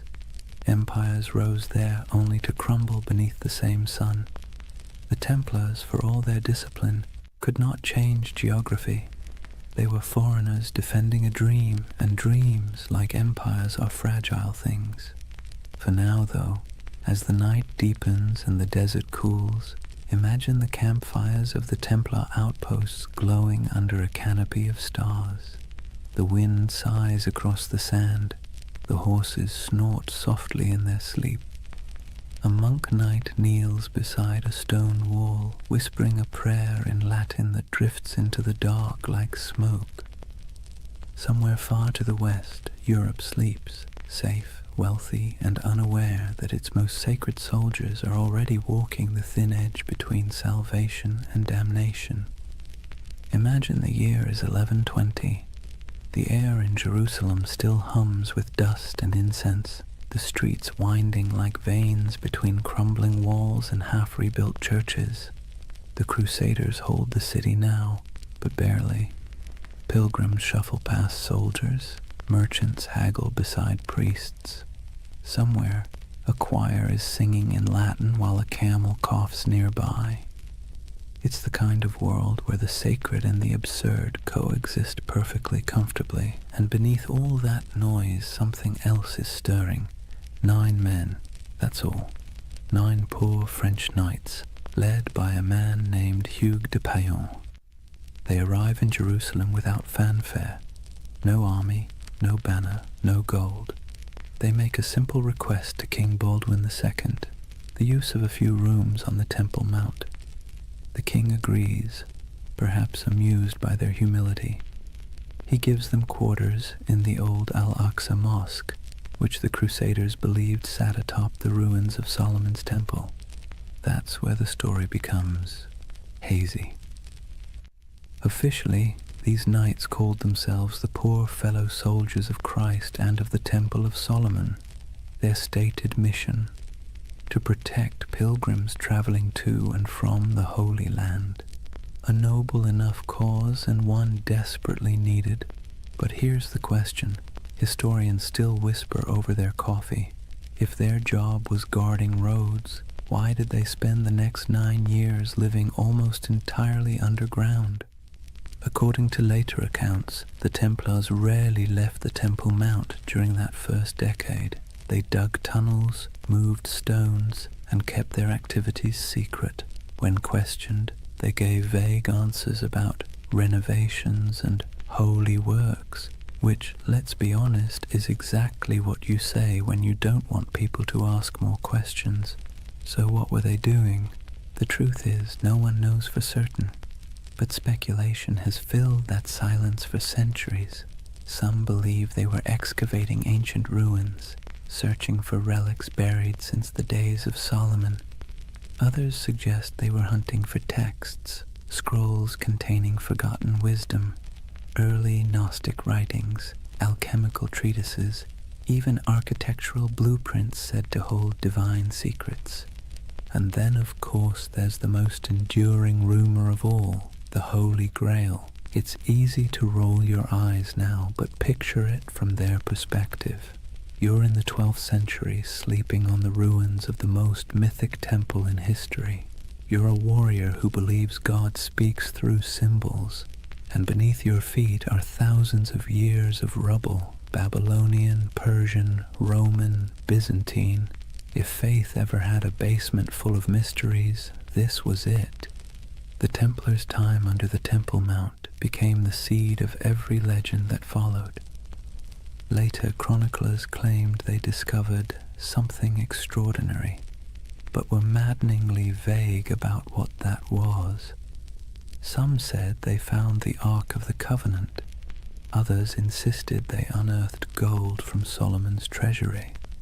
More imaginative souls suggested they uncovered proof of bloodlines, records linking Christ's family to European royalty.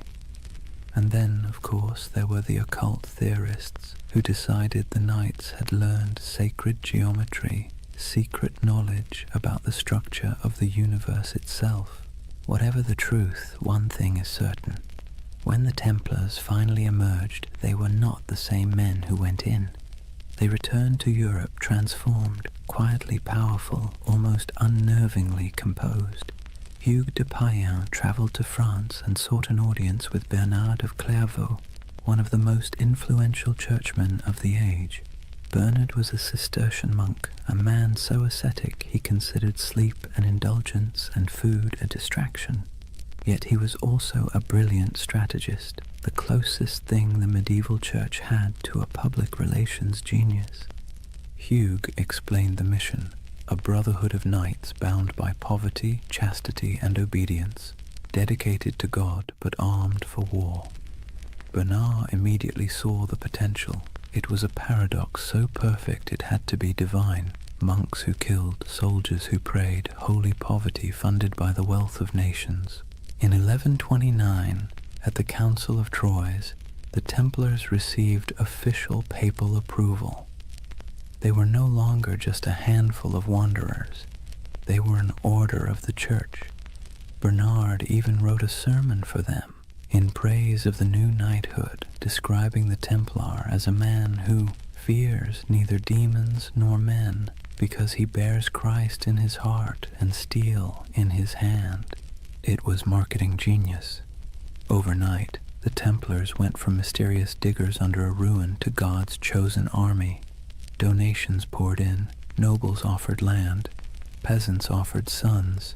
The Templar banner, white for purity, red for martyrdom, became one of the most recognized symbols in Christendom. But still, the whispers persisted. Even as they rose, people kept asking, what did they find beneath that temple? Why did they never speak of those 9 silent years? The truth, if there is one, is probably less cinematic and more bureaucratic. Archaeology as we know it didn't exist. Digging beneath ancient ruins wasn't about science. It was about faith and superstition. Maybe they really did find something sacred. Maybe they found nothing but stones. But it almost didn't matter. The mystery itself was more powerful than any treasure, and the Templars knew how to use that. You see, medieval Europe adored relics because relics made the invisible visible. A saint's bone could turn a dusty chapel into a pilgrimage site. A scrap of cloth from Christ's robe could transform a forgotten village into a holy destination. The Templars, deliberately or not, became a living relic. They didn't need to show proof of miracles. Their very existence was the miracle. Their silence became their sanctity, their secrecy, their strength. And silence travels farther than any sermon. When you think of the early Templars, don't picture roaring armies. Picture candlelight flickering in a stone corridor, the faint echo of Latin prayers, the sound of picks striking stone somewhere deep beneath the earth. 9 men convinced that God had chosen them for something they didn't fully understand, but could feel like a heartbeat in the dark. The idea of the hidden runs through everything they did afterward. Their architecture, simple, geometric, full of hidden passages. Their symbols, crosses, circles, dual riders on one horse. Even their banking system, which relied on coded letters and secret ledgers, carried that same shadowy precision. It's as if the memory of that underground decade never left them. They had been under the world, and when they emerged, they brought a little of the underworld with them. By the time they were formally recognized, the order already had chapters spreading across Europe. Preceptories in Paris, London, and Aragon became both fortresses and treasuries. Templar seals began to appear on documents everywhere. a sign that whatever business was being done, it was trustworthy, incorruptible, and conveniently untouchable by taxes. They were monks, they were soldiers, they were accountants, and they were untouchable. If it sounds like a setup for disaster, that's because it was. But for now, their ascent felt unstoppable.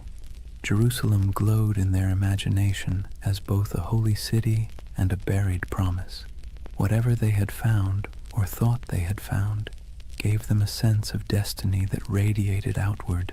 They built fortresses across the Holy Land like a constellation, each one a star of faith, light against the desert. They moved with precision, their ranks swelling from 9 to hundreds. Their banners fluttered beside kings, yet their loyalty remained solely to the order and to God, or at least their version of him. And through it all, that mystery under the temple lingered, quiet and magnetic. Even centuries later, when the Templars were long gone, legends kept sprouting like weeds. Freemasons claimed descent from their architects. Alchemists said their secrets survived in hidden manuscripts. Occultists saw them as guardians of forbidden wisdom. Historians, somewhat exasperated, kept insisting they were just monks with good bookkeeping skills. But deep down, everyone wanted to believe there was something more, that somewhere beneath the dust of Jerusalem, a secret still slept. So perhaps it's fitting that the story of the Knights Templar begins not with battle, but with silence, not with conquest, but with curiosity. Because if history has taught us anything, it's that the most powerful empires are often built on unanswered questions. The Templars' first great victory wasn't on a battlefield, it was in the imagination, and that, more than gold or relics or papal favor, would carry them into legend. Picture Rome in the early 12th century, a city that smells of candle wax and incense, but also of politics. Papal banners hang limp in the sun. Monks shuffle through marble corridors whispering in Latin, and outside the streets reek of tanneries and ambition. The church by now was more than a faith. It was the nervous system of Europe, pulsing through every kingdom, dictating who ruled, who knelt, and who burned. Kings were crowned by its hands, empires justified by its blessings. And into this complicated organism walked Hugh de Payens and his strange little band of knights. They didn't look like much. They were poor, quiet, foreign. Their armor was worn, their mission vague. Yet they brought with them something the church found irresistible: usefulness. You see, the Holy Land was chaos. The Crusader kingdoms had been carved from blood and miracle, and now they were crumbling just as quickly. Pilgrims were still being robbed, caravans ambushed, relics stolen, and cities changed hands faster than anyone could update the maps. The church needed protectors, reliable ones, faithful ones. And the Templars, well, they were perfect. No wives, no children, no debts, no distractions, just pure obedience. The kind of men who'd ride into battle without pay, die without complaint, and most importantly, funnel everything they owned directly into the hands of the church. But they needed legitimacy first. The Pope's blessing wasn't just a stamp of approval, it was armor. It turned obscure men into an institution. So Hugh de Payens traveled to meet with the powerful Abbot Bernard of Clairvaux, a man both saintly and strategic. Bernard was the face of the Cistercian reform movement, which prized simplicity, purity, and obedience.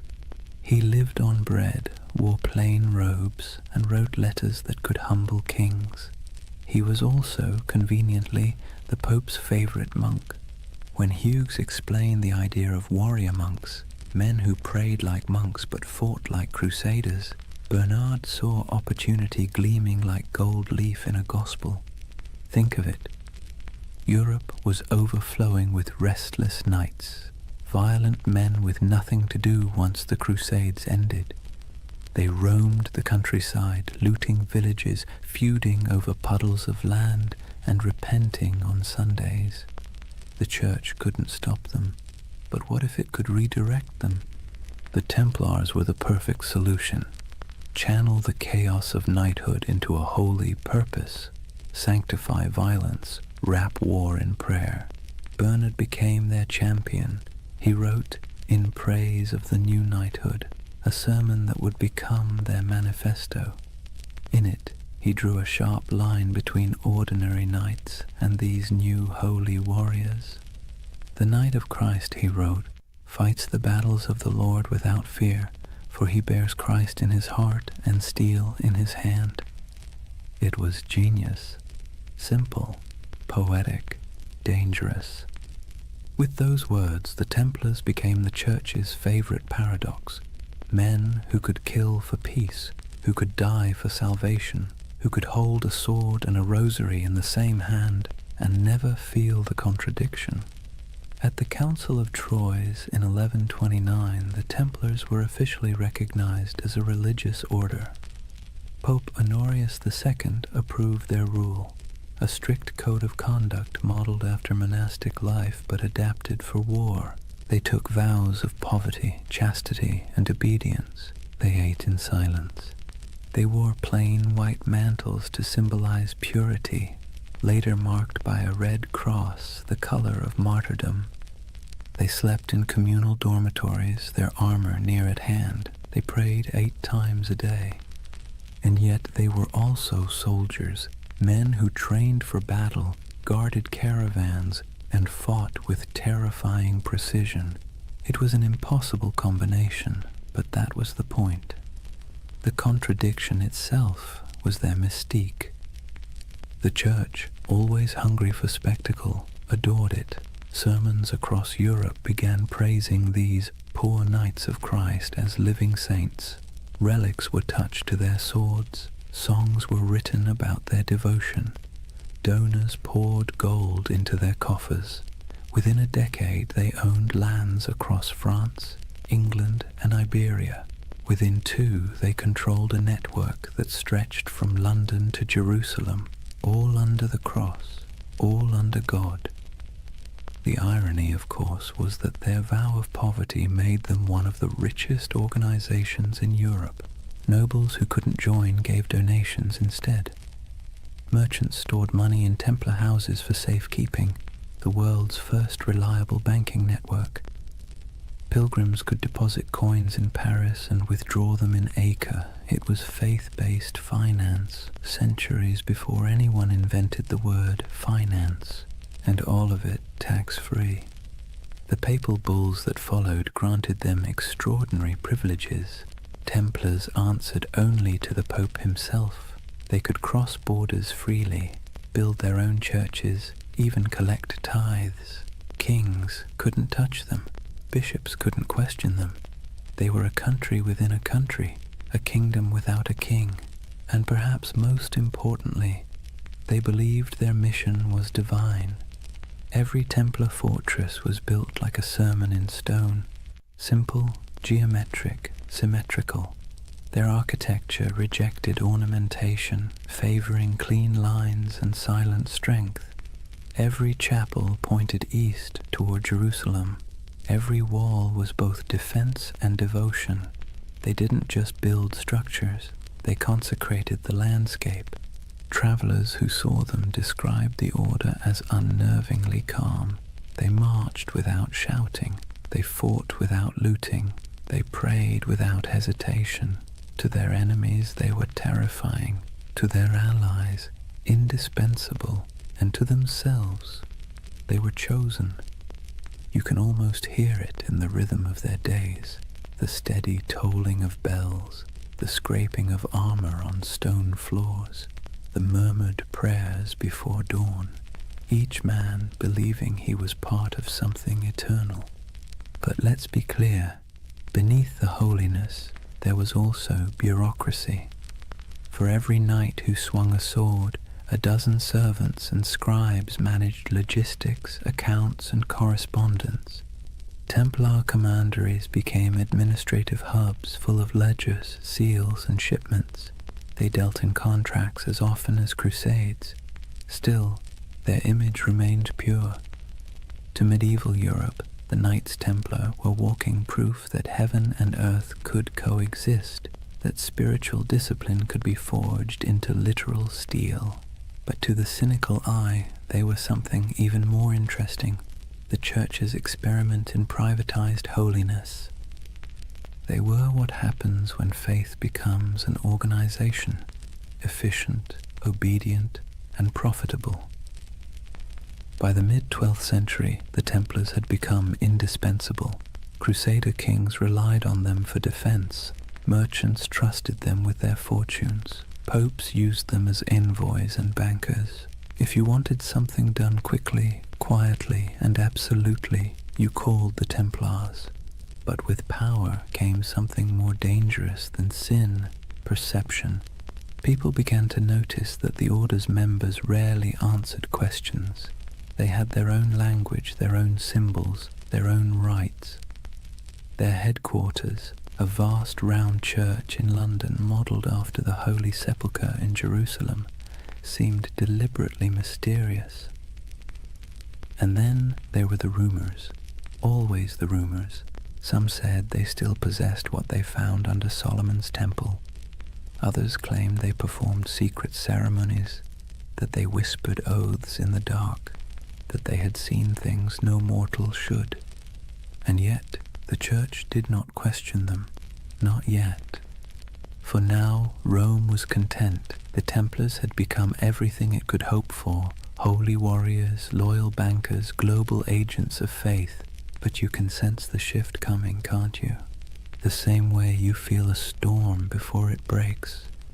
Because no institution, no matter how divine, can grow this fast, this powerful, without making enemies. Kings who owed them money began to resent them. Clergy jealous of their wealth began to whisper, and the pilgrims they once protected began to wonder if these poor knights might be serving something other than God. But that part of the story comes later. For now the order stands at its shining zenith, a creation of faith and fear, cloaked in purity but humming with power. The Vatican's blessing had turned them from a rumor into a reality, and that reality would reshape the medieval world in ways no one, not even the Pope, could have imagined. It's almost poetic, really. The Church had set out to sanctify war, and in the process it had created something far more potent, the first multinational corporation of the soul. And as history will show, nothing that powerful ever stays holy for long. Imagine the early morning light over Jerusalem, a pale gold haze drifting through the heat, settling softly over the domes and stones. The city still breathes the air of miracles and blood. Pilgrims shuffle along narrow streets, whispering prayers in every language. Merchants haggle in the shadow of sacred ruins, and the sound of distant bells drifts through the desert wind like a memory that refuses to fade. And somewhere among the hills, a line of riders moves slowly, white mantles gleaming, swords at their sides, red crosses stitched over their hearts. The Knights of the Temple. They ride in silence, always in silence. To the people watching they seem otherworldly, not nobles, not monks, something in between. They do not laugh or boast, they rarely remove their helmets in public, and when they pass through a market, the crowd parts as if by instinct. It's said that a Templar's gaze could freeze a man, not with fear, but with the strange gravity of conviction. In that moment, the myth was already being born. The story spread faster than their horses could ride. Word of a brotherhood who answered only to God, men who took no wives, owned no lands, and gave everything to their order, soldiers who prayed before battle and confessed after killing, knights who marched under the sign of the cross but lived by a code sharper than any blade. Europe adored them. The Church, of course, encouraged it. Myths are good for business, and the Templars were perfect propaganda. They embodied everything the papacy wanted the faithful to believe: purity, discipline, divine protection. Sermons compared them to angels with swords. Paintings showed them glowing in battle, untouched by arrows, faces calm in the chaos of holy war. But the truth was more human and, in a way, more beautiful. Most Templars were ordinary men drawn from a world that offered few choices, younger sons of minor nobles who'd inherited nothing, restless adventurers, repentant sinners, and zealots in search of purpose. They joined not because they were fearless, but because the world outside offered even less certainty. And for all its rules and austerity, the temple offered something rare: belonging. In a Europe fractured by war, famine, and class, the Order was one of the few places where a man's worth wasn't defined entirely by birth. Inside the walls of a commandery, everyone wore the same cloak, ate the same bread, followed the same hours of prayer. Rich or poor, noble or peasant, all knelt together before dawn. It was unity by discipline, equality by surrender. And yet, the outside world saw only mystery. They were everywhere and nowhere, riding on crusades, manning castles, managing estates, escorting pilgrims. A traveler might encounter a Templar outpost in the forests of Burgundy, another in the sands of Antioch, another on a cold island in the North Sea, and each one would look exactly the same: white walls, red crosses, silence. They had become an idea that transcended geography. When they rode into battle, their presence was like a symbol made flesh. Chroniclers described them as unbreakable formations of white and red, banners flapping, hooves thundering, lances angled in perfect symmetry. They rode in pairs, one knight, one sergeant, their discipline tighter than any army before them, and they didn't retreat, ever. There's a story, probably exaggerated but worth repeating, that at the Battle of Montgisard in 1177, fewer than 100 Templars helped turn the tide against Saladin's massive army. Outnumbered 20-1, they charged headlong into the desert heat, cutting through enemy lines in a frenzy of faith and exhaustion. When it was over, their commander supposedly knelt in the sand and whispered a single prayer: Non nobis Domine, non nobis sed nomini tuo de gloriam. Not unto us, O Lord, but to your name give glory. It's the kind of story medieval Europe lived for, and like all great stories, it spread, changed and grew until the facts hardly mattered anymore. The Templars were no longer just men. They were a myth in motion. They became shorthand for courage, for purity, for divine purpose. And that, ironically, was the beginning of their undoing, because the higher a legend rises, the further it has to fall. But for now, they stood at the edge of eternity. Their coffers swelled with donations. Their castles gleamed across Christendom like white stars on a dark sea. Their red cross was the most recognized symbol in Europe. Kings sought their loans. Bishops sought their blessing. Pilgrims sought their protection. It must have felt like destiny, a divine reward for faith and sacrifice. And yet, beneath the surface, something subtle was changing. The order that began with 9 men and a dream was turning into a machine. Their vows of poverty persisted, but their treasuries overflowed. Their humility was genuine, but their power was growing beyond measure. Their lands stretched across thousands of miles. Their archives held contracts and secrets that kings would have killed to read. And because they answered only to the Pope, no monarch, no bishop, no secular court could touch them. They were untouchable, the Church's holy weapon, sharpened to perfection. But history, like the sea, is always shifting. The Crusader states were beginning to crumble. The Muslim world had learned from its defeats and was uniting under stronger leaders. Supply lines were long, morale was short, and faith, that delicate fuel, was flickering. The dream of permanent Christian dominion in the East was dying, and the Templars, who had built their identity on that dream, suddenly found themselves defending something that no longer existed.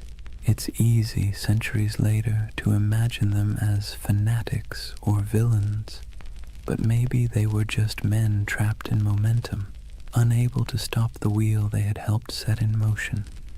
By the time their banners fluttered over the last surviving Crusader fortresses, their legend had already outgrown them. In Europe they were saints, in the East they were demons, and in their own hearts, who knows, perhaps a little of both. The ordinary knights must have felt it, the slow decay beneath the glory, the endless wars that achieved nothing, the heat, the sand, the weight of armor, the prayers whispered into silence, the feeling of being instruments of something divine, and yet increasingly something political. But legends don't need clarity, they need symbols, and the Templars had become the most powerful symbol in the medieval world, the perfect fusion of faith and violence. You can almost see it, a banner rippling against a stormy sky, red cross vivid against the white cloth, lightning flashing behind it. To a peasant in a church pew or a monk in a distant cloister, that image meant safety, devotion, and divine justice. To a king in debt, it meant something else entirely. The story of the Templars was no longer being written by saints or chroniclers. It was being rewritten by envy, fear, and ambition. But for now, the curtain hasn't fallen, the candles still burn, the chants still echo in stone halls. The world hasn't yet turned against them. The 9 knights who once huddled beneath the Temple Mount have become an army, a network, a myth. Their legacy has taken on a life of its own, glowing, untouchable, and slightly unreal. And like all myths, it has begun to blur the line between truth and dream. That's where Chapter 1 closes, not with an ending, but with a vision of a brotherhood standing on the edge of something vast and unknowable. Their swords gleam in the sun, their white cloaks ripple in the desert wind. Behind them, Jerusalem glows like a mirage, and before them, stretching into the horizon, lies the future, glittering, dangerous, inevitable, the dawn of a legend. Chapter 2. The Rise of the Warrior Monks. Imagine standing on a cold morning plain somewhere in France, perhaps Champagne, perhaps Burgundy. The mist still clings to the fields, soft and silver, the kind that blurs the line between land and sky. Out of that fog rides a column of horsemen, their armor dull from travel, their cloaks heavy with dew. But as the light shifts, something crimson catches the dawn, a mark stitched across white cloth, simple yet unmistakable. A red cross. It would become one of the most recognizable symbols in all of human history. But at this moment, it is new, modest, a badge of belonging more than power. The men wearing it are quiet, focused, unremarkable to anyone but God. Yet this insignia, this fusion of cloth and conviction, is about to transform them into something the world has never seen, a standing army that answers only to faith. The Templars have begun to evolve. Their days of small vows and secret ceremonies under Jerusalem's ruins are over. The Church has given them legitimacy, a papal seal written in the flowing Latin of divine authority. They are now officially milites Christi, soldiers of Christ, and that single phrase changes everything. With papal backing came money, land, recruits, and something far more valuable, absolution. To die as a Templar was not merely to fall in battle, it was to ascend directly into paradise. No purgatory, no judgment, no delay. The battlefield became a kind of heavenly shortcut. It's hard to overstate how revolutionary that idea was in the 12th century. Medieval Europe was steeped in guilt. Sin was currency. Salvation was a negotiation. And suddenly, here was an order that offered redemption through action, through blood, dust, and obedience. For a restless noble, a wayward knight, or a sinner looking for cosmic forgiveness, the temple was irresistible. The Red Cross symbolized that promise. It wasn't just a banner of war. It was a visible reminder of invisible faith.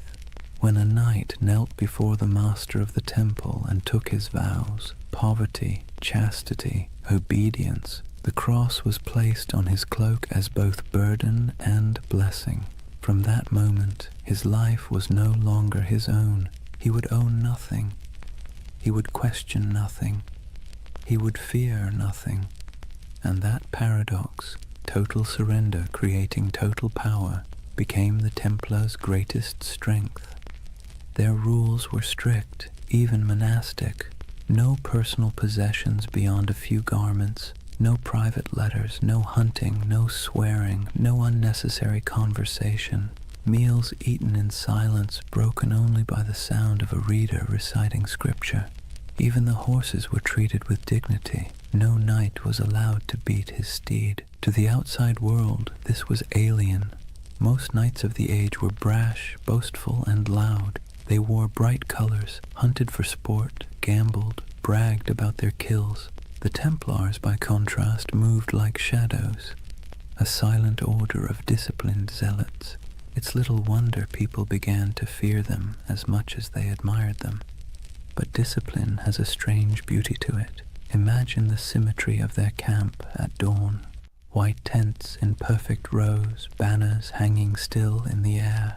Each man waking at the same hour, dressing in the same garments, praying the same words. The clang of armor, the rasp of whetstones on steel, the steady rhythm of order in a world of chaos. They were becoming a living embodiment of the medieval dream, unity, faith, and control in a time when everything else seemed to crumble. And when they rode into battle, that unity was terrifying. Templars did not scatter, did not break rank, did not retreat unless ordered. Chroniclers described them as walls of iron, as storms given human form. Their charges were deliberate, almost ritualistic, a prayer in motion. They would advance in complete silence until contact, their lances lowering as one, hooves pounding like a heartbeat. And when the moment came, the cry broke like thunder, Non nobis Domine. Not for us, O Lord, but for you. Then chaos, then history. Every battle became a kind of mass, blood replacing incense, steel replacing song, and the world watched in awe. To the average medieval person, the Templars seemed immortal. When others fled, they stayed. When others hesitated, they rode forward. Stories spread of miraculous victories, of angels fighting beside them, of enemies struck blind by divine light. Whether any of it was true hardly mattered. Faith had become spectacle, but behind the spectacle was a machine. The Templars weren't just warriors. They were administrators, bankers, engineers. Their rule book, the Latin rule, reads like both a spiritual guide and a military manual. Every moment of the day was accounted for, every piece of armor inspected, every coin recorded. Their efficiency was unmatched, and so was their wealth. By the mid-12th century, they controlled estates across Europe, vineyards in France, mills in England, castles in Spain, olive groves in Cyprus. donations poured in from nobles seeking spiritual insurance. And because Templars were sworn to poverty, those donations didn't dissipate, they accumulated. They began lending money to kings, transporting treasure across borders, and safeguarding pilgrims' deposits. If you were traveling to the Holy Land, you could leave your fortune with the Templars in Paris and withdraw it in Jerusalem. In effect, they invented the medieval checking account. Faith and finance. It's a partnership as old as civilization. But to the Templars, it wasn't greed, it was logistics. Money was a tool for God's work. Armies need supplies, ships, food, fortresses. And if the order had to run the most efficient financial network in Christendom to maintain that mission, so be it. They became, paradoxically, both the humblest and richest men in Europe. Their castles were built like sermons, austere, geometric, designed for endurance, not comfort. No stained glass, no gold leaf, just stone, purpose, and symmetry. Inside, their halls echoed with the quiet rhythm of devotion, the scrape of boots, the murmur of prayers, the metallic whisper of chainmail. To walk into a Templar commandery was to step into another world, a world where faith was function and order was sacred. And yet, for all their restraint, there was grandeur in their simplicity. Their red cross became more than fabric. It became an idea. When people saw it, they saw authority, salvation, and something close to fear. The same emblem that comforted pilgrims terrified heretics. It's strange how power works. The more humble they appeared, the more unstoppable they became. In a way, that red cross marked the beginning of a new era, not just for the Templars, but for the medieval imagination itself. It was the age of symbols, when meaning outweighed truth. A knight's banner could terrify more effectively than his sword. A relic could justify a war. A prayer could bend kings, and no symbol was stronger than that cross. Bold, clean, impossible to ignore. It was faith simplified into geometry. When the sun hit it, it glowed like blood. Some chroniclers wrote that it frightened the enemy before the fighting even began. Others said it calmed the men who bore it. Maybe both were true. Maybe that's the real magic of symbols. They shape both sides of the story. Over the next century, that cross would ride on countless banners across the Holy Land. Through dust storms, over dunes, across shattered city gates, it would gleam under the desert sun and soak in the rain of 1,000 sieges. It would be seen by kings, slaves, monks, and merchants alike, and every time it appeared it carried the same quiet message: obedience, faith, inevitability. From 9 nights came hundreds, then thousands. From humble vows came armies, from silence came history, and still they prayed before battle, as they always had. Still they whispered the same words. Still they believed that death, if it came in service of God, was not an end, but a homecoming. It's easy, centuries later, to romanticize them, to picture gleaming armor, sacred banners, holy purpose. But beneath the poetry was exhaustion. They marched through deserts where the air shimmered like glass. They fought for cities that would fall again within a decade. They believed themselves instruments of divine will, yet the wars they waged often felt endless, abstract, and hollow. And that contradiction, devotion mixed with futility, is what makes their story so human. By the time the Red Cross became synonymous with power, its wearers had already begun to wonder what it meant. But for now, in this chapter of the story, there is still clarity, still unity, still purpose. The order of the temple stands at its peak, pure, confident, and unstoppable, a 1,000 banners ripple in the wind, the sun gleams on polished armor, and the red cross burns like a brand upon the world. The world belongs for a moment to the knights of the temple. Imagine waking before dawn, not to an alarm or the gentle hum of a phone, but to a bell, deep, resonant, and unrelenting. The sound rolls through the dark halls of a stone dormitory, pulling a dozen men from sleep at once. There are no complaints, no yawns, no hesitation. This is a Templar commandery, and the day begins with obedience.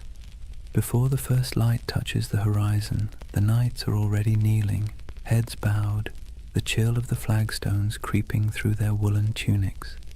The air smells faintly of oil lamps and damp stone. Someone chants softly from a small book, Latin verses murmured and rhythmic, the sound of faith wrapped in discipline. The Templars did not live like ordinary knights. They lived by the rule of the temple, a sprawling manual written in the 12th century that governed everything from how they prayed to how they chewed. It wasn't just a list of rules, it was a blueprint for turning men into instruments of divine will. The rule began with a simple premise. A knight's soul is weak when his body is indulgent. Every comfort is a temptation, every freedom is a test. So, comfort was eliminated. Templars slept fully clothed, tunic, belt, even their boots close by, ready to ride at a moment's notice. They owned no personal possessions, not even a coin or a comb. Their cloaks and armor belonged to the order, and if something broke, it was repaired or replaced, never personalized. They were forbidden to hunt, to falcon, to gamble, to swear, forbidden from kissing women, even their own mothers or sisters, forbidden from eating meat more than 3 times a week, forbidden from laughter that wasn't humble or restrained. Templar joy was not the joy of feasting or music or wine. It was the quiet satisfaction of obedience, and obedience to them was the purest form of freedom. Every knight took a vow of poverty, chastity, and obedience, the holy trinity of control. But unlike monks who lived behind monastery walls, Templars carried their vows into the world. They were soldiers, but their battlefield was also their monastery. Every act, from sharpening a sword to cleaning a saddle, was a kind of prayer. At dawn, they gathered in the chapel. The service was brief. They were not contemplatives, but men of action. Each prayer was followed by ritual silence. They listened for commands, received their orders, and dispersed without argument. Theirs was a faith built on motion, not meditation. After prayers came breakfast, bread, sometimes cheese, and a cup of watered wine. Meals were eaten in near silence. As they ate, one brother stood at a lectern and read aloud from scripture or from the rule itself, reminding everyone that even the act of eating was a sacred task.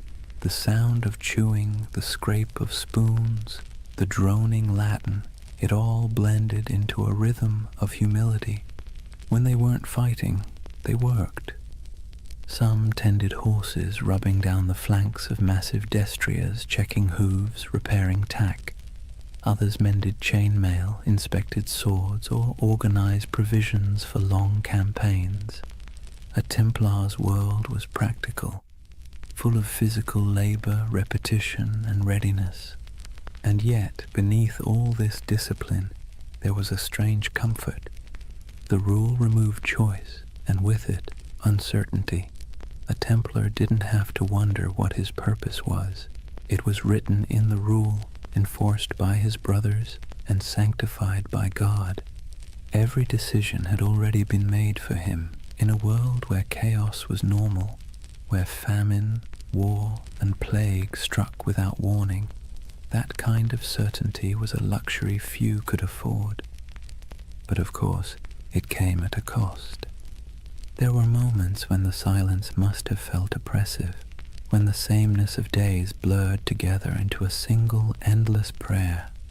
Imagine years of this life, the the same bread, the same rules, the same faces under the same white cloaks, no family, no possessions, no indulgence beyond the thin comfort of faith. And yet, the Templars endured it, perhaps because the alternative, a world without order, without divine meaning, felt far worse.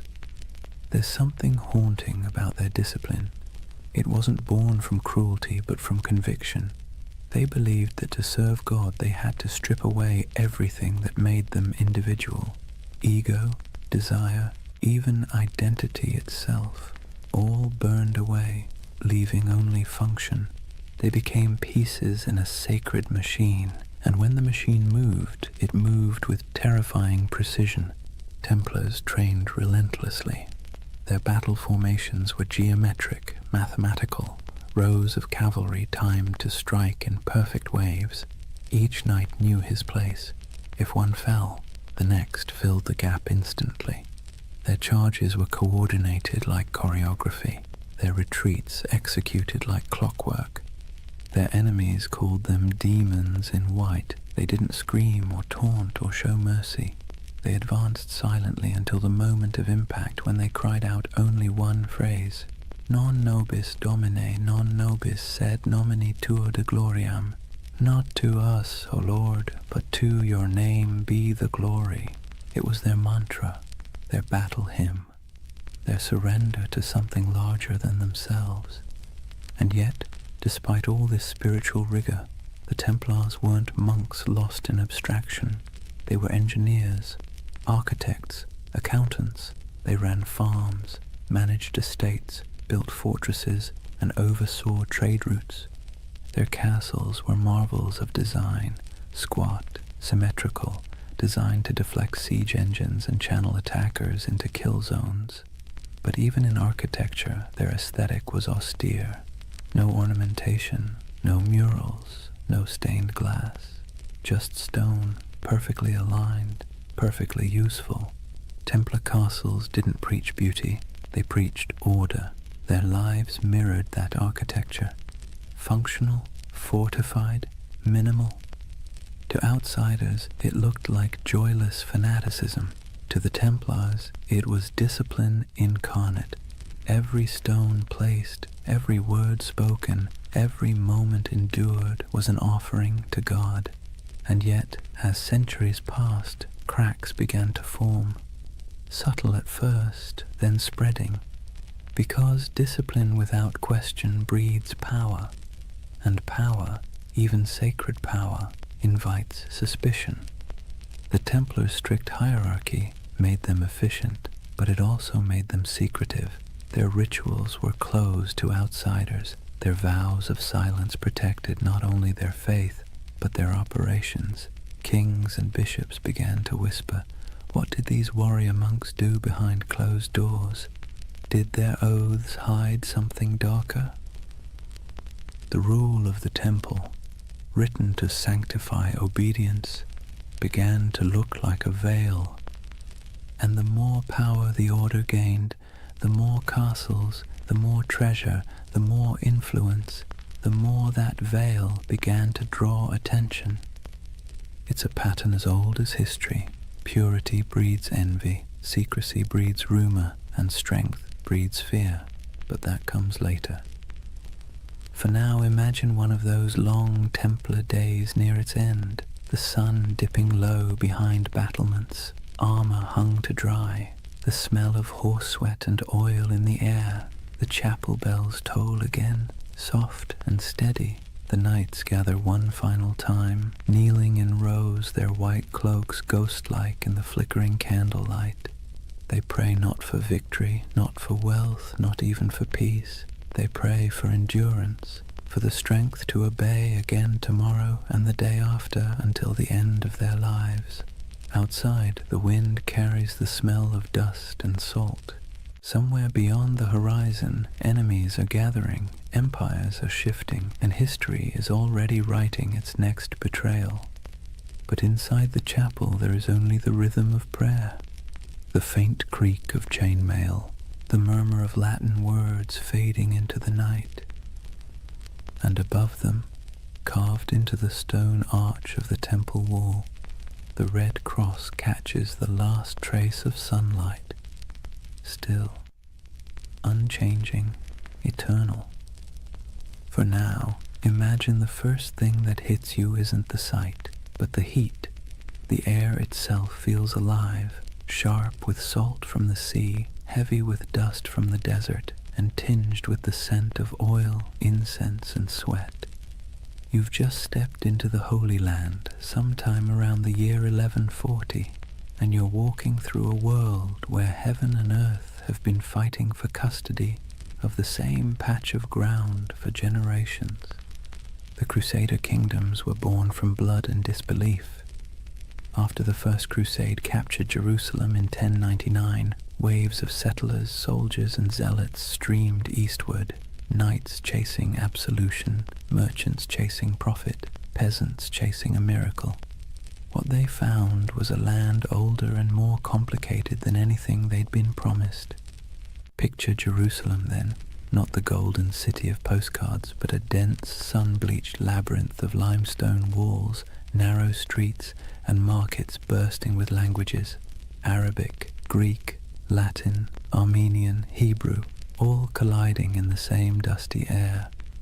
Bells rang from churches while the call to prayer echoed from minarets. Frankish knights and Muslim merchants haggled over silk. Pilgrims shuffled barefoot past relics too sacred to question. The Holy Land was less a battlefield than a mosaic, fragile, shimmering, and always on the verge of breaking. For the Templars, this was both home and battleground. They arrived as guardians of faith but quickly became administrators of empire. They built massive fortresses to anchor the Crusader presence, stone giants rising from the desert like mirages made real. One of their most famous was Crac des Chevaliers, the castle of the knights. If you've ever stood on a cliff and felt the wind try to push you backward, you'll know the feeling of that place. Perched high above the Homs Gap in modern Syria, it was less a castle and more a declaration.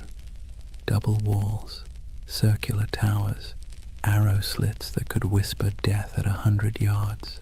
The stones gleamed pale under the sun, and from its ramparts you could see for miles the mountains, the valleys, and the endless horizon of sand and sky.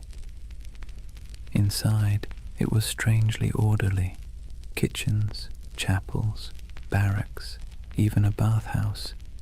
You could live there for months without stepping outside, which was convenient, since stepping outside usually meant someone was trying to kill you. The Templars' castles weren't built to impress, they were built to endure. They were a theology of stone, faith expressed in geometry. The Crusader kingdoms themselves were strange hybrids, part European colony, part medieval experiment. French nobles ruled over Middle Eastern cities filled with Syrians, Greeks, and Jews. Mosques stood beside cathedrals. Crusader coins bore Latin inscriptions on one side and Arabic ones on the other. In some ways it worked. Trade flowed, cultures mixed, and for a brief shimmering moment East and West coexisted, not peacefully, but practically. Templars thrived in that liminal space. They spoke local languages, made deals with Muslim rulers, and hired Arab engineers to fortify their walls.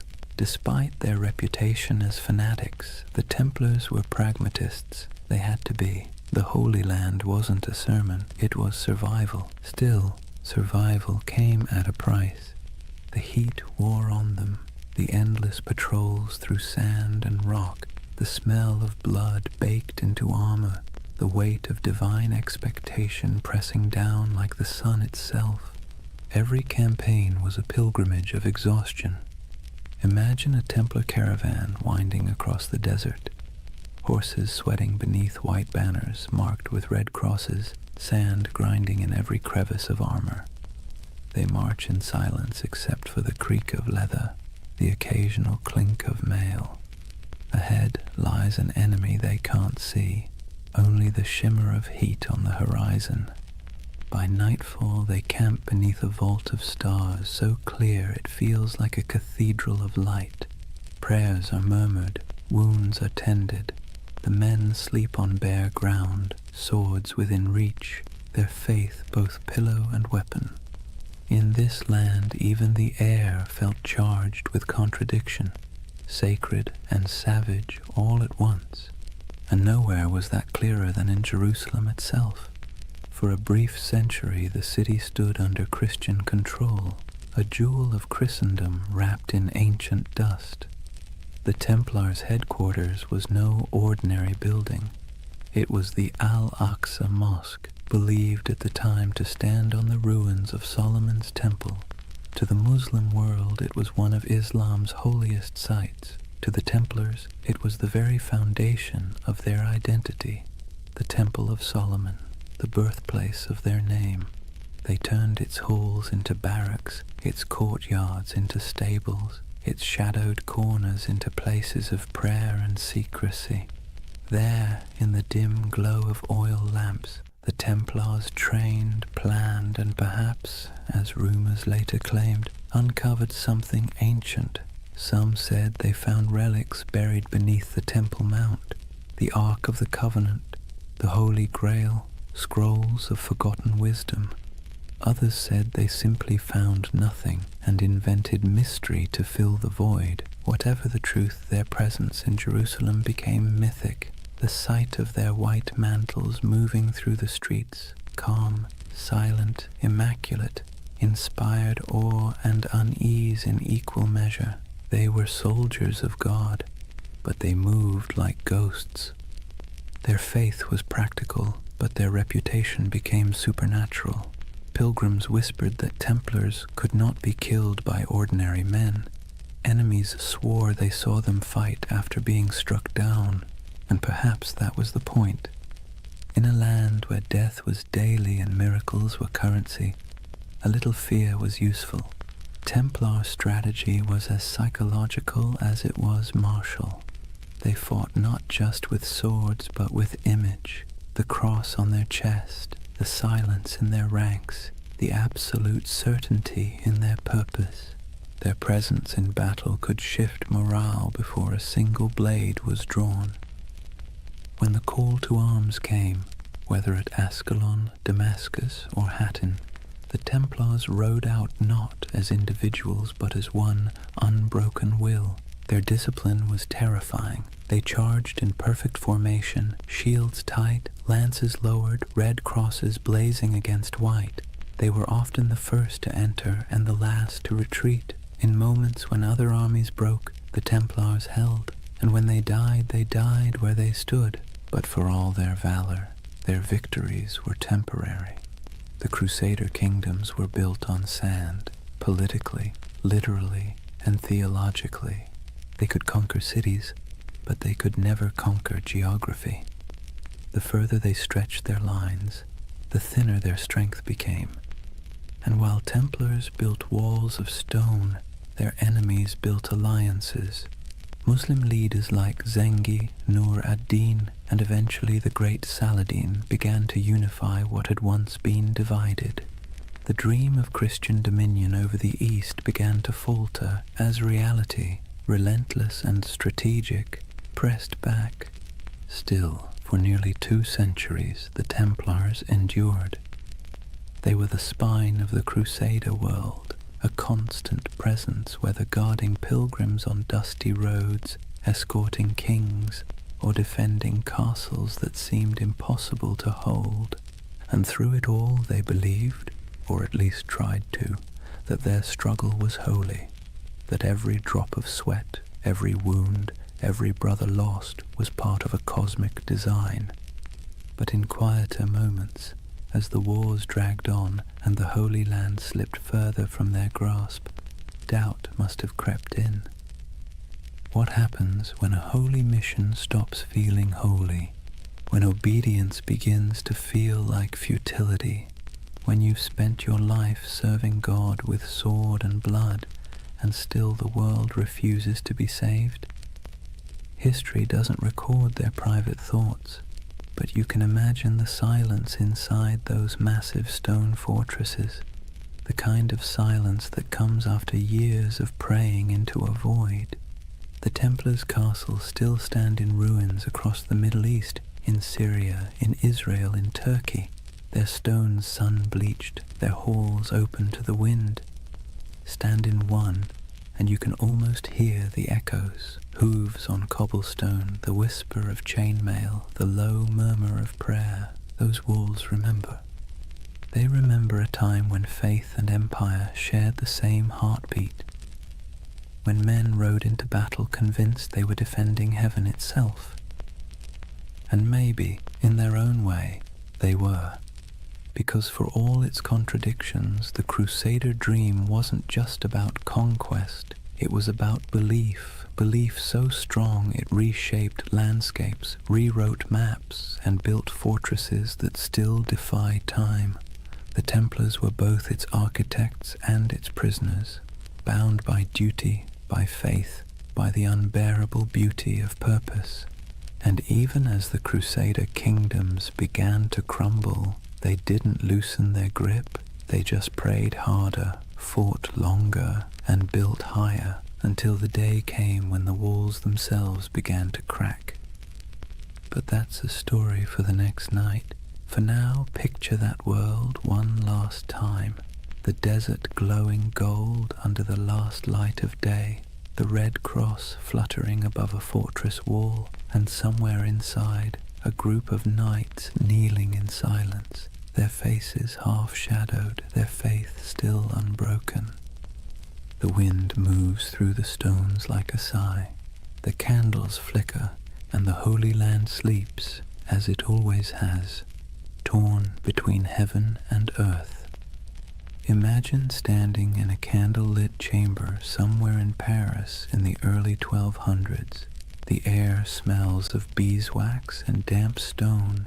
At a table sits a man in white robes marked with a red cross, quill poised above parchment.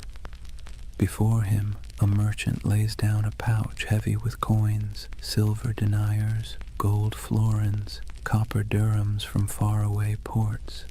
The knight nods, seals the parchment with wax, and hands the merchant a folded document stamped with the sigil of the temple. "Show this in Jerusalem," he says, "and you'll receive the same sum." The merchant bows, the pouch stays, the man leaves.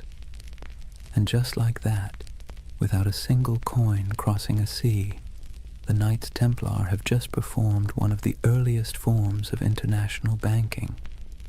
You see, the Templars weren't just warriors, they were administrators, financiers and logisticians of staggering sophistication. While kings still measured their treasuries in piles of glittering metal, the Templars had already learned that information, records, signatures, trust was worth more than gold. Their network stretched from the windswept shores of England to the sun-scorched walls of Jerusalem, a chain of commanderies that functioned as safe-houses, training centers, warehouses, and financial hubs all at once. Each of these commanderies was like a small universe, self-sufficient and meticulously organized. They had their own chapels, fields, mills, and workshops. Some raised horses, others produced wool, wine, or grain. Every coin earned was logged, weighed, and sent up the chain, an unbroken current flowing toward the heart of the order, and through this system the Templars quietly became one of the richest organizations in the medieval world. The irony, of course, is that they began with vows of poverty, but vows are tricky things. The Templars themselves owned nothing. The order owned everything, and that subtle distinction let them accumulate wealth without technically breaking faith. Their financial system worked with an elegance that modern bankers would envy. A pilgrim traveling from London to Jerusalem could deposit money at a temple house in England and receive a coded letter of credit. Along the route, through Paris, Marseille, Acre, and finally to the Holy City, Templar commanderies would honor the note, deduct expenses, and mark it in ledgers kept under strict guard. The traveler never had to risk carrying his fortune across pirate-infested seas or bandit-strewn roads. In a way, the Templars invented something that feels astonishingly modern, a secure international trust network, and unlike kings or nobles, they were trusted by everyone. Christian, Jew, Muslim, it didn't matter. The Red Cross was as good as a vault door. The Templar ledger became a passport through chaos. Picture the roads of Europe in the 13th century, narrow tracks winding through forests and mountains, lined with monasteries, taverns, and thieves. Now picture a convoy of Templar couriers riding fast, cloaked in white, armed but calm. They carried more than messages. They carried secrets, diplomatic letters, royal decrees, coded inventories, even treaties. A letter stamped with the seal of the temple traveled like lightning compared to anything else in the medieval world. And where there were secrets, there were suspicions. People whispered that the Templars had mastered cryptography, that their ledgers contained hidden symbols, that their archives were guarded by curses. In truth, it was discipline, not magic, that kept their system running, but to the medieval mind, efficiency itself felt supernatural. Each regional commandery reported to a central master, who in turn answered to the Grand Master in Jerusalem and later Paris. The chain of communication was ironclad, the discipline absolute. Orders passed down with the precision of a monastic liturgy. Every brother knew his rank, his duty, and the exact limits of his authority. Templar correspondence reveals a world that hummed like a machine. Cargoes of wheat, shipments of crossbow bolts, barrels of wine, all recorded, all accounted for. Even the smallest commandery in rural France or Scotland was part of a vast, synchronized network, a medieval multinational that existed centuries before the word corporation would be invented. And yet, for all this order, there was mystery. The Templar headquarters in Paris, known simply as La Maison du Temple, was a fortress of stone walls and tall towers surrounded by gardens and workshops. Inside lay one of the greatest treasuries in Europe, a glittering hoard of gold, silver, jewels, and documents so valuable that kings themselves stored their wealth there. King Louis VII did. So did Henry III of England. Even the Pope trusted the Templars to manage funds for crusades. When monarchs needed loans, it was often the temple that provided them. When nobles needed to transfer land, the temple served as intermediary. They were accountants of God, and for a time it seemed even heaven owed them interest. But power has a way of creating shadows. As their influence spread, so did envy. Clergy whispered that the Templars had grown too rich, too independent. Kings resented being indebted to monks with swords. Rumors began to drift through Europe like incense, that the Templars worshipped idols, that their rituals were secret and profane, that the cross they bore was not a sign of purity, but of blasphemy. Still, in their heyday, those whispers were little more than background noise. Outwardly, the Templars thrived. Their fortresses dotted Europe and the Levant, solid, silent, identical in style, as if each had been built from the same blueprint, stone geometry repeating across continents. They didn't just build castles, they built infrastructure, bridges, ports, farms. They managed trade routes that linked the Mediterranean to northern Europe. They established supply lines for crusading armies that stretched across thousands of miles. Without them, the very logistics of holy war might have collapsed. It's easy to forget that behind every knight charging into battle was a chain of bakers, blacksmiths, and scribes keeping the machine running. The Order's power didn't come from miracles. It came from ledgers. But not all their wealth was material. the Templars also held something far more dangerous: information. Through their far-flung network, they gathered intelligence about politics, trade, and warfare from every corner of Christendom. They knew which kings were broke, which roads were unsafe, which alliances were shifting. In an age before newspapers, that knowledge was gold. Their reach was so vast that you could travel from Scotland to Syria and never truly leave their shadow. Every few days' journey, you'd find another Templar house, white walls, red cross, the same rhythm of prayer and order. Their presence was both reassuring and unnerving, like a vast skeleton under the skin of medieval Europe. To ordinary people, they must have seemed immortal. Their discipline never wavered, their symbols never changed. Generations rose and fell, and still the Templars endured, unmoved, unstoppable. Even their dress added to the myth. While nobles flaunted velvet and jewels, Templars wore plain wool, dyed white for purity. Their only ornament was the red cross, a reminder of both sacrifice and authority. When they moved through a town, heads bowed, they looked less like men than like an idea, one that walked and breathed and collected rent. And it wasn't only men. Though the order itself was male, its network included women, nuns, widows, and lay sisters who worked in the commanderies, managing estates, caring for pilgrims, brewing ale, and keeping the wheels turning. History rarely mentions them, but without them, the Temple's empire of faith would have faltered. By the mid-13th century, the Templars had reached their zenith. Their ships carried goods across the Mediterranean. Their estates covered vast tracts of Europe. Their influence seeped into every court, every treasury, every crusade, and yet, like all empires, they had already sown the seeds of their own decline. The Holy Land, their reason for existing, was slipping away. Muslim forces were reclaiming city after city.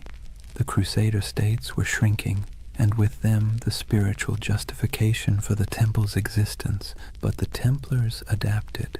They shifted their focus westward, becoming less of a crusading order and more of a financial and political one. Their castles became banks, their swords gathered dust, their prayers became ledgers, and with each ledger their power grew. But so did resentment.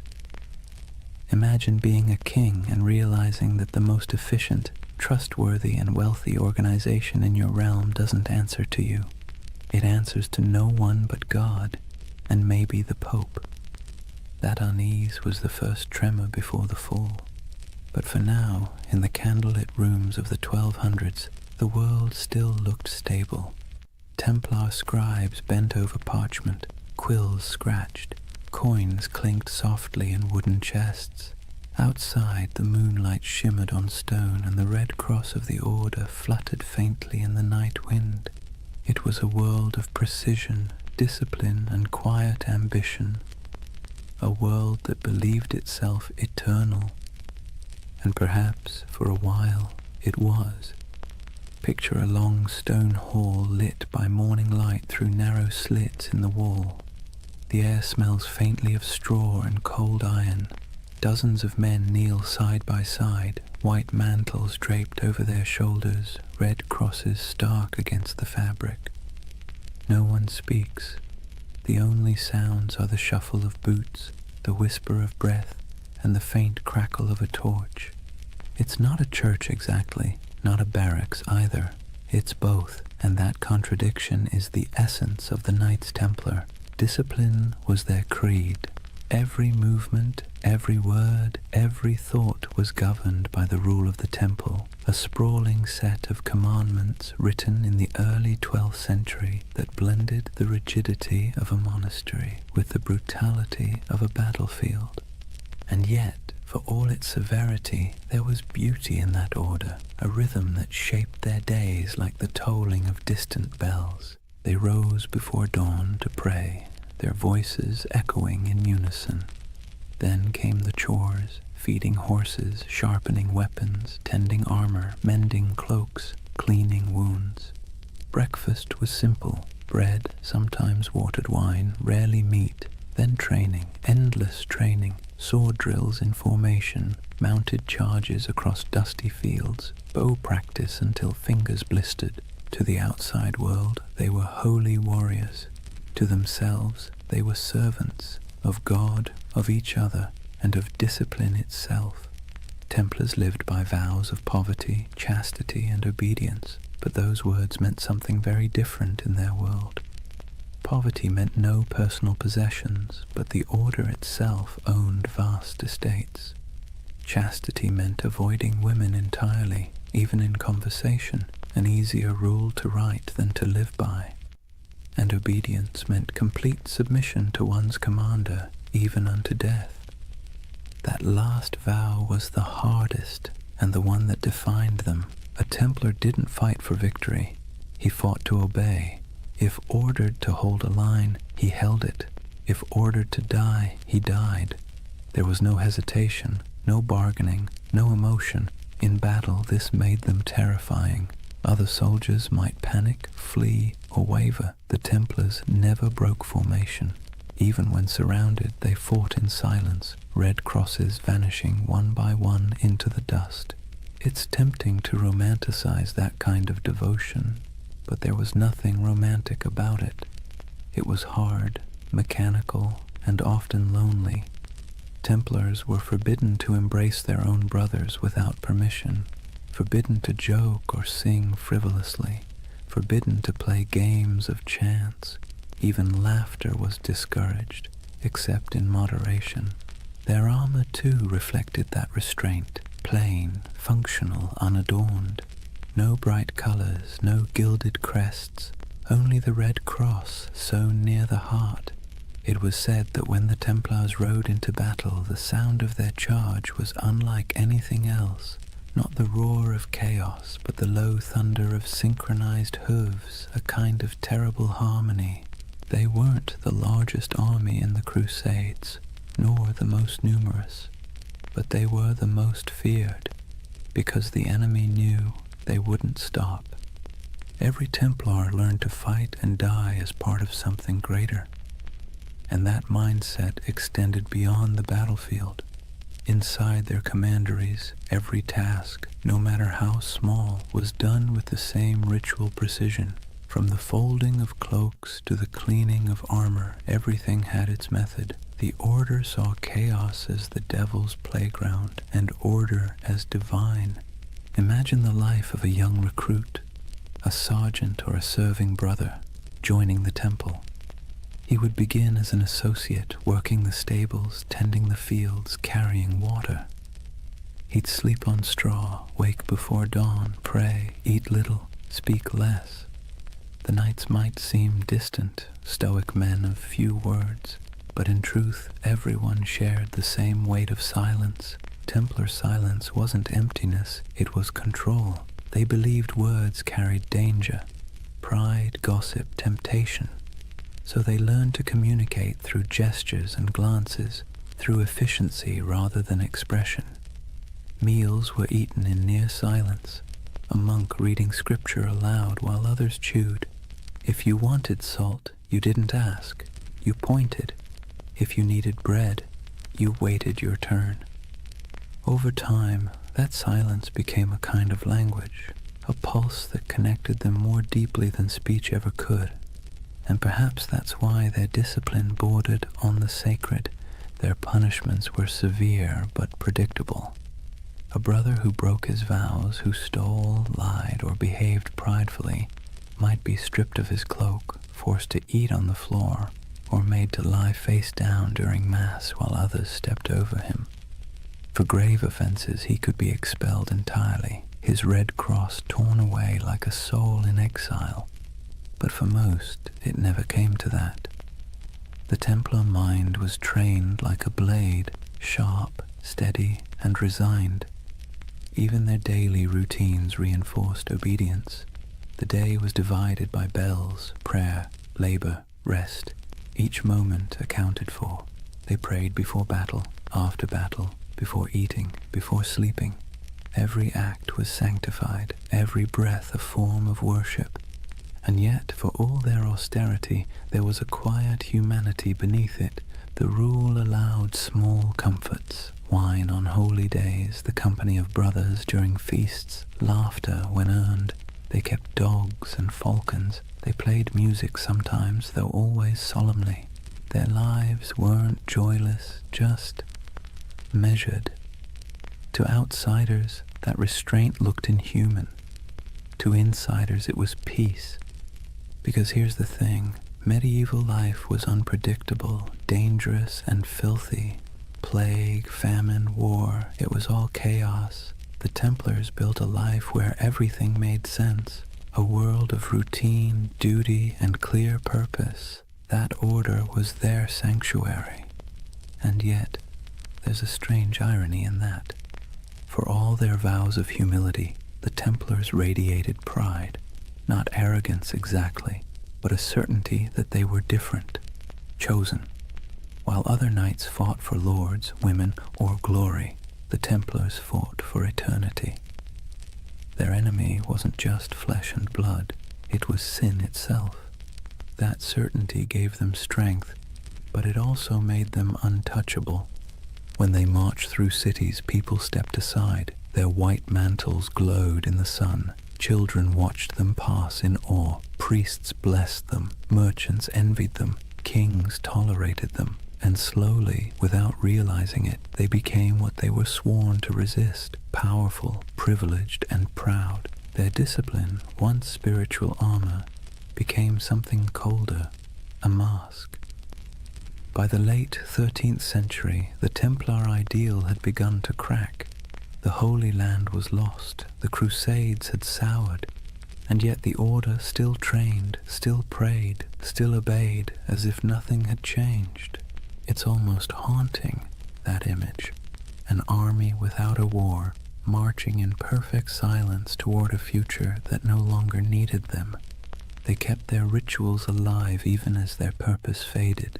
The morning prayers, the vows, the cold meals, the endless drills, like monks in armor performing the same liturgy long after the congregation had gone home. If you had visited a Templar stronghold, then, say, Tomar in Portugal, or the great fortress of Crac des Chevaliers, you'd have seen perfection on the surface, polished discipline, unbroken ranks, but beneath it, something else was stirring, uncertainty. What happens to an order built for holy war when holiness itself goes out of fashion? The Templars didn't have an answer. They just kept obeying. And maybe that's the tragedy.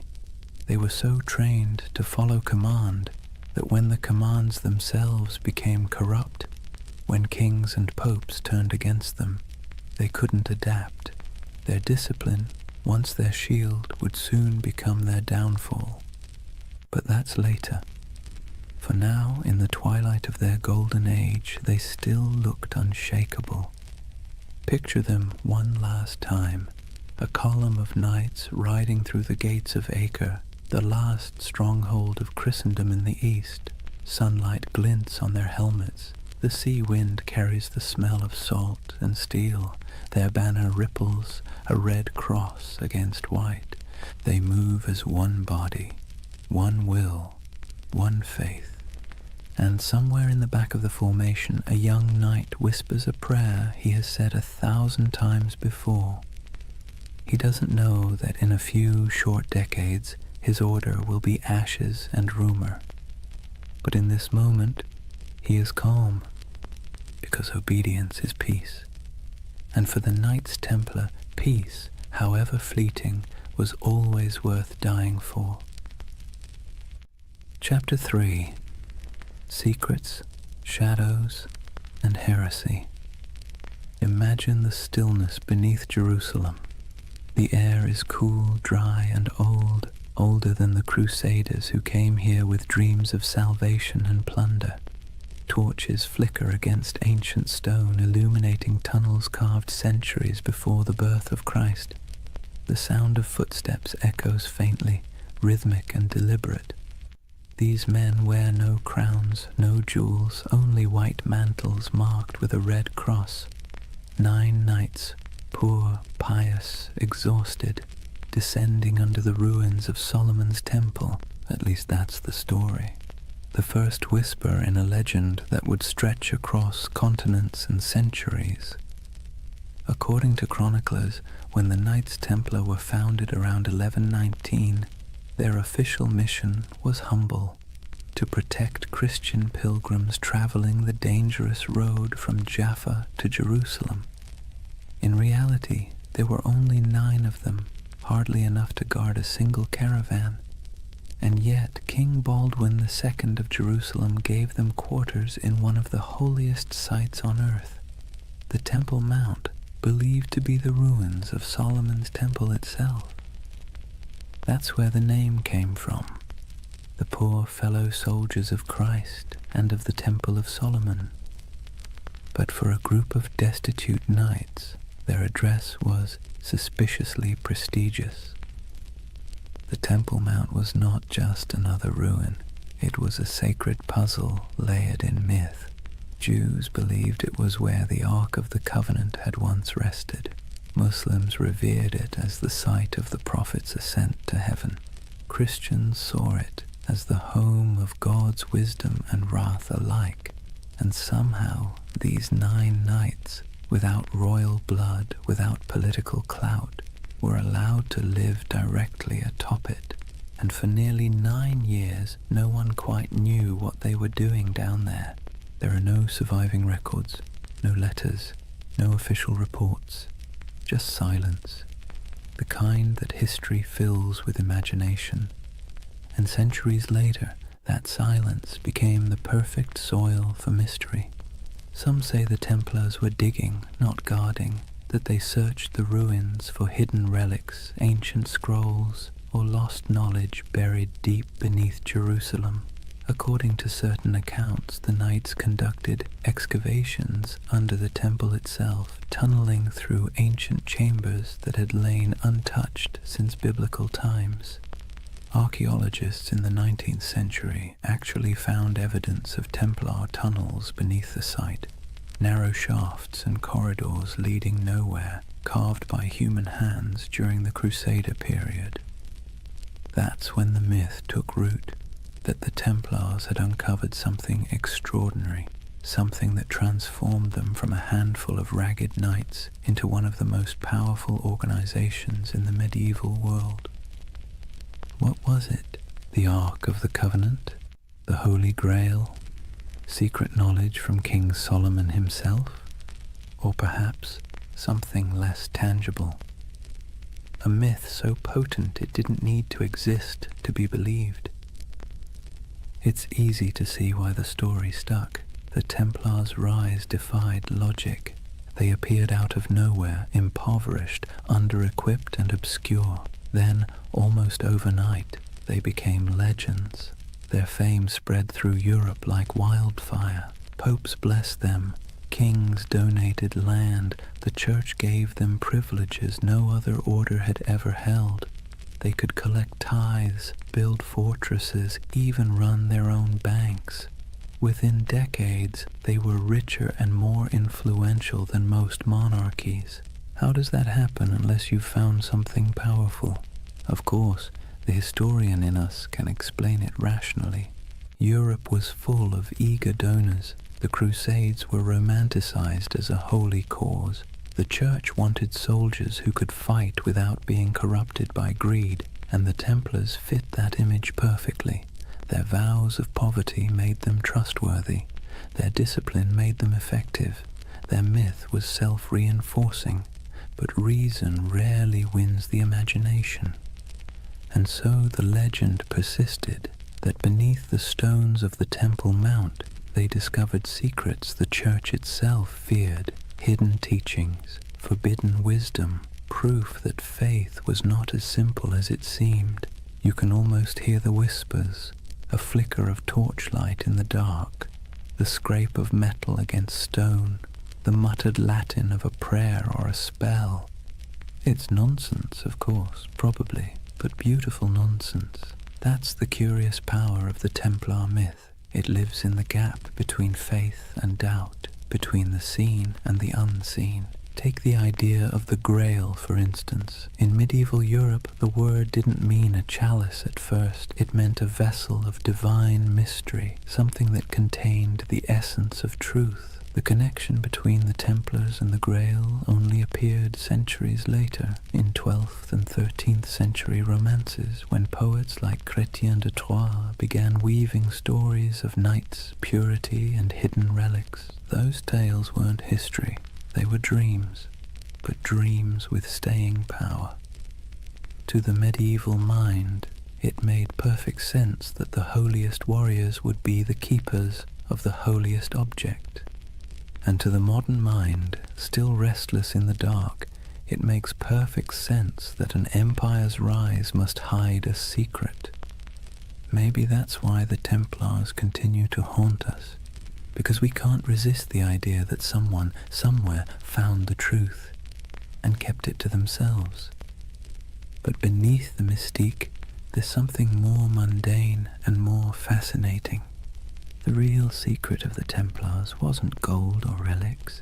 It was organization. While other crusader groups floundered in chaos, the Templars built a system. They turned faith into logistics. They mastered record-keeping, finance, communication, and property management at a level Europe had never seen before. Their commanderies stretched from Scotland to Syria, forming a network that could move money, men, and messages faster than any king's court. They were medieval globalists, an early blueprint for the international corporation. That was their real treasure, their true grail, not buried under Jerusalem, but written in ledgers and sealed with wax.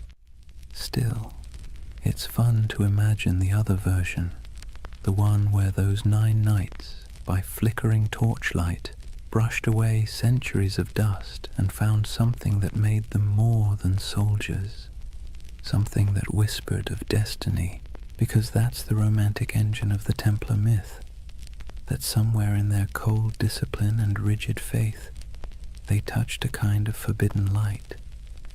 Maybe it wasn't treasure, maybe it was understanding. The Church would later accuse them of heresy, of denying Christ, of spitting on the cross, of worshipping strange idols, all of which sound absurd, until you remember how much they changed between those first 9 knights and the empire they became. Power always transforms faith, sometimes subtly, sometimes completely, and perhaps in those long tunnels beneath the temple, the transformation began. There's a moment, halfway between legend and history, when we can almost see it.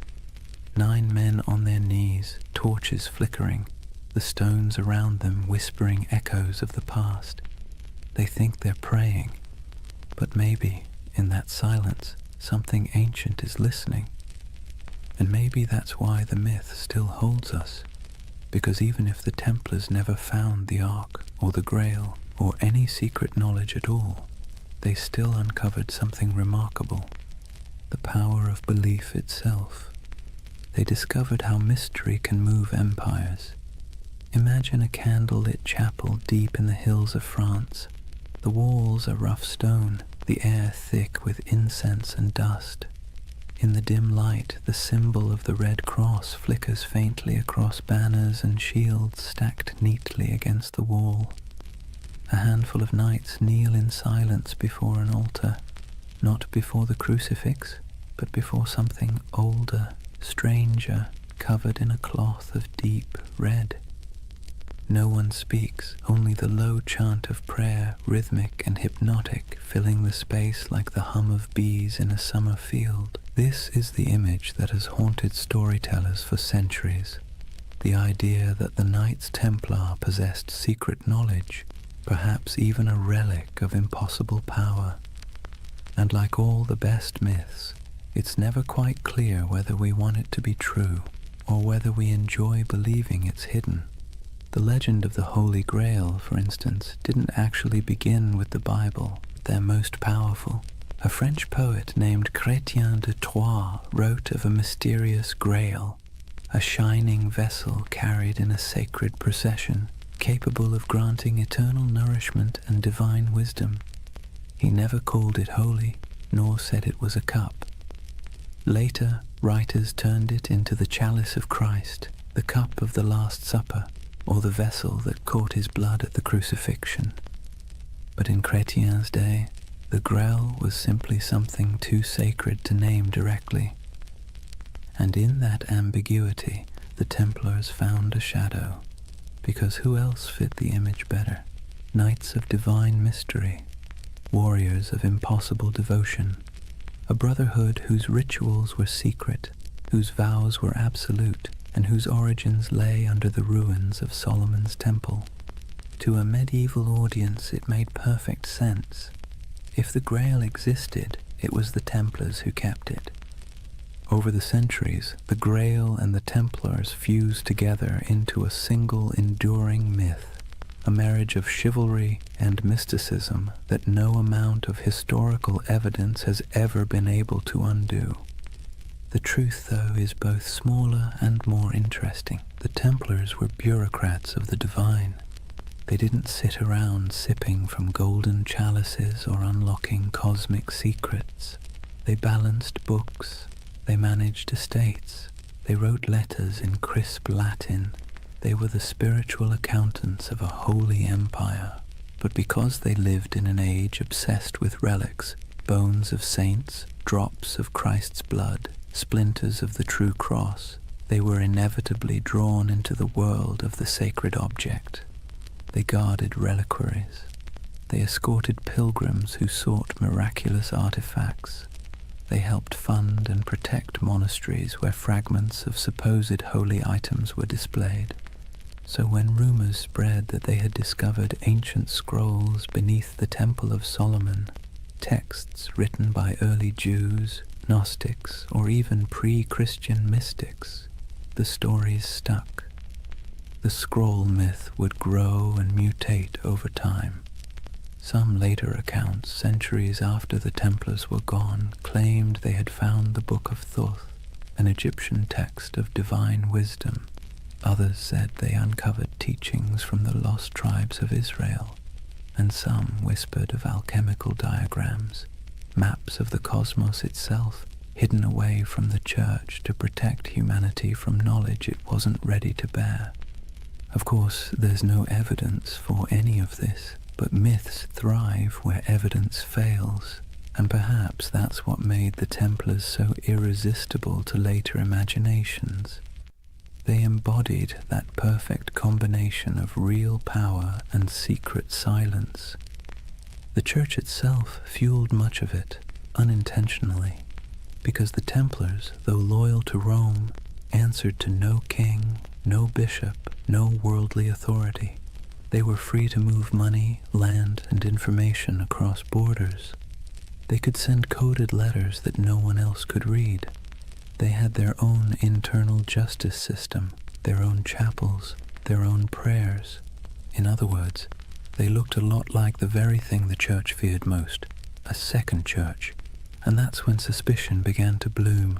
Whispers spread that the Templars practiced strange rituals, that their initiations involved renouncing Christ, spitting on the cross, or worshipping a mysterious head called Baphomet, that their power came not from God but from something older. Most historians agree that these accusations were lies, propaganda created to destroy them later.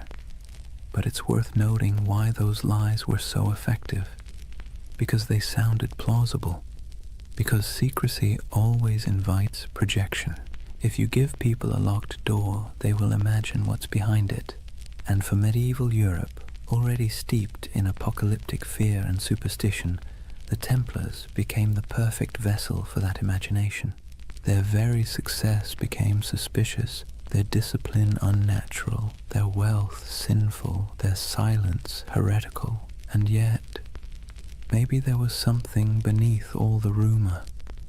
Not magic, not relics, but an attitude. See, the Templars didn't pray like other monks. Their spirituality wasn't cloistered, it was militant. Their daily life was about control, obedience, and the annihilation of the self. Every moment of pleasure, every trace of comfort was stripped away to make room for purpose. In a sense, that was a kind of secret knowledge, the knowledge that faith and suffering could be fused into a single weapon. And that's what made them so dangerous. Not to the Muslims they fought in the Holy Land, but to the church that eventually feared them, because the Templars didn't seem to need intermediaries. Their faith was too direct, too efficient, too pure. When you can talk to God through action, you make priests nervous. By the time the Crusader kingdoms began to crumble, the Templars' mystique had already surpassed their usefulness. Europe no longer needed warrior monks. It needed bankers, diplomats, and obedient clergy. And so the Templars' mysticism, once admired, became suspect. It's strange, isn't it? How quickly a symbol of holiness can become a symbol of heresy. One century they were Christ's chosen. The next they were whispered to be sorcerers. But perhaps that's the price of mystery. The more tightly you guard your secrets, the easier it is for others to fill them with darkness. And in the quiet moments when we think of the Templars by torchlight, kneeling before something hidden under silk, we feel that same tension, that blend of awe and suspicion, that uneasy beauty of something half-believed. Because part of us wants to believe. We crave hidden truths. We need our mysteries, especially the ones that refuse to resolve. And maybe that's why, centuries later, the Templar myth is still alive, in Dan Brown novels, in video games, in conspiracy theories whispered on YouTube at 3 a.m., because it scratches that ancient itch, that somewhere, someone knows something we don't. It's funny how little we've changed. The medieval mind looked at the stars and imagined divine design. We look at old ruins and imagine lost technology. Both are acts of yearning, proof that we are wired to believe that history hides something from us. And perhaps the Templars were the first to realize that the greatest power isn't in what you know, but in what others think you might know. Theirs was a religion of silence, and silence in any age is seductive. Imagine the city of Jerusalem in the morning light. The walls are pale gold, dust drifting through narrow streets where merchants lift their shutters and donkeys stamp impatiently in the shade. From the hills beyond, the desert glows like a sea of faded fire. Bells ring from the Church of the Holy Sepulchre, and somewhere a muezzin's call answers softly from across the valley. This was the city the Templars swore to defend, the heart of their purpose, the reason for their existence. But by the late 12th century, Jerusalem was no longer the eternal prize they once imagined. It had become a coin tossed endlessly between empires, each claiming divine right, none able to hold it for long. The cracks began, as they so often do, with pride. The Crusader kingdoms, those fragile Latin states carved out after the First Crusade, had grown decadent and divided. The descendants of knights who once marched barefoot to holy war now lived like minor kings, drinking imported wine, bickering over titles, and marrying into local dynasties to secure land and dowries. The Templars, meanwhile, had become something very different from their humble beginnings. They were no longer 9 men kneeling in the dust. They were a multinational corporation of the Middle Ages, thousands strong, with property stretching from Scotland to Syria. They operated fleets, fortresses, and treasuries. They could lend money to kings and fund crusades outright. And that kind of power, while impressive, makes enemies quickly. By the mid-11th century, the balance of the Holy Land had shifted. Muslim forces, long divided, were now uniting under a single banner, led by a man who seemed born for the role, Salah ad-Din Yusuf ibn Ayyub, known in the West as Saladin. If the Crusaders were a tangle of arrogance and infighting, Saladin was the opposite, disciplined, patient, and devout. His armies were not the wild hordes described in European rumor. They were organized, loyal, and most importantly, fighting for home. The Templars met them on countless fields, Hattin, Ascalon, Arsuf, and though they fought with ferocious resolve, they were outmatched by unity and strategy. The Battle of Hattin in 1187 was the breaking point. It began with a cruel trick of the sun. Saladin's army lured the Crusaders away from their water supplies, dragging them across the dry Galilean plains under a blazing July sky. By the time the Templars reached the horns of Hattin, they were half mad with thirst, their chainmail burning against their skin, their banners wilting in the heat. The Muslim forces surrounded them. Archers darkened the sky with arrows, smoke from burning grass choked the air, and when the fighting finally stopped, almost the entire Crusader army was dead or captured. The True Cross, a relic carried into battle like a talisman, was seized by Saladin's men. It was never seen again.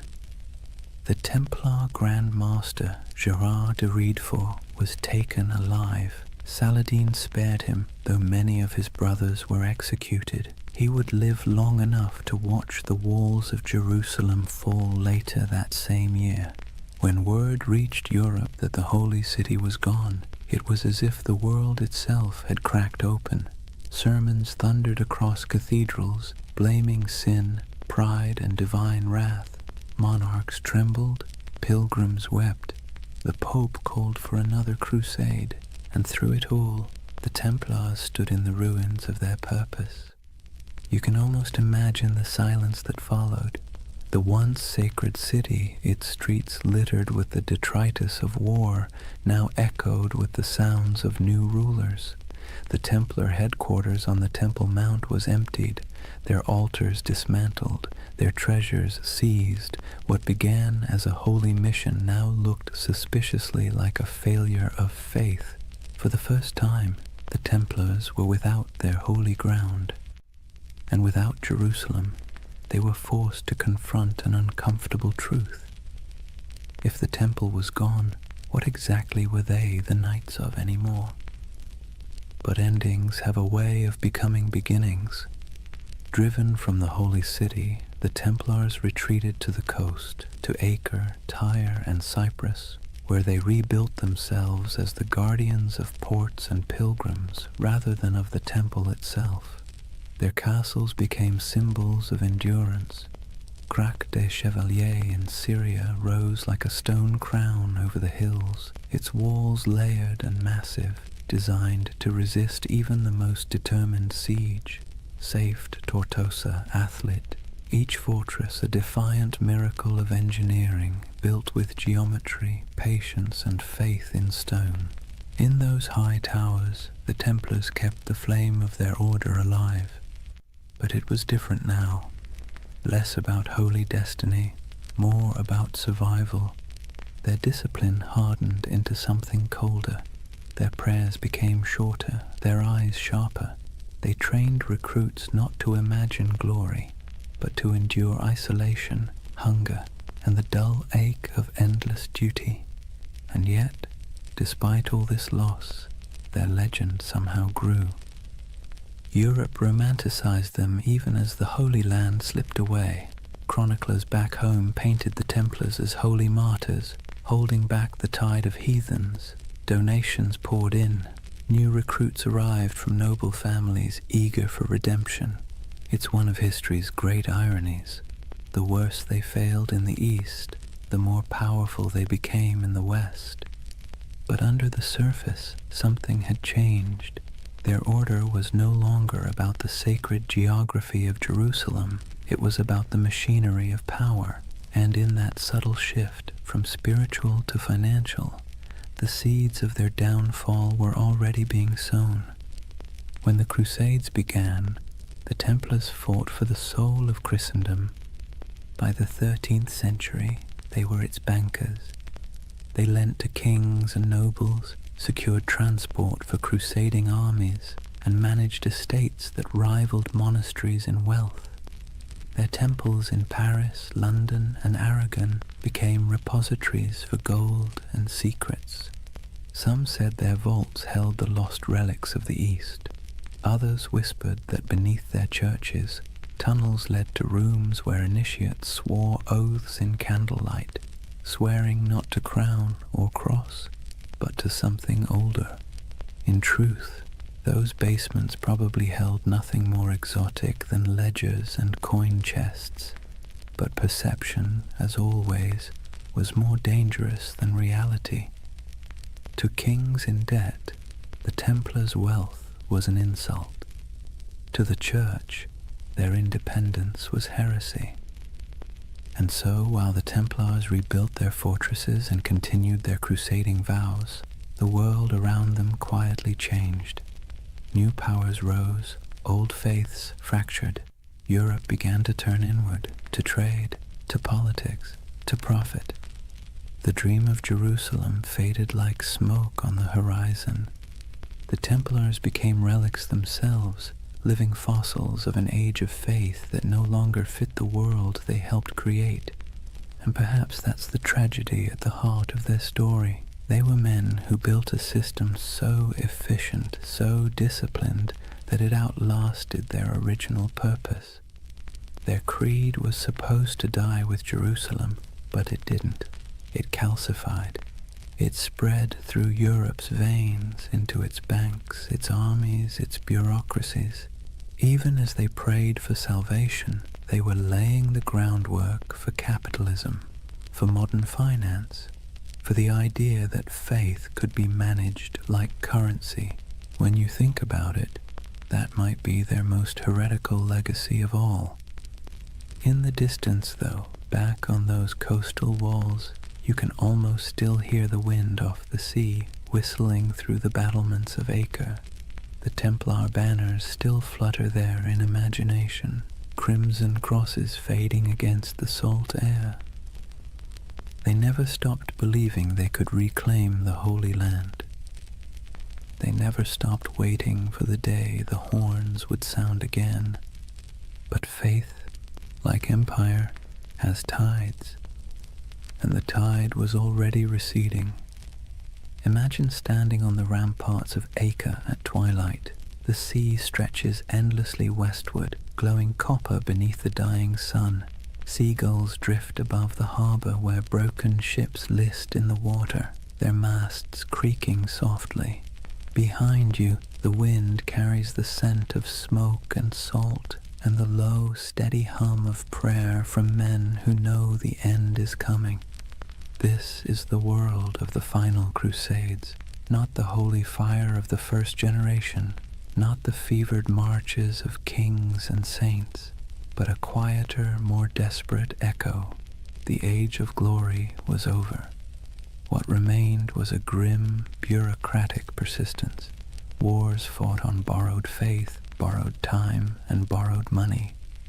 By the late 13th century, the Kingdom of Jerusalem existed mostly on parchment and in memory.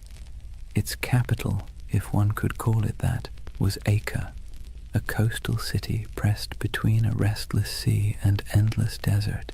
It was crowded, rich, and tense, a city of pilgrims, traders, and soldiers living shoulder to shoulder in uneasy tolerance. Here the Knights Templar had built their final fortress, a marvel of engineering, all white stone and iron gates, its walls thicker than any catapult could breach. Within those walls, gold and relics were stored in vaults beneath torchlit halls. Above them, in chapels that echoed with Latin chants, the Templars still prayed for Jerusalem, though most knew they would never see it again. They had become the custodians of a dream already dying. The last crusades were not holy wars anymore. They were logistics operations, charters, supply lines, contracts. The romantic image of knights charging across the desert had long since been replaced by the grinding reality of politics. Kings back in Europe promised armies and delivered excuses. Popes issued bulls calling for redemption and sent none. The Templars and their rivals, the Knights Hospitaller, did what they could. They fortified the remaining coastal strongholds, trained recruits from France and England, and negotiated uneasy truces with Muslim rulers, who now viewed them less as enemies and more as relics of a fading age. For nearly a century, the Templars held their line. A few miles of coast, a handful of towers, and the weight of an entire lost empire on their shoulders. Then, in 1291, the inevitable came. A vast Mamluk army, disciplined, relentless, and armed with the confidence of history, swept across the plains toward Acre. Their banners blackened the horizon. Their engines rolled like thunder. Inside the city, panic spread like wildfire. Citizens fled to the harbor, merchants burned their ledgers, priests carried relics to the ships, whispering prayers that no one believed would work. The Templars, as always, took their positions. From the battlements, they could see the Mamluk campfires stretching endlessly into the desert night. The siege began with drums, then fire, then days of unbroken assault. It was not the glorious last stand of legend. It was chaos.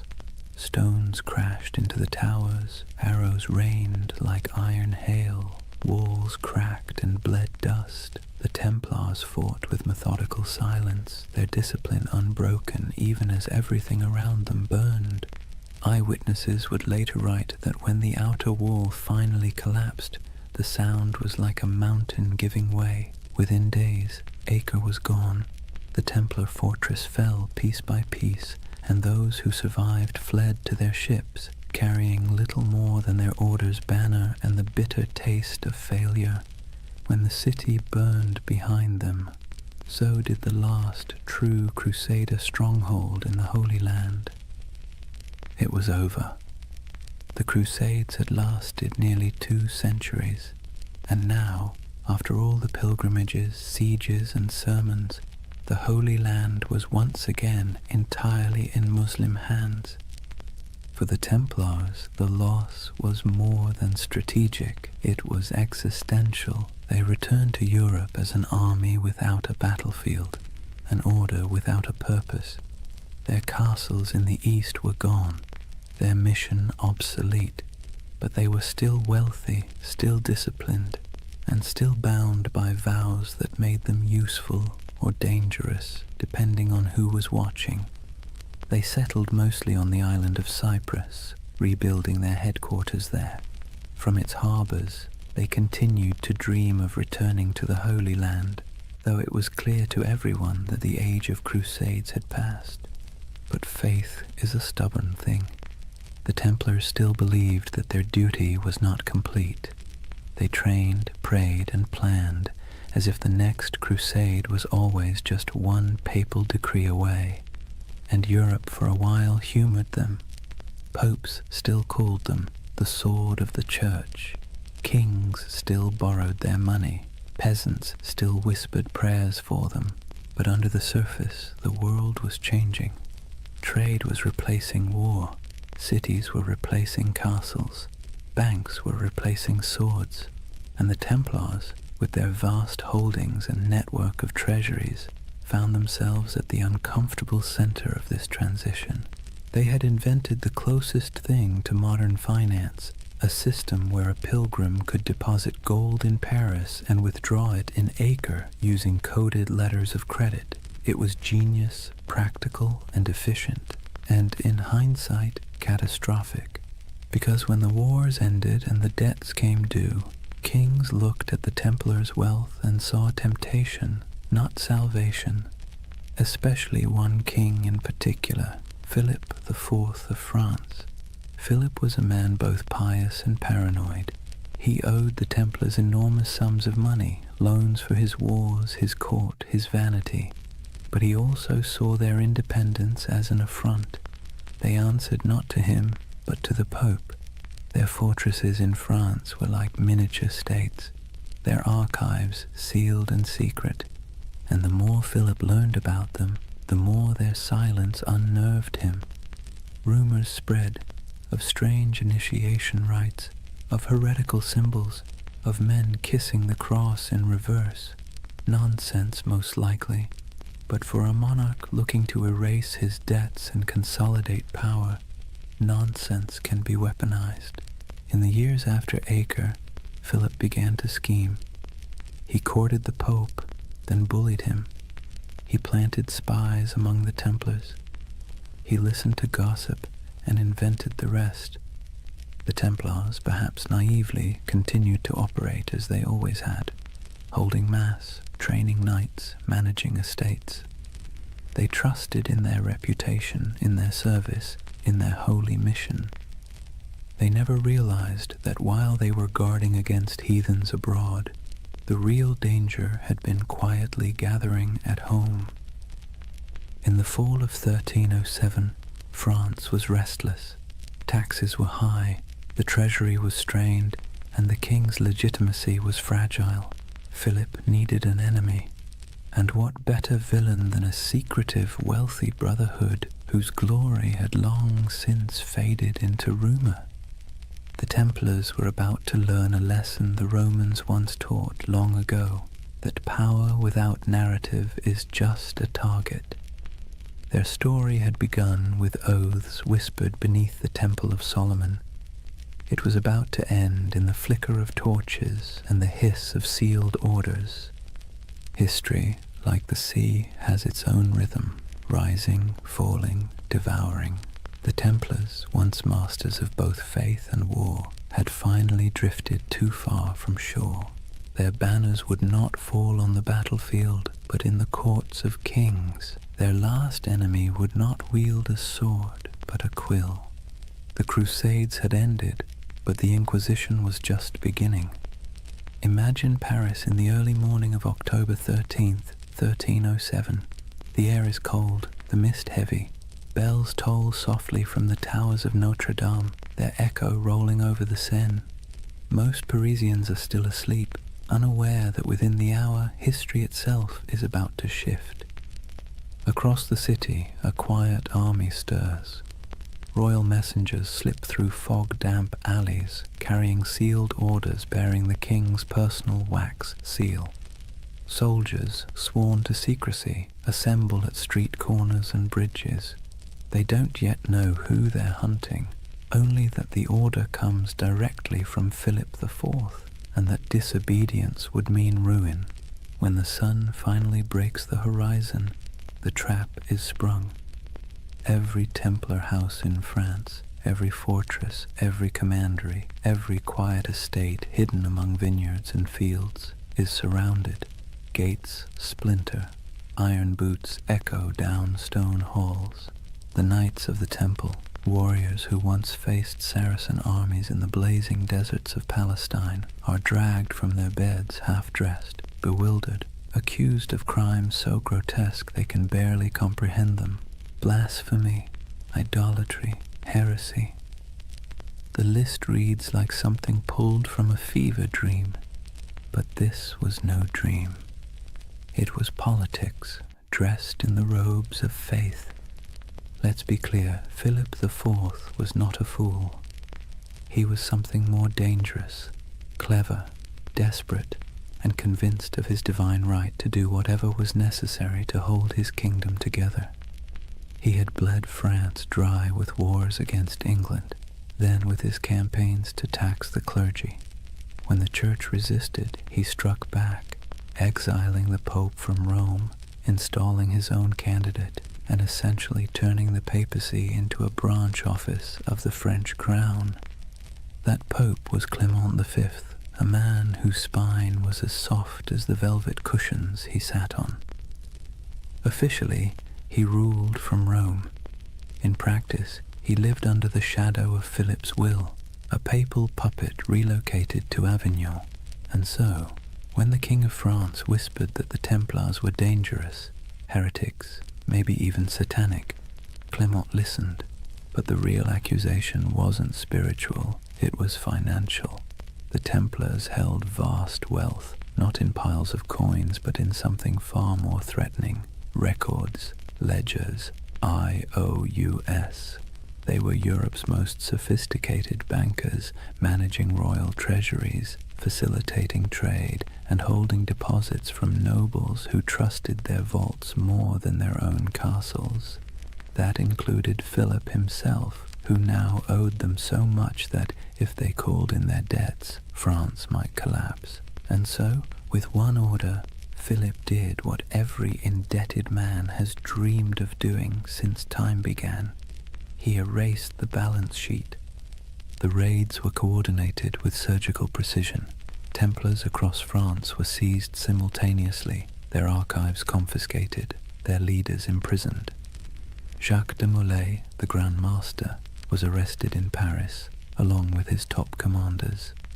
He had been a guest of honor at the king's court just days before, attending the funeral of Philip's sister. Now his hospitality was rewarded with chains. The interrogations began almost immediately. The king's agents, men of ink and iron, demanded confessions to every sin imaginable. They accused the Templars of denying Christ, of spitting on the cross during initiation, of worshipping a mysterious idol called Baphomet. They spoke of obscene rituals, secret kisses, and dark oaths taken by candlelight. And under torture, men will say anything. By the week's end, confessions poured in, broken, contradictory, desperate. Some swore they had been tricked, others simply wept and signed whatever parchment was placed before them. The king had his proof. But outside the dungeons, the world was less convinced. The charges made no sense. The Templars were fanatically religious, sworn to poverty, chastity, and obedience.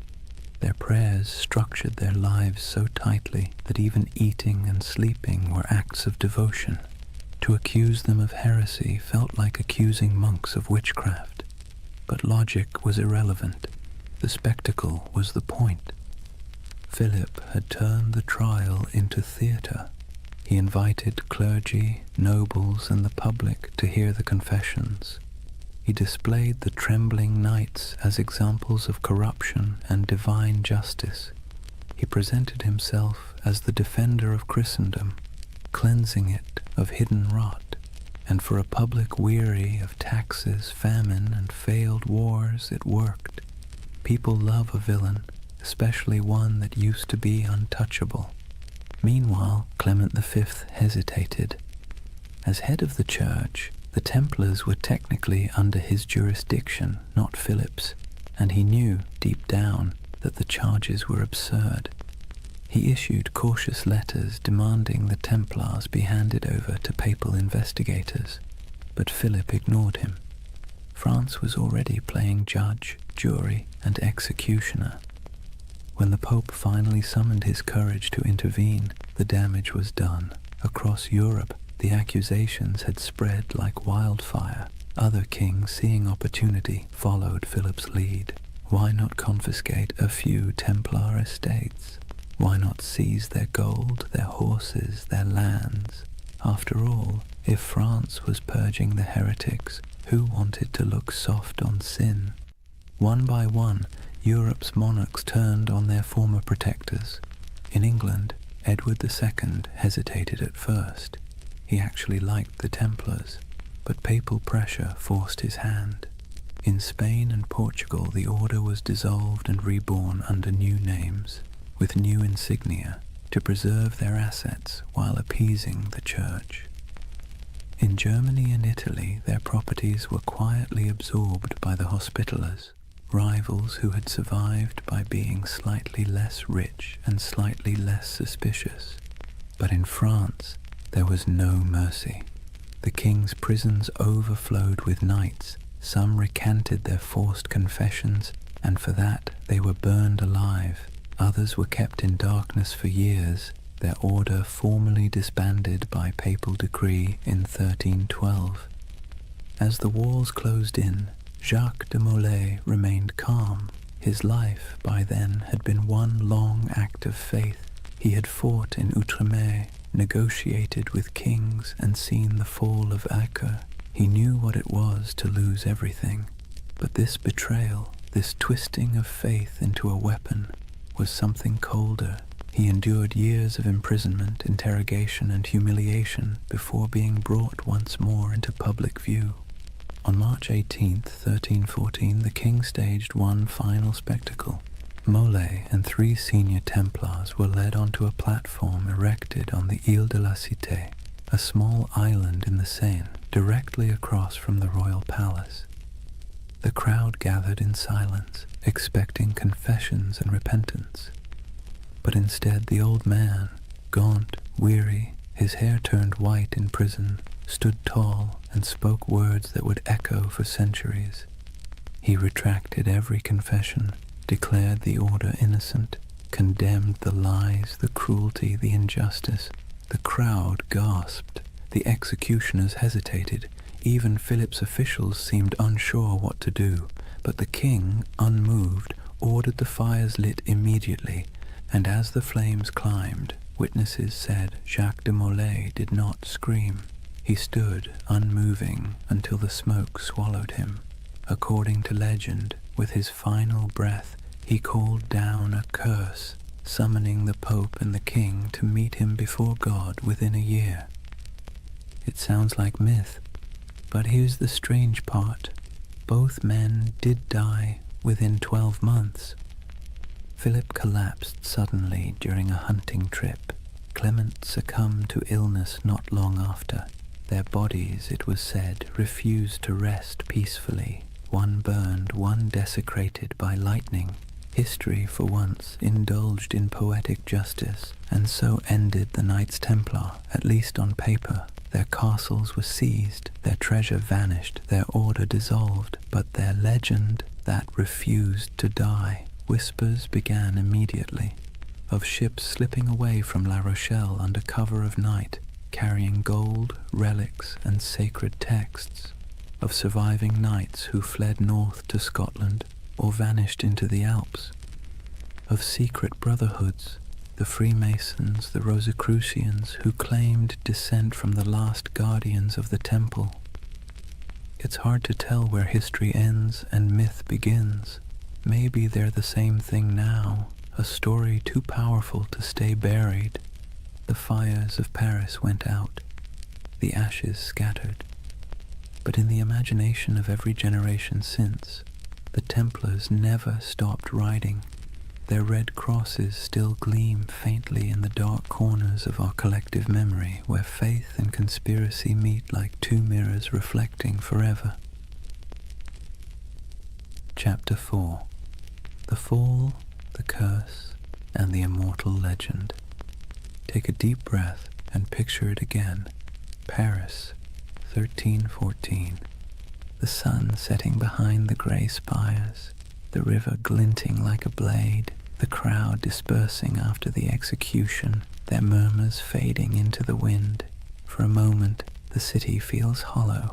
The flames have gone out, the smoke has thinned, and all that remains of the Knights Templar is the faint scent of burning oak and the whisper of rumour. It should have ended there, but history, like fire, has a way of smouldering long after the last spark dies. They say Jacques de Molay's final words were a curse. He called out from the pyre, summoning Pope Clement and King Philip to appear before the judgment of God within a year.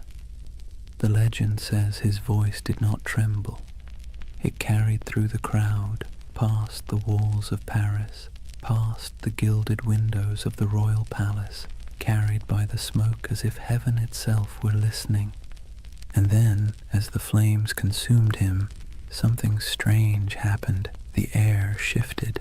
The crowd fell silent. Even the guards who had lit the pyre looked uneasy, like men who had just seen something they shouldn't have. You can almost hear the echo, soft, defiant, and final.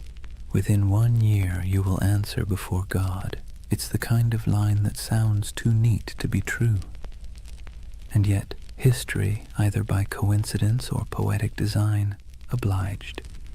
Within a month, the Pope fell ill. Clement V's body gave out after years of stress, guilt, and compromise.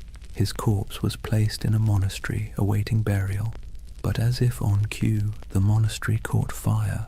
The flames consumed the chamber, and the papal body, already lifeless, was said to have sat upright in the coffin, engulfed in flames, as though the curse had come to collect. Not long after, King Philip went hunting in the forest of Fontainebleau. A strong, healthy man, still in his 40s, he rode out in the crisp autumn air and never returned alive. Accounts differ.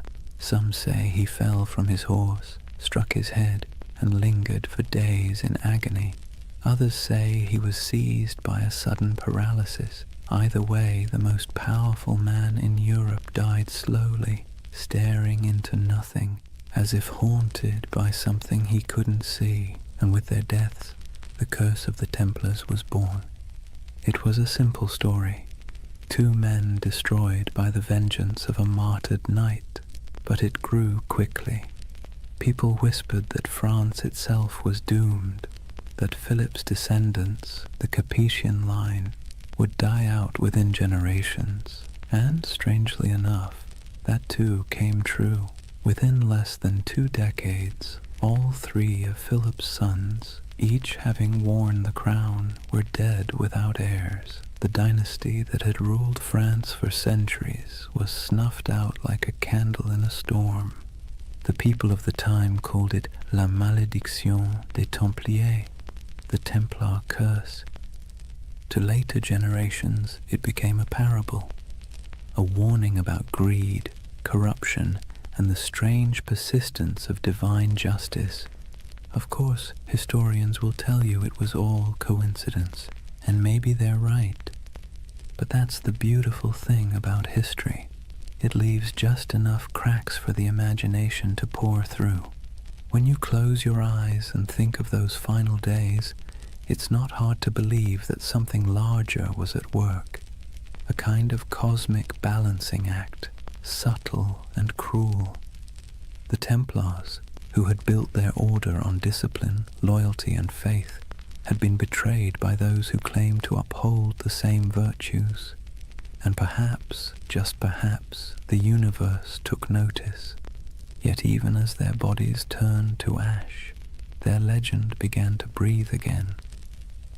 Within a generation, stories of the hidden treasure of the temple began to surface. Gold, relics, and ancient knowledge spirited away from France before the arrests. Ships loaded in secret at the port of La Rochelle, sailing west into the mist. Some claimed they vanished into Scotland, others into Portugal, and some said they crossed the ocean itself, centuries before Columbus, to lands unknown. The myth of the lost Templar fleet became the fuel for countless tales. Sailors swore that on stormy nights they'd seen ghost ships bearing red crosses on their sails, gliding silently across the waves. Monks whispered of secret vaults beneath cathedrals where the last Templars hid sacred relics, and among peasants and pilgrims alike, a quiet belief took root. The Templars were not dead. They had merely gone underground, waiting for the world to be ready again. It was an idea too romantic, too mysterious to fade. The church had tried to erase the order's name, to burn their banners, melt their seals, and scrub their records. But the Templars had built something deeper than stone. They had built a story, one that couldn't be killed with fire or buried in royal decrees. And the story began to change shape. In the Middle Ages, people whispered that the Templars had discovered the Holy Grail beneath the ruins of Solomon's temple, that the treasure they carried was not gold, but knowledge, secret doctrines, ancient scrolls, perhaps even relics of Christ himself. These weren't just bedtime stories, they were expressions of longing for a lost wisdom, a purer faith, a world where the sacred and the powerful were one and the same. It's strange, isn't it? The church destroyed them for being too secretive, too independent, and yet that very secrecy made them immortal. The less we knew, the more we wondered. And wonder, as every myth maker knows, is the soil in which legends grow. By the 14th century, the Templars were ghosts. By the 15th, they were saints of imagination. By the 18th, they had been reborn entirely, absorbed into the rituals of the Freemasons, who borrowed their symbols, their oaths, and their mystique. Masonic lodges across Europe adopted the Red Cross, the sword, and the language of brotherhood. In their dimly lit halls, among candles and geometry, men in powdered wigs whispered oaths not unlike those once spoken in Jerusalem. And in those flickering moments, the Templars lived again, not as soldiers, but as symbols. Symbols of resistance, of hidden knowledge, of purity lost and truth buried beneath the weight of time. Somewhere along the way, their story stopped being about history at all. It became about us, about our hunger for mystery, our suspicion of power, our desire to believe that somewhere in the forgotten corners of time, the pure and the brave are still watching. And that brings us back to that fateful Friday, the 13th of October, 1307, the day that superstition itself was born. Before that morning, Friday the 13th meant nothing. It was just a date. But after the Templars were seized, tried, and condemned, it became a symbol of betrayal and bad luck. The day the innocent were destroyed by the powerful. The day faith was tested and justice mocked. The day one of the most disciplined brotherhoods in human history was wiped out in a single breath. Centuries later, we still flinch at that date without remembering why.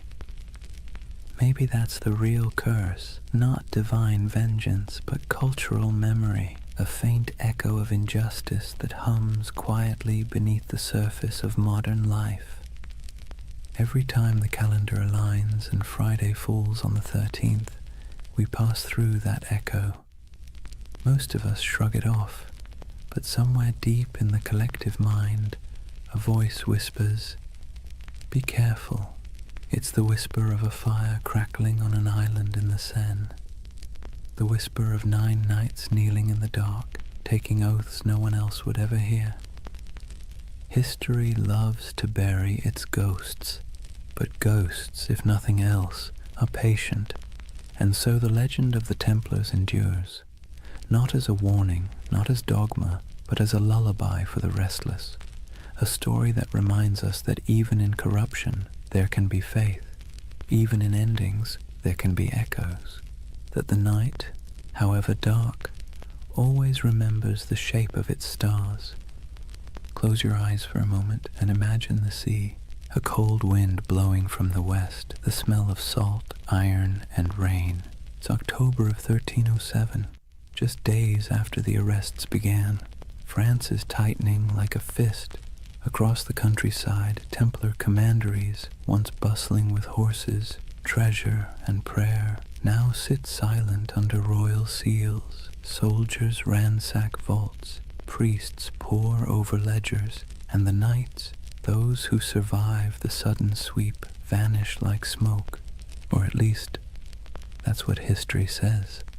But if you listen carefully, beneath the crackle of parchment and the scratching of quills, you'll hear the ocean whispering another version. At the western edge of France, in the port of La Rochelle, witnesses claim they saw something strange. A convoy of ships flying the Red Cross of the Temple quietly slipped out to sea just before the arrests. The official records say nothing, but rumors say otherwise. Some say the ships were loaded with gold, silver, relics, and documents, everything the order held sacred. Others say they carried only men, brothers who refused to die in chains. Either way, when the king's men arrived to confiscate the Templar fleet, the docks were empty. Every ship was gone, vanished into the grey Atlantic mist. Where did they go? That question has haunted historians for centuries. Some claim they sailed north to Scotland, where King Robert the Bruce, excommunicated by the church, might have welcomed the outlawed knights. Scotland, after all, was in rebellion. Its land was cold, rugged, and far from papal reach. It's said that on the eve of Bannockburn in 1314, the same year Jacques de Molay was burned, a small band of armoured riders appeared on the battlefield, carrying the Red Cross. They turned the tide against the English, then disappeared as swiftly as they came. Is it true? Probably not, but as every good myth knows, plausibility is optional when the imagination takes hold. Others believe the Templars went west, farther than any Christian ship had gone, that they reached the shores of Portugal, and from there, the New World itself, centuries before Columbus. In Portugal, after all, the Templar legacy is easy to trace. King Denis, who admired the order's discipline and skill, quietly rebranded them as a new brotherhood, the Order of Christ. Same men, same property, same goals, different name. Under that new banner, they built fortresses, trained explorers, and financed voyages.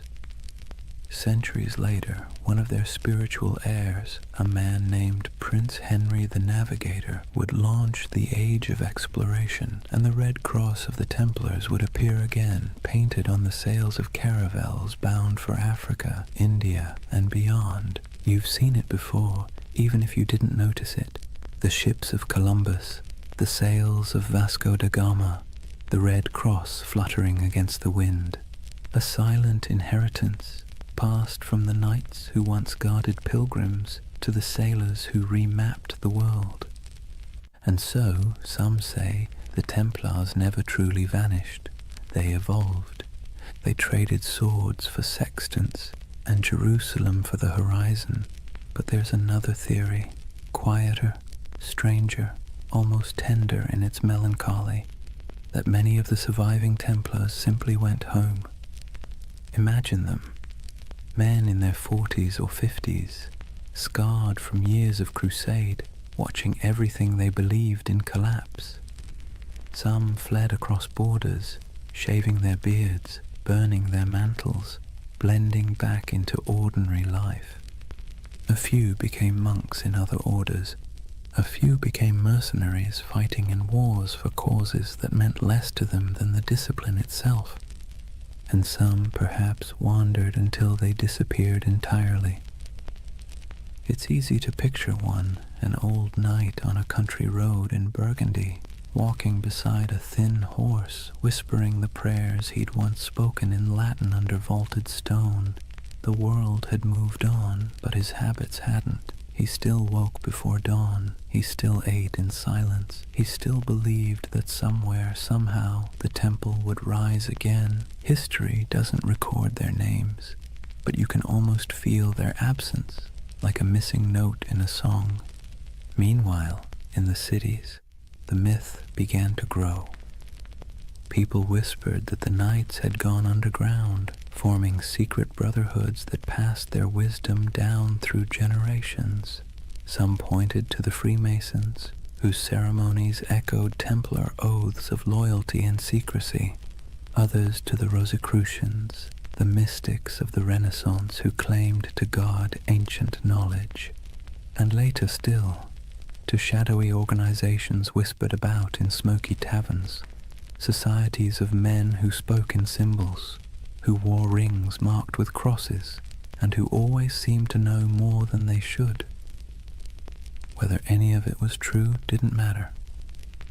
What mattered was that the idea felt true, because deep down, humanity hates endings. We don't like to believe that things simply stop, that great movements vanish overnight. We'd rather imagine that somewhere, beneath the surface, the story continues. And maybe it does. In Scotland, legends grew of hidden lodges beneath cathedrals, where descendants of the Templars met by candlelight.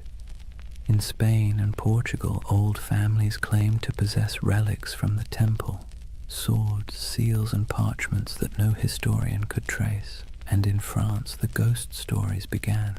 Peasants said that on stormy nights they saw riders in white cloaks galloping through the woods near old commanderies, their torches flickering like stars. No hoofbeats, no voices, just the wind, the rain, and the sound of metal brushing against metal. The church called it superstition, but the peasants knew better. They said it was the Templars, still keeping watch.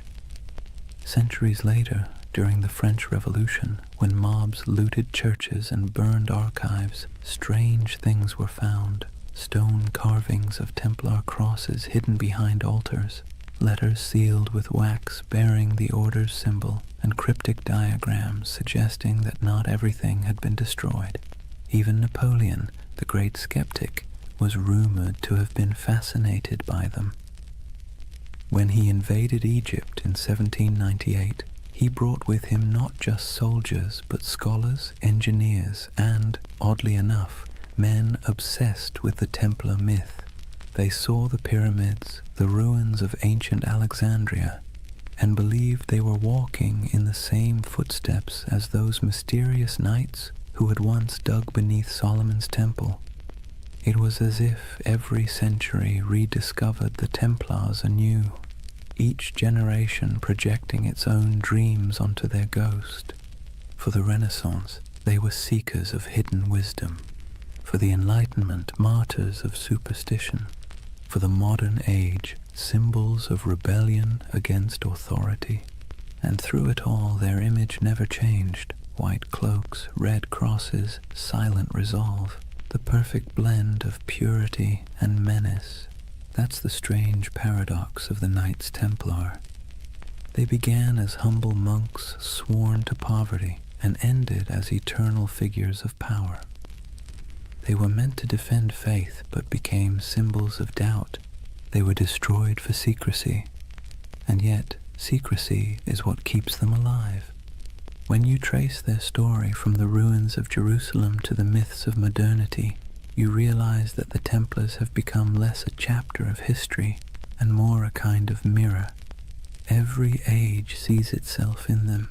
Every conspiracy, every spiritual revival, every lost cause finds its reflection in their legend. Even today, their name is everywhere.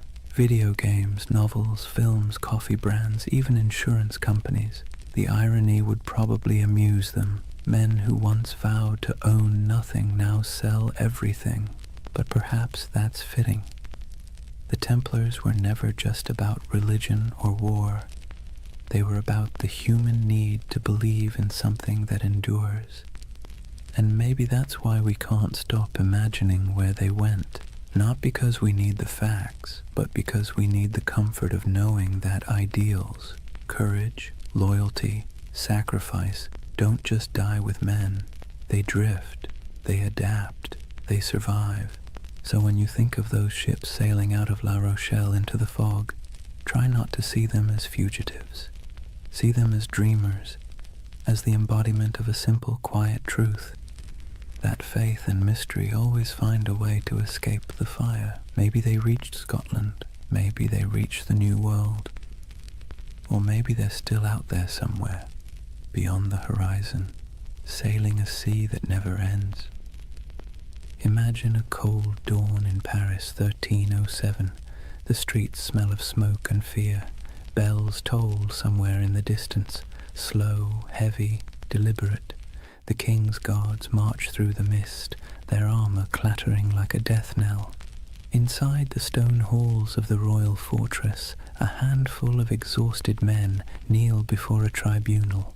Their white mantles, once symbols of divine purpose, are now stained with dirt and tears. The red cross across their chests looks almost like a wound.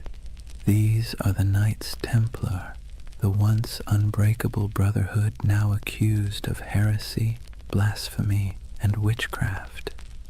Their Grand Master, Jacques de Molay, stands among them. His face is gaunt, his hands tremble, but not from fear, from disbelief. Only a few years earlier, kings had begged for the Templars' loans, popes had blessed their missions, and merchants had trusted their vaults with fortunes. And now, the same powers that exalted them call them servants of the devil. Let's be clear, the charges were absurd. The Templars were accused of spitting on the cross during secret initiations, of worshipping a mysterious idol named Baphomet, a bearded head that supposedly whispered prophecies, of kissing each other's backsides as oaths of loyalty. It sounds like something invented by a drunk gossip trying to impress a tavern full of bored clerks. But in medieval Europe, rumor and heresy were as lethal as swords.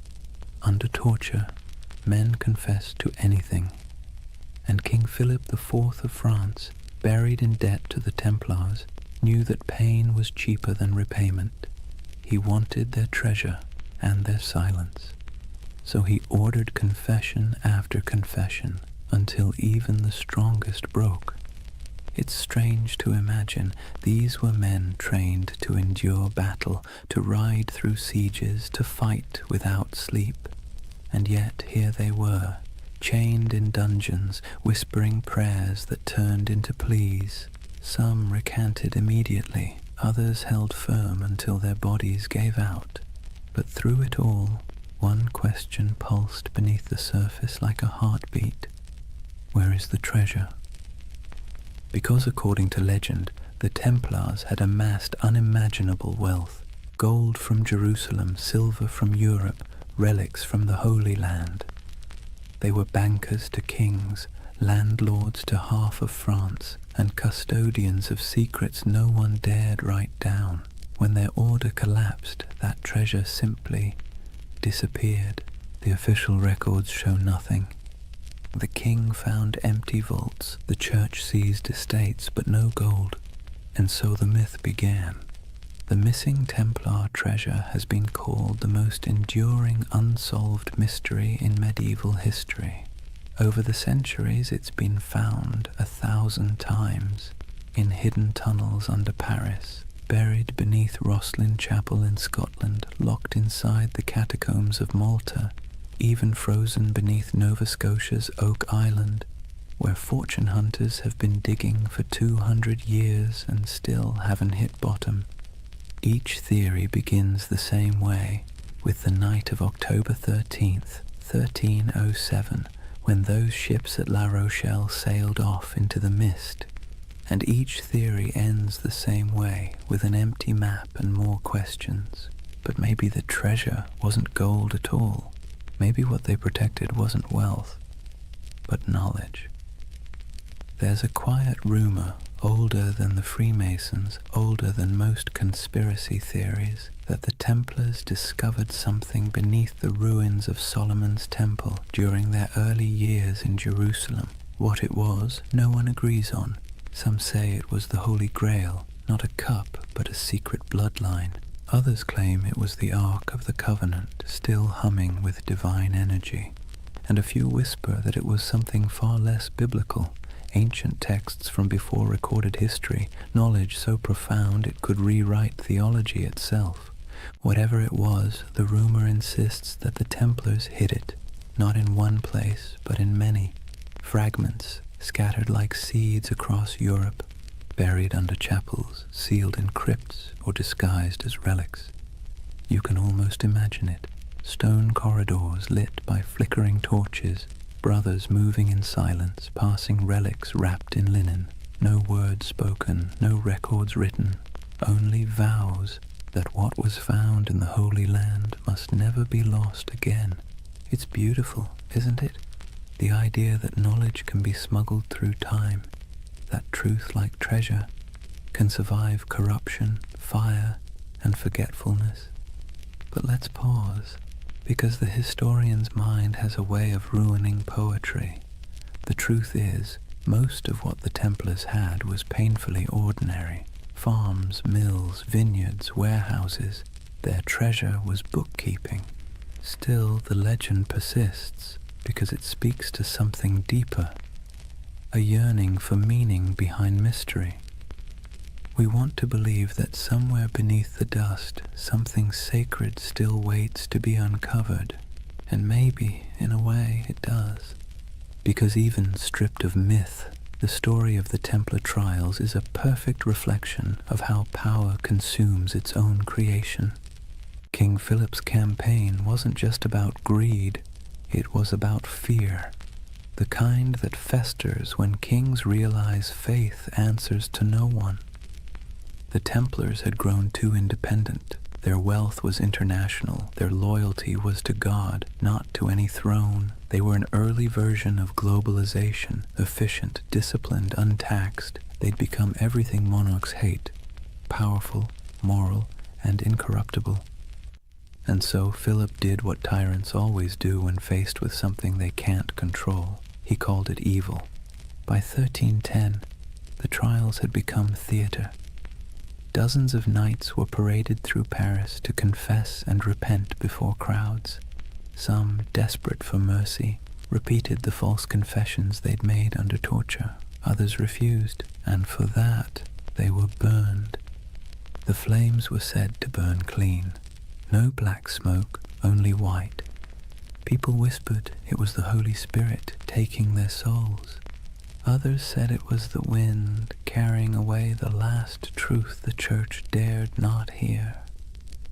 But one man's death would outlive them all. Jacques de Molay, the Grand Master.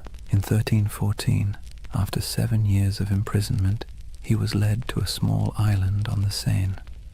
The executioner tied him to the stake as the king's men watched. When asked for a final confession, de Molay refused. He looked at the crowd and spoke instead to the heavens.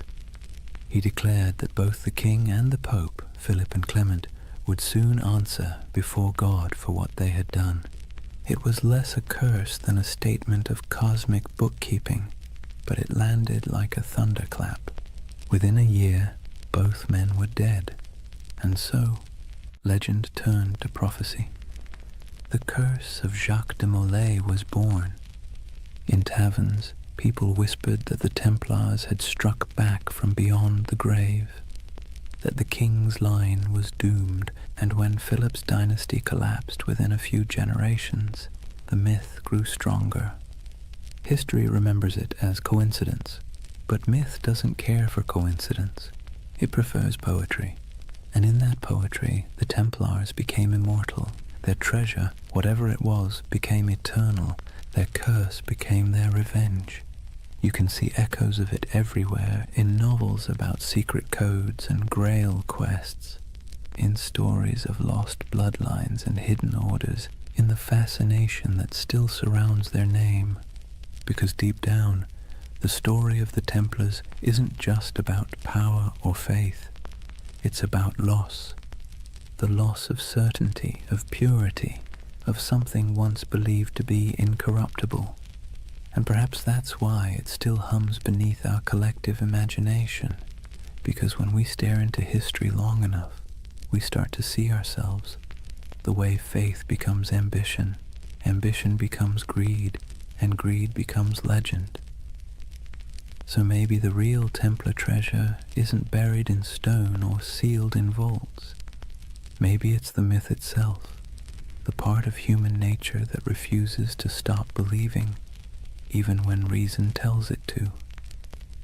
The belief that something holy might still be hidden under all this noise and dust, that even in ruin there's a secret worth protecting, and somewhere, under moonlight or memory, a ship still drifts through fog, carrying not gold, but the weight of a promise, the promise that no truth ever really disappears.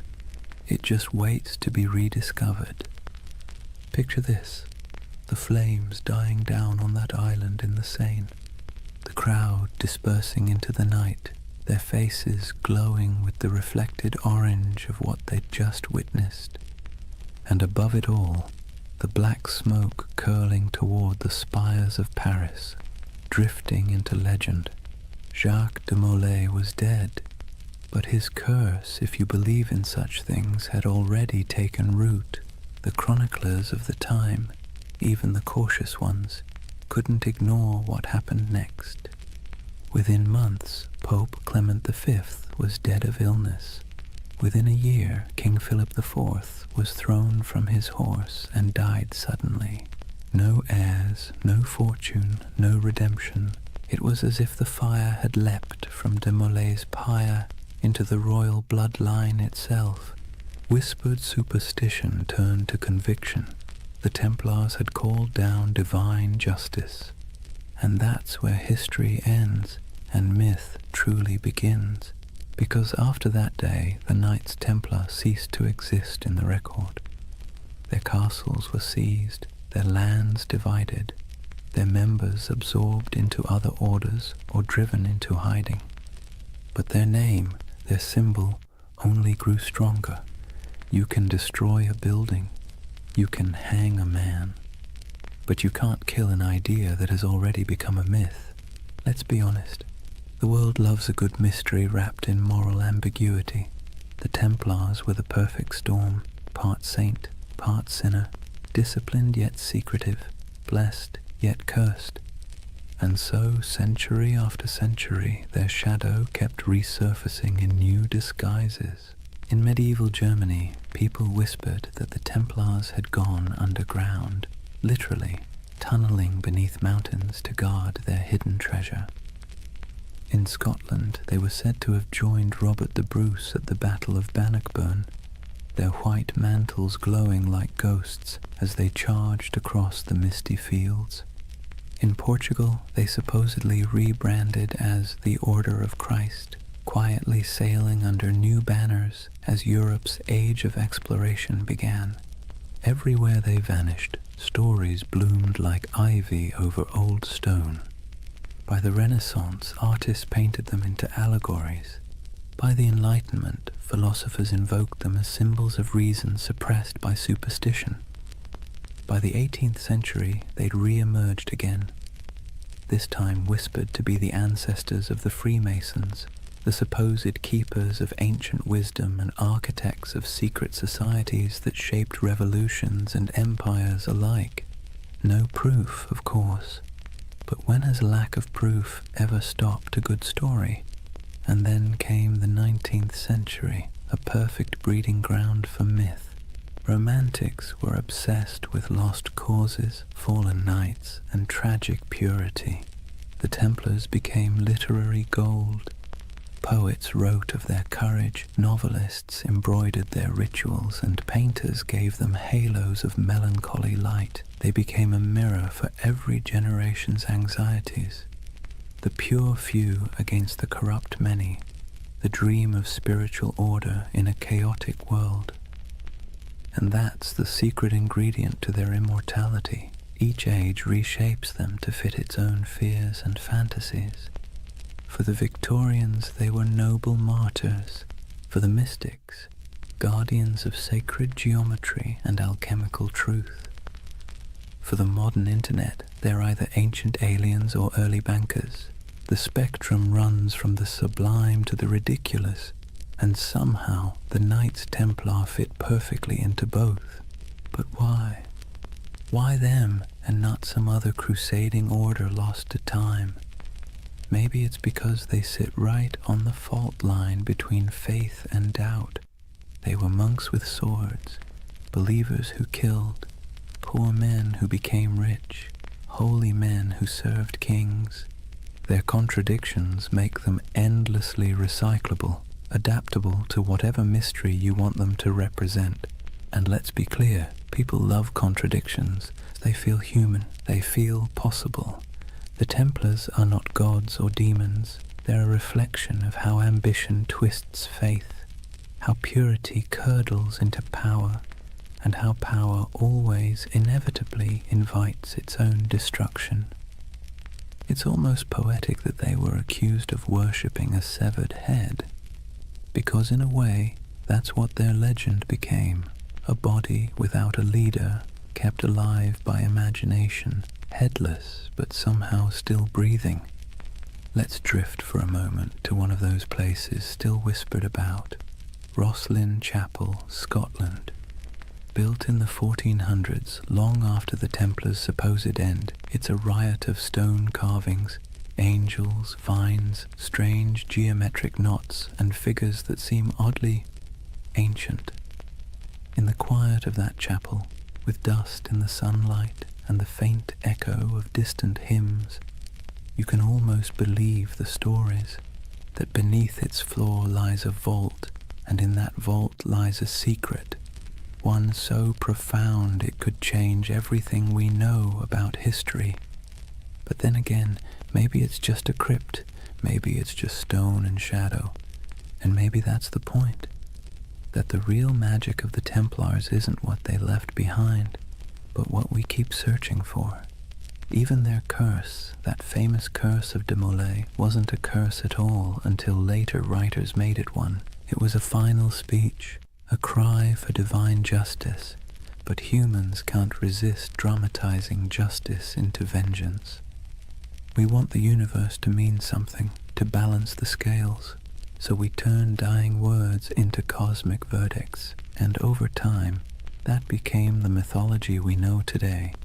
Friday the 13th, the day of the arrests, turned into a symbol of bad luck. Their crosses became icons of mystery. Their disappearance became proof of survival. It's all absurd, and yet strangely comforting, because buried within the fantasy is a wish that truth survives corruption, that goodness hides rather than dies, that somewhere there's still a secret order of noble souls keeping the flame alive in a world that's long gone dark. And who knows, maybe that's true, not in the literal sense, but in the sense that stories are secret orders. Each retelling keeps the memory alive. Each listener becomes an initiate, one more person who knows that once there were men who tried to turn faith into action and paid the price. So when you hear their name, the Knights Templar, maybe don't imagine treasure or curses or cryptic symbols. Imagine something quieter, a group of men kneeling under torchlight, making promises they could never keep but tried to anyway. Imagine their breath clouding in the cold air, their armor cold against their skin, their hearts probably as uncertain as yours or mine. And perhaps in that uncertainty lies their true immortality, because we don't remember them as saints or villains. We remember them as the dream that somewhere in the chaos of history, people once believed they could create something pure, something incorruptible, something worth dying for. And though their towers have fallen and their banners turned to dust, the idea still flickers in stone carvings, in folk tales, in the glow of every conspiracy theory forum at 3 a.m. The Templars endure not because they were flawless, but because they were human. And humans have always dreamed of perfection, even as we fall short of it. So when you finally close your eyes tonight, imagine the world they left behind. Imagine the quiet after the fire, the soft sound of waves against forgotten shores. Somewhere a candle burns low, somewhere an oath is whispered again, and somewhere in the deep rhythm of history the order still rides, not in armor but in memory, because the truth is, nothing truly holy ever dies. It simply changes shape and waits to be remembered. So now we reach the end, or rather, the echo. The story of the Knights Templar doesn't really end. It simply fades like candlelight in a long corridor, stretching further and further into shadow. If you've stayed with me through this entire journey, through crusades and curses, through deserts and dungeons, take a moment to notice the quiet. The world they built and the world they lost are both long gone, but the silence they left behind still hums with meaning. Imagine it, Europe asleep under frost, old cathedrals creaking with age, the moonlight brushing against statues of long-forgotten knights. In that stillness, you can almost hear them, the faint clink of armor, the whisper of prayer, the soft murmur of devotion and doubt braided together. because that's what the Templars really were. Not gods, not monsters, just men standing at the fragile intersection between the sacred and the human. They tried to build heaven with earthly tools, swords, stone, oaths, and hope. And like everyone who's ever reached too high, they fell. But falling doesn't mean failure. It just means the dream became too heavy for the age that held it. History loves to paint the Templars as symbols of greed, of purity, of secrets, of sin. But perhaps they were simply mirrors, reflecting what every civilization fears most. That no matter how powerful we become, or how righteous we think we are, time will eventually unmake us, fold us back into silence. And yet, the beauty is that silence isn't nothing.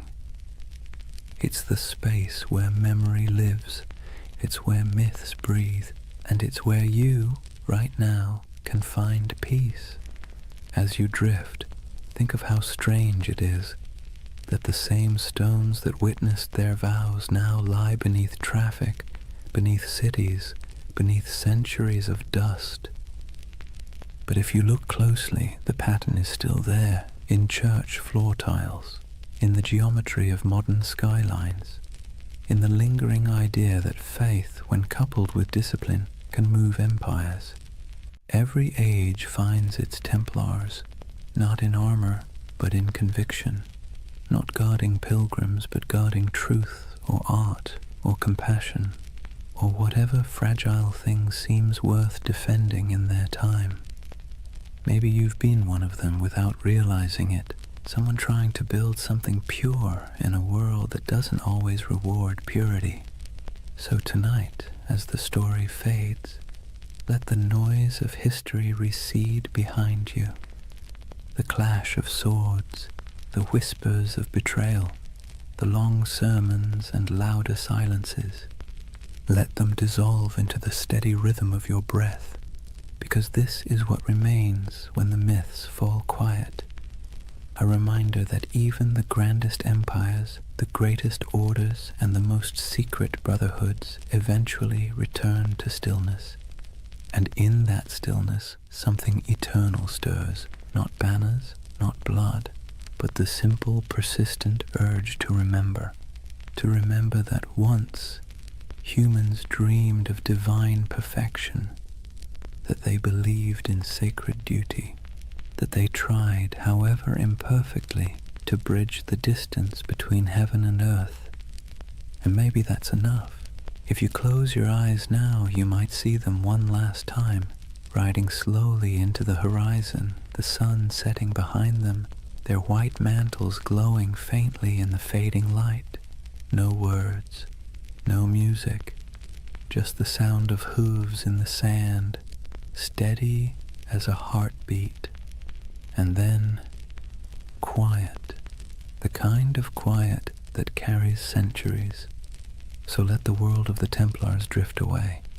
The wars, the treasures, the secrets, what's left is only peace, soft, steady, endless peace.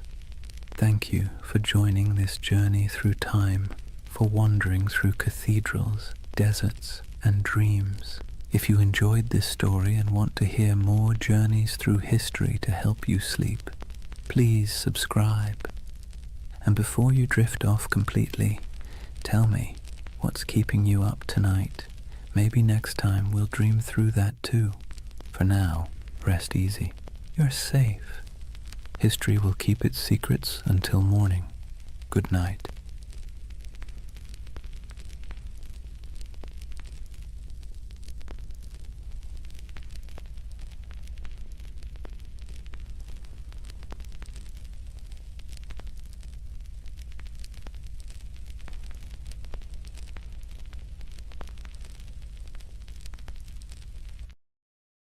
Hey guys.